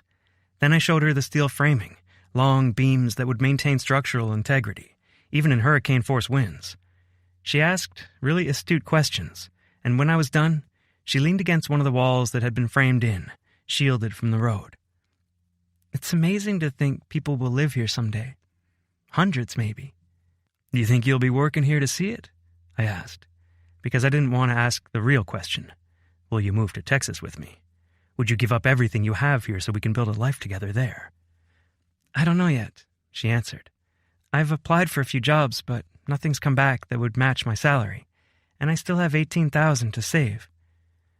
Not quite the answer I was looking for, but it was something. You know, she said, it really was sexy seeing you working earlier. She trailed her fingers up my polo and undid the top button. My heart was already speeding. Yeah? She nodded, looking up at me before undoing the next button. I can see your muscles moving under the shirt when you're working. It's hot knowing my man's so strong and capable with his hands. My dick twitched, already getting hard. Henrietta here, in her work dress she knew I loved, was a fucking fantasy. But we'd almost been caught in the office just moments before. I needed to make sure everyone had left first. Hold on, I whispered to her. Then I stepped away from the small enclosure and looked outside. The job site was like a ghost town. No one was here to see us, and our vehicles were the only ones in the lot. Excitement ripped through me as I walked back to her. She gave me a questioning look, and I answered by crossing the small space between us and taking her in a kiss. But instead of letting me continue to kiss her senseless, she dropped to her knees in front of me. Hen, I said. She only answered by wrapping her mouth around my cock, and I was gone, lost in the feel of her mouth around me, lost in the grip of her hands on my thighs, lost in the sexy, suckling sounds she made on my cock and the gagging sound she made when she took me too far in. And then I was lost in my orgasm, in the heady rush of knowing my cum was spilling down her throat. She licked her lips and smiled up at me, fire dancing in her eyes. How is that? Unfucking believable, I said, my voice hoarse. She laughed. Good. Now let's go get some supper, although I'm feeling a little full. And then my girl winked. God, I loved her.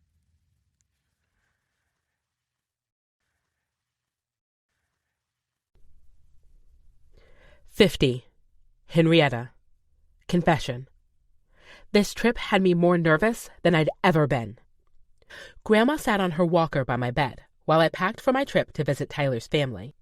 "Are you excited?" she asked. "Nervous is more like it. I'm going to be meeting his entire family for the first time, and I'm all in my head about it," I replied, taking a dress out of my suitcase for the third time.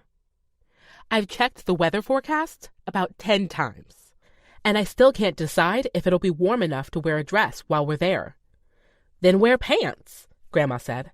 "It's not like they're going to see you in slacks and say, 'Nope, not good enough for our son.'" I gave her a look. "Is it just me, or are you saucier since you got home from the hospital? Why don't you wear some of those leggings with a longer dress shirt? You look so cute in those outfits." I nodded. She was right. And I was definitely overthinking this. But what if his family doesn't like big girls? I asked. "It'll be a long 5 days if they're disgusted by me." Grandma said, "You're not asking the right question." I faced her, waiting for an explanation. She knew it was true. Some people thought being overweight was a moral failing. They judged people like me to no end. She lifted her hands, her elbows resting on the walker, and said, "You need to be asking, what if they are warm, kind, loving people? What if I love Texas? What if this brings Tyler and me that much closer together?" She smiled. "And if you must be negative, you can ask, what if I can't stand them? Because you are incredible, my dear. If they don't like you, there's clearly something wrong with them. Enough with the stinkin' thinkin'." I sat down the shirt I was folding and went to give her a hug. "Thanks, Grandma." But there was still something holding me back. I feel like I have to address the elephant in the room. "And what is that?" she asked. "I'm a black woman from California, and Tyler's a white man from outside of Dallas, Texas, one of the most conservative places in the country. What if we don't fit in together there? What if the community doesn't welcome me?" She twisted her lips to the side, deepening her wrinkles. "You know the world's changed so much since I was younger. I lived through the Loving case, and some people still think the courts got it wrong." My chest got tight in the way it always did thinking about racist people. The bias some people had against me and people like me. Most of the time I tried to ignore it, but now it was all I could think about. "You know, it's hard to believe you two have only been together for a few months. It feels like he's been part of our family from day one." She shrugged. "Seems to me a man like that wouldn't take you anywhere that could cause you harm. And if for some reason an issue did arise, a man like that would nip it in the bud faster than you could blink." I nodded, feeling light enough to get back to folding some blouses to put in my suitcase. Tyler would keep me safe, just like he'd protected me that night from Houston. He's so easy to be around. I wonder if his family is the same way. "There you go," Grandma said with a wink. "What are you going to do without me here to boss around?" I asked in a teasing tone, but part of me was worried about her. I wanted her to be safe when I was gone, and I had been filling in the gaps here lately, especially since it was hard to get a senior ride with her walker. I'd been taking her to appointments and the store when Mom and Dad couldn't. "It's only a week," Grandma said. "And besides, you know they have special buses for old, feeble people like me. I just need to get signed up." "I didn't call you feeble."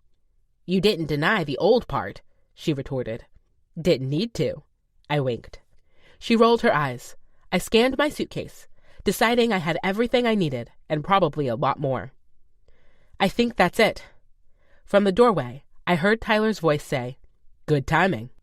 He looked so handsome, changed out of his work clothes into a pair of jeans that fit him so well it should be a crime. And with his arm propped up against the doorframe, I could see a sliver of his fit stomach. If he stood like that much longer, I'd need a mop to wipe up all this drool. Grandma looked between me and him. I hope you two have a great Thanksgiving with your family, Tyler. Although, we call the next one. I loved the way she assumed we'd be together, because I was hoping the same thing, even though I had no idea how it would work with him at his next job site, wherever it would be, and me in California. In fact, I tried not to think about it at all. I'd wanted to move out from my parents' house, but now that Grandma needed so much extra help, I just didn't know how that would work. Would my family be able to pick up the slack if I moved all the way to Texas? Would I be able to forgive myself if they did? Tyler said, "Can I carry your bags for you, Hen?" I nodded, passing him my suitcase and picking up my purse filled to the brim with essentials. Grandma extended her arms for another hug, which I gladly took. "Give my brothers hell for me," I said. "You know I will," she replied, squeezing me just a little tighter before letting me go. Mom and Dad said goodbye to us in the living room, wishing us well, and soon we were on the road to Tyler's apartment. It was easier for me to stay with him, so we could get up early for our drive to L.A.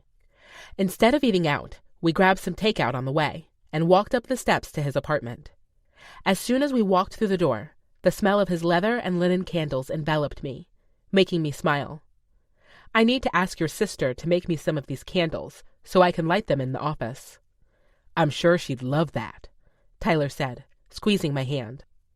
He set up dinner at the table, and we ate while he gave me all the details and quirks I might need to know about his family. He said his brother Rhett would flirt with me. His sister would probably want to take me horseback riding, which sounded like a ton of fun, and his brother Gage would probably spend way too much money on whatever we did. But then he said his mom would love me, and I already felt more at ease. He loved his mom more than anyone in the world, and if I passed her test, I had no doubt this relationship would be something that would last. With dinner done and Tyler doing what was left of his dishes, I excused myself to take a shower. The water pressure here was incredible. I took my time, shaving my legs, brushing out my hair, and then rubbing coconut oil all over my body. I loved using it as a natural moisturizer, and it smelled amazing. Plus, I knew Tyler liked it too.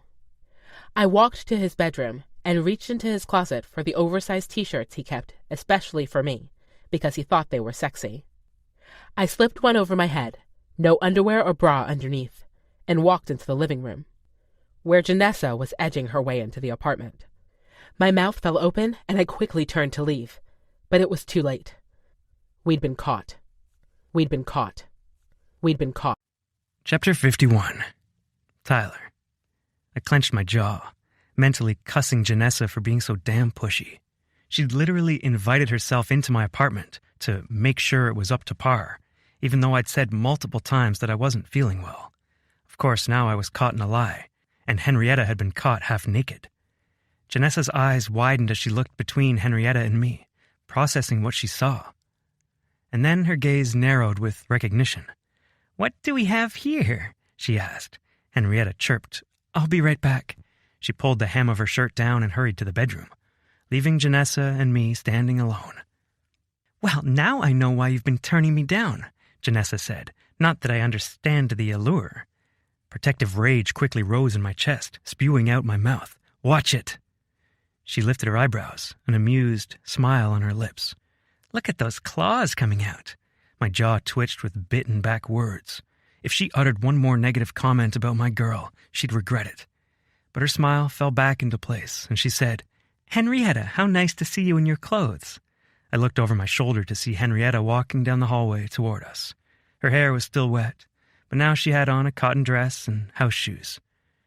"Janessa, I wasn't expecting to see you here," Hen said, a smile on her face that didn't reach her eyes. "I could say the same."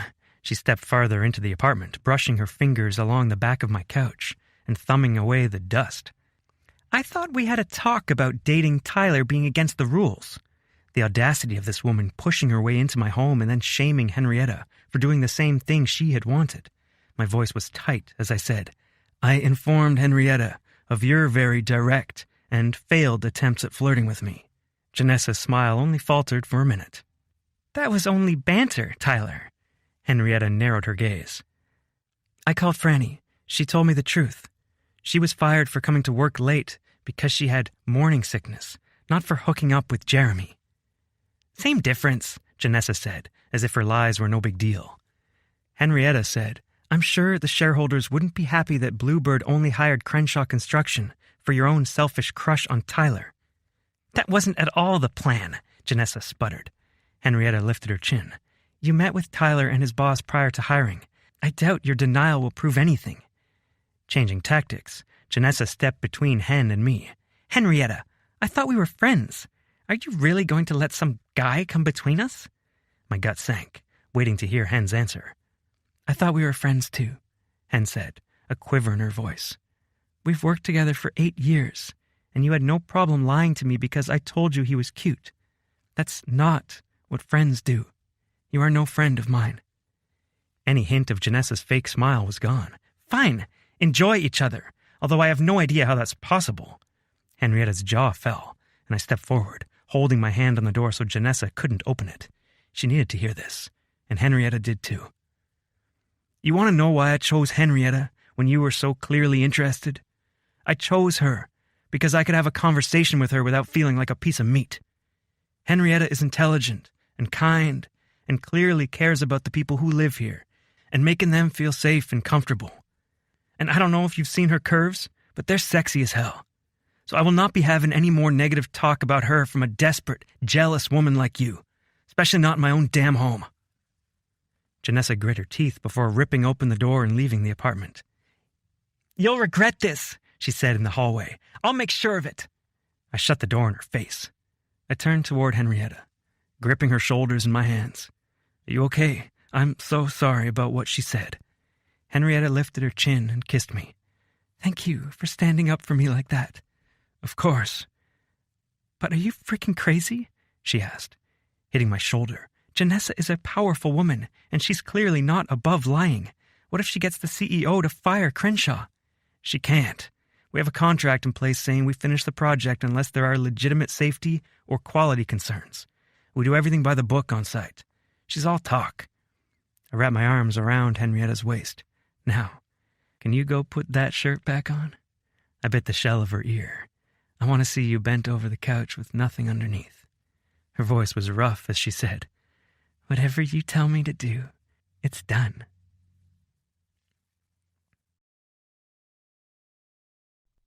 "52. Henrietta. Confession. I'm still trying to remind myself that I'm not too big for certain things. They are just too small for me. Most of the time, I could forget about my size. But there were certain things that made me hate the way fat people were treated in this world. Clothes shopping was number one. Most people relegated you to one tiny corner of the store. And it was even harder when you tried to thrift most of your clothes. And then there was basically anything that included chairs. Being forced to stand in waiting rooms because you knew you couldn't squeeze your butt between the arms of a chair. Forget amusement parks. The shame of having to exit the ride because you couldn't fit, and then hearing people whisper or even talk loudly about you as you walk away. It's a form of torture no one deserves. But then there's getting on an airplane, walking down the rows and every person looking away because they don't want you in their row. People skipping by you because they don't want to sit next to you. This time, though, I had Tyler with me. We'd sit side by side, and he'd already offered to take the middle seat so I could see Texas from the air. I hadn't traveled much, but he said when you flew over the Midwest, you could see little squares of farmland below. I couldn't wait. I walked ahead since he insisted on carrying my bags and found us a seat a few rows behind the wings. I scooted into the seat and reached for my belt. And then it hit me. No matter how much I sucked, squeezed, or adjusted myself, my seatbelt would not reach all the way around my waist. My eyes stung as I let loose of the clip and looked out the window. I felt Tyler's shoulder brush against me, but I kept my eyes away. I was so embarrassed. He knew I was a big girl, had seen me naked, and told me I was sexy. But this felt way too much like reality compared to the blissful fantasy we'd been living in. This was part of dating a big girl, and I didn't want to find out that he actually couldn't handle it. He leaned over, resting his chin on my shoulder. It's kinda nice that the seats are small, so we can cuddle the whole way. Yeah, I said, but my voice cracked. I really freaking wish it hadn't cracked. Hen, are you okay? I tried to blink back the tears. I'm fine. Was there a way I could fold my belly over the belt so the flight attendant couldn't see if it was buckled? Baby, look at me. What's going on? I closed my eyes, wishing for a moment that I could be smaller, that this wouldn't be an issue I had to worry about. Do you not want to meet my family anymore? He asked. The worry in his voice gutted me. I hated to make him worry when it wasn't his problem. It's mine. The belt doesn't fit, I whispered, blinking back hot tears. One slid down my cheek, and I wiped it away.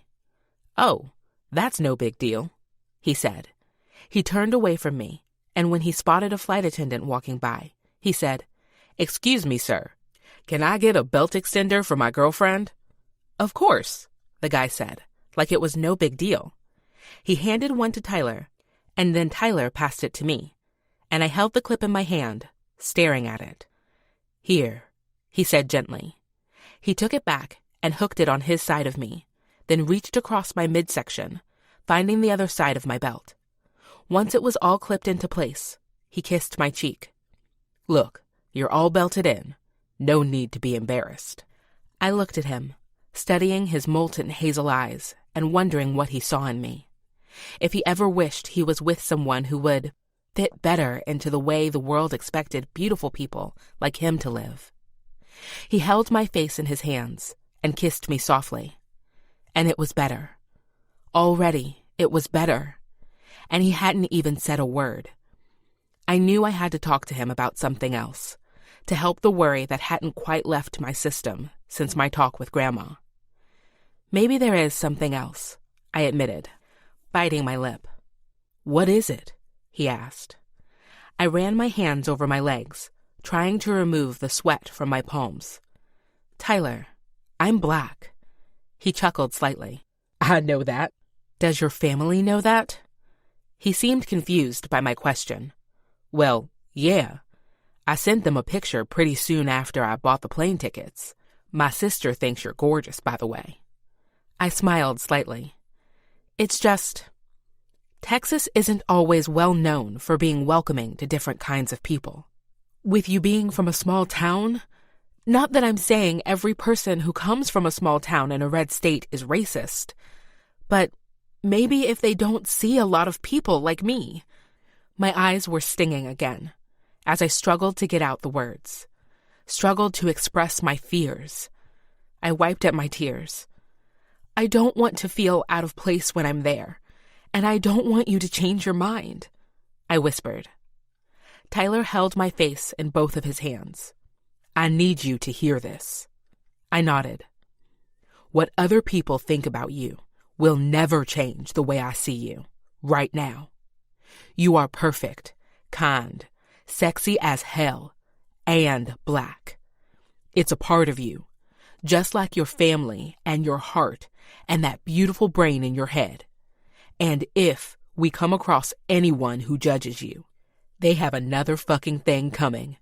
I promise, I won't let anyone tear you down without ripping out their asshole and pulling it over their head. I couldn't help but laugh at his violence. Tyler was always a gentleman, but when it came to me, I knew he'd defend me no matter what it took. I'm serious, he said.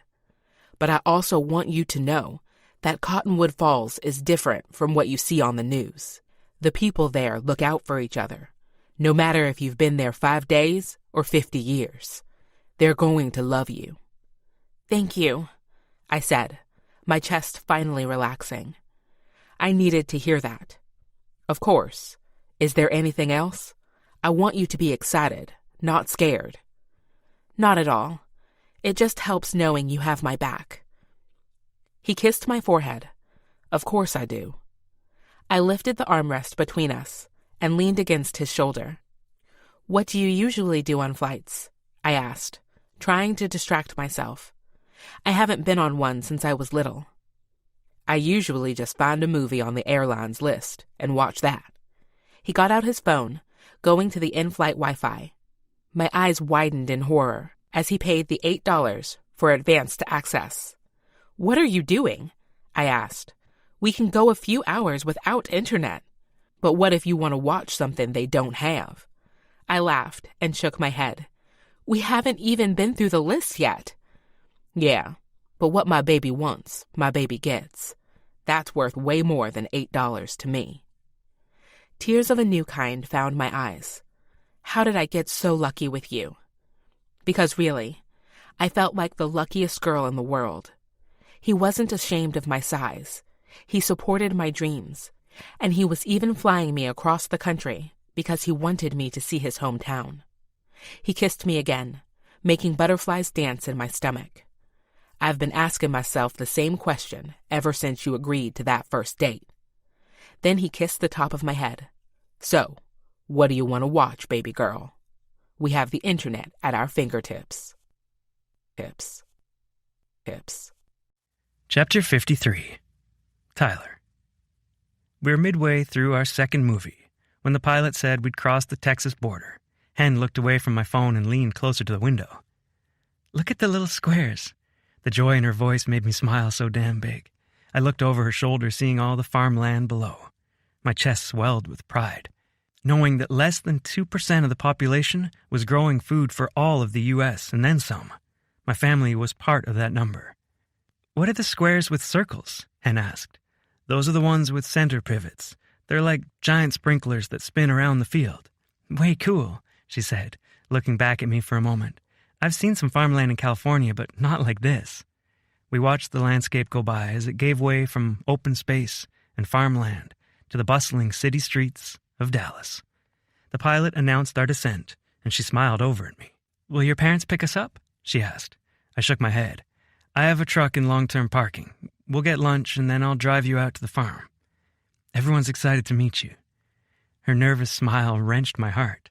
But if she knew how much I cared for her, she'd know how little she had to worry. My parents weren't the kind to judge. If we kids were happy, then they were happy, even if Rhett had them shaking their heads from time to time. We grabbed our suitcases from the baggage claim and then went out to the parking lot.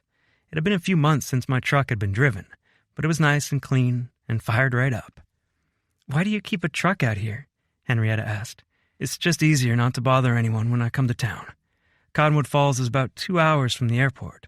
"Oh, wow," she said. "You really are from the boonies." "Hey," I laughed. We joked and talked until we got to the restaurant for lunch. And then we talked some more, and then it was time to take her to the farm. On the drive, I pointed out every special place to me. There was a turnoff that led to a cornfield where I lost my virginity in the back of my truck. Original, I know. And then there was a rival school our football team always beat despite having half as many guys on the team. We drove past the movie theater where we took all our dates. Then I saw something that caught me off guard. A for sale sign in front of the old schoolhouse. Both my parents had gone to school in this building, but they built a new school before my siblings and I started. For the last 30 years, the local hardware store had used it for extra storage. I stopped in front of the building, staring from the sign to the building. They were selling it. "What's this?" Hen asked, looking at the brick facade through the window. "Did you go to school here?" I shook my head. "My parents did. I always thought it was stupid that they filled it with junk instead of using it." "Using it for what?" Hen asked. "With all that square footage, it would make a great apartment building. People go crazy over the historical details inside, if they haven't been completely ruined." Hen got out her phone, tapping on the screen. "I know it's not that interesting, but..." She held up her finger, putting her phone to her ear. After a couple seconds, she said, "Hey, we were wondering if we could take a tour of the schoolhouse. I mean, we're here now." "Great. I'll see you in a few minutes." I stared at Hen. "What did you do?" She laughed, pushing her door open. "I wanted to see inside. Why don't we look around until the agent gets here?" Shaking my head, I followed Hen out of the truck. Life with her was certainly an adventure. We walked over the unkempt buffalo grass to the big front stoop. "This would be a beautiful common area for an apartment building. You could set up some benches and people could actually get to know their neighbors." I pictured the peeling paint over the cement done up freshly, maybe even covered with a wooden deck, and rocking chairs lined along the building. Add some hanging plants and it could be a beautiful place to pass an afternoon with a glass of sweet tea. She walked to the side of the porch, looking around the back. The playground is dangerous, but if you took it out, there would be plenty of room for a big community garden and maybe even another sitting area. I put my arm around her, loving the way she dreamed. Imagine it being a senior living building, I said. Grandpa would love it here, closer to home. I love that, she said, twisting in my arms to give me a kiss. Tires crunched on gravel and we looked over to see Linda McComb walking our way. I lifted a hand and said, "Hi, Linda." She peeled off her black sunglasses, revealing light blue eyes. "Tyler Griffin, is that you? I haven't seen you since you were scoring touchdowns." I chuckled, turning to Hen. "Linda, this is my girlfriend, Hen." Hen smiled, shaking Linda's pale hand. "Nice to meet you." "You too, darling. Let me show you around." We went into the school, and it was about as run down as I'd expected. Even though the hardware store had taken out most of their stuff, there was a layer of dirt on the floor an inch thick. All the windows were dirty and cobwebbed. But I'd been right. This place had been built in the early 1900s. So much detail had gone into woodwork back then, before the minimalism trend hit. As we walked outside, Linda asked, "Thinking of buying it?" Hen glanced at me, her eyes full of curiosity. "It's a pipe dream," I said. "I travel too much to ever be able to do it justice." "That's a shame," Linda said. She reached into her purse and handed me a business card. Her photo on it had to be from 10 years ago. "Call me if anything changes." I assured her I would, and then Hen and I got in the truck. From the schoolhouse, it was a right turn and an easy shot out of town. "It's so different from Emerson," Hen said, gazing around as we drove down the dirt road that led to Griffin Farms. It was a beautiful fall day, low 60s, and the sun was shining. All the cottonwood trees had brown and yellow leaves, and even the grass was turning from green to yellow. Something about this place just made my heart feel lighter. "It's home," I said. "I bet you get so homesick when you're on the road." I nodded, squeezing her hand. "The air's just different here." She smiled. Then her look changed to surprise. Pointing out the windshield, she asked, "Are those your llamas?" "Alpacas," I said. "When I was about 5, the deans decided alpacas were better than cattle. They've had ostriches, emus, even camels one year. It's always fun to see what they got going." Hen giggled. "Who would have thought? Camels in Texas? We're full of surprises." "Any camels on your farm?" I shook my head. "But Dad did buy a goat one year because he was tired of mowing the lawn." She laughed. "Don't mention that to my dad. He would actually buy one. It's all fun and games until you see goat hoof prints on your car." "They jump?" she asked, seemingly surprised and amused. "Oh yeah, and they'll headbutt you if you're not paying attention." She covered her mouth as she giggled. "I'm imagining a little goat running up on you before school." "You're not too far off." The metal arch leading to my family's farm appeared on the side of the road, and I pointed it out. "That's us." I slowed and watched her smile as she read the letters. Griffin Farms. Then she gazed at the white farmhouse farther down the road. "Tyler, it's beautiful, like something out of a picture book." I followed her gaze, trying to see it with new eyes. This place had always been home, but it certainly was beautiful. Mom and Dad lived in a 2-story white farmhouse with red shutters and a wraparound porch Mom kept decorated with hanging planters full of flowers and spider plants. The grassy yard spilled into a buffalo grass prairie, and just beyond the house, you could spot the red barn and the horse pen. "It was fun to grow up here," I said, "like the whole world was my backyard." She gazed out the window toward the black and red cattle dotting the hillside, one of my favorite views. With the windows down, you could hear the occasional moo. That, mixed with the breeze rustling the grass, was one of my favorite sounds. We parked in the gravel drive alongside the house, where Rhett and Liv's car were already parked. "Do we need to get our bags?" Hen asked. "I can grab them later." I smiled over at her and said, "I can't wait for you to meet them. They're gonna love you. As long as you love me," she said. I gave her a quick kiss to let her know that hadn't changed, and got out of the truck to open her door. As we walked to the house, I kept my arm around her shoulders, and she hooked hers around my waist. I was so proud to bring this woman home.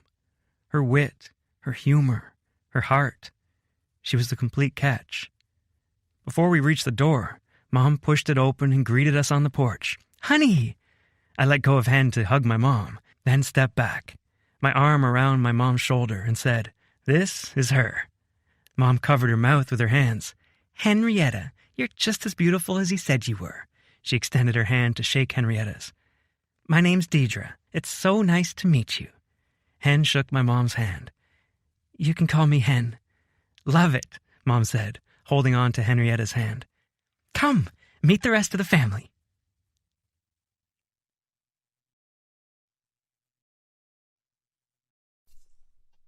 "54. Henrietta. Confession. I love a family man." Deidre had her hand linked with mine as she led me into their home. It was beautiful, with what looked like hardwood floors, big picture windows with a view of the prairie, and the people inside were just as good looking. The one woman in the room close to my age was beautiful, with curvy hips and a sweet, heart-shaped face. She had long, brown hair with natural curl, and her eyes were the same shade of green as Tyler's. I liked her instantly. She said, "I'm Tyler's sister, Olivia, but everyone calls me Liv." "Nice to meet you," I said, shaking her hand. A guy who stood a couple inches taller than Tyler's 6-foot height stepped forward, laying hazel eyes with thick brown lashes on me. "I'm Rhett, the good-looking one." Tyler snorted behind me. "More like the cocky one." "That too," Rhett said, extending his hand. "Pleased to meet you, Hen." I shook his rough hand and smiled at him. "Same here." Tyler put his arm back around my waist as the elder Griffin stepped forward. His dad looked so much like him, tall and strong, except he had a brown mustache peppered with gray hairs, and his tanned face was full of wrinkles. "Jack," he said as he shook my hand, "glad to have you on the farm." "It's stunning," I said. "Tyler's told me all about it and how much he loved growing up here." Deidre smiled. "He was a good kid when he wasn't hiding in trees, trying to get out of doing chores." I laughed, remembering Tyler telling me about that. "There are more places to hide out here than there are in the city." "One of the many benefits," Tyler said. Deidre shook her head with a smile. "I thought Tyler, Rhett, and Liv could take you on the tour of the farm, while Jack and I got dinner ready. We have some Griffin Select steaks we'd love for you to try." She glanced at Tyler. "She does eat meat, right?"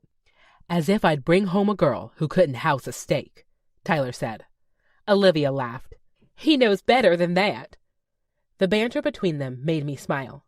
I'd only ever seen Tyler around my family, or on his own, but seeing him so close with his siblings and parents brought out another side of him that only made me love him even more. I'd always wanted to be with a family man, and Tyler delivered that and so much more. Deidre asked, "Do you need to get freshened up before you go out?" Tyler said, "Let me show her to the room and bring our bags in." "Good idea," his mom said. "I'll get the bags," Red offered. "Are they under the shell?" Tyler nodded and then led me toward the stairs in the corner of the living room. They had a beautiful oak railing, and as we walked up, I imagined all the mornings Tyler had come down these stairs, all the touches that had worn this rail smooth. It was like the house had a history all its own. "Are we staying in your old room?" I asked as we crested the stairs. "We are," Tyler said. "I hope my mom hid my unmentionables." I elbowed him in the stomach with a laugh. "I'm pretty sure I've seen all of those already." The wood floors creaked underfoot as we walked down the hall. Tyler tapped on one door, opening it to a bathroom that had clearly been remodeled, with black and white floor tile and a walk-in shower backed with pretty green tile. "This is the bathroom. You can imagine it was fun to share before school, with 4 kids. Just about as fun as ours was to share," I said. I loved that we both had big families, so we understood each other in that way. He stopped at the bedroom at the end of the hall and pushed the door open. "Home sweet home."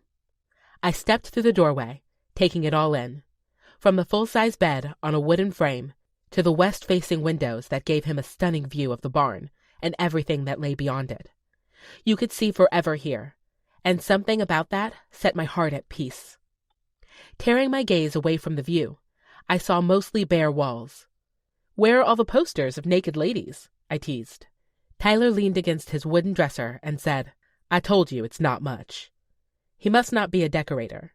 In fact, I only saw a calendar from nearly 10 years ago hanging by his dresser. It was open to a page of a boy standing with a calf on a leash. "Oh my gosh! Is that you?" I walked closer, grinning giddily at the little Tyler. "Oh my gosh, you were so cute! That plaid shirt is way too big on you, but you rocked those Wranglers." "I was 15 and wore Gage's hand-me-downs half the time," he protested. "But I got on the calendar for winning grand champion with my bucket calf." "I only understood about half of that," I admitted. He folded his arms across his muscular chest. "It means I was the best." "Looking to replace Rhett with the cocky brother title?" I teased. "No way," Rhett said, pushing in the door with 2 rolling suitcases and both of our duffel bags. "Plus, you're losing at the strongest title." Tyler rolled his eyes. "You're a child." Rhett stuck out his tongue. "A strong one?" I laughed at the two of them. "Is it always like this?" "Most of the time," Tyler answered at the same time Rhett said, "When he's home." While Rhett helped Tyler get our bags unpacked, and they teased each other mercilessly, I excused myself to the bathroom.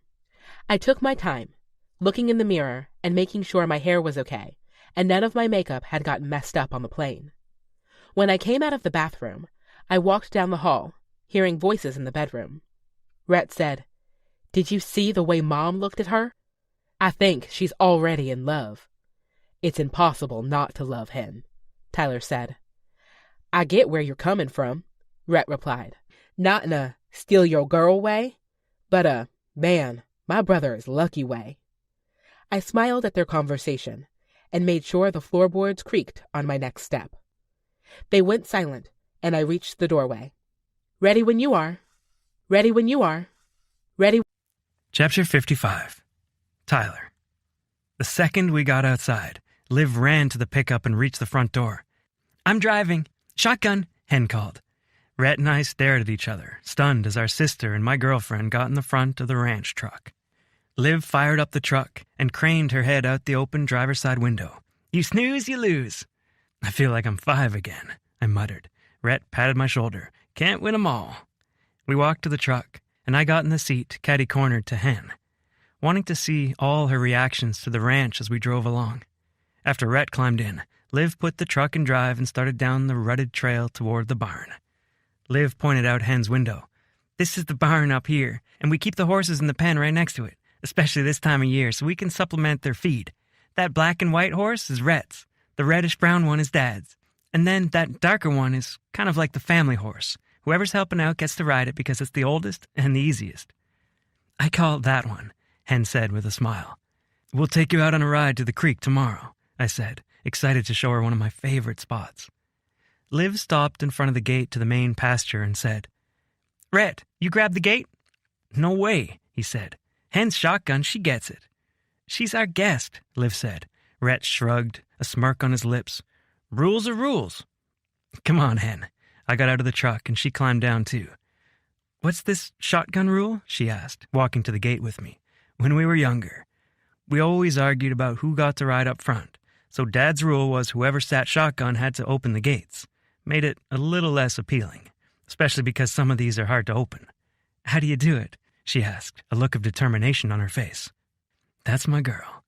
I walked up to the barbed wire fence and pointed at the pole looped through with wire to hold the fence up. "You push your shoulder against that, then move the wire up over the post. After that, you should be able to slip it out and move it to the side. But you're in that dress. I can do it." "No way, I'll give Rhett more ammo to tease me with," she said. I laughed, hands up. "I knew you would fit right in."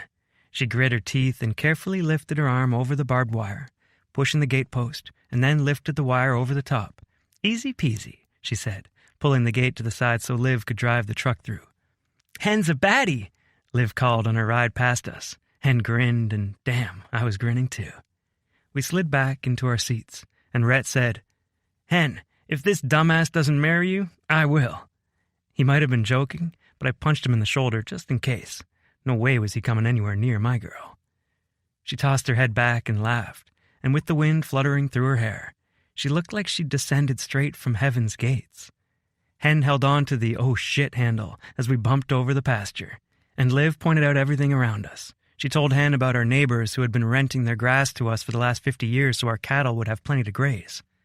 Then she showed Hen the copse of trees in the corner by the creek that ran in the summer or after heavy rains and other times of year. As we crested another hill, the feedlot came to view. "This is where we feed cattle in the winter and after weaning," Liv explained. "Since the grass has been eaten down, it gives us a chance to make sure they're getting good nutrition and are all well taken care of." Hen nodded, taking it all in.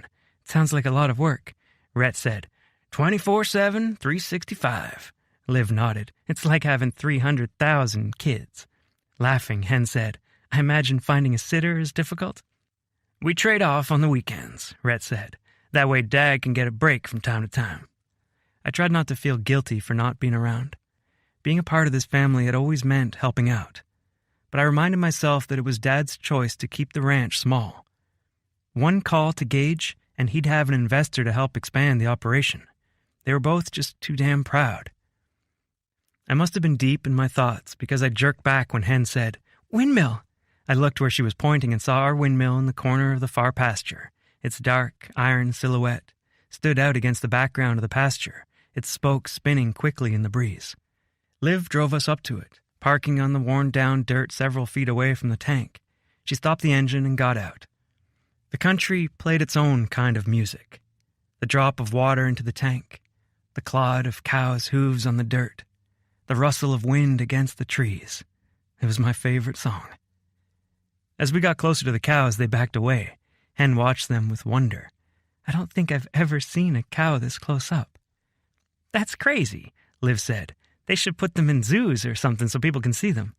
"Yeah," Hen agreed. "I've only ever seen goats, chickens, and rabbits in a petting zoo. Never a cow." She looked away from the cows to the tank, tipping her head back to take in the windmill. "How tall is it?" "About 20 feet, I said. Hen approached the tank and trailed her fingers through the water. Liv did the same and said, "In the summers, when the creek was dry, we'd come over here to cool off." Hen laughed. "I bet the cows love Griffin-flavored water." Rhett nudged my arm, whispering loudly, "Funny, too? Get a move on, man." I shook my head at him. For someone who was so free with his relationships, he certainly was pressuring me to settle down. But I couldn't blame him. I'd been having the same thoughts myself, in between the fears of what would happen when my time was up in Emerson. "Come on," Liv said. "We should show her the hayloft."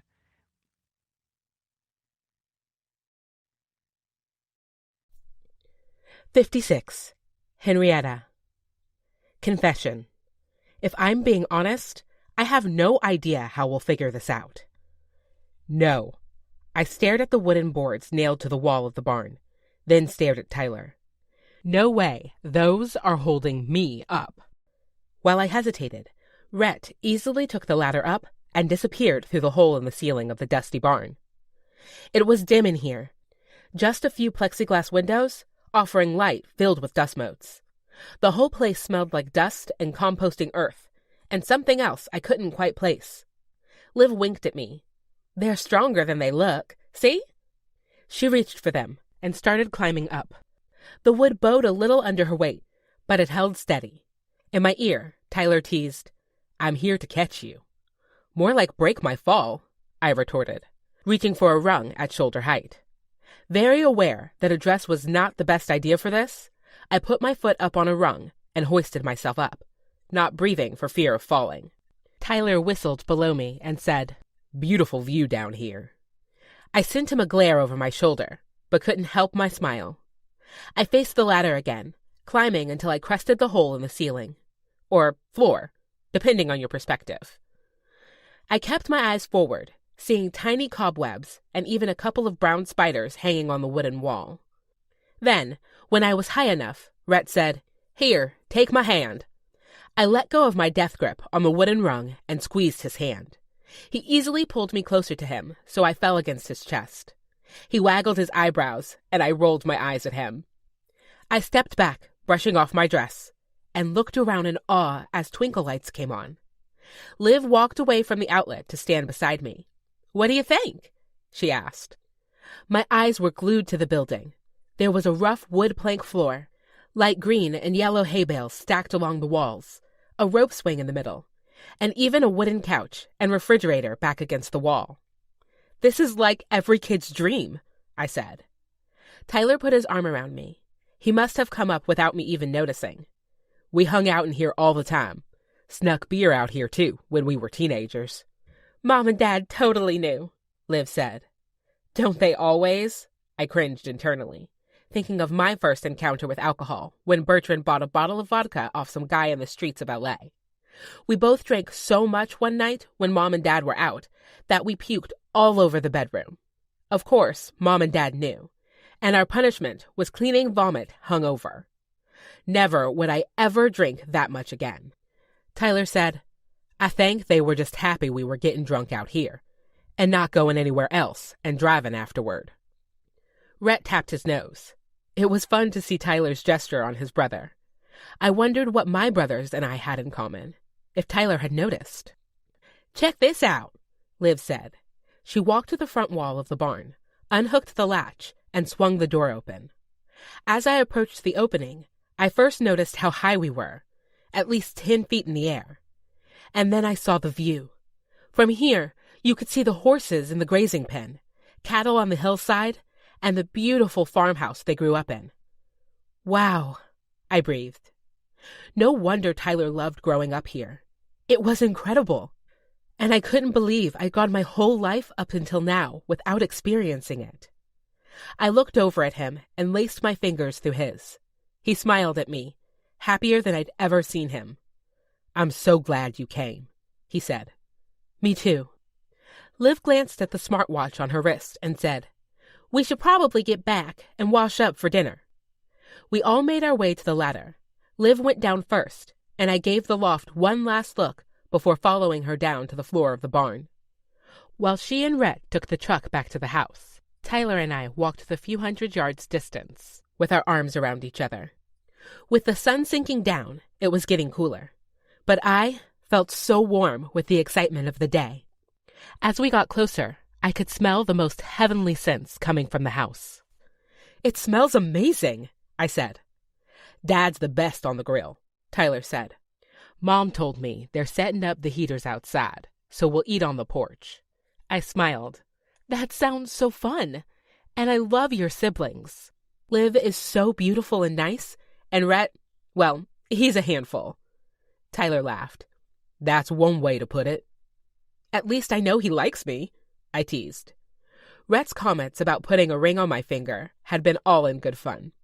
But despite the fact that Tyler and I had been together just a short while, I hoped that's where things were headed. It was like Grandma said with Grandpa. She just knew he was the one. There was a knowing in my heart that this man beside me was meant to be in my life, and not just for a little while, but forever. Tyler opened the door to the house for me, and we went upstairs to wash up for supper. Since we were eating outside, I changed into a pair of leggings and a sweater so I'd be nice and warm. When I came out of the bathroom, Tyler was still in his jeans and t-shirt, and damn, did he look good. Have I ever mentioned how sexy you are, with that tattoo peeking out from under your sleeve? I asked. He came to me, putting his arm around my waist. If tattoos turn you on, I'll get more. I laughed, running my arm over the swirling pattern. I like these just fine. Come on, he said. Let's get downstairs. As we reached the kitchen, I saw Deidre balancing a big dish of mashed potatoes in her arms. Tyler hurried to get the back door for her, and seeing a few dishes still on the island, I grabbed them to walk them outside. Deidre smiled at me. You're so sweet, Hen. You didn't have to do that. No worries, I said, setting the gravy and corn on the table. It all looks so good. Jack lowered a platter full of charred steaks to the table. Wait till you cut into these. Best steaks of your life, I promise. Tyler chuckled. One thing I love about my dad is his modesty. Jack held up his hand, flashing a greasy spatula. No harm in confidence, where it's due. He stared at Rhett as he said that last part. Rhett said, I don't know why you're looking at me. And everyone laughed. So, Hen, tell us about yourself, Deidre said. Tyler says you work in property management. I nodded. I've been managing an apartment complex in my hometown for about 8 years now. I love it. She's being humble, Tyler said. All the renters there love her, and she won over the guys on my crew faster than I've ever seen. My cheeks warmed at the compliment. I think coffee and donuts have more to do with that than anything else. Deidre smiled between the two of us. What's the plan when Tyler moves to his next job? Will you do long distance or... Liv gave Deidre a look. Mom! She lifted her hands. Sorry, was that off limits? I was just asking. Despite the heaters all around us, it felt like all the warmth had been sucked out of my bones. The one thing Tyler and I had both been avoiding was staring us in the face. But Tyler squeezed my hand under the table and said, We'll figure it out, right, babe? I nodded, giving him a graceful smile. Right. But for the rest of dinner, there was a sinking feeling in my gut. Some things were easier said than done. Chapter 57. Tyler. Hen and I didn't talk much after dinner. Instead, she said she was tired and excused herself up to her room. But she encouraged me to spend time with my family. I stayed up with my siblings for a little while, talking and catching up, but soon I went to join her. Mom's question had dampened the whole evening. Not that I was mad at her, it was a fair question, one I didn't have an answer to. I hoped Hen would be up to talk a little bit, but the bedroom lights were off, and her breathing was slow and steady. So I slipped out of my clothes, down to my underwear, and slid into bed with her, pressing my front to her back and loving the way her curves felt against me. She was so solid, steady, and I couldn't imagine ever living without her again. I slept through the night with her at my side and woke with sunlight shining through the sheer curtains. She stirred against me and then rolled over in my arms to face me, her face only inches away. I dropped a kiss on her nose. Happy Thanksgiving, beautiful. She smiled. Happy Thanksgiving. How'd you sleep? Much better after you got in here, she said. I hope you didn't mind me staying up. Not at all. Family is important, especially when you've been away from them for so long. She blinked sleepily and yawned. Your mom missed you like crazy. I can tell. I nodded. What do you want to do today? Eat and watch football? Isn't that what everyone does? I chuckled at her response. We usually do that after chores. I thought we could ride the horses around the pasture this morning. Check in on the cattle that aren't in the feedlot. Her expression fell. I know I said I was interested in horseback riding, but isn't there a weight limit? I was too big to go on a trail ride with Kenner last year. An ache grew in my chest. I hated that she had to worry about these kinds of things. Our horses are really strong, made for hard work. You'll be fine. Are you sure? I nodded. Of course. Plus, I want to see that ass in some jeans. I reached around and grabbed a handful, already turned on. She shook her head at me. You're such a horn dog. Maybe, but I have a gift for you. Go use the bathroom, and I'll leave it for you on the bed. While she used the bathroom, I set the gift I'd special ordered for her, with some help from her mom, and then got dressed and went downstairs. Mom was in the kitchen, cooking breakfast, coffee gurgling in the pot. Morning, I said. Morning. She reached for a mug and poured me some coffee. Still take it black? I nodded, reaching for the cup. That first sip tasted amazing. No matter where I went or where I ordered it, coffee never tasted like it did brewed from the well water at home. What are your plans for the day? After the game, we're going to the city to see Gage, I said. A dark look crossed Mom's face. Can you bring him a loaf of the lemon zucchini bread for me? I have some in the freezer. Sure thing. My heart ached for her, caught up in a war between her husband and her son. Mom's rule was always to put her marriage first, but I could tell it was hurting her. Footfalls sounded on the stairs, and we both looked to see Hen coming in jeans, a flannel shirt, and her brand-new cowboy boots. I'd gone with square toes and tan coloring, with intricate leatherwork up the wide calves. With her jeans tucked into the boots and her buffalo plaid shirt, she looked absolutely adorable. I whistled loudly, and Mom clapped her hands together. You fit right in on the farm, Mom said. Hen smiled, doing a spin in her boots. I can't believe you got these for me, Tyler. How did you know my size? Had a little insider help, I answered with a grin. Do you like them? She nodded, coming to sit beside me. She placed a kiss on my cheek and said, Thank you very much. That was so thoughtful of you. We couldn't have you riding horses in tennis shoes, I said. Mom offered Hen coffee, and soon we were both done with breakfast and walking to the barn. Liv was already there, riding Fred, the paint horse, around the pen. She trotted easily, perfectly at home in the saddle. We Griffin kids had to be, growing up with our parents. Dad expected nothing less than our best, and if we ever got thrown off the saddle, we had to get right back on. When Liv spotted us, she waved and easily slid out of the saddle. As she got closer, Hen said, "You look like a natural up there, Liv. Such a baddie." "Thanks, girl," Liv said. "We'll have you doing the same in no time." "I'm willing to try," Hen said with a hint of doubt in her voice as she nervously rubbed her hands together. We walked her to the horses lined up in front of the barn and introduced her to Star. She was a pretty chestnut mare, 11 years old, with a white blaze running from her nose to her forehead, covered with her shiny mane. Hen gently patted Star's neck. "That's the smell from the barn. Horses," she breathed in deeply. "I love that smell."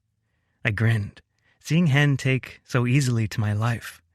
It was just that much more proof that we belonged together. We told Hen about the parts of the saddle, how to use the reins to lead the horse, and then it was time for her to get on. She looked nervous at the size of the horse, so Liv brought out a 5-gallon bucket for Hen to stand on, to give her some more height. With the extra lift, we had Hen on Star's back in no time. She gripped tightly to the saddle horn as she slipped the toes of her boots into the stirrups. I held on to the reins, leading her around the pounded-down dirt of the pen. She rocked atop the horse, slowly getting used to the movements. Liv held up her phone, pointing it at Hen. "Smile big!" Hen gave a cheesy grin that made my heart soar. "How you feeling about it?" I asked. "Ready to take the reins?" With a determined look, Hen nodded, and I handed her the leather straps. I went to go stand by Liv, and we both gave her directions from time to time until she was walking in steady circles around the pen. "Time to speed it up," Liv challenged, at the nervous look Hen gave her. Liv said, "You're ready, girl. Go for it." Hen carefully tapped her heels to Star's sides, and Star walked a little faster. "Bit harder," Liv called. With the extra nudge, Star took off at a trot, Hen's legs clinging to the horse's sides. "I'm doing it," she cried. "That's right, baby," I yelled, pumping my fist in the air. "You're fucking doing it."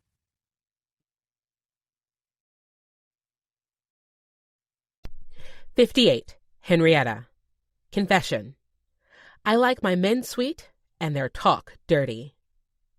My legs felt like rubber as I stepped on land for the first time. Okay, now I know why all those cowboys walk funny in the movies. Liv laughed. "It's a bit awkward at first, but you'll get used to it with some practice." Frowning, I said, "No way to practice where I'm from. I don't think I could convince Mom to let a horse have a part of her garden." Smiling, Liv said, "You're welcome back for a practice run any time. I'm sure Ty's already told you about Gage's frequent flyer miles." "Your whole family is so generous." Liv smiled. "When you grow up out here, you learn that everyone needs a leg up from time to time, including us." Tyler was busy unsaddling the horses, but when he was done putting the saddles away and brushing them down, the three of us walked back to the house. Even though the sun was right overhead, the clouds were thick enough to keep the sky a pale gray. The air prickled like there might be rain later. In a similar way to the ocean, the entire country landscape changed with the weather. It was a sight to behold. The golden grass had a deeper hue, the dirt trails took on a somber feel, and even the wind was subdued. When we walked inside the house, my senses were completely overwhelmed. Jack was carving the turkey, and Deidre's face was red with the heat from baking. Sports commentary played from a radio with an antenna sitting on the buffet table. "It smells wonderful," I said. "I wish I had enough room in my suitcase to bring all this back with me." Deidre chuckled, and Jack asked, "How were the horses?" "Star was a great horse to learn on," I answered. "It was so much fun." Liv said, "We'll have her running barrels in the rodeo in no time." I laughed at the thought. "Not a chance." Deidre said, "Why don't y'all go wash up, and we'll sit down to eat." We went up the stairs, the inside of my legs already burning. Riding horses was a heck of a workout, and probably the only one I didn't mind. In the bedroom, Tyler sent me a sexy stare. Did I mention how hot it was to see you on that horse? I wish I was the one you were riding." He trailed his hands along the waist of my jeans, then linked his fingers through the belt loops, pulling me closer. A swoop of desire went through my stomach, sending heat between my legs. His mouth was already on my neck, working its way down the slit of my shirt, unbuttoning the top button. "Tyler," I gasped, "your family is downstairs." He ground his hips into me, and I felt his erection, turning me on that much more. I was beginning to forget the 4 very specific reasons why I should say no. "What if they hear us?" I breathed, already lifting the hem of his dark gray Henley shirt. He took his shirt the rest of the way off and spun me, pushing my face into the pillows of his bed. Excitement rippled across my skin as he yanked my jeans down. I loved it when he got rough with me. And mix that with my kink of risking being caught, there was no way I'd turn him down. I arched my back, wishing he wasn't still out of me. "Hurry," I whispered. "I'm getting a condom." "Don't worry about it," I said, my chest tight with the knowledge of what I was saying, what I was offering. "I'm on the pill." But nothing was 100% effective. He was quiet for a moment. "Are you sure?" "I am." Then I heard the teeth of his zipper come apart before he pressed inside me all the way. I bit back a cry from my body adjusting to him, to the delicious pain of his girth, and tried not to moan as he slowly backed out. He pressed one hand on the back of my head, shoving me deeper into the pillows, as he pounded into me again, and my eyes rolled back in pleasure. I could still hear the hum of voices downstairs, oblivious to all the ways Tyler was claiming me above their heads. He picked up the pace, and when the headboard rattled, he shifted, I assumed, to still it with his other hand, and continued his relentless drive into my body. I reached down, rubbing my sensitive spot as his thrust continued. And between the force of his hand on me and the pace of his thrust and the pressure on my clit, I was so close. So fucking close. "Fuck," Tyler hissed. "I'm coming." And that was all I needed to push me over the edge. My orgasm racked my body, and I tightened around his cock, raking my hands across the comforter for anything that would keep me from crying out. As the wave slowed, Tyler bent over me, his torso pressing into my back, and he whispered, "My cum is going to be dripping out of you in front of my whole family, because you're my good girl." My sensitive vagina clenched again around his softening cock. Fuck, he was hot, and he knew exactly what to say to me to drive me wild. He pulled out of me, handing me a tissue to help me clean up. And then we both got dressed, sending each other heated smiles as we did. Before we went downstairs, I relieved myself in the bathroom and did the best I could to make sure my hair wasn't wild. There wasn't much I could do about the added brightness in my eyes or the extra color in my cheeks. When I reached the main floor, Tyler was already tucked into the table, an empty seat across from him. I slid into the chair, and he winked at me, reminding me, "My cum's dripping out of you in front of my whole family." I shuddered, already looking forward to round 2. But I did the best I could to act like I wasn't constantly turned on by their son and brother. Instead, we talked about football, something my brothers had prepared me for with endless hours of conversation. My phone buzzed in my hip pocket. Side note, leggings with pockets are the absolute best. I drew it out below the table and saw my mom was calling me, probably just to wish me a happy Thanksgiving. I pushed the button to send the call to voicemail. My phone vibrated again, I assumed with a voicemail notification. But then there was a longer buzzing, a call from my dad. Were they really that worried about me being away from home? I pressed the end button again, and then there was a fresh call, from my mom again. I looked up at Tyler across the table, and he had a worried look on me. "Sorry," I said. "I need to take this." His family was really sweet about it, and I stepped out on the back porch to answer the call. "Mom, what's going on? Is everything okay?" Mom's voice shook as she said, "Your grandma fell again. She's back in the hospital, but this time the break was bad. They think they'll need to do a full hip replacement. My chest froze. I couldn't breathe, could hardly speak. A hip replacement? At her age? They think it will help with her pain and maybe her mobility, but the odds of her coming home this time aren't looking great. I dropped into a chair on the patio table, shivering from the cold, from the news. This couldn't be true. Grandma had been doing great on her walker. What happened? It was an accident. She tripped on one of Kinner's toys. Anger made me grit my teeth together. Had no one been paying attention to Grandma? She had barely gotten out of the hospital, and the second I left, she was back in? I knew what hip surgery meant, especially for someone her age. It meant more health risks, including pneumonia, which could be deadly. My voice was raw. I'll find a flight and have Tyler. No, you absolutely will not, Mom said. You're there with his family, and we have more than enough people here to help if needed. You can come back on Sunday like you had planned. Mom, Honey, you can't fix this, she said softly. And that was the thing that broke me the most. My grandma probably wouldn't be coming home, and I'd missed her last Thanksgiving. I glanced through the windows, seeing Tyler laughing with his family. I should have been home, but I wasn't. I was here. Tell Grandma I'll see her as soon as we get back. I will, honey, Mom said. Then she hung up, and I was alone on the porch, filled with worry and fear and something even worse. Regret. Chapter 59. Tyler. Hey, is Hen okay? Liv asked. I turned in my seat to see Hen on the patio, her elbows resting on the table, her head in her hands.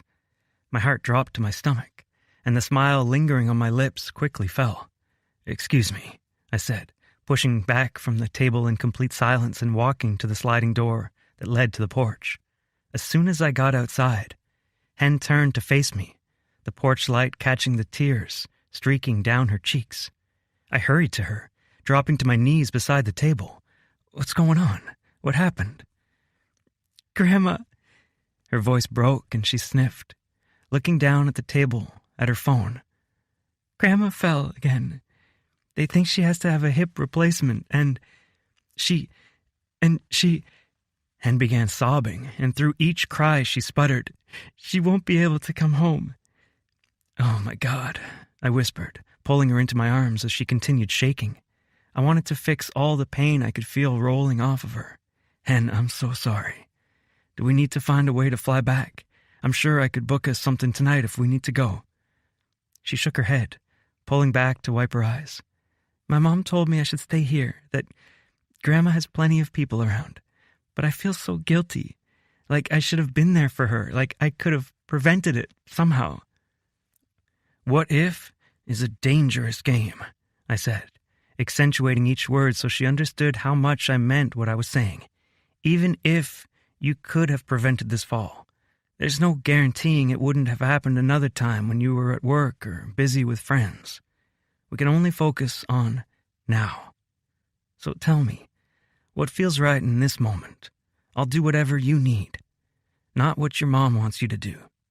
She bit her lip, her eyes still full of tears. I don't want to ruin your family's dinner. It's just food. It'll keep. I don't want to miss out on meeting Gage. I know how much he means to you. 1,000,000 points, remember? He could fly us back tomorrow if we wanted to.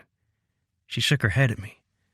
Sitting here and pretending to be happy when my grandma's lying in a hospital bed feels wrong. I nodded, already knowing the answer. Let's go. We went back inside, and I explained what was going on to my family. Hen apologized 1,000,000 times, but my mom hugged her and said, Honey, you don't need to apologize to us. Family is everything. I could have sworn my dad's eyes misted over when she said that. Hen hugged my mom back, uttering a quiet, thank you. Liv came upstairs with us, helping pack our bags back up. And then Hen and I were in the truck, rushing to Dallas. After 5 minutes on a call with Gage, We had seats on the evening's last direct flight to L.A. It was the waiting that was the hardest. Watching Hen lean her head back on the truck seat and close her eyes, picturing God knows what. I reached across the console to hold her hand, but it felt limp in mine, like she was somewhere else entirely. Selfishly, I ached to be closer to her, to be needed and leaned on. But I was doing the best I could, and that had to be okay. The 3-hour flight to L.A. was almost as torturous as the hour drive to RWE Memorial Hospital in Emerson. We parked in the parking garage, and I had to lengthen my strides to keep up with Hen's quick pace. We had to go through the emergency entrance since it was nearly midnight, and Hen quickly said to security, "I'm here to see Cordelia Jones." The guard looked from Hen to me. "Are you family?" he asked. Hen nodded. "Trauma unit, room 1431. Follow the red lines."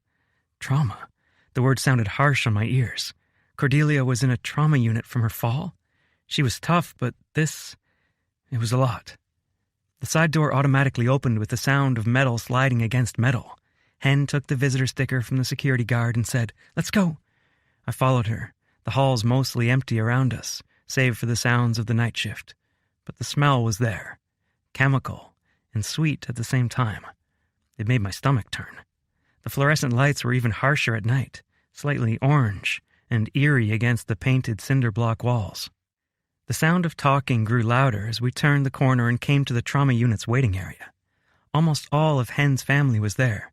Imani and Raven were there, but I assumed Layla had taken Kenner and Aisha home for bedtime. When they saw us, Jamarcus looked up and said, "What are you two doing back here?" Hen was looking straight at her mom as she choked out, "I'm sorry, Mom, I had to be here." Tam got up, taking Hen in her arms and patting her back. "I know, baby, I know." Her dad got up, standing with us, and Hen pulled back from her mom's embrace. "Is there any news?" Murphy repeated what Hen already knew, that it was a bad break and that there would be an emergency hip replacement the next day. Other than that, it would be a waiting game to see how well she recovered from surgery, and which skilled nursing facility would take Cordelia. Hen and I exchanged a look. We both knew that last part wasn't going to be an option. "I need to see her," Hen said. Tam replied, "It's just Bertrand in there now. She's allowed 2 visitors at a time." I reached for Hen's hand.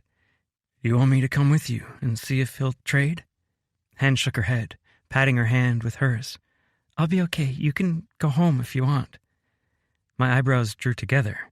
That wasn't even something I'd considered, leaving her when she was going through this. Why would she have thought that's what I would want? "I'll be right out here," I replied. She nodded and slipped her hand from mine, the absence of her touch making me feel cold all over. Then she left the room and was gone. I felt a hand on my mid-back and looked to see Tam standing next to me. "Don't take it personal, honey. She's always been close with her grandma. I tried to get her to stay there in Texas, but you know how she is." A faint smile touched my lips.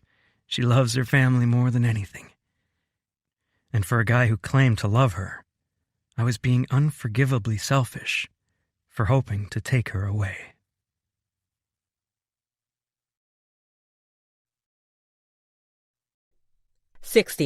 Henrietta. Confession. I can't do this anymore. This wing of the hospital set me on edge. I could hear moaning down the hall, beeping from various monitors within rooms. The nurses I walked past didn't say anything, barely met my eyes. I counted down the numbers until I reached Grandma's room. Then slowly, I pushed the door open. Bertrand sat at the chair next to our sleeping Grandma's bed, holding her hand that wasn't hooked up to an IV. There were 2 bags there, dripping fluid into her veins. And she looked so frail. Her brown skin and silver hair a deep contrast to the stark white blankets and pillow behind her head. At the sound of my footsteps, Bertrand turned to look at me, surprise clear in his face. "I thought you were in Texas." "I was," I whispered, folding my arms around my middle to hold myself together. My legs felt weak, seeing Grandma like this again. I thought we were in the clear. It was so much like Grandpa lying in that hospice bed, fighting for each breath. "Here," Bertrand said, reaching for the wheelchair behind him and wheeling it next to the bed. I sat in the chair, locking the wheels for stability. "It was crazy, Hen," he said, his voice low. "All of a sudden, we heard this crash and then a scream. I can't get that scream out of my head." I leaned my head against his shoulder. It must have been awful to witness. I should have been there to make sure the walkways were clear. Bitterness leached into my voice. We should have been here on Thanksgiving night. It was a freak thing, truly. Kenner was trying to get a toy to come apart, and it slipped from his hands and flung back towards Grandma just as she was getting up to use the bathroom. John Marcus and Layla feel awful, and Kenner was crying so bad to see his great-grandma hurt. My anger didn't dissolve at the knowledge that it was a true accident, and not just carelessness. It changed. I was mad at myself for not being here to support my family when shit hit the fan. I'd been off gallivanting in Texas, riding horses, having sex, being selfish. What other moments, tragedies, would I miss if I moved away to be with Tyler? Bertrand slowly removed his hand from Grandma's. "I'll give you two some time." "Thank you," I said. "Of course." He patted my back one more time before leaving the room. With his footsteps growing quieter, I turned my attention on Grandma. I sat in Bertrand's seat and reached gently for her hand, her palm soft against mine. The skin on the back of her hand looked papery, slightly glossy and cracked with age. When I was little, she'd hold my hand and I'd press into her fingertips, watching the indentations formed there slowly bounce back in place. These hands had loved us so well, from cooking us treats to serving her husband on his deathbed to holding us when we were down. Grandma had always been there for us. Every football game, every Scholars Bowl competition, every graduation and dance recital, she had been there. And I'd abandoned her. A tear slipped down my cheek at the pull I felt between my new love and my family who had always been there for me. I'd only known Tyler for months, and I loved him with all my heart. But my family had been there for my life. What future could there be with Tyler when he had a job that required such extensive travel? When what he wanted was to settle in a state thousands of miles from California? I couldn't ask him to give that up to move here, even if I had a house for us to share. Just like he couldn't ask me the same question. It was reckless to let my heart become so invested in him when this was the inevitable answer. So I cried. I cried for my grandma lying in this hospital bed, her life forever changed. I cried for my first real love, the man of my dreams. And I cried for the future we could never have together. Chapter 61. Tyler. My phone vibrated in my pocket, waking me up from where I'd slept in the waiting room chair the whole night. All of Hen's brothers had gone home, but her mom and dad were here too, leaning against each other as they slept. My neck protested as I slowly stood, reaching into my pocket to see who was calling. Jim Crenshaw's name filled the screen, and my eyebrows drew together. He knew I was off work, and we didn't have a meeting scheduled until the following Tuesday, and it was only 9 a.m.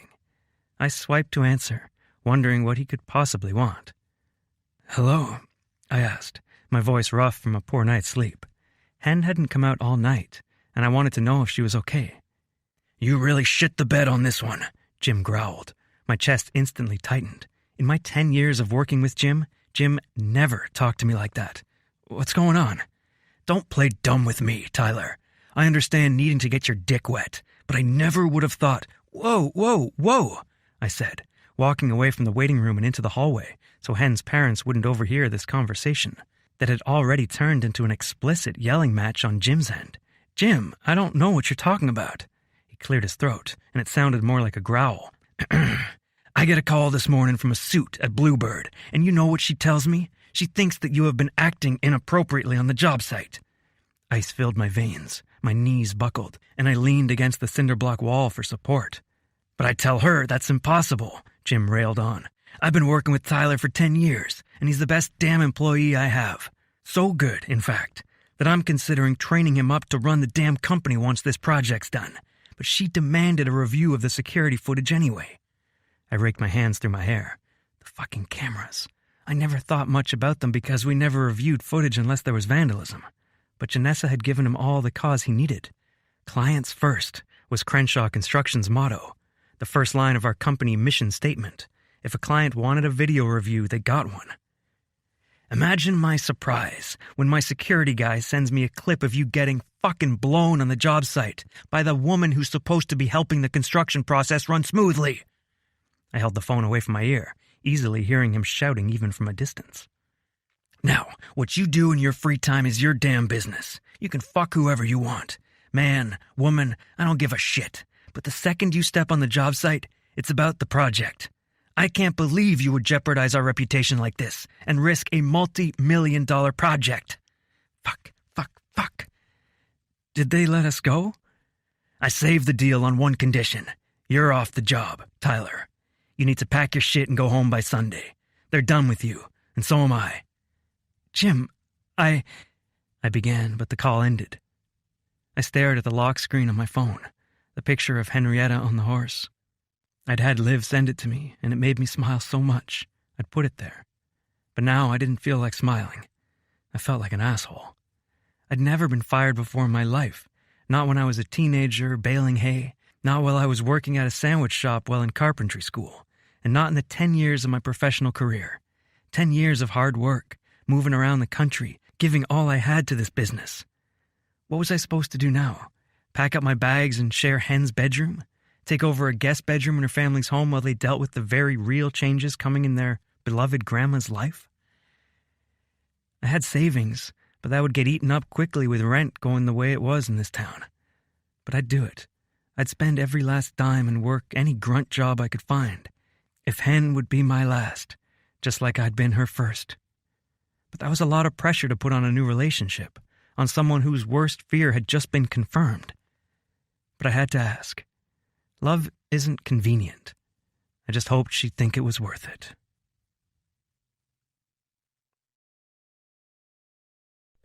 "62. Henrietta. Confession.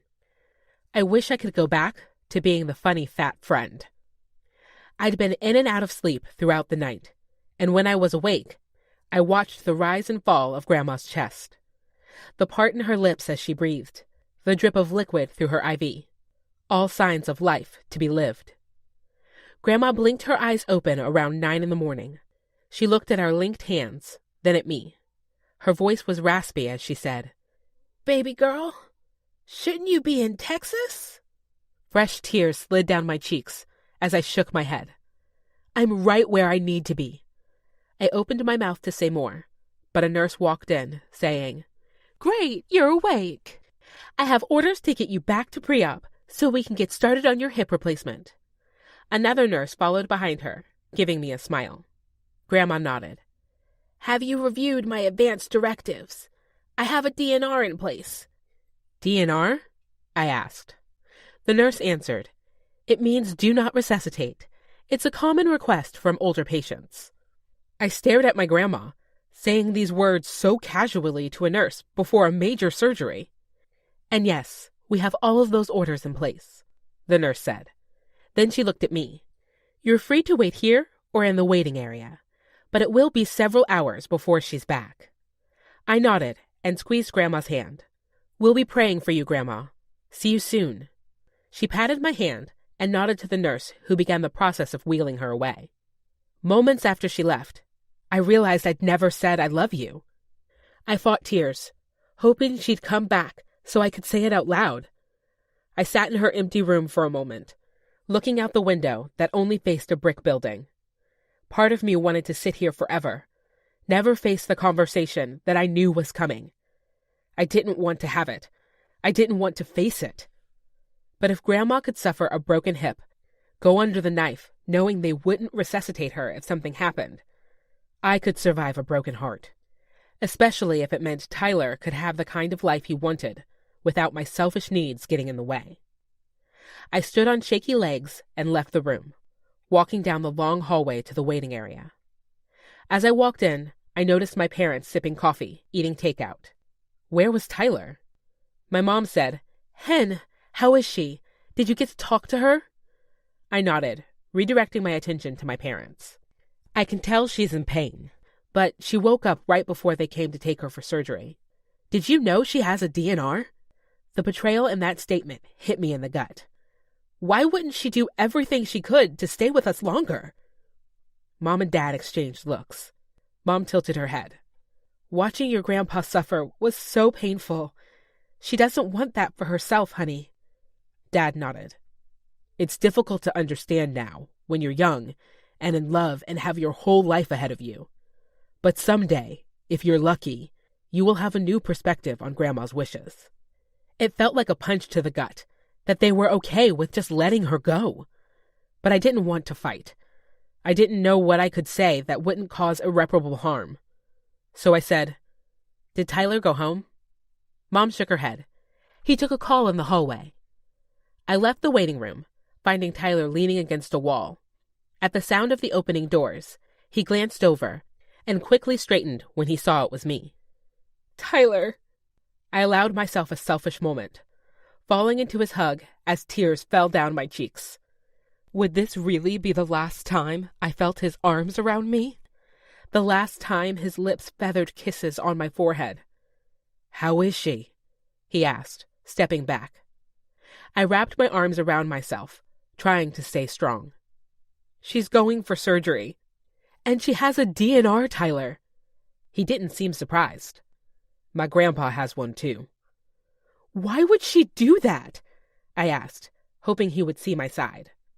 Instead, he replied, Maybe she misses her husband. Emotion swelled within me, taking over my every thought. How could you say that? She's better off dead with her husband than alive with us? No one even knows what happens after you die. What if you're just supporting her to go into oblivion for eternity? I stopped, my chest heaving as I waited for his response. The kindness in his green eyes just made me that much angrier. It's her decision, Hen. It's a bad one, I snapped. His voice was gentle. In your opinion. I glared at him. What are you doing here anyway? I said you could go home. A crease formed between his brows, and I hated how tired he looked, with circles under his eyes and scruff on his chin. I couldn't leave you here, Hen. I wanted to be here for you. Why? I demanded, my voice breaking. Why are we doing this? Someday your job is going to be done here, and you'll be on the road again. Were you just expecting me to follow you wherever you go? Give up on being here for my family and my career so I could be some sort of housewife? Why did you do it? I demanded.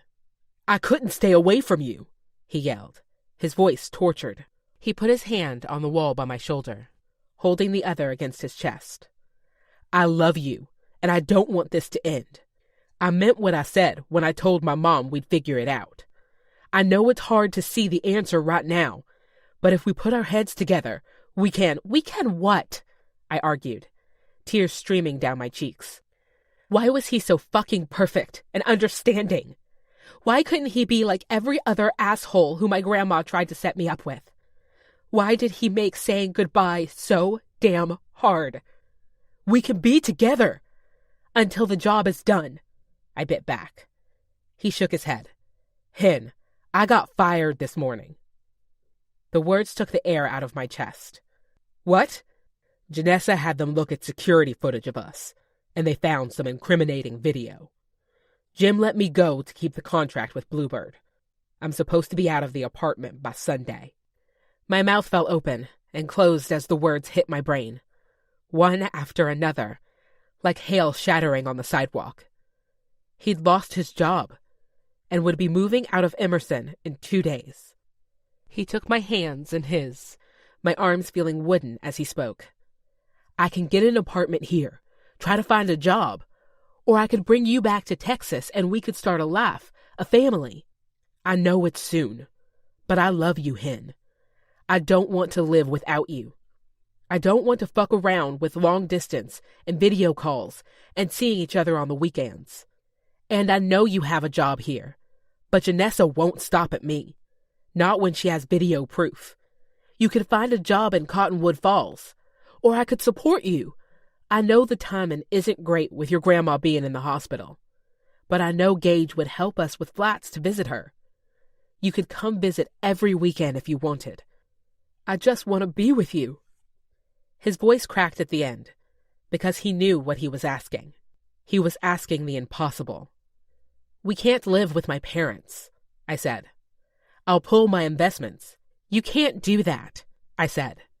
"Then come with me," he begged, his molten hazel eyes on mine. "I can't do that," I cried.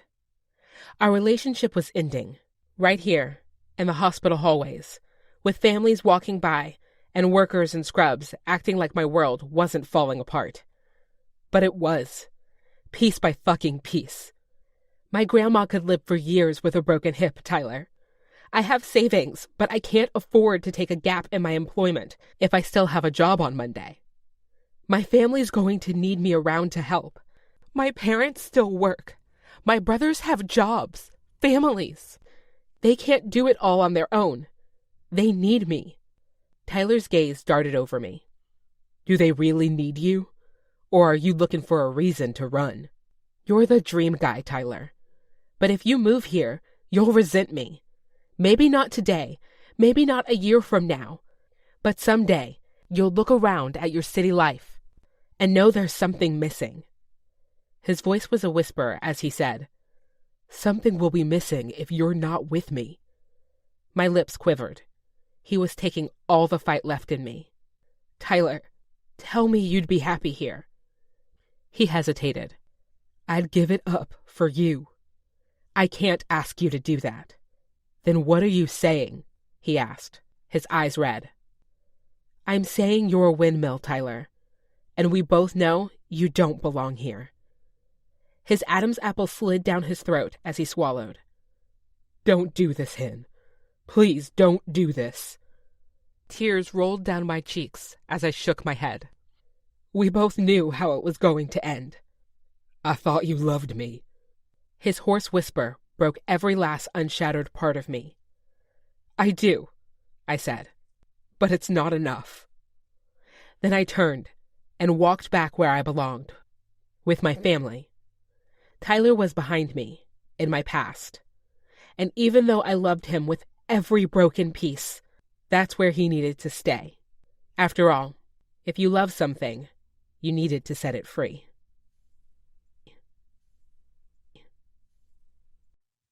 Chapter 63. Tyler. I wasn't waiting around till Sunday. Not when everywhere I looked reminded me of her. Not when all I saw was her face telling me there was no future, nothing I could do to change her mind. Not when I'd lost everything that mattered to me. I packed up all my things, shoving them in the suitcases I moved here with. Then I texted Gage. "Tyler, can you get me a flight back to Dallas for tonight?" Gage. "For you and Hen?" Tyler. "Just me." There was a pause before he replied. Gage. "Booked." He sent me a screenshot of the boarding pass, and I locked my phone, holding it tightly in my hand. I was leaving Emerson, without Henrietta by my side. 64. Henrietta. Confession.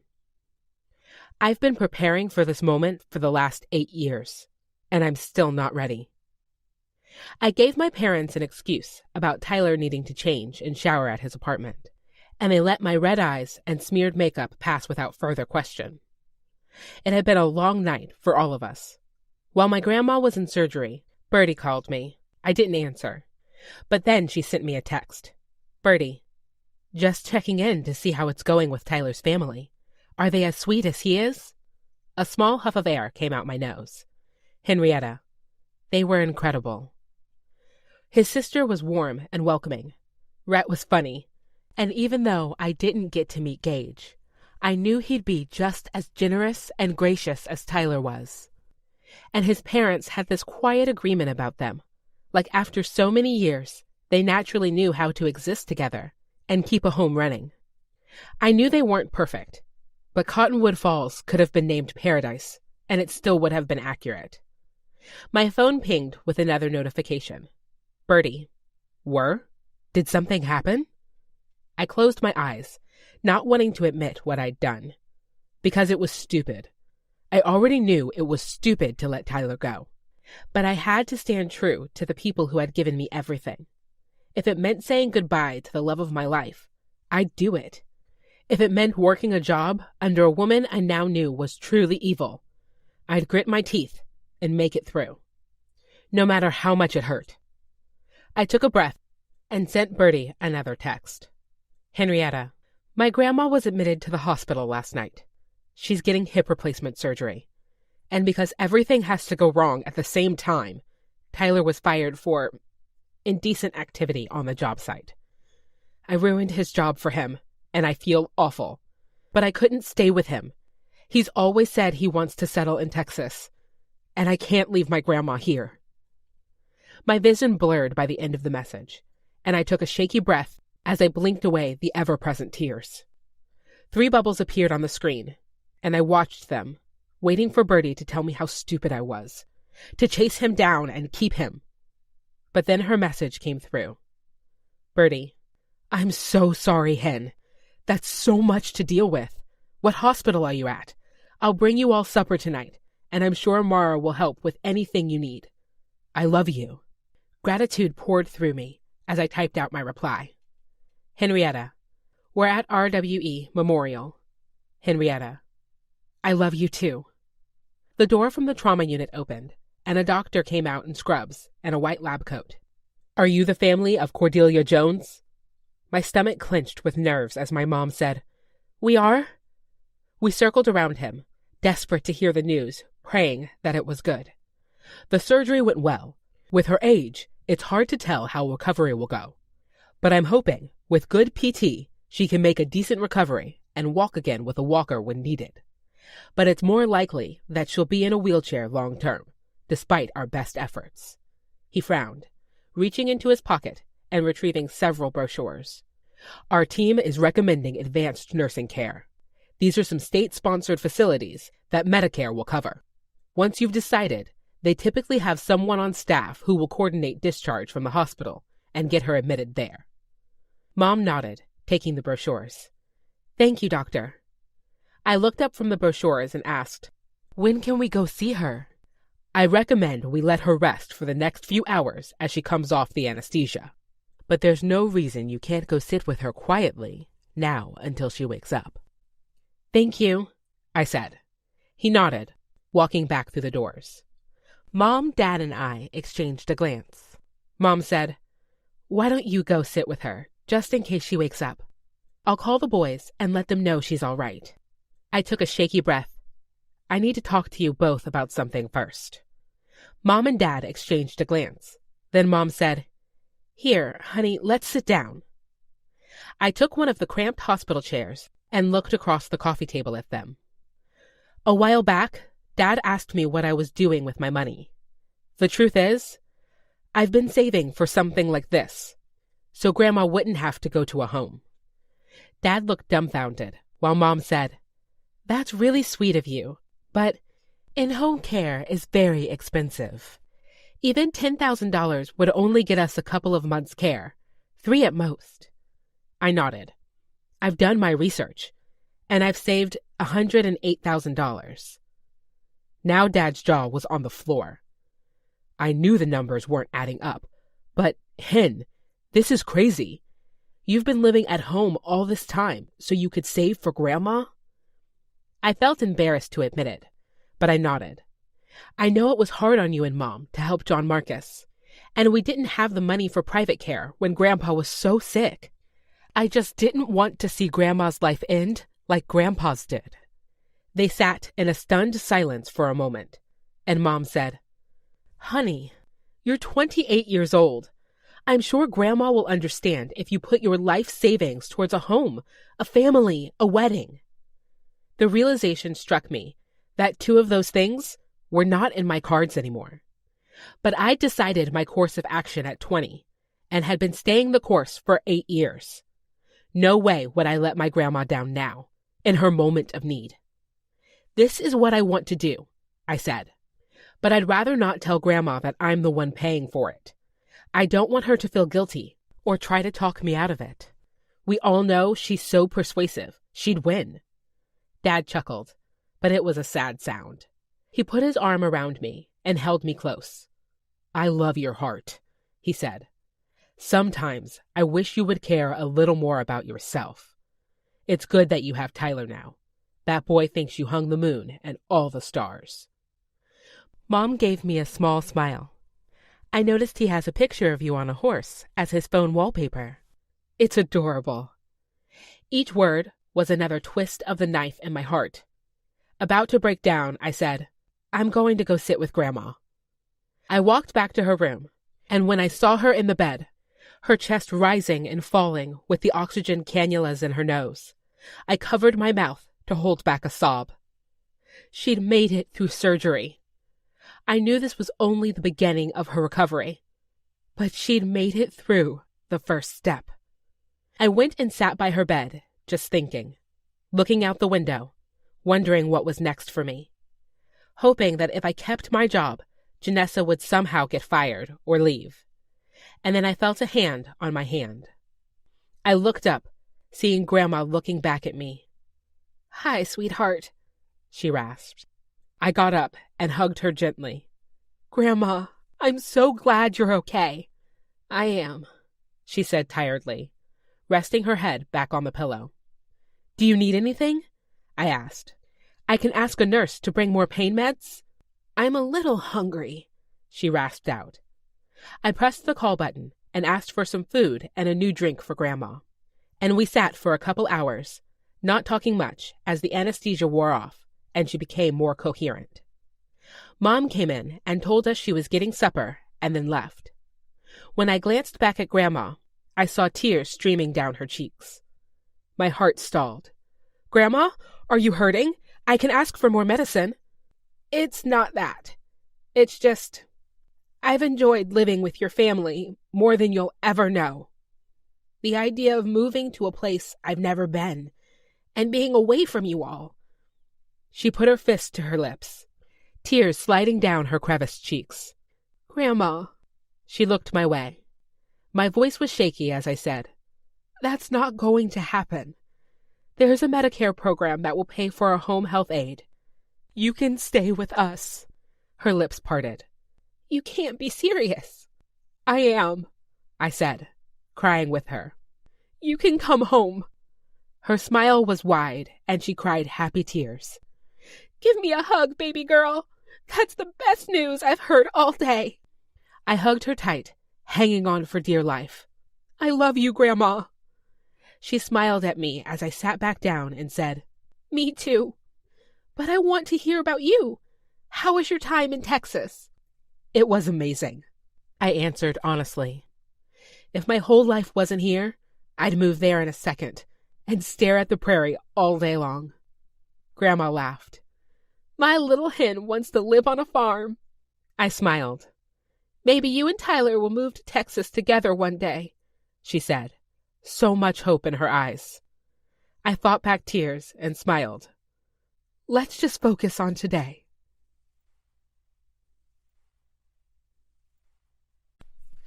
"65. Henrietta. Confession. I can do hard things, as long as there's an end in sight. It took all I had to leave the hospital to get ready for work on Monday morning. Partly because I didn't want to leave my grandma's side, but also because I had no idea what would greet me at the office. Janessa had been on radio silence all weekend. I'd kept waiting for her to call me, tell me Tyler was fired, that they had hired a new site manager, but nothing. So I went home, walked up the ramp Tyler had helped my family install, treaded on the brand new flooring Tyler had donated, and cried in the shower. He was everywhere. From the renovations on the house to the photo booth strips of pictures I'd hung on my mirror, not to mention the stabbing ache in my heart. I missed him so much already, it was hard to breathe. But I had to be okay with my decision, okay with the fact that I needed to let him go because I needed to be near my family, and he needed to be near his. He'd offered to move here, but I didn't want him resenting me down the road because he'd given up what I couldn't. I wore a black dress to work and drove my car down the freeway. When the heat gauge popped up to the danger zone, I got pulled off to the side of the road, waiting for the radiator to cool off so I could add some water. Tyler wasn't there to drive by and save me. I parked in front of the office, but noticed through the window that there were two people inside, Janessa and a man I didn't recognize. Dread filled my gut. Janessa hardly ever came out here, especially not this early on a Monday morning. This couldn't be good. Taking a steady breath to steel myself, I pushed through the door, bells chiming overhead. Janessa turned toward me, an evil smile curling her lips. I'd never really considered her a friend, but we'd worked together for 8 years, and I'd never seen this side of her. Just another knife, this one twisting in my back. "Right on time," Janessa said. I glanced at the clock on the wall. I was 5 minutes early. "I wasn't expecting you," I said, still not sure who this guy was. He was muscular, nearly 6 feet tall, dressed in all black. "Are you the new site manager I'll be working with?" I asked, extending my hand. "I'm Henrietta." The guy looked at my hand, his brown eyes cold. I lowered my hand, and Janessa said, "Pierce is a security guard. It's company policy to have 2 people present during a reprimanding." Reprimanding? I asked. The word rolled around in my head, still not registering. She wasn't firing me. Janessa let out a cold chuckle. "Did you really think you could blow the construction manager on site with no repercussions? Corporate was very interested in your unprofessionalism, not to mention your lack of safety gear. And I don't mean condoms. My flirtation with Tyler is nothing compared to what you did." Pierce stood stone-faced, not even flinching at her vulgarity. "Unfortunately, they said your record has been so good over the last 8 years, they don't want to fire you. Yet. You will be demoted from overseeing the construction process, which also means a cut in your pay. I'll be here every day to check in on construction. And you." My mouth opened and closed. I'd been all but ready to get fired, and then beg on my knees for my job back. I'd been ready to swallow my pride, show up to work, and do my job, despite the way Janessa had spoken about me in Tyler's apartment, and despite the fact that she clearly had no problem destroying his life out of sheer jealousy. But now I'd have to see her every day? And for how long? There were a million bitten-back words I wanted to say to her. I wanted to tell her she was lewd, coming on to people who had no desire in her. That she was fake as vegetable oil butter, treating me kindly until I did something to make her jealous. That she was fat-phobic for considering herself a better pick, based purely on looks. But I closed my eyes, thinking of my grandma. How happy she'd been when she found out she could come home. I could do this. For her. 66. Henrietta. Confession. I'm afraid I'll forget what it feels like to be loved by him. I lied to my family. I told them I was spending a couple of weeks with Tyler, but the truth was, I was staying with Mara and Jonas. Hiding out in their guest room was more like it. My heart was breaking, and I couldn't hold in my pain all day long. Go to work like I hadn't just let go of the best thing that had happened to me, then continue to hold it together once I got home, too. I considered myself lucky to be born into the family I was, but meeting Tyler, it was once in a lifetime. And now that I'd let him go, I couldn't flip the script and beg him back. I'd already broken that trust. My life fell into a survival pattern. Sleep in as long as I could. Go to work. See Grandma at the hospital. Go back to Mara's. Say hello. Go to sleep. Mara tried to be there for me. And Bertie even came over to watch movies one night. But I just couldn't. Pretending everything was okay for Grandma took all my energy. I even missed Wednesday morning breakfast because I knew it would just be my friends and me, and they would ask questions. Why? Why did you let him go? I'd gone over all my reasons in my head, every single day, trying to convince myself I'd done the right thing. If they argued, it would be too easy to do the selfish thing and take him back. Ask him to stay somewhere he didn't belong. But I couldn't leave either. Not with my grandma here. Not with my savings goals still unmet. I planned to spend the entire weekend in bed, save for a couple of hospital visits. But Saturday evening, Mara and Bertie both came into my room. "Get out of bed," Mara said. I squinted at the bright light. "Thanks for knocking." "It's my house, and it's for your own good," she said, which really made me wish I'd sucked it up and stayed at home. Bertie sat on my bed. "I know you're sad, honey, but can you let us have a chance at cheering you up?" I sat up against the pillows, blinking. "I don't want to feel better." Mara and Bertie exchanged a glance. Bertie rubbed my shoulder, asking, "What do you mean?" I took the extra pillow and held it in front of me. "I feel like I deserve to be in pain." Mara frowned. "That's not true, honey." "It is," I cried in frustration. "You didn't see him as he was walking away, but I did. I ruined everything for him. I cost him his job, pushed him away, because I'm not ready to leave my family, and I'm afraid he'd resent me if he stayed." Both of my friends wore matching looks of pity. I hated it, mostly because I was pitiful. I was a mess. "And you know the worst part?" I asked them. They waited for me to continue. "In a sick way, I want to feel the pain.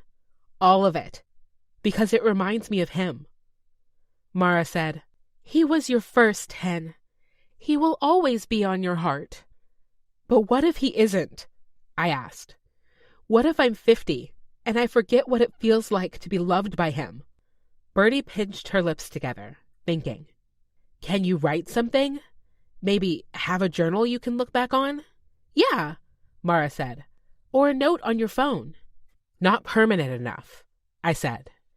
A small smile grew on Mara's lips. "I have an idea." We left the house, me still in my sweats, and then she drove up to a strip mall, parking in front of a store with a sign that said, "Tattoo," in bright red letters. There was a sign in the window, too. "Walk-ins welcome." "A tattoo?" I said. "You said you wanted something permanent," Mara replied. Bertie looked over at me in the back seat. "You don't have to do this, Hen." I shook my head. "I want to." Without waiting for someone to talk me out of it, I pushed the door open and got out of the car, walking to the tattoo parlor's door. There was a guy in a ball cap at the front counter, scrolling on his phone. At the sound of jingling bells, he looked up, seeming bored. "Got an appointment?" I shook my head. "Can I get a tattoo?" He studied me. "You 18? "Do I look like I'm 18? "You drunk?" "I wish." He shook his head, reaching under the counter, then handed me a clipboard. "Fill this out, then come back to my chair." Bertie and Mara whispered back and forth as I filled out the form, and when I was done, I turned to them. Bertie looked concerned, and Mara seemed annoyed. "Look, I know you're worried about me doing something impulsive," I said, more to Bertie. "But people get tattoos all the time. If I hate it in a year, I can put a black square over it, okay?" "But your job," Bertie said. "It's already on thin ice." "They don't care about tattoos," I said. Bertie pressed her lips together, nodding. "If you're sure this is what you want." I nodded, then followed the guy's directions and sat in his chair. "Do you know what you want?" he asked. I nodded, reaching for my phone. I got out a picture and showed it to him. He studied it for a moment and said, "I can do that. I can do that." Chapter 67. Tyler. I stared at the ceiling of the guest bedroom in Gage's downtown condo, hearing hushed voices in the living room. I closed my eyes, wishing I had it in me to care who his guests were, but I didn't. I'd lost my job, lost my apartment, lost my girl. My life was looking like a bad country song with no royalty income to go along with it. And it wasn't about the money. I had savings. I was willing to work hard until I found another good-paying job. No. It was the way Hen looked at me and said with all certainty that it was never going to work. I'd put my whole heart in her despite my fears and doubts. I was willing to work at it and fight until we found something we both liked. And if I was being honest, I would have done whatever it took to have her. Because I was back in Dallas now, and it didn't feel like home anymore. Not without her. The door to my bedroom opened, and I glared toward the light coming through the door. The first couple days, Gage checked in on me, but after that, he let me have my space. I was about to tell him to go away, like a petulant teenager, but then I realized it was more than just him in the doorway. Rhett was already moving to the big window wall, using a remote to open the blinds. Liv came to me, shaking her head exactly like our mother would. "When is the last time you showered and shaved?" "Up, now!" I threw my arm over my eyes to block out the light. "Why does it matter?" She ripped the blanket and sheets off me, a move my mom used on me in middle school when I was going through puberty and could never get enough sleep. "I'm not a child," I growled. "Good, then you can shower yourself," she said. Knowing Liv would never back down, and she could get her other brothers to do whatever she wanted, I got out of bed and stumbled in my boxers to the bathroom. I needed to piss anyway. Outside of the bathroom door, Gage said, "He's been like this for 2 weeks. Just leaves the room to get food, and then it's back to lying around. He must sleep 14 hours a day, at least." "I can hear you," I yelled, feeling like absolute shit from all the time spent in bed. But he was right. Sleeping was easier than being awake with the pain of what I lost. At least sleep was black. In my waking hours, all I could see was her face. Her face, telling me it could never work. Her face, pushing me away no matter how much I begged her to let me stay. Cohen, Jonas, and Steve had texted me, saying they were sorry about the split, telling me to give Hen some time. But I hadn't replied. Hen had spoken, and I'd heard her. The gaping hole in my chest was proof enough of that. Liv yelled, "I don't hear the shower going!" I shook my head and got off the pot, flicking the shower handle. Water poured from the rainfall showerhead, and I stepped in. Cold water pricked at my skin, but it quickly warmed. I felt just as tired, just as hollow in the shower as I felt outside of it. But now that I was in, I might as well make use of it. I finished showering and used the disposable razor and travel-size shaving cream to shave my face. When I was done, there was a fresh pair of gray sweats on the bed, which had been completely stripped of sheets, along with new underwear and a white t-shirt. My siblings weren't going away, not until we talked. So I got dressed and walked out of the room into Gage's open-space living area that had a view of the entire city. The three of them sat at his glass table, looking right at me. "Join us," Gage said, and Rhett moved a styrofoam box and plastic silverware toward the open seat. "Eat," he ordered. "You're just as bad as Liv," I muttered, dropping into the seat and opening the box. Inside was some of my favorite food, a pulled pork sandwich and coleslaw. I forced myself to take a bite, but it tasted like mushy cardboard.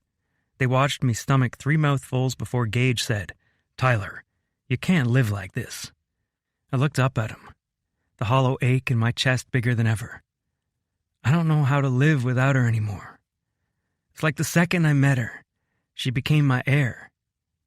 Every morning I woke up, waiting for the second I'd see her at work, hear her voice. And now that she's gone, I don't know how to look forward to the next day or how to even have the motivation to get up anymore.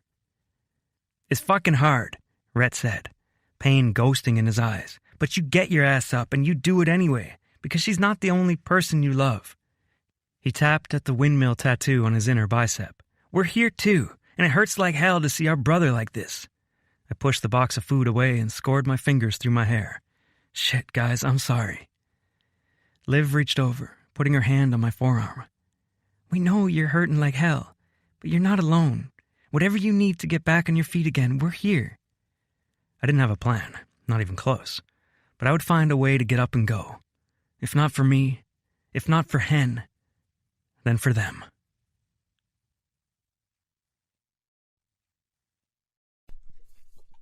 "68. Henrietta.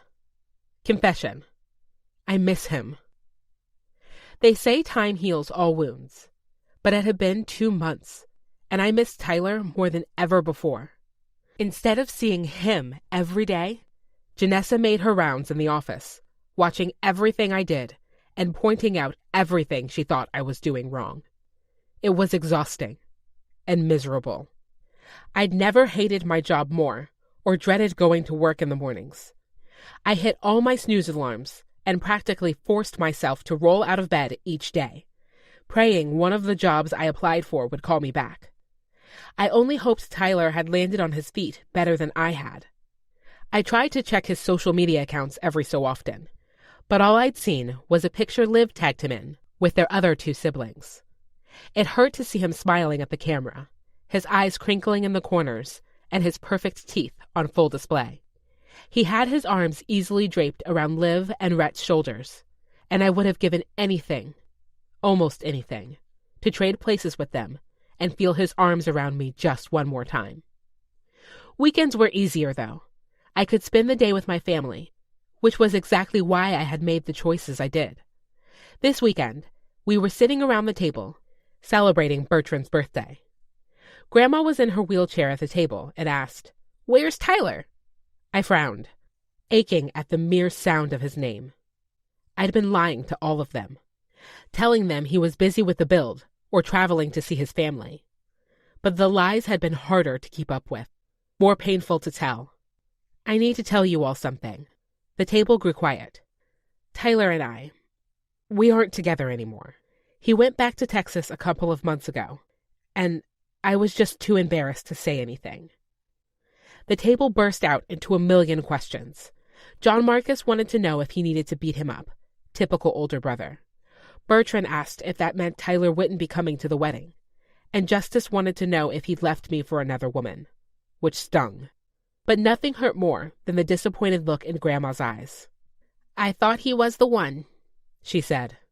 My lips trembled. He was. I knew that much for sure. Everyone was quiet for a moment, until Dad graciously changed the subject, saying, "Bertrand, how many spankings is it this year? 26? A look of terror crossed Bertrand's face. "I'm too old for this shit." "Language?" Lila hissed. Dad shook his head. "You're still my child." Bertrand got up, running from the table, quickly followed by John Marcus and Justice. Some things never changed. Never changed. Chapter 69. Tyler. I lay in my childhood bed after a long day of work with a neighbor who needed help building a fence. The labor had been freeing, with hours spent under the warm spring sun, pounding away at the rain-softened earth. But when the work was done, the pain came back. I always ate dinner at the table with Mom and Dad, not speaking much, and then I went upstairs, took a shower, lay in my bed, and prayed sleep would come quickly. For the most part, my parents let me be, but tonight there was a knock on the door. "About to go to sleep," I called. "Like hell you are," Rhett said, shoving open the door. I propped myself on my elbows, staring at him in the dim lighting. "What the hell are you doing here?" "I'm taking you out." "On a Wednesday night?" "Ladies drink free on Wednesdays. Now up." I shook my head, lying back down. "No way in hell." "I will drag you out of this house myself, and you know I could do it. So why don't you make this easy on both of us, and leave of your own free will?" He went to the closet, rifling through the clothes. "Free will," I muttered. "Doesn't count if you're coerced." He tossed a pair of jeans and a button-up shirt at me. "Wear this." He walked to the door. "If you're not down 5 minutes, I'll come up and get you." I shook my head. Why were my siblings so damn stubborn? The door clicked shut, and I let out a groan. I didn't want to go to a fucking bar and have Rhett try to set me up with random women to get my dick wet. I wanted to go to sleep and forget how much it still fucking hurt to know I'd never see Henrietta again. And I knew it wasn't healthy. You weren't supposed to make someone your whole world. But damn it, she was mine. She was more than that. She was the air that I breathed, the sun on my skin, the ground underneath my feet, and the clouds I loved to get lost in. If I died, still heartbroken, it would be a price I'd pay, because it was proof that once I had been loved by her, once I'd been a part of her dreams. But I could see it in the quiet glances my parents shared across the table, the way my siblings checked on me throughout the week. I was scaring them. So I quit thinking about myself for a second, got off my ass, and put on the clothes. Before I knew it, I was riding shotgun in Rhett's truck, praying this night would go quickly. Rhett pulled up to nowhere, the only pool hall in town. It was a big wooden building with a dance floor, rows of pool tables, and enough liquor to drown an army. And since Cottonwood Falls was surrounded by a few other small towns, there was enough business to keep it going. Dad used to say people forgot about liquor when they said death and taxes were the only two certainties in life, and this town proved him right. And judging by all the trucks in the parking lot, it was just as true on a Wednesday night as it was any other day of the week. Rhett parked in the lot and rubbed his hands together. "Ready for a little fun?" I gave him a look. We both know this is my last idea of fun. Ignoring me, he got out and started walking toward the building. Heaving a sigh, I followed him into the dusky bar. My first thought was it wasn't as nice as Collie's. My second, that I missed dancing with Henrietta. "I need a drink," I muttered. Rhett clapped my shoulder. "On it." We walked to the bar and he ordered 4 shots of whiskey. I expected him to take 2, but he slid all 4 to me. I gave him a look. "I'm driving," he said. And I'd done my best to avoid alcohol, because I knew if I started it would be too easy to spiral, too easy to try and drown out all this pain. But that was all I had left connecting me to her. "One night," Rhett said. "Fine, then you take 1, I replied. He picked up a shot glass, easily dropping it back. I stared at the shots on the counter, preparing myself for the buzz of liquor, the dulling of my emotions, and the hangover I knew I'd have the next day. And then I downed the shots, one after another. I came up coughing, and Rhett patted my shoulder, laughing. "That's how you do it." I raised my hand and asked for a beer, which the bartender quickly brought. I reached for my card, but Rhett said, "Drinks are on me tonight." I gave him a look before drowning half of one. The liquid slid down my throat, warming me right along with the whiskey. "Now," Rhett said, "I see a table right over there." Nodding, I walked toward the booth on the edge of the dance floor, wishing I wouldn't be able to see the spinning couples so well. I sat down, rolled my cup around in my hands. I was tired, but not physically, deep in my soul. "Hey, baby," a woman's voice said, and I looked up to see Rhett extending his hand to a blonde-haired, blue-eyed girl with her shirt low on her chest. Rhett gave her his signature flirtatious grin. "Look what the cat dragged in." It took all I had not to roll my eyes. "Oh, hush," she said, sliding in next to him. Another woman stood by the table, looking a little uncomfortable and far more clothed. "This is my friend Darletta," the blonde said. She gave me her name. Darletta smiled at me. "Is it okay if I sit by you?" No, actually, I need to piss." I got up, my legs feeling far less solid than earlier, and made my way to the bathroom. But as soon as I got inside and took a good look at myself in the dingy mirror, Rhett joined me. "What the fuck, Ty?" I turned to him. "I didn't want to set up, Rhett. I'm not ready to date anyone else." He swore at the ground, then faced me, putting his hands on my shoulders. "Look, Mom and Dad, hell, all of us are worried about you. It's been 3 months and nothing's any better. Mom's talking about having you go inpatient for a little while." My eyes widened. "Inpatient? Like psychiatric care?" He nodded. "And honestly, Ty, I'm not so sure I disagree with her." "I'm not mental, Rhett. I'm fucking heartbroken," I said, my voice rising. A guy walked into the bathroom then, going back to the urinals. I lowered my voice. "You wouldn't understand." "The fuck I wouldn't. You remember Mags? The girl you dated in high school?" I asked. I barely remembered him taking her to the prom. I was already out of the house at the time. His jaw clenched as he nodded. "I get it, Ty. I do. But that pain, it can't be all of you. You gotta turn it into a piece." He clenched his chest right above his heart. "It won't take the hurt away. But if it's all of you, it takes away those parts of your life you do enjoy." My jaw trembled, and I clenched it, attempting to swallow back the lump in my throat. "What do you want me to do, Rhett? Go fuck Darletta?" A ghost of his crooked smirk was back. "I don't think it could hurt, but maybe just get used to looking at another person like you're not seconds from falling apart." I glared at him. "I hate you. But thanks." He nodded, resting his forehead against mine. "You've got this."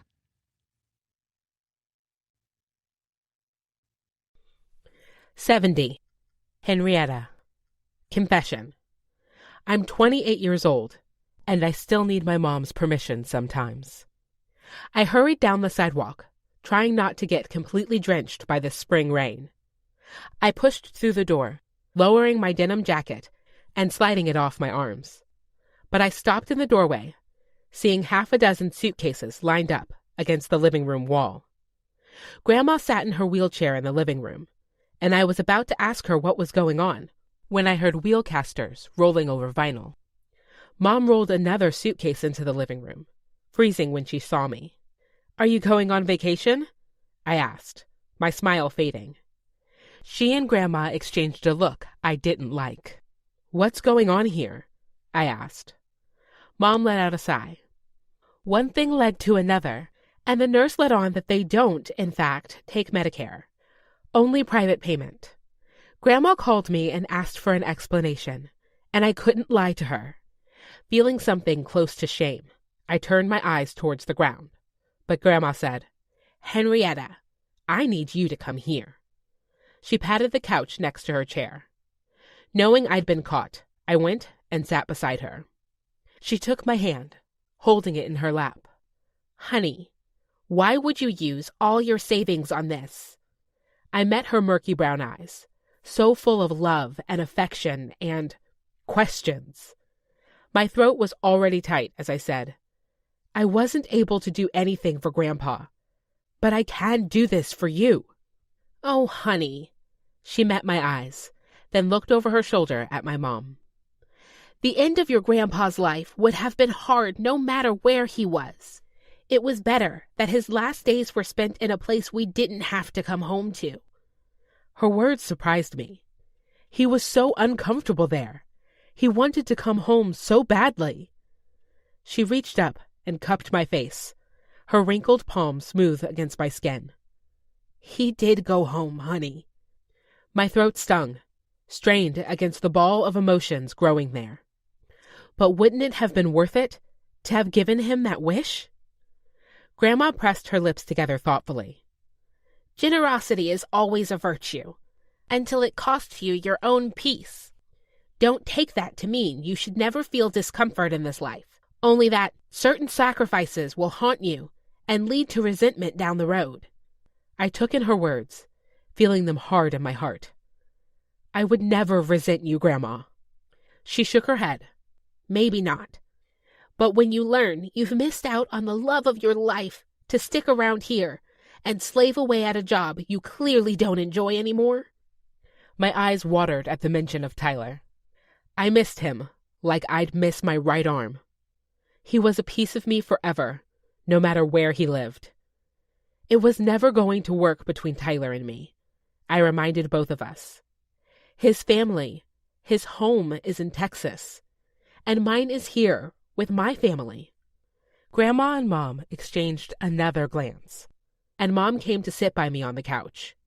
Mom said, "Hen, you've always been our baby bird, here when we've needed you. But it's time for you to leave the nest. You're the child, and it's not your job to take care of us.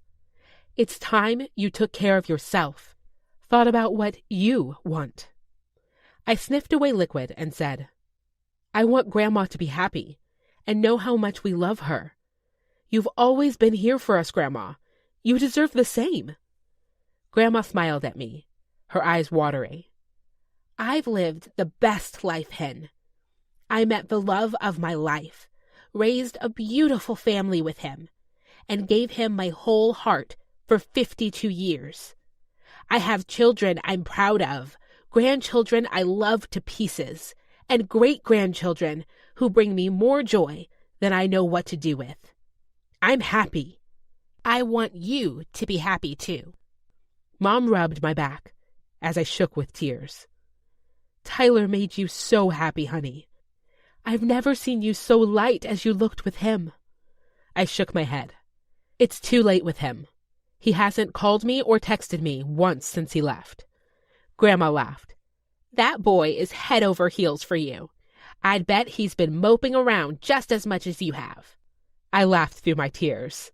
"I haven't been moping." "Have too," Mom and Grandma said at the same time.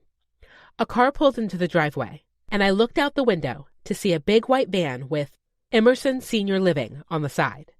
"That's my ride," Grandma said. "Your father is meeting us there to help me move. I want you to stay here and think about yourself for once. But please, come visit me before you leave for Texas." "Leave for Texas?" I asked, just as a knock sounded on the door. Mom went up to get it as Grandma said, "You need to follow your heart, and I'm pretty sure that's where it is." 71. Henrietta. Confession. I can't believe he remembered. I must have opened my phone 1,000,000 times to send a text to Tyler, to call him and beg his forgiveness, but I always came up empty. My family didn't need me. They were setting me free, or rather, shoving me out of the nest, even though the idea terrified me. I had $98,000 in a savings account and nowhere to go. I was lost. After a restless night, I got up to go to work, not because I needed to, but because I had no idea what else to do. I went to my desk, began drafting the script that was now required of me to write and turn in before every potential tenant toured the building. It was humiliating and tedious, just like Janessa wanted. Taking a deep breath, I looked out my window, seeing signs of spring. Buds were blooming on the trees, and the grass had greened up nicely. It was probably time for me to go to the store and see if there were any clearance annuals I could put in the flower box outside my office window that overlooked the small courtyard between apartment buildings. I studied it, expecting to see plain dirt, but instead, my mouth fell open, and I pushed up from my desk, running outside. I hurried around the building to the box outside my window, and then I saw them. Tulips. The flowers had opened into a beautiful shade of pink petals. My eyebrows drew together. How had they gotten there? I knew there was no way the grounds crew had planted them.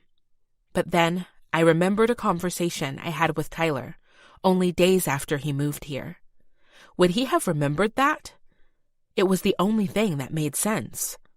Forgetting my hesitation from the night before, I took a picture of the blooms and sent it to him. "Henrietta, did you plant these?" I looked at my phone for a moment, wishing he would reply. But the sound of Janessa's voice interrupted me. "What are you doing out here?" she asked, her pointy heels sinking into the grass as she walked toward me. "Shouldn't you be working? You know, you're on probation. If we see you lazing around, there's a good chance." I didn't hear the rest of her words, because my phone vibrated. I stared at the screen. "Tyler, I hope they made you smile." My heart filled, and I covered my mouth, tears stinging my eyes. It wasn't a confession of love, but it was a glimmer of hope. The last shred I had left. "Henrietta," Janessa trilled. "Are you really on your phone while I'm trying to talk to you?" I looked up at her from my phone. I quit. "What?" I gripped my phone in one hand, holding it at my side. "You heard me. I quit. I'm done working under a jealous, controlling, vile person." I clenched my jaw in anger. "You had an incredible worker in Tyler. This new guy doesn't care half as much about his crew as Tyler did. That's why turnover has almost quadrupled since he left, and why production is already a month behind. And now, you'll see how much I did for this place." I walked past her, going straight for the office. "Have a nice life." She followed behind me as I grabbed the few belongings I kept here and threw them into my purse. "If you walk out that door, there's no coming back," Janessa threatened. I stood in the doorway, looking at the office, at the kitschy paintings my mom had done for me, at my flourishing hanging plants, and I realized none of it mattered to me. Not if I couldn't spend my time with the people, the person, I truly loved. "The plants need watered twice a week," I said, and then I walked out the door. Chapter 72. Tyler. "Something from a job?" Dad asked, as we drove down the pasture to build a temporary fence around some corn stalks. We'd move the heifers there once the fence was built to get them some extra nutrition. I only shook my head. That hollow feeling in my chest was stronger than ever as I realized Henrietta wasn't going to reply. Just like Rhett had said, I moved that pain to a part of me, right at my sternum, but it bloomed now, threatening to take over again. I'd forgotten that I planted those bulbs after our conversation when she told me she liked them. But the fact that she had texted me after months of silence, I'd been so excited, and now I just wanted to go back to the house and hide all over again. I'd done well since my talk with Rhett a couple weeks ago, doing gig work with farmers and ranchers in the area, while I decided my next move. I wanted to work in construction again, but a lot of employers thought I wouldn't be a good grunt worker since I'd spent so much time in management. And Jim was a big name in construction around Dallas. The second any employer saw my name on an application for a higher-up position, they called him, and I never heard from them again. Gage offered me a job on one of his maintenance crews. He wanted to fix everything for me, but my pride turned him down. I'd been the one to mess up my career, and I was the one who needed to put it back together. How? I had no fucking clue. I felt stuck. Trapped. I wished I would have fought with Hen to stay in Emerson, rented an apartment and worked whatever job I could get. But it was too late. Months stood between us now. Months and a single text message, and that fact haunted me every single day. Even home didn't feel like home. It all reminded me of Henrietta, the joy in her eyes as she saw everything for the first time. I knew in my heart she belonged here, that we belonged here, that we belonged together. But I had no doubt she'd find another man there locally, one who wouldn't take her away from the people she loved most. I just hoped he'd love her the way she deserved. And me? It was looking like our family would have 3 perpetual bachelors and my brothers and me. Dad and I spent the day building temporary fence, and after that, I went to Dallas to have dinner with Gage. Even though I was staying in my old room with Mom and Dad, he wanted to meet up once a week for dinner. I think to make sure I was okay. He wouldn't admit it, but I'd scared him. Hell, I'd scared myself. I was barely climbing out of that hole, hanging on to the edge with my fingertips bleeding in the dirt. But I could see some light, and that hope, it was everything to me. Gage and I sat in a high-end restaurant and ordered off a menu that didn't even have prices listed. After the server left, I said, I need to get a job. Gage looked at me across the table, annoyance making his lips twitch just like they always did when we were kids. What? I asked. You don't want a job. Why the fuck haven't you bought the schoolhouse yet? I really fucking regretted telling him about that.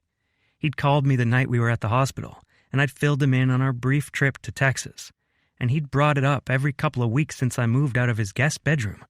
Feeling like I was under a magnifying glass, I said, What did you say about unsecured debt? It's a trap that never pays off, and if you want to argue with me, I'll point you toward the student loan crisis. Right. So, tell me what lender would want to work with me when I haven't had a pay stub for months. Hell, half the people I've worked for still owe me. You could take a home equity loan and risk keeping a roof over my renters' heads? I said. They have children. If you just let me... I glared at him, cutting him off.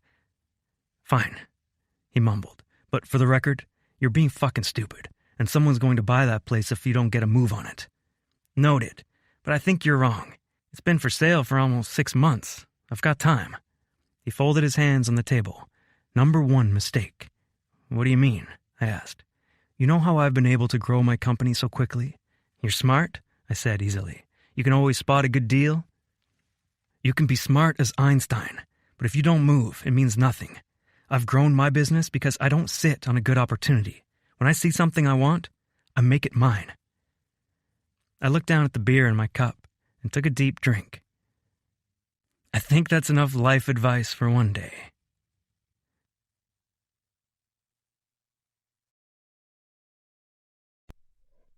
"73. Henrietta. Confession. My grandma is my hero. I walked through the double-glass doors of Emerson Senior Living. My heart beat quickly, and my stomach turned with fear. My mom had told me move-in went well yesterday, but I wanted to see for myself that it was good enough for my grandma. The front lobby area was cozy with gilded art, cushy chairs, and plants growing in pots along the wall. As I walked a little further in, a woman walking by in scrubs greeted me. "Hi there. Can I help you find something?" she asked. I picked at my thumbnail as I nodded. "I'm looking for Cordelia Jones.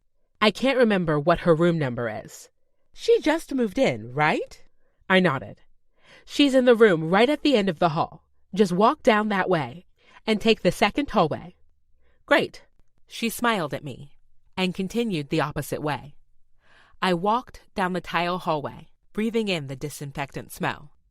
But they also had some type of cinnamon air fresheners going, so it wasn't as harsh as a hospital smell. As I walked farther down the hall, I saw a big room on the left. Half of it was filled with dining tables. A few women sat around the table playing cards. My eyebrows drew together. "Grandma?" I called. "Is that you?" Grandma perked her head up, looking over her cards and grinning at me. "Henrietta, what are you doing here?" As I walked toward the ladies, Grandma said, "This is my favorite granddaughter, Henrietta." The women greeted me, complimenting me profusely and making me feel like $1,000,000. "You're too sweet," I said. "What are you playing?" Grandma held up the backs of her cards. "Skip, Boo." "She's a natural," the white-haired lady on her left said. Batting her hand, Grandma said, "Beginner's luck. You'll have to excuse me. I need to show my granddaughter around." The women waved at her, and Grandma stacked her cards for them, putting them at the bottom of the draw pile. I got behind Grandma's wheelchair, backing her from the table and pulling her away. "Go this way," she said, pointing toward the rec area. "They have a TV over here, and there's an instructor that comes in and does aerobics once a day. My physical therapist came in this morning and said I can do all the exercises sitting down until I get stronger." My throat felt tight, seeing it all. One day here, and Grandma already had friends her age, a place to go work out, a routine. "Wait until you see the salon," she winked. "There's more?" I asked. She directed me down a hall that had a small salon including chairs where they could get pedicures if they made appointments. Then she showed me the back courtyard, with a small community flower garden and a heated pool with sparkling blue water. "Some people do water therapy," she explained. "I should be able to start that here in a few weeks." I fought happy tears for her as we walked to her room. It was small inside, but my parents had set her framed photos on the dresser and nightstand, and even hung some on the walls. There was a big window out to the street so she could get sunshine, and she had her own bathroom and mini fridge. "What do you think?" she asked. "It's incredible," I said, sitting on the chair across from her. And I meant it. It wasn't perfect by any means, but so much better than what I had feared. "Grandma, you're so brave." "What do you mean?" I looked around her new home. "You're on your own now, in your own place, meeting all new people, even after all the bad things people say about places like this. It's so brave." She tilted her head, smiling softly. "You'd be surprised how brave you can be for the people you love." I wished with all my heart I had been braver for Tyler. Brave enough to trust my family to take care of my grandma. Brave enough to let go of my safety net and build a life with the man I loved. Brave enough to ask for what I really wanted and let him give it to me. Grandma asked, "Did you come all this way over your lunch break just to check on me?" I bit my lip. "Actually, I quit my job." Her face lit up with a smile, and she patted her hands happily on her lap. "Baby girl, that's huge! Congratulations!" "Thank you." I couldn't help the smile I wore. It had felt so freaking good to stick it to Janessa and tell her what I truly thought. "So, when are you going to Texas?" "How did you know?" "Lucky guess." She had a sly grin. "So, you are going, right?" I nodded. I booked the first flight out of LA tomorrow morning. Mom's dropping me off, so my car doesn't break down on the way. Grandma laughed. "Please tell me you're getting rid of that hunk of junk." "I'm selling it online. Bertrand told me a regular dealership won't take it," I said with a laugh. "This is so exciting," she said, her eyes shining. I nodded. "It's exciting if it works out. We haven't even talked for months." "A few months apart is nothing compared to the lifetime you could have together." She smiled over at a picture of her and Grandpa. "All you have to do is show him that you still care about him, that you're dreaming with him now." I lifted a corner of my mouth. She was so right. It was scary to put myself out there, to go big when he could tell me to go home. But I had to, because the thought of feeling this ache for him every day for the rest of my life, it was pure misery. I never should have let him go. I knew that now. It had been a massive mistake, but I couldn't go back in time and fix all my worries, fear, and false sense of responsibility. All I could do now was show him that I'd never make the mistake of losing him again, and pray he'd take me back. Back. 74. Henrietta. Confession. I've never been so scared in my life. As I drove my brand new, to me, SUV away from the Dallas dealership, my heart was racing. I hoped I wouldn't be driving this car back to California anytime soon. A call came through on the Bluetooth, and I tapped the green button on the screen, feeling fancier than I'd ever felt in my puddle jumper. I answered it, and my dad's voice filled the car. "Hey, Hen. I just got off the phone with our lender, and they're sending you a pre-qual letter. You're good to put in an offer if that's what you decide to do." My heart lurched, and I took a few deep breaths to focus on this busy Dallas traffic. Even driving out of town, the roads were packed. I definitely hadn't timed my trip well, leaving the dealership around 5. "Are you sure you're okay with co-signing for me?" I asked. Dad quickly replied, "Of course we are. I know you'll never need us to help with a payment, with how frugal you are." I laughed. The vote of confidence is nice. "Did you splurge on your car?" he asked. "Yes. We're actually talking on my new car phone. I went with a Cherokee, like John Marcus suggested. Runs like a dream, and hopefully, I won't be changing tires on the side of the road anymore." "Good," Dad said. "You deserve to have something nice." "Thanks, Daddy," I said. I heard the smile in his voice as he said, "Go get 'em, Tiger. Call us after to tell us how it went." "Pray for good news?" I asked. "We already are." We hung up, then I tapped through to call the only romance author I knew.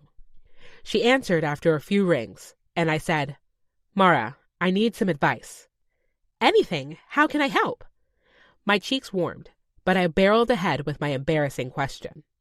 "Well, since you're kind of an expert on grand gestures and couples making up, I wanted some tips on how to do that with Tyler." Her squeal rang through my car. "You're trying to get him back?" My smile grew. "I'm in Texas right now." "Oh my gosh!" she pealed. I bit my lip, realizing I should have stopped to tell my friends goodbye before I dropped everything to start a new life here, hopefully. But thinking of myself was new, and I didn't want to lose my nerve. "What changed your mind?" she asked. He planted tulips in my flower box. "Is that an innuendo?" I laughed and filled her in on the whirlwind of the last couple of days. "Does that mean we won't see you on Wednesday mornings when I'm home?" she asked. She usually videoed in with Bertie and me when she had to be in Georgia to help write for a body-positive TV show. "It means we'll be doing virtual breakfasts, I hope." "Awesome," she said. "So here's what you do." I pulled up to the old school building on the outskirts of Cottonwood Falls. It was just as impressive as I remembered it. There was traditional brick, big white columns, and big windows wrapped around the building. It would take some work to make my dream come true, but I was ready for work. I was ready to build a life with Tyler from the ground floor. Soon after I parked, a white pickup pulled in next to me, and through the tinted windows, I recognized Linda from Thanksgiving. She had a new short haircut that accentuated her pointed chin. I got out of my car to talk to her, giving her a big smile and a wave. "I love that new haircut on you." "Henrietta, you're just so sweet," she said. The sad look in her eyes told me otherwise. A sinking feeling in my gut. Had word of my breakup with Tyler gotten around town? Was there something, or someone else, I didn't know about? I shoved aside my fear and said, "Should we go inside and look around? Or can I make the offer now?" She wrung her thin hands. "I'm so sorry, but the building's sold." Punch to the face, the chest, the gut. What? We talked on the phone this morning. Why didn't you call me? I tried to get a hold of you, but it went straight to voicemail. I left a message. I must have missed the notification in all the rush of getting off the plane and car shopping. What happened? We had a cash offer over asking price that the seller couldn't turn down. I'm so sorry. I know how excited you were about this. Despair washed over me.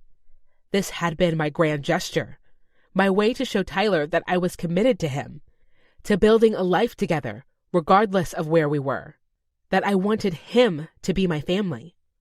But then I remembered where I came from. My grandma taught me that a stubborn streak can move mountains. My mom taught me anything can grow with a little care. My brothers taught me to go down swinging. And my dad? He taught me how to get my hands dirty and find out my own solution, instead of sitting around and waiting for a hero. I was not losing this sale. "Who bought it?" I asked. She frowned.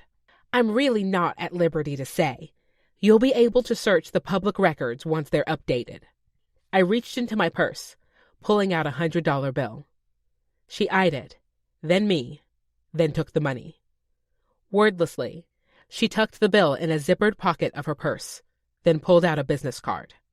I held the black cardstock in my hand, desperately reading the information, and my jaw fell to the floor. Gage Griffin, CEO. Chapter 75. Gage. My desk phone beeped, and I pressed the button. "Yes, Mia?" "You have a call from a Miss Jones? I told her you were busy, but she said it was an urgent family matter." My shoulders tensed with dread. No matter how hard of a line I'd drawn between my parents and myself, the thought of them passing before we had a chance to make amends. It was a fear that haunted me every damn day. "Send it through," I said, closing my eyes and hoping like hell it wasn't bad news. The phone rang, and I gripped the receiver, holding it to my ear. "This is Gage Griffin." A clear voice came through the phone, strong and in control. "This is Henrietta Jones." I blinked at the name. "Tyler's Henrietta?" "I have to know why you bought the schoolhouse. I know for a fact he would never accept a handout from you. Are you trying to take it out from under him?" I bristled at the harshness in her tone. "I bought it so someone else wouldn't do what you're accusing me of. I thought I would hold on to it until he gets his head out of his ass and buys the place himself." In fact, the ink had barely dried on the papers. "How did you find out?" She hesitated for the first time since barreling into this call. "What?" I demanded. "I'm in Cottonwood Falls. I was going to put in an offer." "You're where?" "Standing in front of the school right now," she replied. I reached for the blazer hanging over the back of my chair. "I'll meet you there in an hour and a half." And then I did something I hadn't done in over a decade. I left the office early for a personal matter. I rushed past the reception area, and Mia called, "Everything okay?" The relief I felt throughout my body had me smiling. More than okay. I got in the elevator and took it all the way down to the parking garage. My Tesla waited for me in a reserved spot near the door. The car unlocked as I neared, and I got in, tossing my jacket in the passenger seat. The engine quietly revved as I whipped out of the parking garage and onto the road. The sky was already dusky, but I raced through traffic, driving to Cottonwood Falls as quickly as I could. Usually the drive took a good 2 hours, but I could shave off 30 minutes. As I flew down the interstate, I dialed Tyler's phone number. "What's up?" he answered. "I need you to meet me at the schoolhouse tonight." "What? Why? I already told you I'm waiting until I find a steady job." "Indulge me," I said. I could practically feel him rolling his eyes. "Only if we hit the diner after. I'm fucking starving." The idea of sitting in the diner where I used to hang out in high school made my skin crawl. But I had a feeling when he found out what was waiting for him, he wouldn't hold me to it. "Fine," I said. "Be at the school in an hour. See you then." We hung up just as I reached the city limit sign of Cottonwood Falls, Incorporated, population 8,432. An unpleasant mixture of anger, guilt, and regret flooded my body at the familiar sights. My life would have been so different if my dad didn't have his head up his ass. I would have been working on the family farm, growing something that had been built over generations. Instead, I worked in an office, had employees working for me that I'd never even met before. I hadn't even come into town to buy the damn building. But I needed to see Henrietta for myself. I had to make sure she was honest about her intentions before I did what I wanted to do. I turned down the streets so familiar they'd been buried into an automatic part of my memory. As I reached the school, I saw a red SUV parked out front, temporary tags on the back. Then my eyes drifted to the front entrance of the school. A woman with dark skin and ample curves sat on the porch steps, her elbows on her knees and her chin in her hands. An orange security light cast a halo around her, making her black hair appear almost golden. This was Tyler's Henrietta. Part of me wanted to hate this woman. Wasn't she the one who had broken my brother to the point he wouldn't get out of bed? The one who caused that ever-present glint of pain in his eyes, even months later? But the way he loved her made me care for her too. I wanted this to work for them, if she was here for good. I couldn't watch my brother go through this again. Clearing my throat, I turned off the car and got out, walking toward where she sat. With Tyler on the way, we didn't have much time, and I had plenty to say. She eyed me wearily as I approached. "Are you Gage?" I nodded. "You look just like him, but you have your mom's hair color." "Except mine doesn't come from a box for $6.95, I said. A small smile formed on her lips. But her expression quickly turned serious. "Gage, I want to buy the schoolhouse from you. I have a significant down payment, and even though I don't have a job here yet, my parents co-signed with me on the loan. I'm hoping Tyler will help me turn this into his dream come true. Together." I studied her, looking for any hint of inauthenticity. In my line of work, most of my decisions were analytical, but there also came a time to trust your gut. And this woman, with her wide brown eyes and lips pulled down with worry, she was the real deal. "I'm not selling it to you," I said. Her mouth fell open. "Gage, you have to know how much this would mean to us." Her eyes grew shiny with tears. "Unless he's found someone else." She put her head in her hands. "Oh, God, I'm so stupid. I should have called before I stepped closer, putting my hand on her shoulder. "I'm not selling the schoolhouse to you, because I'm giving it to you."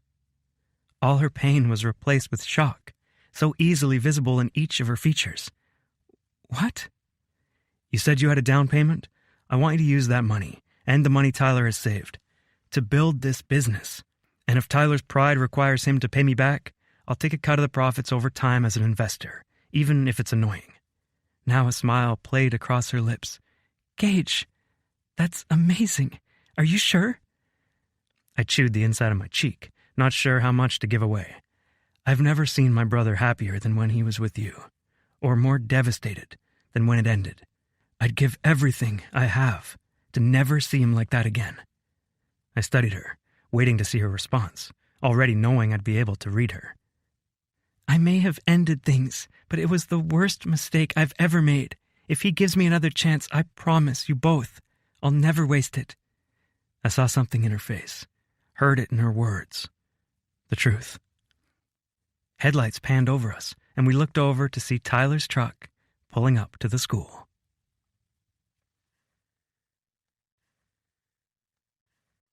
Chapter 76. Tyler. I blinked at the windshield because I couldn't be seeing straight. Gage stood on the front steps of the school with Henrietta. Seeing her was like a punch to the gut and a drink of fresh water after months in the desert. She was beautiful, even in the dim lighting.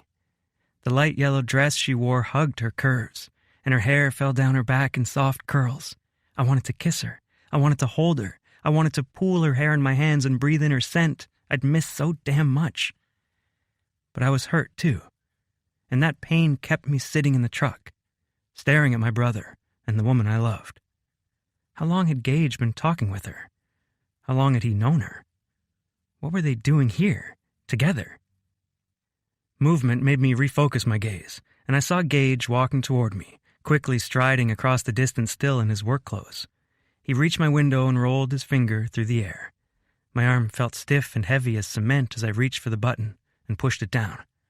A fresh blast of cool spring air and Gage's cologne came into the truck. "What are you doing?" he asked, a slight smile on his face. "Get over there." "Gage, I'm going to need a little more explanation than that. What the hell is going on?" "I think Henrietta needs to be the one to explain that to you. Call me tomorrow. I'll take you both out to eat somewhere better than the diner." Despite my protests, he walked to his car and pulled away, leaving just a red Jeep in the lot. It was just Henrietta and me. She looked at me. I looked at her. She waited on the steps. I waited in the truck. But with my window rolled down, I felt more exposed than I had in the safety of my enclosed truck cab. She tilted her head, a question in her eyes. "Will you hear me out?" I had to, because all the pain this woman had caused me had been from her absence, not her presence. With my body feeling different than my own, I pushed the door open, stepping down and feeling every bit of gravel under my boots. I kept my eyes on her. Silence, pain, distance filling the space between us, no matter how close I got. I stepped onto the porch with her, enveloped by the harsh glow and buzzing of the safety lights. "Hi," she whispered. That little box I'd been keeping my pain in for the last 2 weeks, it completely shattered from that one word. "Hi," I managed, my voice sounding strangled. I watched her a second longer, not knowing how to ask the question on the tip of my tongue. "What are you doing here?" Instead, I asked something different.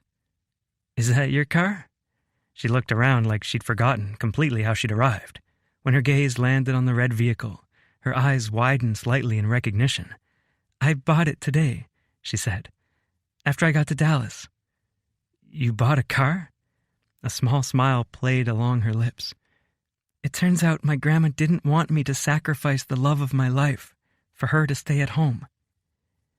Those words, they assaulted my heart, pulverizing the already tender muscle. "She didn't?" Hen shook her head.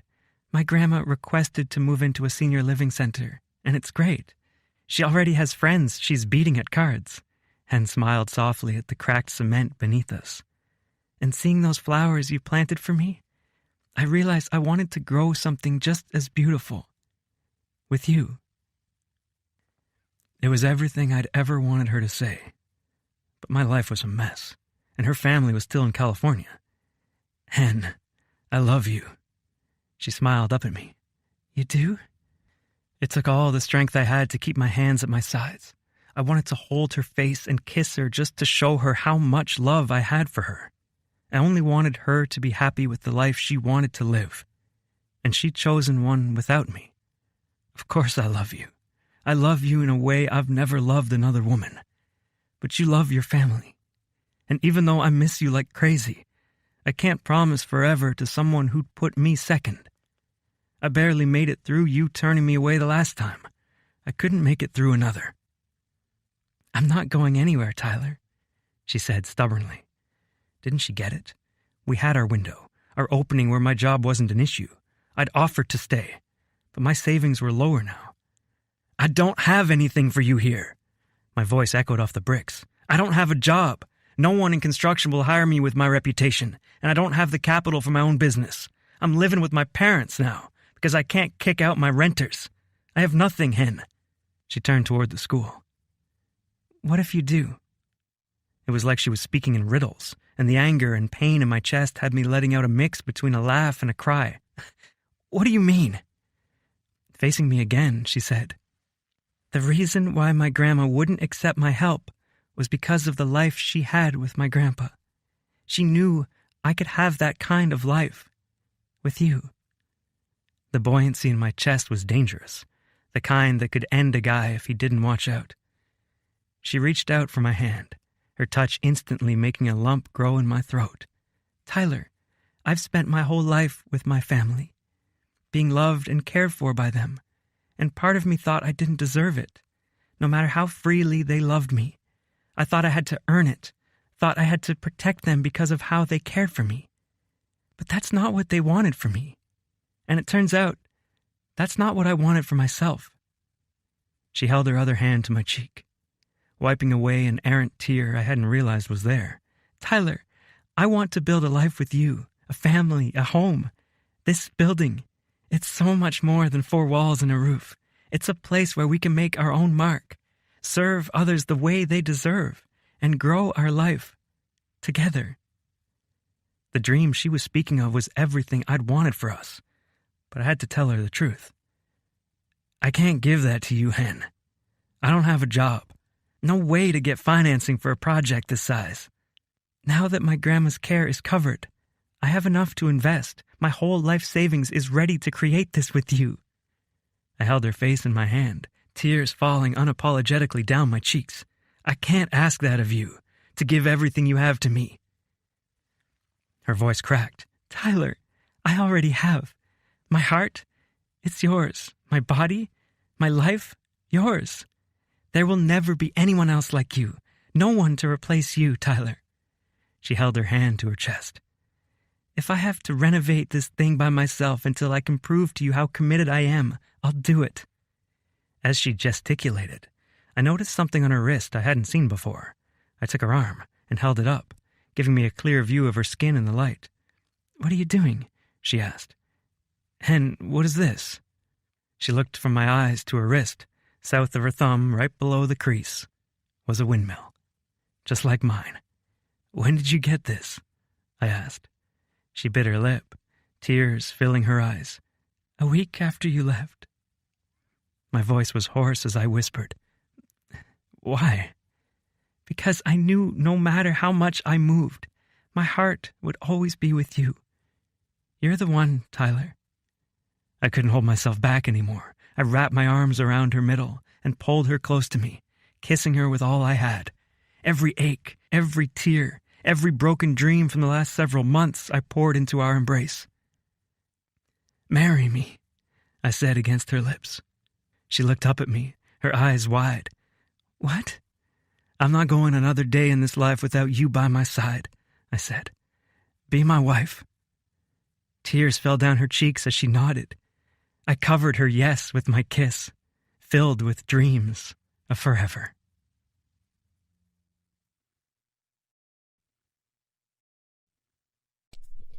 "77. Henrietta. Confession. I still can't believe I'm getting my happily ever after." Tyler wiped away my tears with his thumb. "I'm so happy you came here. I never knew how much I was missing in my life before I met you." I smiled up at him, my lips trembling with emotion. I knew what I was missing. I just didn't know love could be as incredible as it is with you. He lifted my hand to his lips, kissing my palm, and then he placed his lips over the windmill at my wrist. "Let's get out of here." I nodded, despite the worry filling my heart.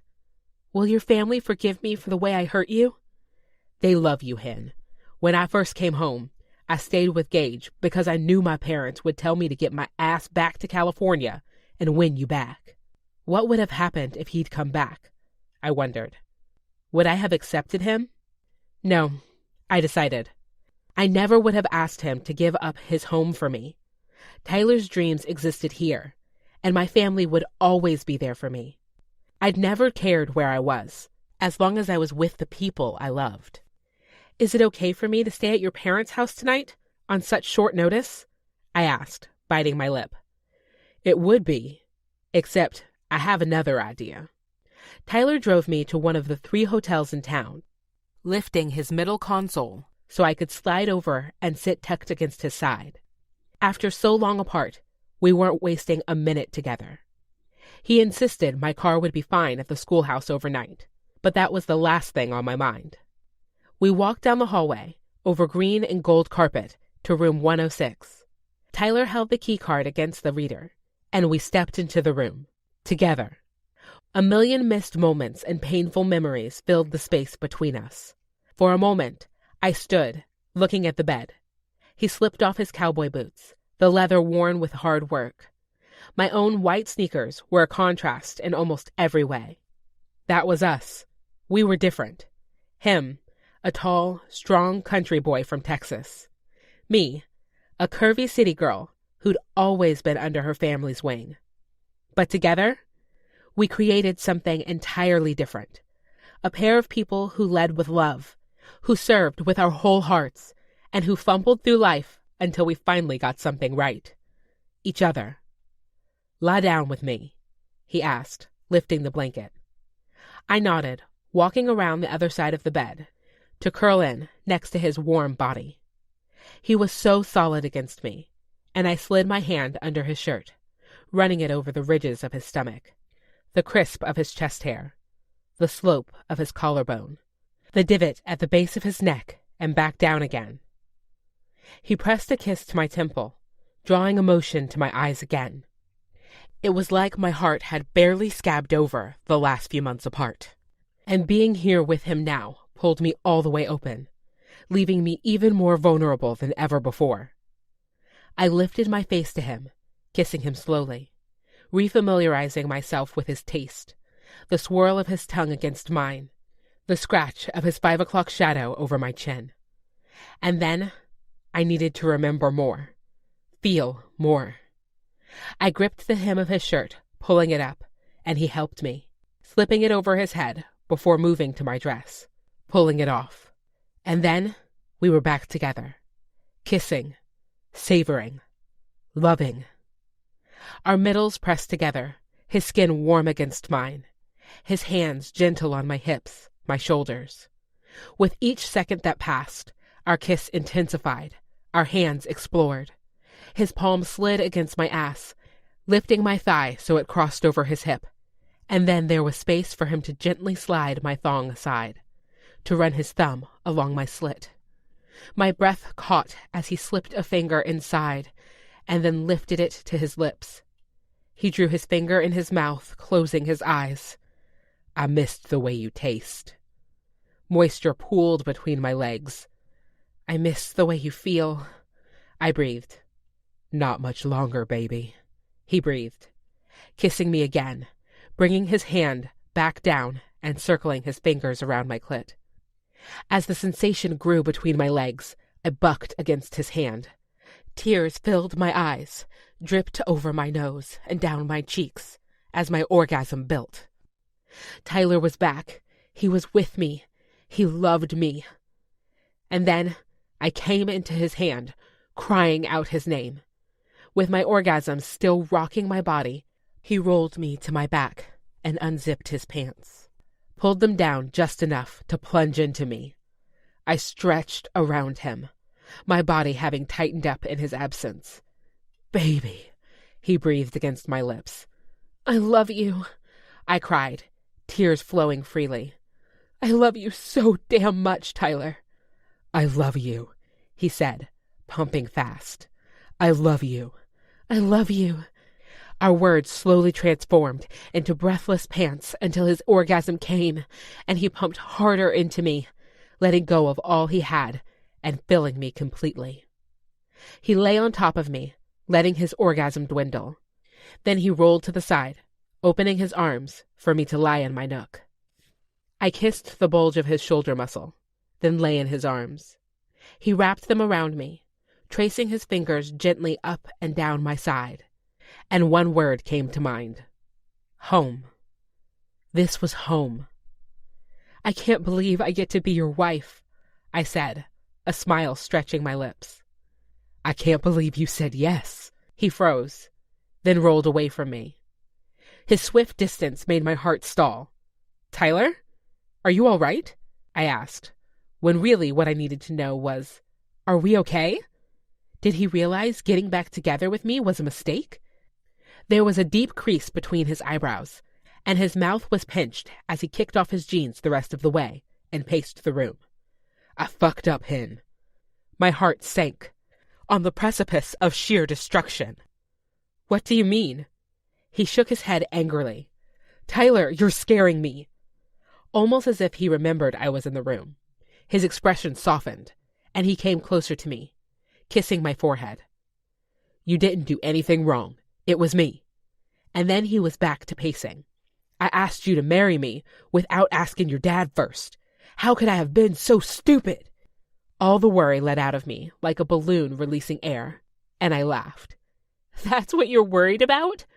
A tortured expression pained his face as he looked at me. That's not how I do things, Hen. I want to do them the right way with you. I bit my lip, shaking my head. My dad's happy if I'm happy. And I am, Tyler. So happy. His features lightened a little bit as he knelt by the bed next to me. I love you, but please, don't tell him until I have a chance to ask for his blessing. I'd do anything for this man, but hiding my excitement from our families? Okay, but only if you promise to tell him soon. Woody's was no Waldo's diner, but their pancakes were delicious, and they had a table in the back corner, perfect for Wednesday morning brunches with my best friends. Only this time, I had news. Big news. I sat with my pancakes ordered and my coffee steaming and pressed call on Bertie's table. Within a few rings, they answered.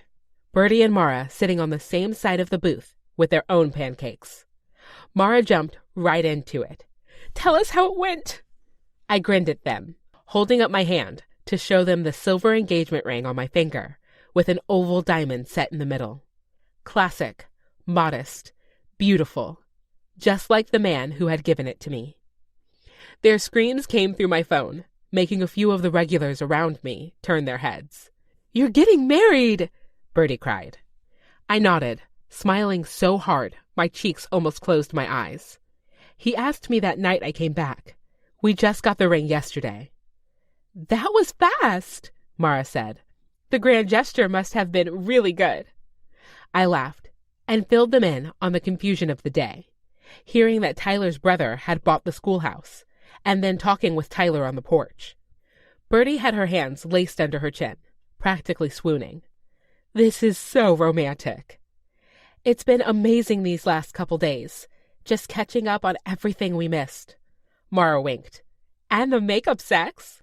My cheeks heated as someone in the booth next to me gave me the side eye. I scratched my neck nervously, looking down. That too. I'm so happy for you, Mara said. Bertie nodded, but had a frown on her lips. Does that mean you're there permanently? My heart tugged at the question. Bertie had been my first real adult girlfriend. Her moving into the apartments and introducing me to Mara had changed my life in so many ways. Saying goodbye would be too hard, so I'd have to settle on see you soon. I'll be back, I promised. Frequently. Apparently, Tyler's brother has a ton of flight miles from his business credit card that he's practically begging everyone to use. And of course, I want you all to come and visit us.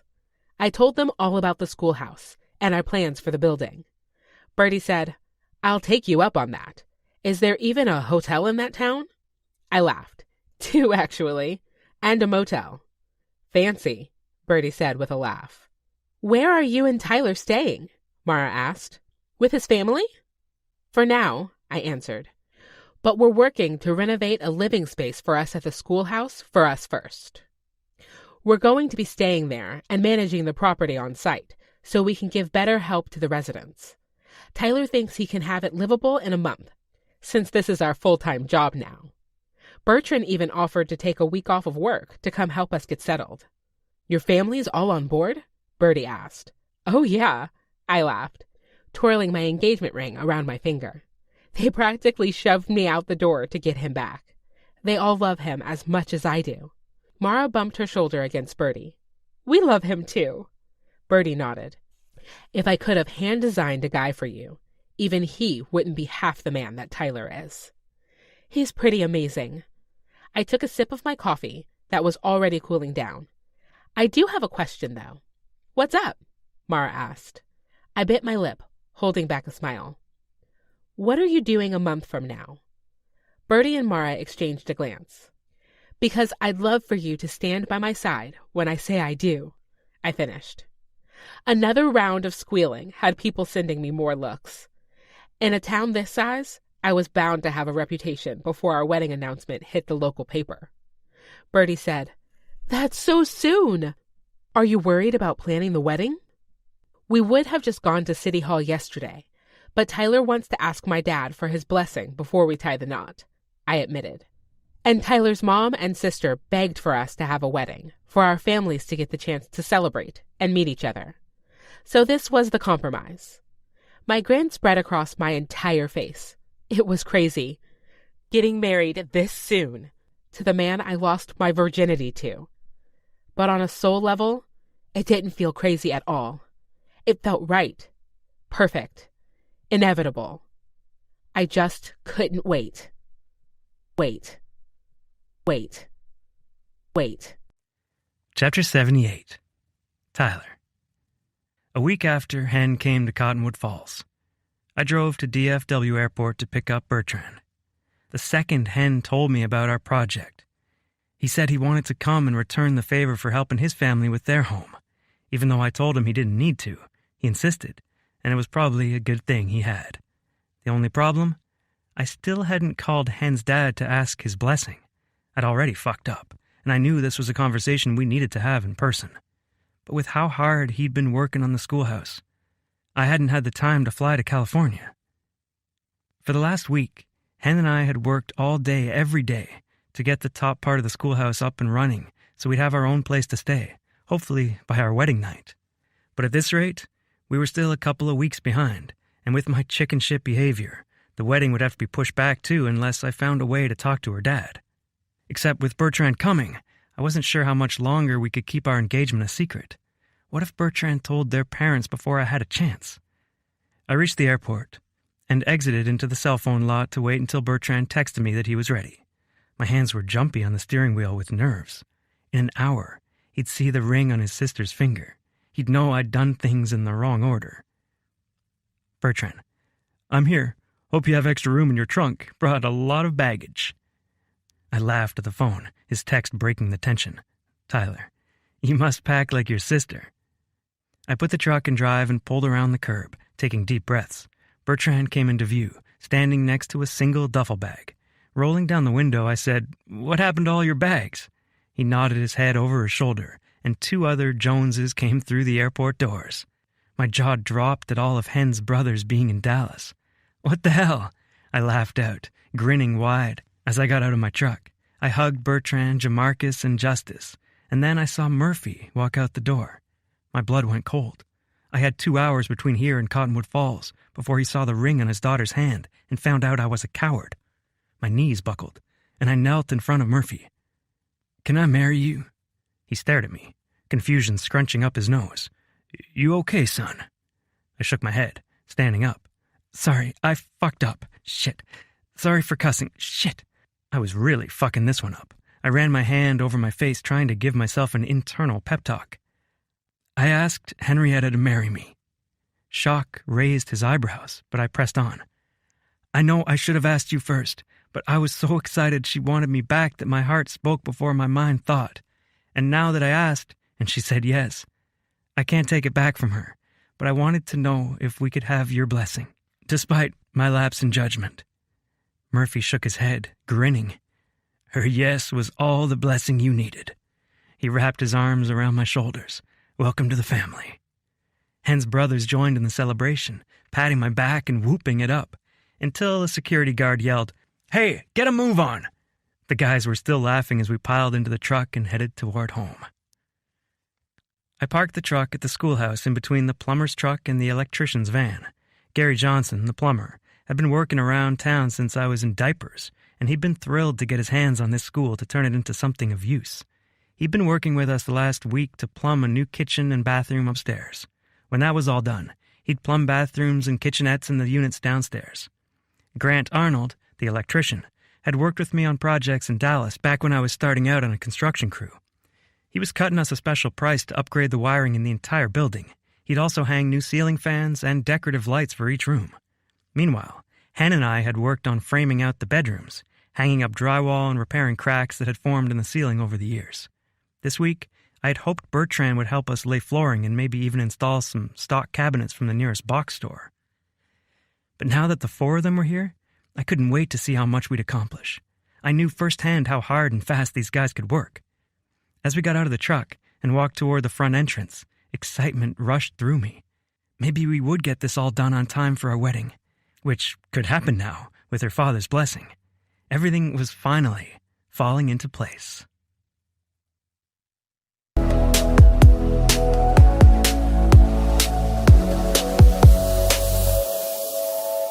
In every pocket the world takes flight, with dreams and hopes shining bright.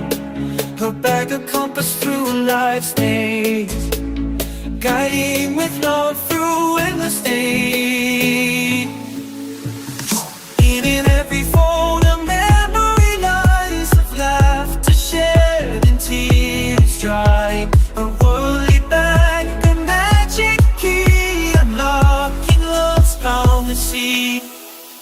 A mother's bag, a treasure trove, with every item a tale it wove. In its embrace we find our way, in mother's world forever stay.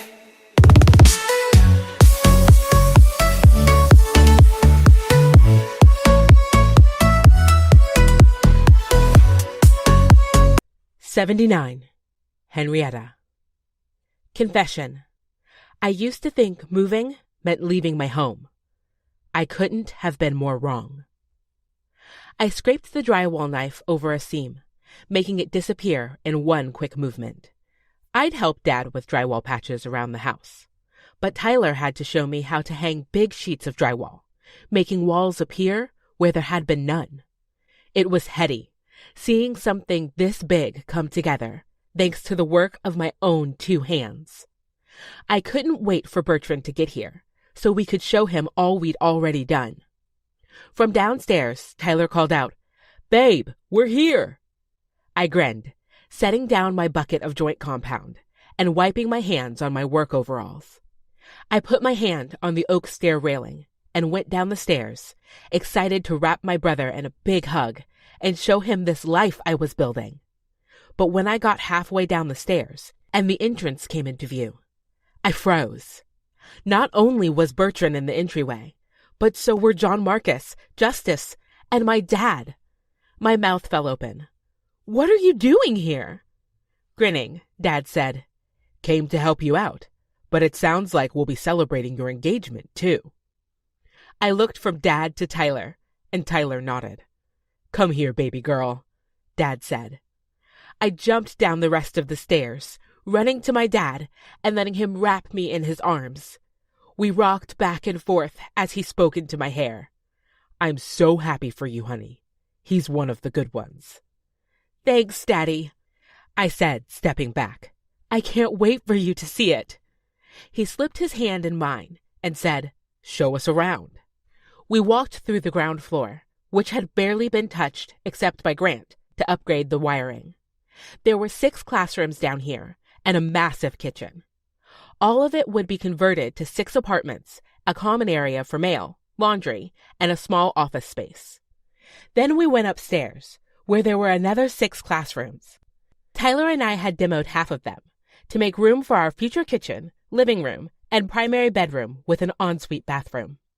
We also introduced my brothers and Dad to Grant, who was working in the kitchen to wire all the plugs we'd need, and Gary, who was in the bathroom, building plumbing for all the fixtures.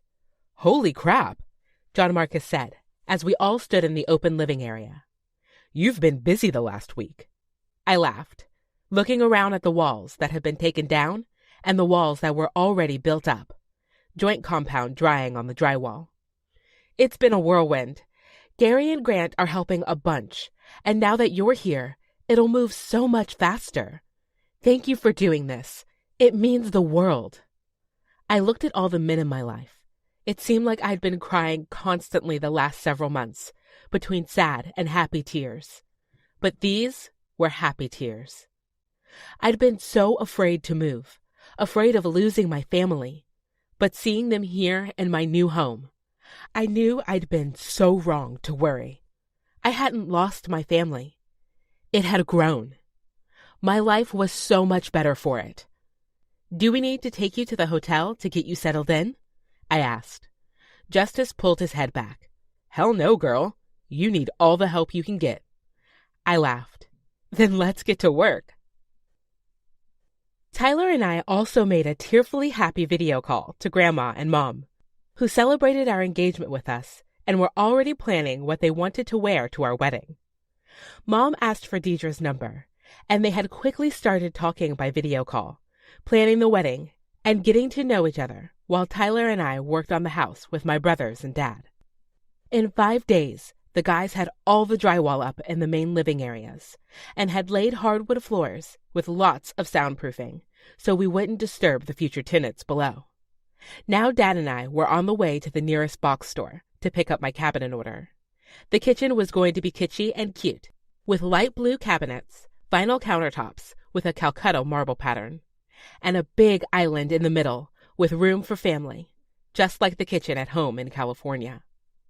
Tyler's parents had loaned us a horse trailer to carry all the cabinets from the store, and I had to smile at the way my life had changed.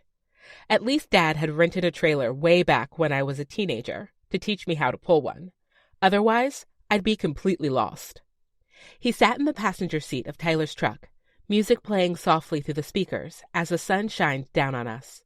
"The skies seem bigger in Texas," he said, gazing at the landscape blurring past. Blue skies before us, dotted with puffy white clouds. "Haven't you heard? Everything's bigger here," I teased. He chuckled. "You seem happy here, like you were always meant to be here." I felt that way, but it made me happy that my dad noticed, that he didn't hold it against me that I decided to move here. It felt like home the moment I arrived. I'd already met so many people. Apparently, in a small town, any major project called for random visits just to see what was going on. I'd met the hairdresser, 2 bank tellers, some teachers, and a handful of other townspeople. They all welcomed me warmly and were so happy to hear that Tyler was back for good. Not to mention Liv had already invited me to go out with her and her friends. My community here was growing so quickly. But most of all, I had Tyler by my side. We reached the store, and I pulled up along the big garage doors for pickup. An employee came out and took my order number and ID, and said he'd be back to load them up in just a little bit. I smiled and nodded, then sat back to wait with my dad. When I glanced at him, he had a thoughtful expression on his face. "What are you thinking about?" I asked.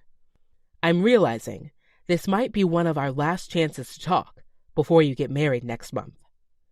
My heart wobbled at the truth. I was getting married in May.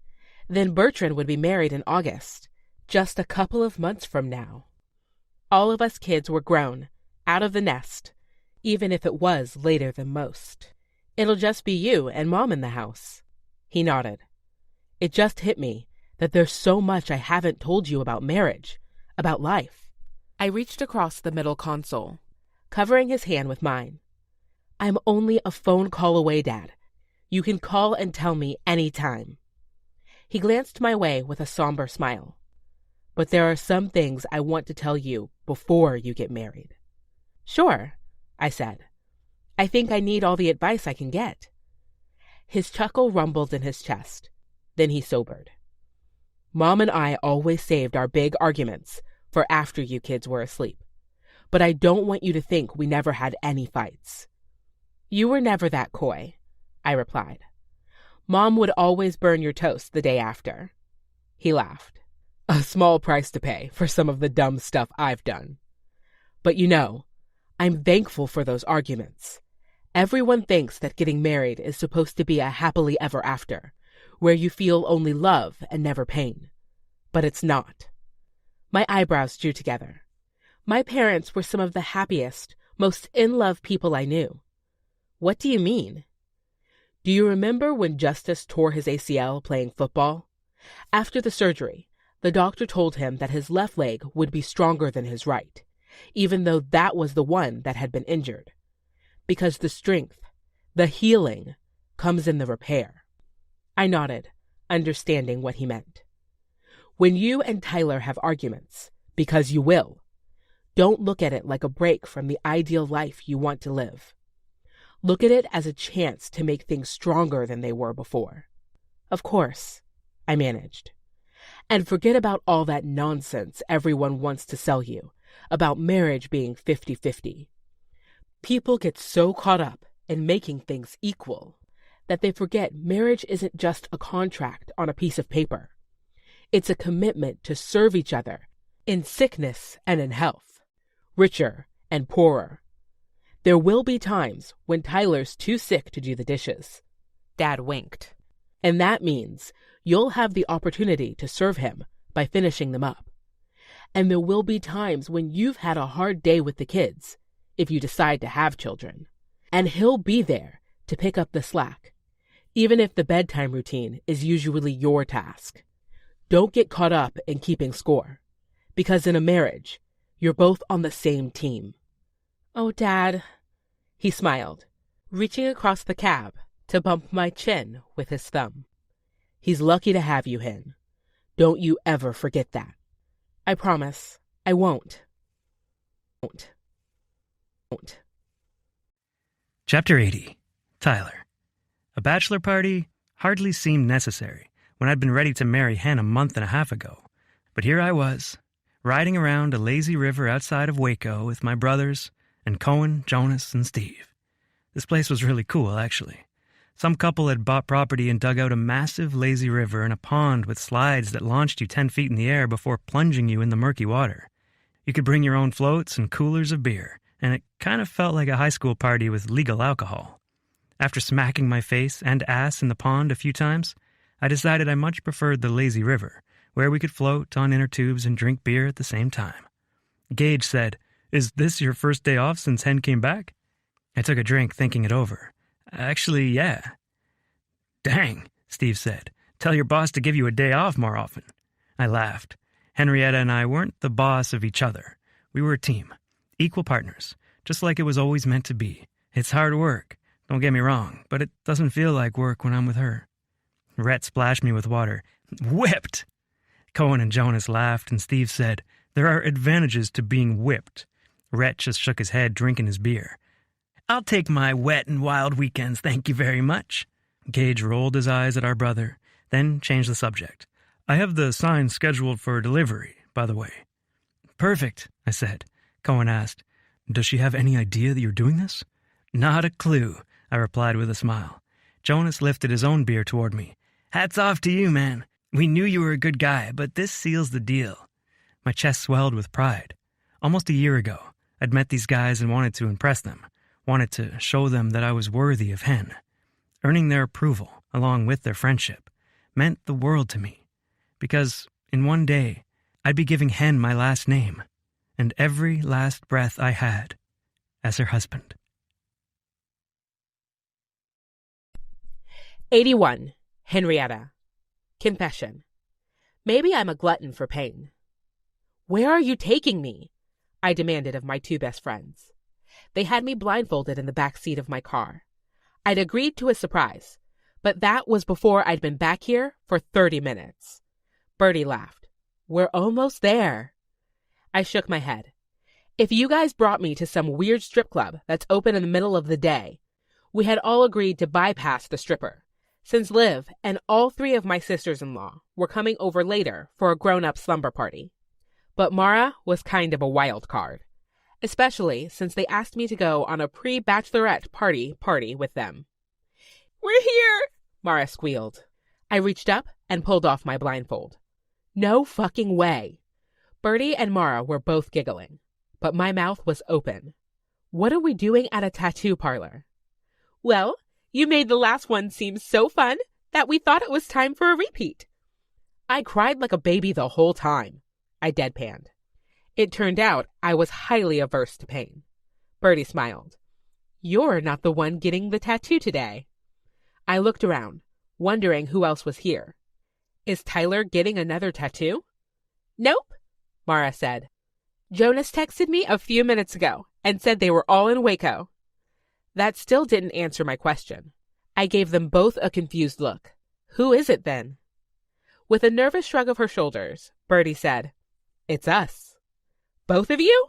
I asked. "I know Mara has ink, but I thought you didn't like tattoos." "It's not that I don't like them," Bertie said. "It's just that I've never known what to get before." "What are you getting?" I asked. Mara grinned, holding up her phone. On the screen was a cute line drawing of a chicken. My mouth fell open in surprise. You're joking, right? This is a prank, and we're all going to get margaritas? Bertie laughed. I'll say yes to a margarita after this, if it's half as bad as you made it look. She grabbed her purse, reaching for the door handle. Come on, we have an appointment. The three of us walked into the tattoo parlor. It was a bit nicer than the one I'd been to for my windmill tattoo. But the tattoo artist up front seemed just as disinterested. I wondered if it was a thing they were taught, or if I was just 2 for 2. The guy with sleeves covering his arms led us back to a chair, and one at a time, my friends got tiny little hens on their ankles. When they were done, the black ink permanently on their skin, I said, Wait. Bertie chuckled. It's a little late for that. I looked at the tattoo artist. His name was Gabe. Can you give me one too? He shrugged. Sure, my next appointment flaked. I grinned. Great. Mara took my arm. Are you sure? I can handle a little pain, I replied with a smile. And besides, I want to remember my best friends forever. Chapter 82. Tyler. Not like that, Liv said, gesturing her arms up at us as we set up white folding chairs behind the house for the wedding. It has to be a semicircle so everyone can see you two. Rhett grumbled, but the rest of us adjusted the chairs for the 3rd time until it fit Liv's expectations. With the chairs in place, Liv, Mom, and Tam flitted around the chairs, adding small bundles of flowers to the ones on the aisles. We'd all decided to go with a wildflower theme, and with all the blooms thriving in Texas, we had plenty to choose from. It was already looking incredible. Dad had paid for a tent rental, so there'd be some shade, and then he'd put up twinkle lights around the tables for the reception area.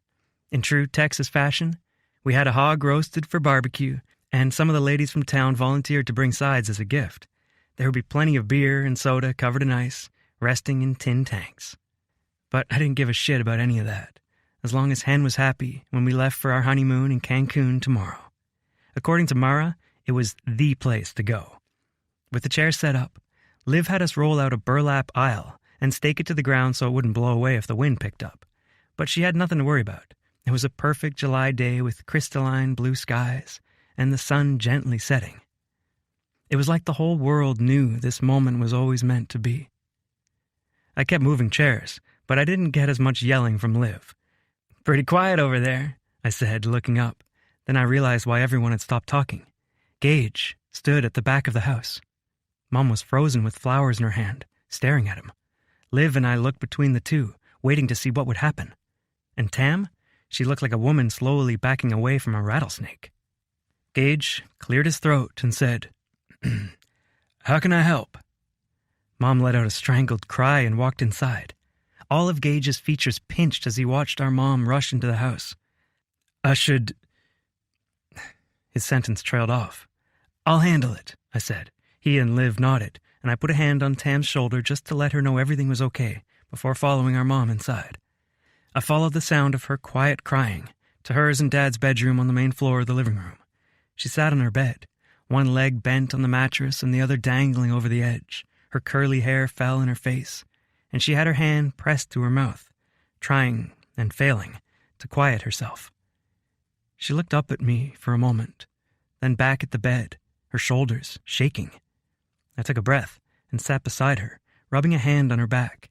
This was the woman who'd lain next to me after every bad dream, made sure I always had a hot meal at night, who pretended she didn't see me cry the day I moved into an apartment away from home. She was the strongest person I knew, and I hated seeing her like this. Mom. Her eyes were red as she looked at me. I'm sorry. I shook my head, rubbing her shoulder. Don't be sorry. It's just, His hairline has changed. Don't tell him that, I teased. She laughed despite herself, but then her expression fell again. How many years is it going to be before we make amends? Will I be old and gray before I get to have my boy over for dinner again? You'll never be gray, I told her, brushing back a curl. There's hair dye for that. She gave me a look. Maybe today will be a chance for him and Dad both to get some perspective. No one ever said you had to join in on their fight. She reached to the nightstand for a tissue and blew her nose. With it clear, she said, I know I'm supposed to be giving you advice today, but I don't think you're the one who needs it. I chuckled. I've messed up plenty of times. You have, because that's what people do, but it's more than that. What do you mean? I asked. You remember when you were younger and you had such a hard time meeting people? I nodded. One day, in therapy, I don't know if you remember this, but you said something I've thought about for years. You said, it's not that I'm afraid to meet people. It's that I don't know if I have enough room. I smiled slightly, the memory fuzzy. You were so worried that if you met too many people, you wouldn't be able to give them all of yourself. You wanted to remember their names, their favorite colors, have enough time to play with them all on the playground. It made you so anxious that you choked up every time you met someone new. And then it happened at school and kids picked on you for being shy, and it all snowballed from there. Her fingers toyed with the tissue, rolling it in a ball. I always knew you'd make the best partner to someone because anything you do, you give all of yourself.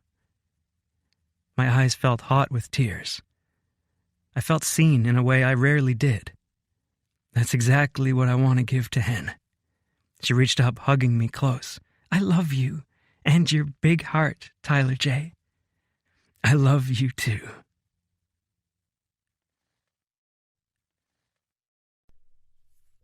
'83. Henrietta. Confession. Everyone talks about cold feet on their wedding day, but mine were toasty warm. I stood in the hotel conference room where we were all getting ready and looked at myself in the mirror. I was a bride.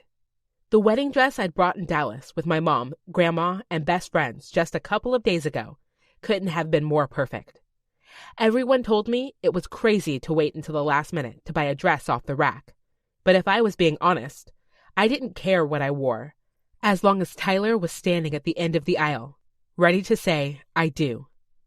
Our marriage and the people celebrating Tyler and me were so much more important than having the perfect dress. But despite the last-minute trip, we'd found the dress. It had been tucked away at the very back of a sale rack, as if someone had stowed it away there for me. It was a pure white, floor-length gown, with off-the-shoulder straps and lacy fabric that nipped in at my waist and flowed out, giving the illusion of an hourglass figure I'd never had before. Underneath the dress, I wore the boots Tyler had given me. The intricate leather design matched the dress perfectly, and I couldn't pass up the chance to wear a gift for my husband-to-be. Grandma appeared in the mirror, pushing her wheelchair behind me. "You're a beautiful bride," she said. "Thanks, Grandma." I turned to smile at her and noticed something in her hands. A velvet blue box. "What is that?" Her weathered hands rested atop it, her gold wedding band still shining on her left hand. I came from a long line of happy, meaningful, fruitful marriages, and I couldn't wait to carry on the tradition. "You know the saying," she said. "Something old, something new, something borrowed, something blue?" I nodded. I hadn't thought much about it in the rush of the last couple months. Just having my friends and family here and knowing I'd be married to the man of my dreams had been more than enough for me. But she pulled the box open, showing a beautiful hair comb made of what I guessed was sterling silver. Several blue gems rested in its ornate design. "My grandma gave this to me on my wedding day, and I wanted to pass it on to you. So it won't be borrowed, but it's old and blue." I covered my heart with my hands. "Grandma, it's so precious. Are you sure you don't want to keep it?" Her lips trembled as she shook her head and said, "May I?" "Of course," I breathed. I knelt next to her, resting my hand on the arm of her chair. Her fingers were feather-light as she pressed the clip at the back of my hair, above the intricate bun Liv had done for me. "Perfect," she said, removing her hands. I hugged her tight, then turned to look in the mirror. My mouth fell open as I saw myself, really saw myself. I may not have been small in any way. I may not have the perfect smile or a high-level corporate job, but I looked every bit worthy of the woman to be Tyler's wife, and I was so glad he agreed. The door to the conference room opened, and Mara, Bertie, and Liv came back in from taking bridesmaids' photos. Mom followed them in with the photographer we hired. She posed me in front of the window and snapped photos of me with my wildflower bouquet, picked directly from the pasture behind the Griffin's family home. When the photographer lowered her camera, Mom smiled at me, tears in her eyes. It's time. I've never been more ready for anything in my life. Chapter 84. Tyler. Mom stood in the doorway of my childhood bedroom. It's time. All of the groomsmen had changed up here, then gone outside to help with last-minute details or directing guests to the best places to park and sit. It was just me up here now. And I still couldn't get this handmade boutonniere Liv made to rest straight on my lapel. Let me, Mom said, replacing my hands with hers and easily maneuvering the pin into place. There you go. I gave her a grateful smile. Thanks.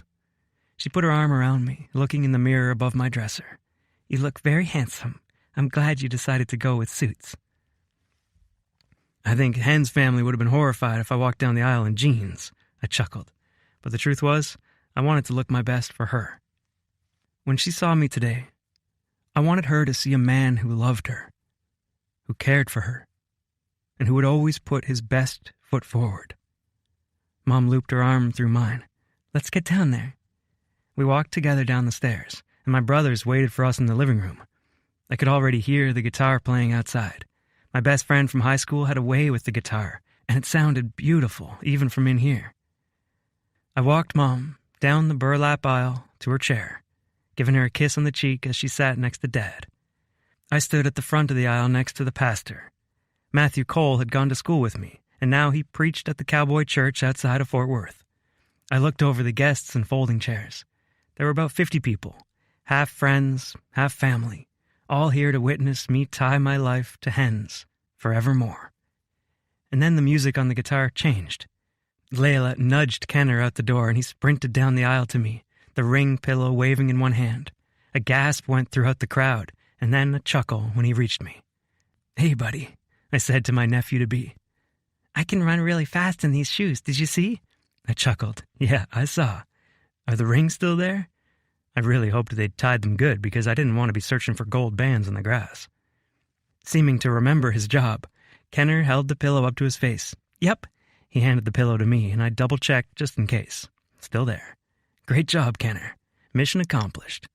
I stuck my fist out for him, and he tapped his little knuckles to mine, blowing it up afterward. As he sprinted back to his mom, the guests chuckled too. Mara and Rhett walked out of the house next, her hand on his arm.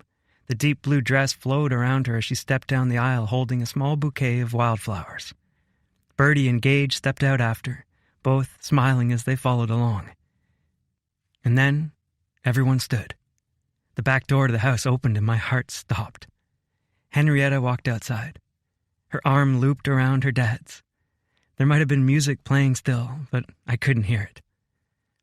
The woman I loved, the woman of my dreams, was walking toward me. Her long white dress fit her perfectly. And were those? I grinned, seeing the toes of her boots peeking under her dress. But it was her smile that captivated me.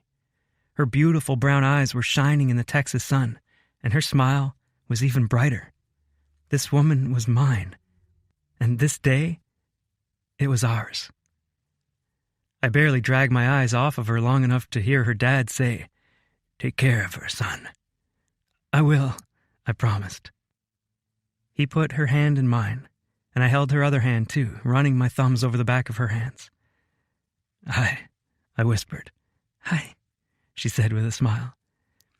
My throat felt tight, and I couldn't get any words out as the pastor started talking about weddings, about love and matrimony, and the holy bond that tied us together. We exchanged rings. Henrietta repeated her vows, each promise a balm to my heart. And then Matthew said, "The groom wishes to say something before he speaks his vows." Henrietta whispered, "Tyler, I thought we weren't writing our own vows." "This is something extra," I replied, before taking the microphone from Matthew. I reached into my jacket pocket and held up the piece of paper I'd been staring at ever since she said yes. But instead of looking at her, I faced our guests. I faced her family. The second I met Henrietta, I knew there was something different about her, something special. And that knowing kept me chasing after her, made me want to learn everything about her. The more time we spent together, the more I could see her heart for you all, the people she loves most. I knew anything between us would require a sacrifice. I could give up my dreams of settling here to be with her, or she would have to move away from the people she loves so much to be with me. My throat got tight, guilt eating at me even though I knew we'd both made the right choice. Even though our location could change, our love for each other and our families would not. I think you know what decision we made together, and even though this union is between myself and my beautiful bride. I smiled at Henrietta, and her smile in return settled me again. I'd be remiss to think it didn't involve all of you too. I've seen the way Henrietta loves you, and through her eyes, I've come to love you just as much. I want to promise you that even though Hen is becoming my wife, she'll always be your friend, your sister, your daughter, and granddaughter too. I promise to always make time for your bond and value it just as much as she does. I'm so grateful to be joining your family today, just as Hen is joining mine. I saw tears streaming down her mom and grandma's cheeks. Even her brother's and dad's eyes were red. As I turned back to Hen, I noticed tracks of moisture streaking from her eyes. I passed the microphone back to Matthew and reached up with my thumbs, wiping her tears away. She held my wrists, whispering, "I love you." My jaw trembled as I restored my forehead against hers. I meant every word. "I know," she replied. Matthew continued the ceremony, and I put all my heart into the vows as I promised my life to the woman across from me. And when he said, "I now pronounce you man and wife. You may kiss the bride," I wrapped my arms around my wife and made our first kiss as a married couple one we'd remember for the rest of our lives.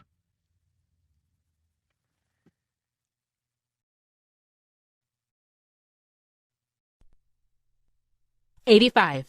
Henrietta. Confession. I may always be a funny fat friend, but I'm also so much more. Sparklers lit our path as Tyler and I left the reception to his truck that Liv had decorated. Flowers lined the truck bed, and the back window said, "Just married, surrounded by hearts." He opened the door for me and helped me in, making sure my dress was fully inside before closing the door. When he got in, he leaned across the middle seat and gave me a kiss before pulling away. I watched out the window, seeing the twinkle lights fade away. Tyler turned right out of their drive, and my eyebrows drew together. Weren't we supposed to go that way to get to Dallas?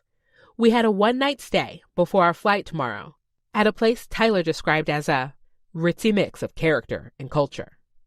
A smile danced along his lips, illuminated by the green dash lights. "We have a stop to make first." My eyebrows drew together. "Did you forget something at the school?"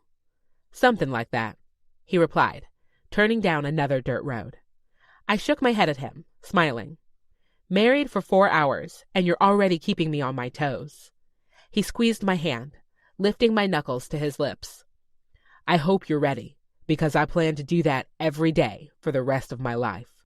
"Of course, Mr. Griffin," I said, loving the way our name sounded on my tongue. "But is it okay if I change there? I'd rather not waltz into a fancy hotel still in my wedding dress." "You can get naked any time you want," he said, his voice husky with desire. The wedding night was something we'd both fantasized about for the last month and a half. I bit my lip. "Keep looking at me like that, and we won't make it to the hotel." His eyes were hot on mine for a moment before he looked back at the road.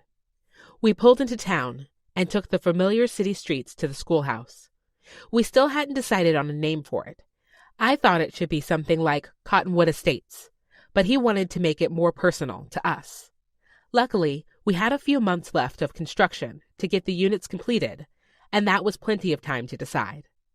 He parked in front of the schoolhouse, and I got out, going to the tailgate to get my bags from the truck. "Are you insane, woman?" Tyler chastised, coming beside me.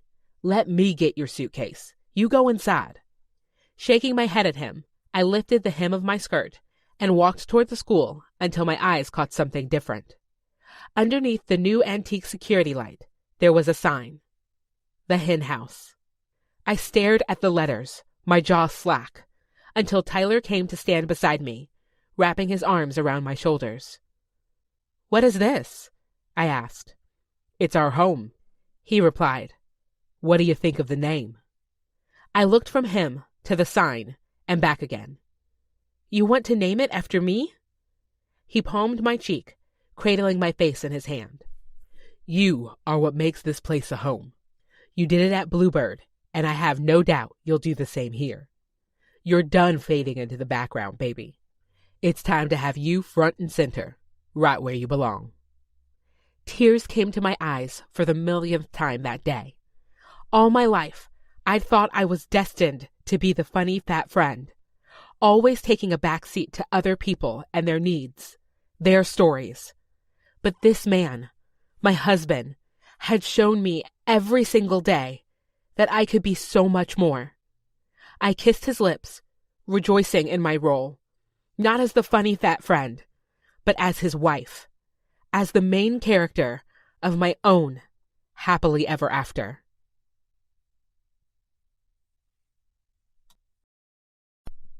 Epilogue. Henrietta. Confession. I love the life we're building together. Christmas. Tyler and I walked up the sidewalk to my parents' house, wheeling a suitcase packed to the brim with presents for my family. Instead of knocking, I opened the door and walked inside. Even if I lived in Texas now, this place would always be home, and my parents made sure I knew their door would always be open. "Uncle Tyler!" Kinner yelled, running to Tyler and wrapping his arms around his legs. Aisha toddled behind him, saying, "Uncle Tyler!" I shook my head, scooping her up and saying, "What am I, chopped liver?" I tickled her sides, and she giggled, making me grin. Our other greetings may not have been as enthusiastic as Kinner's, but they were filled with love all the same. My parents hugged me tight, Raven's pregnant belly pressing into me as she gave me a side hug, and I kissed my nephew, Tavon, on the forehead. "You are just precious," I said, setting Aisha down and taking the 5-month-old in my arms. Aisha toddled away, going to play with Kinner. The party continued as if we hadn't missed a beat in our relationships, with eggnog being passed around, cartoons playing on the TV for the kids, and competitive card games going on at the table. Grandma was winning. "Dang, Cordelia," Tyler said. "Those ladies at the home must be whipping you into shape." Grandma kept her poker face as she reached for another card from the stack. "It's the other way around. Someone needs to keep them on their toes." "Speaking of people on their toes," I said. Everyone turned to me, and I grinned. I'd been bursting to tell everyone the news since we walked in, and I couldn't wait any longer. "Am I getting another grandbaby?" Mom cried. I laughed, shaking my head. "Not yet." I exchanged a grin with Tyler, who'd been very eager to practice the act, even if we planned to enjoy marriage just the two of us for a little while. "What's going on then?" John Marcus asked. I grinned, saying, "We're opening up other locations of the Hen House." "What?" Bertrand said. "That's awesome." I nodded excitedly. We'd opened our location just a few months ago, but the concept of boutique senior living in a small town had taken off with the media. Turned out, people loved the idea of having a homey, comfortable place for their parents and grandparents to live, where they could have their privacy and enjoy activities like gardening, while still having a nurse to check in on them from time to time. "We caught the eye of an investor," Tyler said. "They cut us a deal to find and restore 5 older buildings across Texas. And if it goes well, they want to partner with us to make it a nationwide franchise." My family cheered for us, and Dad got up from the table to walk around and hug us both. "I'm proud of you two." "Me too," I admitted. After stopping college with an associate's degree and working the same job for so long, I thought just being a property manager was my future. But Tyler showed me there could be more to life, especially with my best friend, my partner, my husband, my home at my side. The end. The end. Hi, I'm Kelsey Haas, author of Confessions of the Funny Fat Friend. To learn more about the series and get updates on new books or even access special bonus content, you can visit kelseyhaas.com/confessions.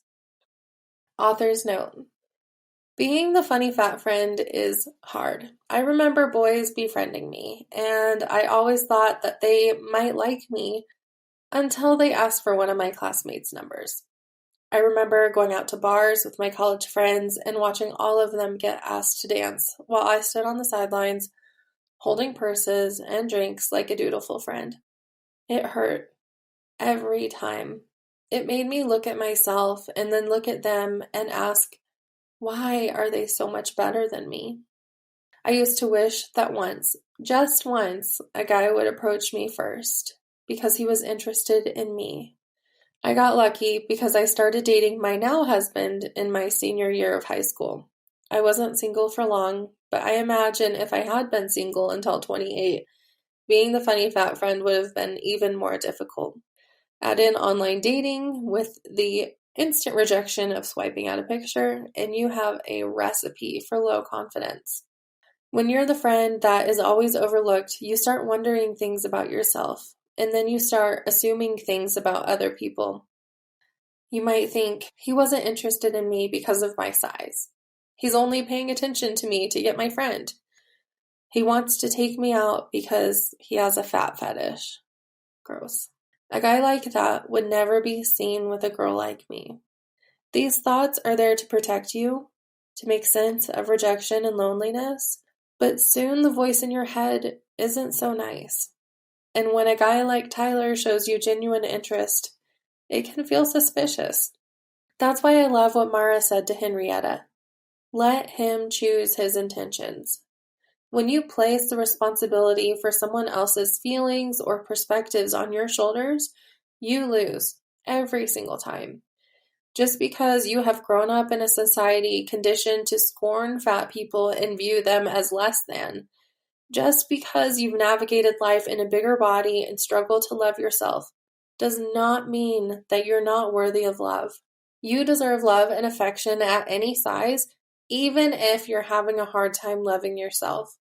Self-love isn't a lightning moment where all of a sudden it all comes together and years of self-deprecation are undone. Instead, it's a puzzle. You put little pieces together, one at a time, until you realize you are building a picture of yourself. Even when there are holes, pieces missing, you can start to see yourself for who you are, who you could be. For Henrietta, there were lots of little pieces that came together. She had friends with great advice, a love interest who told her how beautiful she was, a family to support her, a beautiful moment at a friend's wedding in her bridesmaid's dress, and finally, the freedom to be herself without the expectations she'd picked up along the way. And I'm here to tell you, it's okay if you only have a few pieces of the puzzle right now. It's okay if you look at a photo of yourself and have a negative reaction or opt for sleeves on a summer day. It's normal not to have it all together. But I also want you to look for those little pieces that will show you more of your true, beautiful, worthy self. Because you deserve to see the full puzzle, no matter how long it takes. Acknowledgements. Oh my goodness, this last part of the book is always so fun, and I'm going to savor a few minutes of thanking all these wonderful people who helped me bring the book to you. As always, I want to thank you, the listener, for hearing this story. The reason I write is to make people like you feel beautiful exactly as you are. I hope you felt the love in every word. My family is my biggest supporter and biggest motivator. Although my boys would rather I write more children's books about poop and farts and whatever else boys think about, they make me feel like a rock star when they brag about their mom being an author. My husband and I are likely qualified for a circus act at this point with all the juggling we do. I'm so glad he believes in me and my business, even when I have doubts. My siblings have always encouraged me and helped me spread the word about my books. I love them for believing in me and my work. The group members in the Kelsey Stelting Readers Club who read my YA books and then encouraged me to write curvy adult stories, thank you. I was so terrified of writing spice, but I found so much fun and freedom in these last 3 books. You've changed the trajectory of my career, challenged me, and encouraged me to be an even better writer. Thank you times a million. I'm dedicated to writing a cast of diverse characters that reflects the real world, and as a white woman, I couldn't do that without tons of help. Thank you to my sensitivity readers, Kelsey Reeves and Angela Leafy, for helping me get Hen and her family right. You make the world of fiction better with your voices. My writer friend and soon-to-be partner in crime, Sally Henson, has encouraged me to write adult books and throw myself into these stories. I love how she pushes me as a person, a mom, and a writer. I love you, Sal Gal. 2 other writer friends have chatted consistently with me about promoting my books and spreading the curvy girl love to the world. Anne-Marie Meyer and Judy Corey, thanks for being a sounding board and a source of encouragement.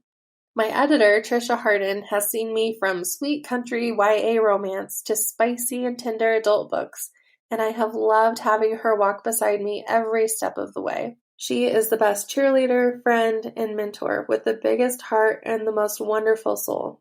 Thank you for being you.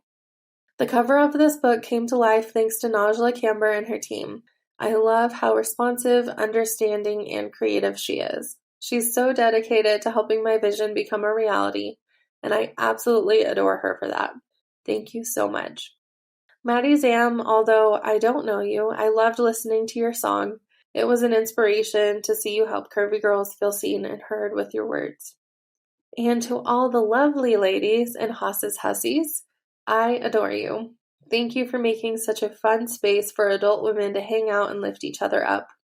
You help me see the good in people and are the kind of friends I love to write about. This has been Hello Temptation, written by Kelsey Haas, narrated by Luke Welland and Star Williams. Copyright 2022 by Kelsey Haas. Production copyright by Kelsey Haas.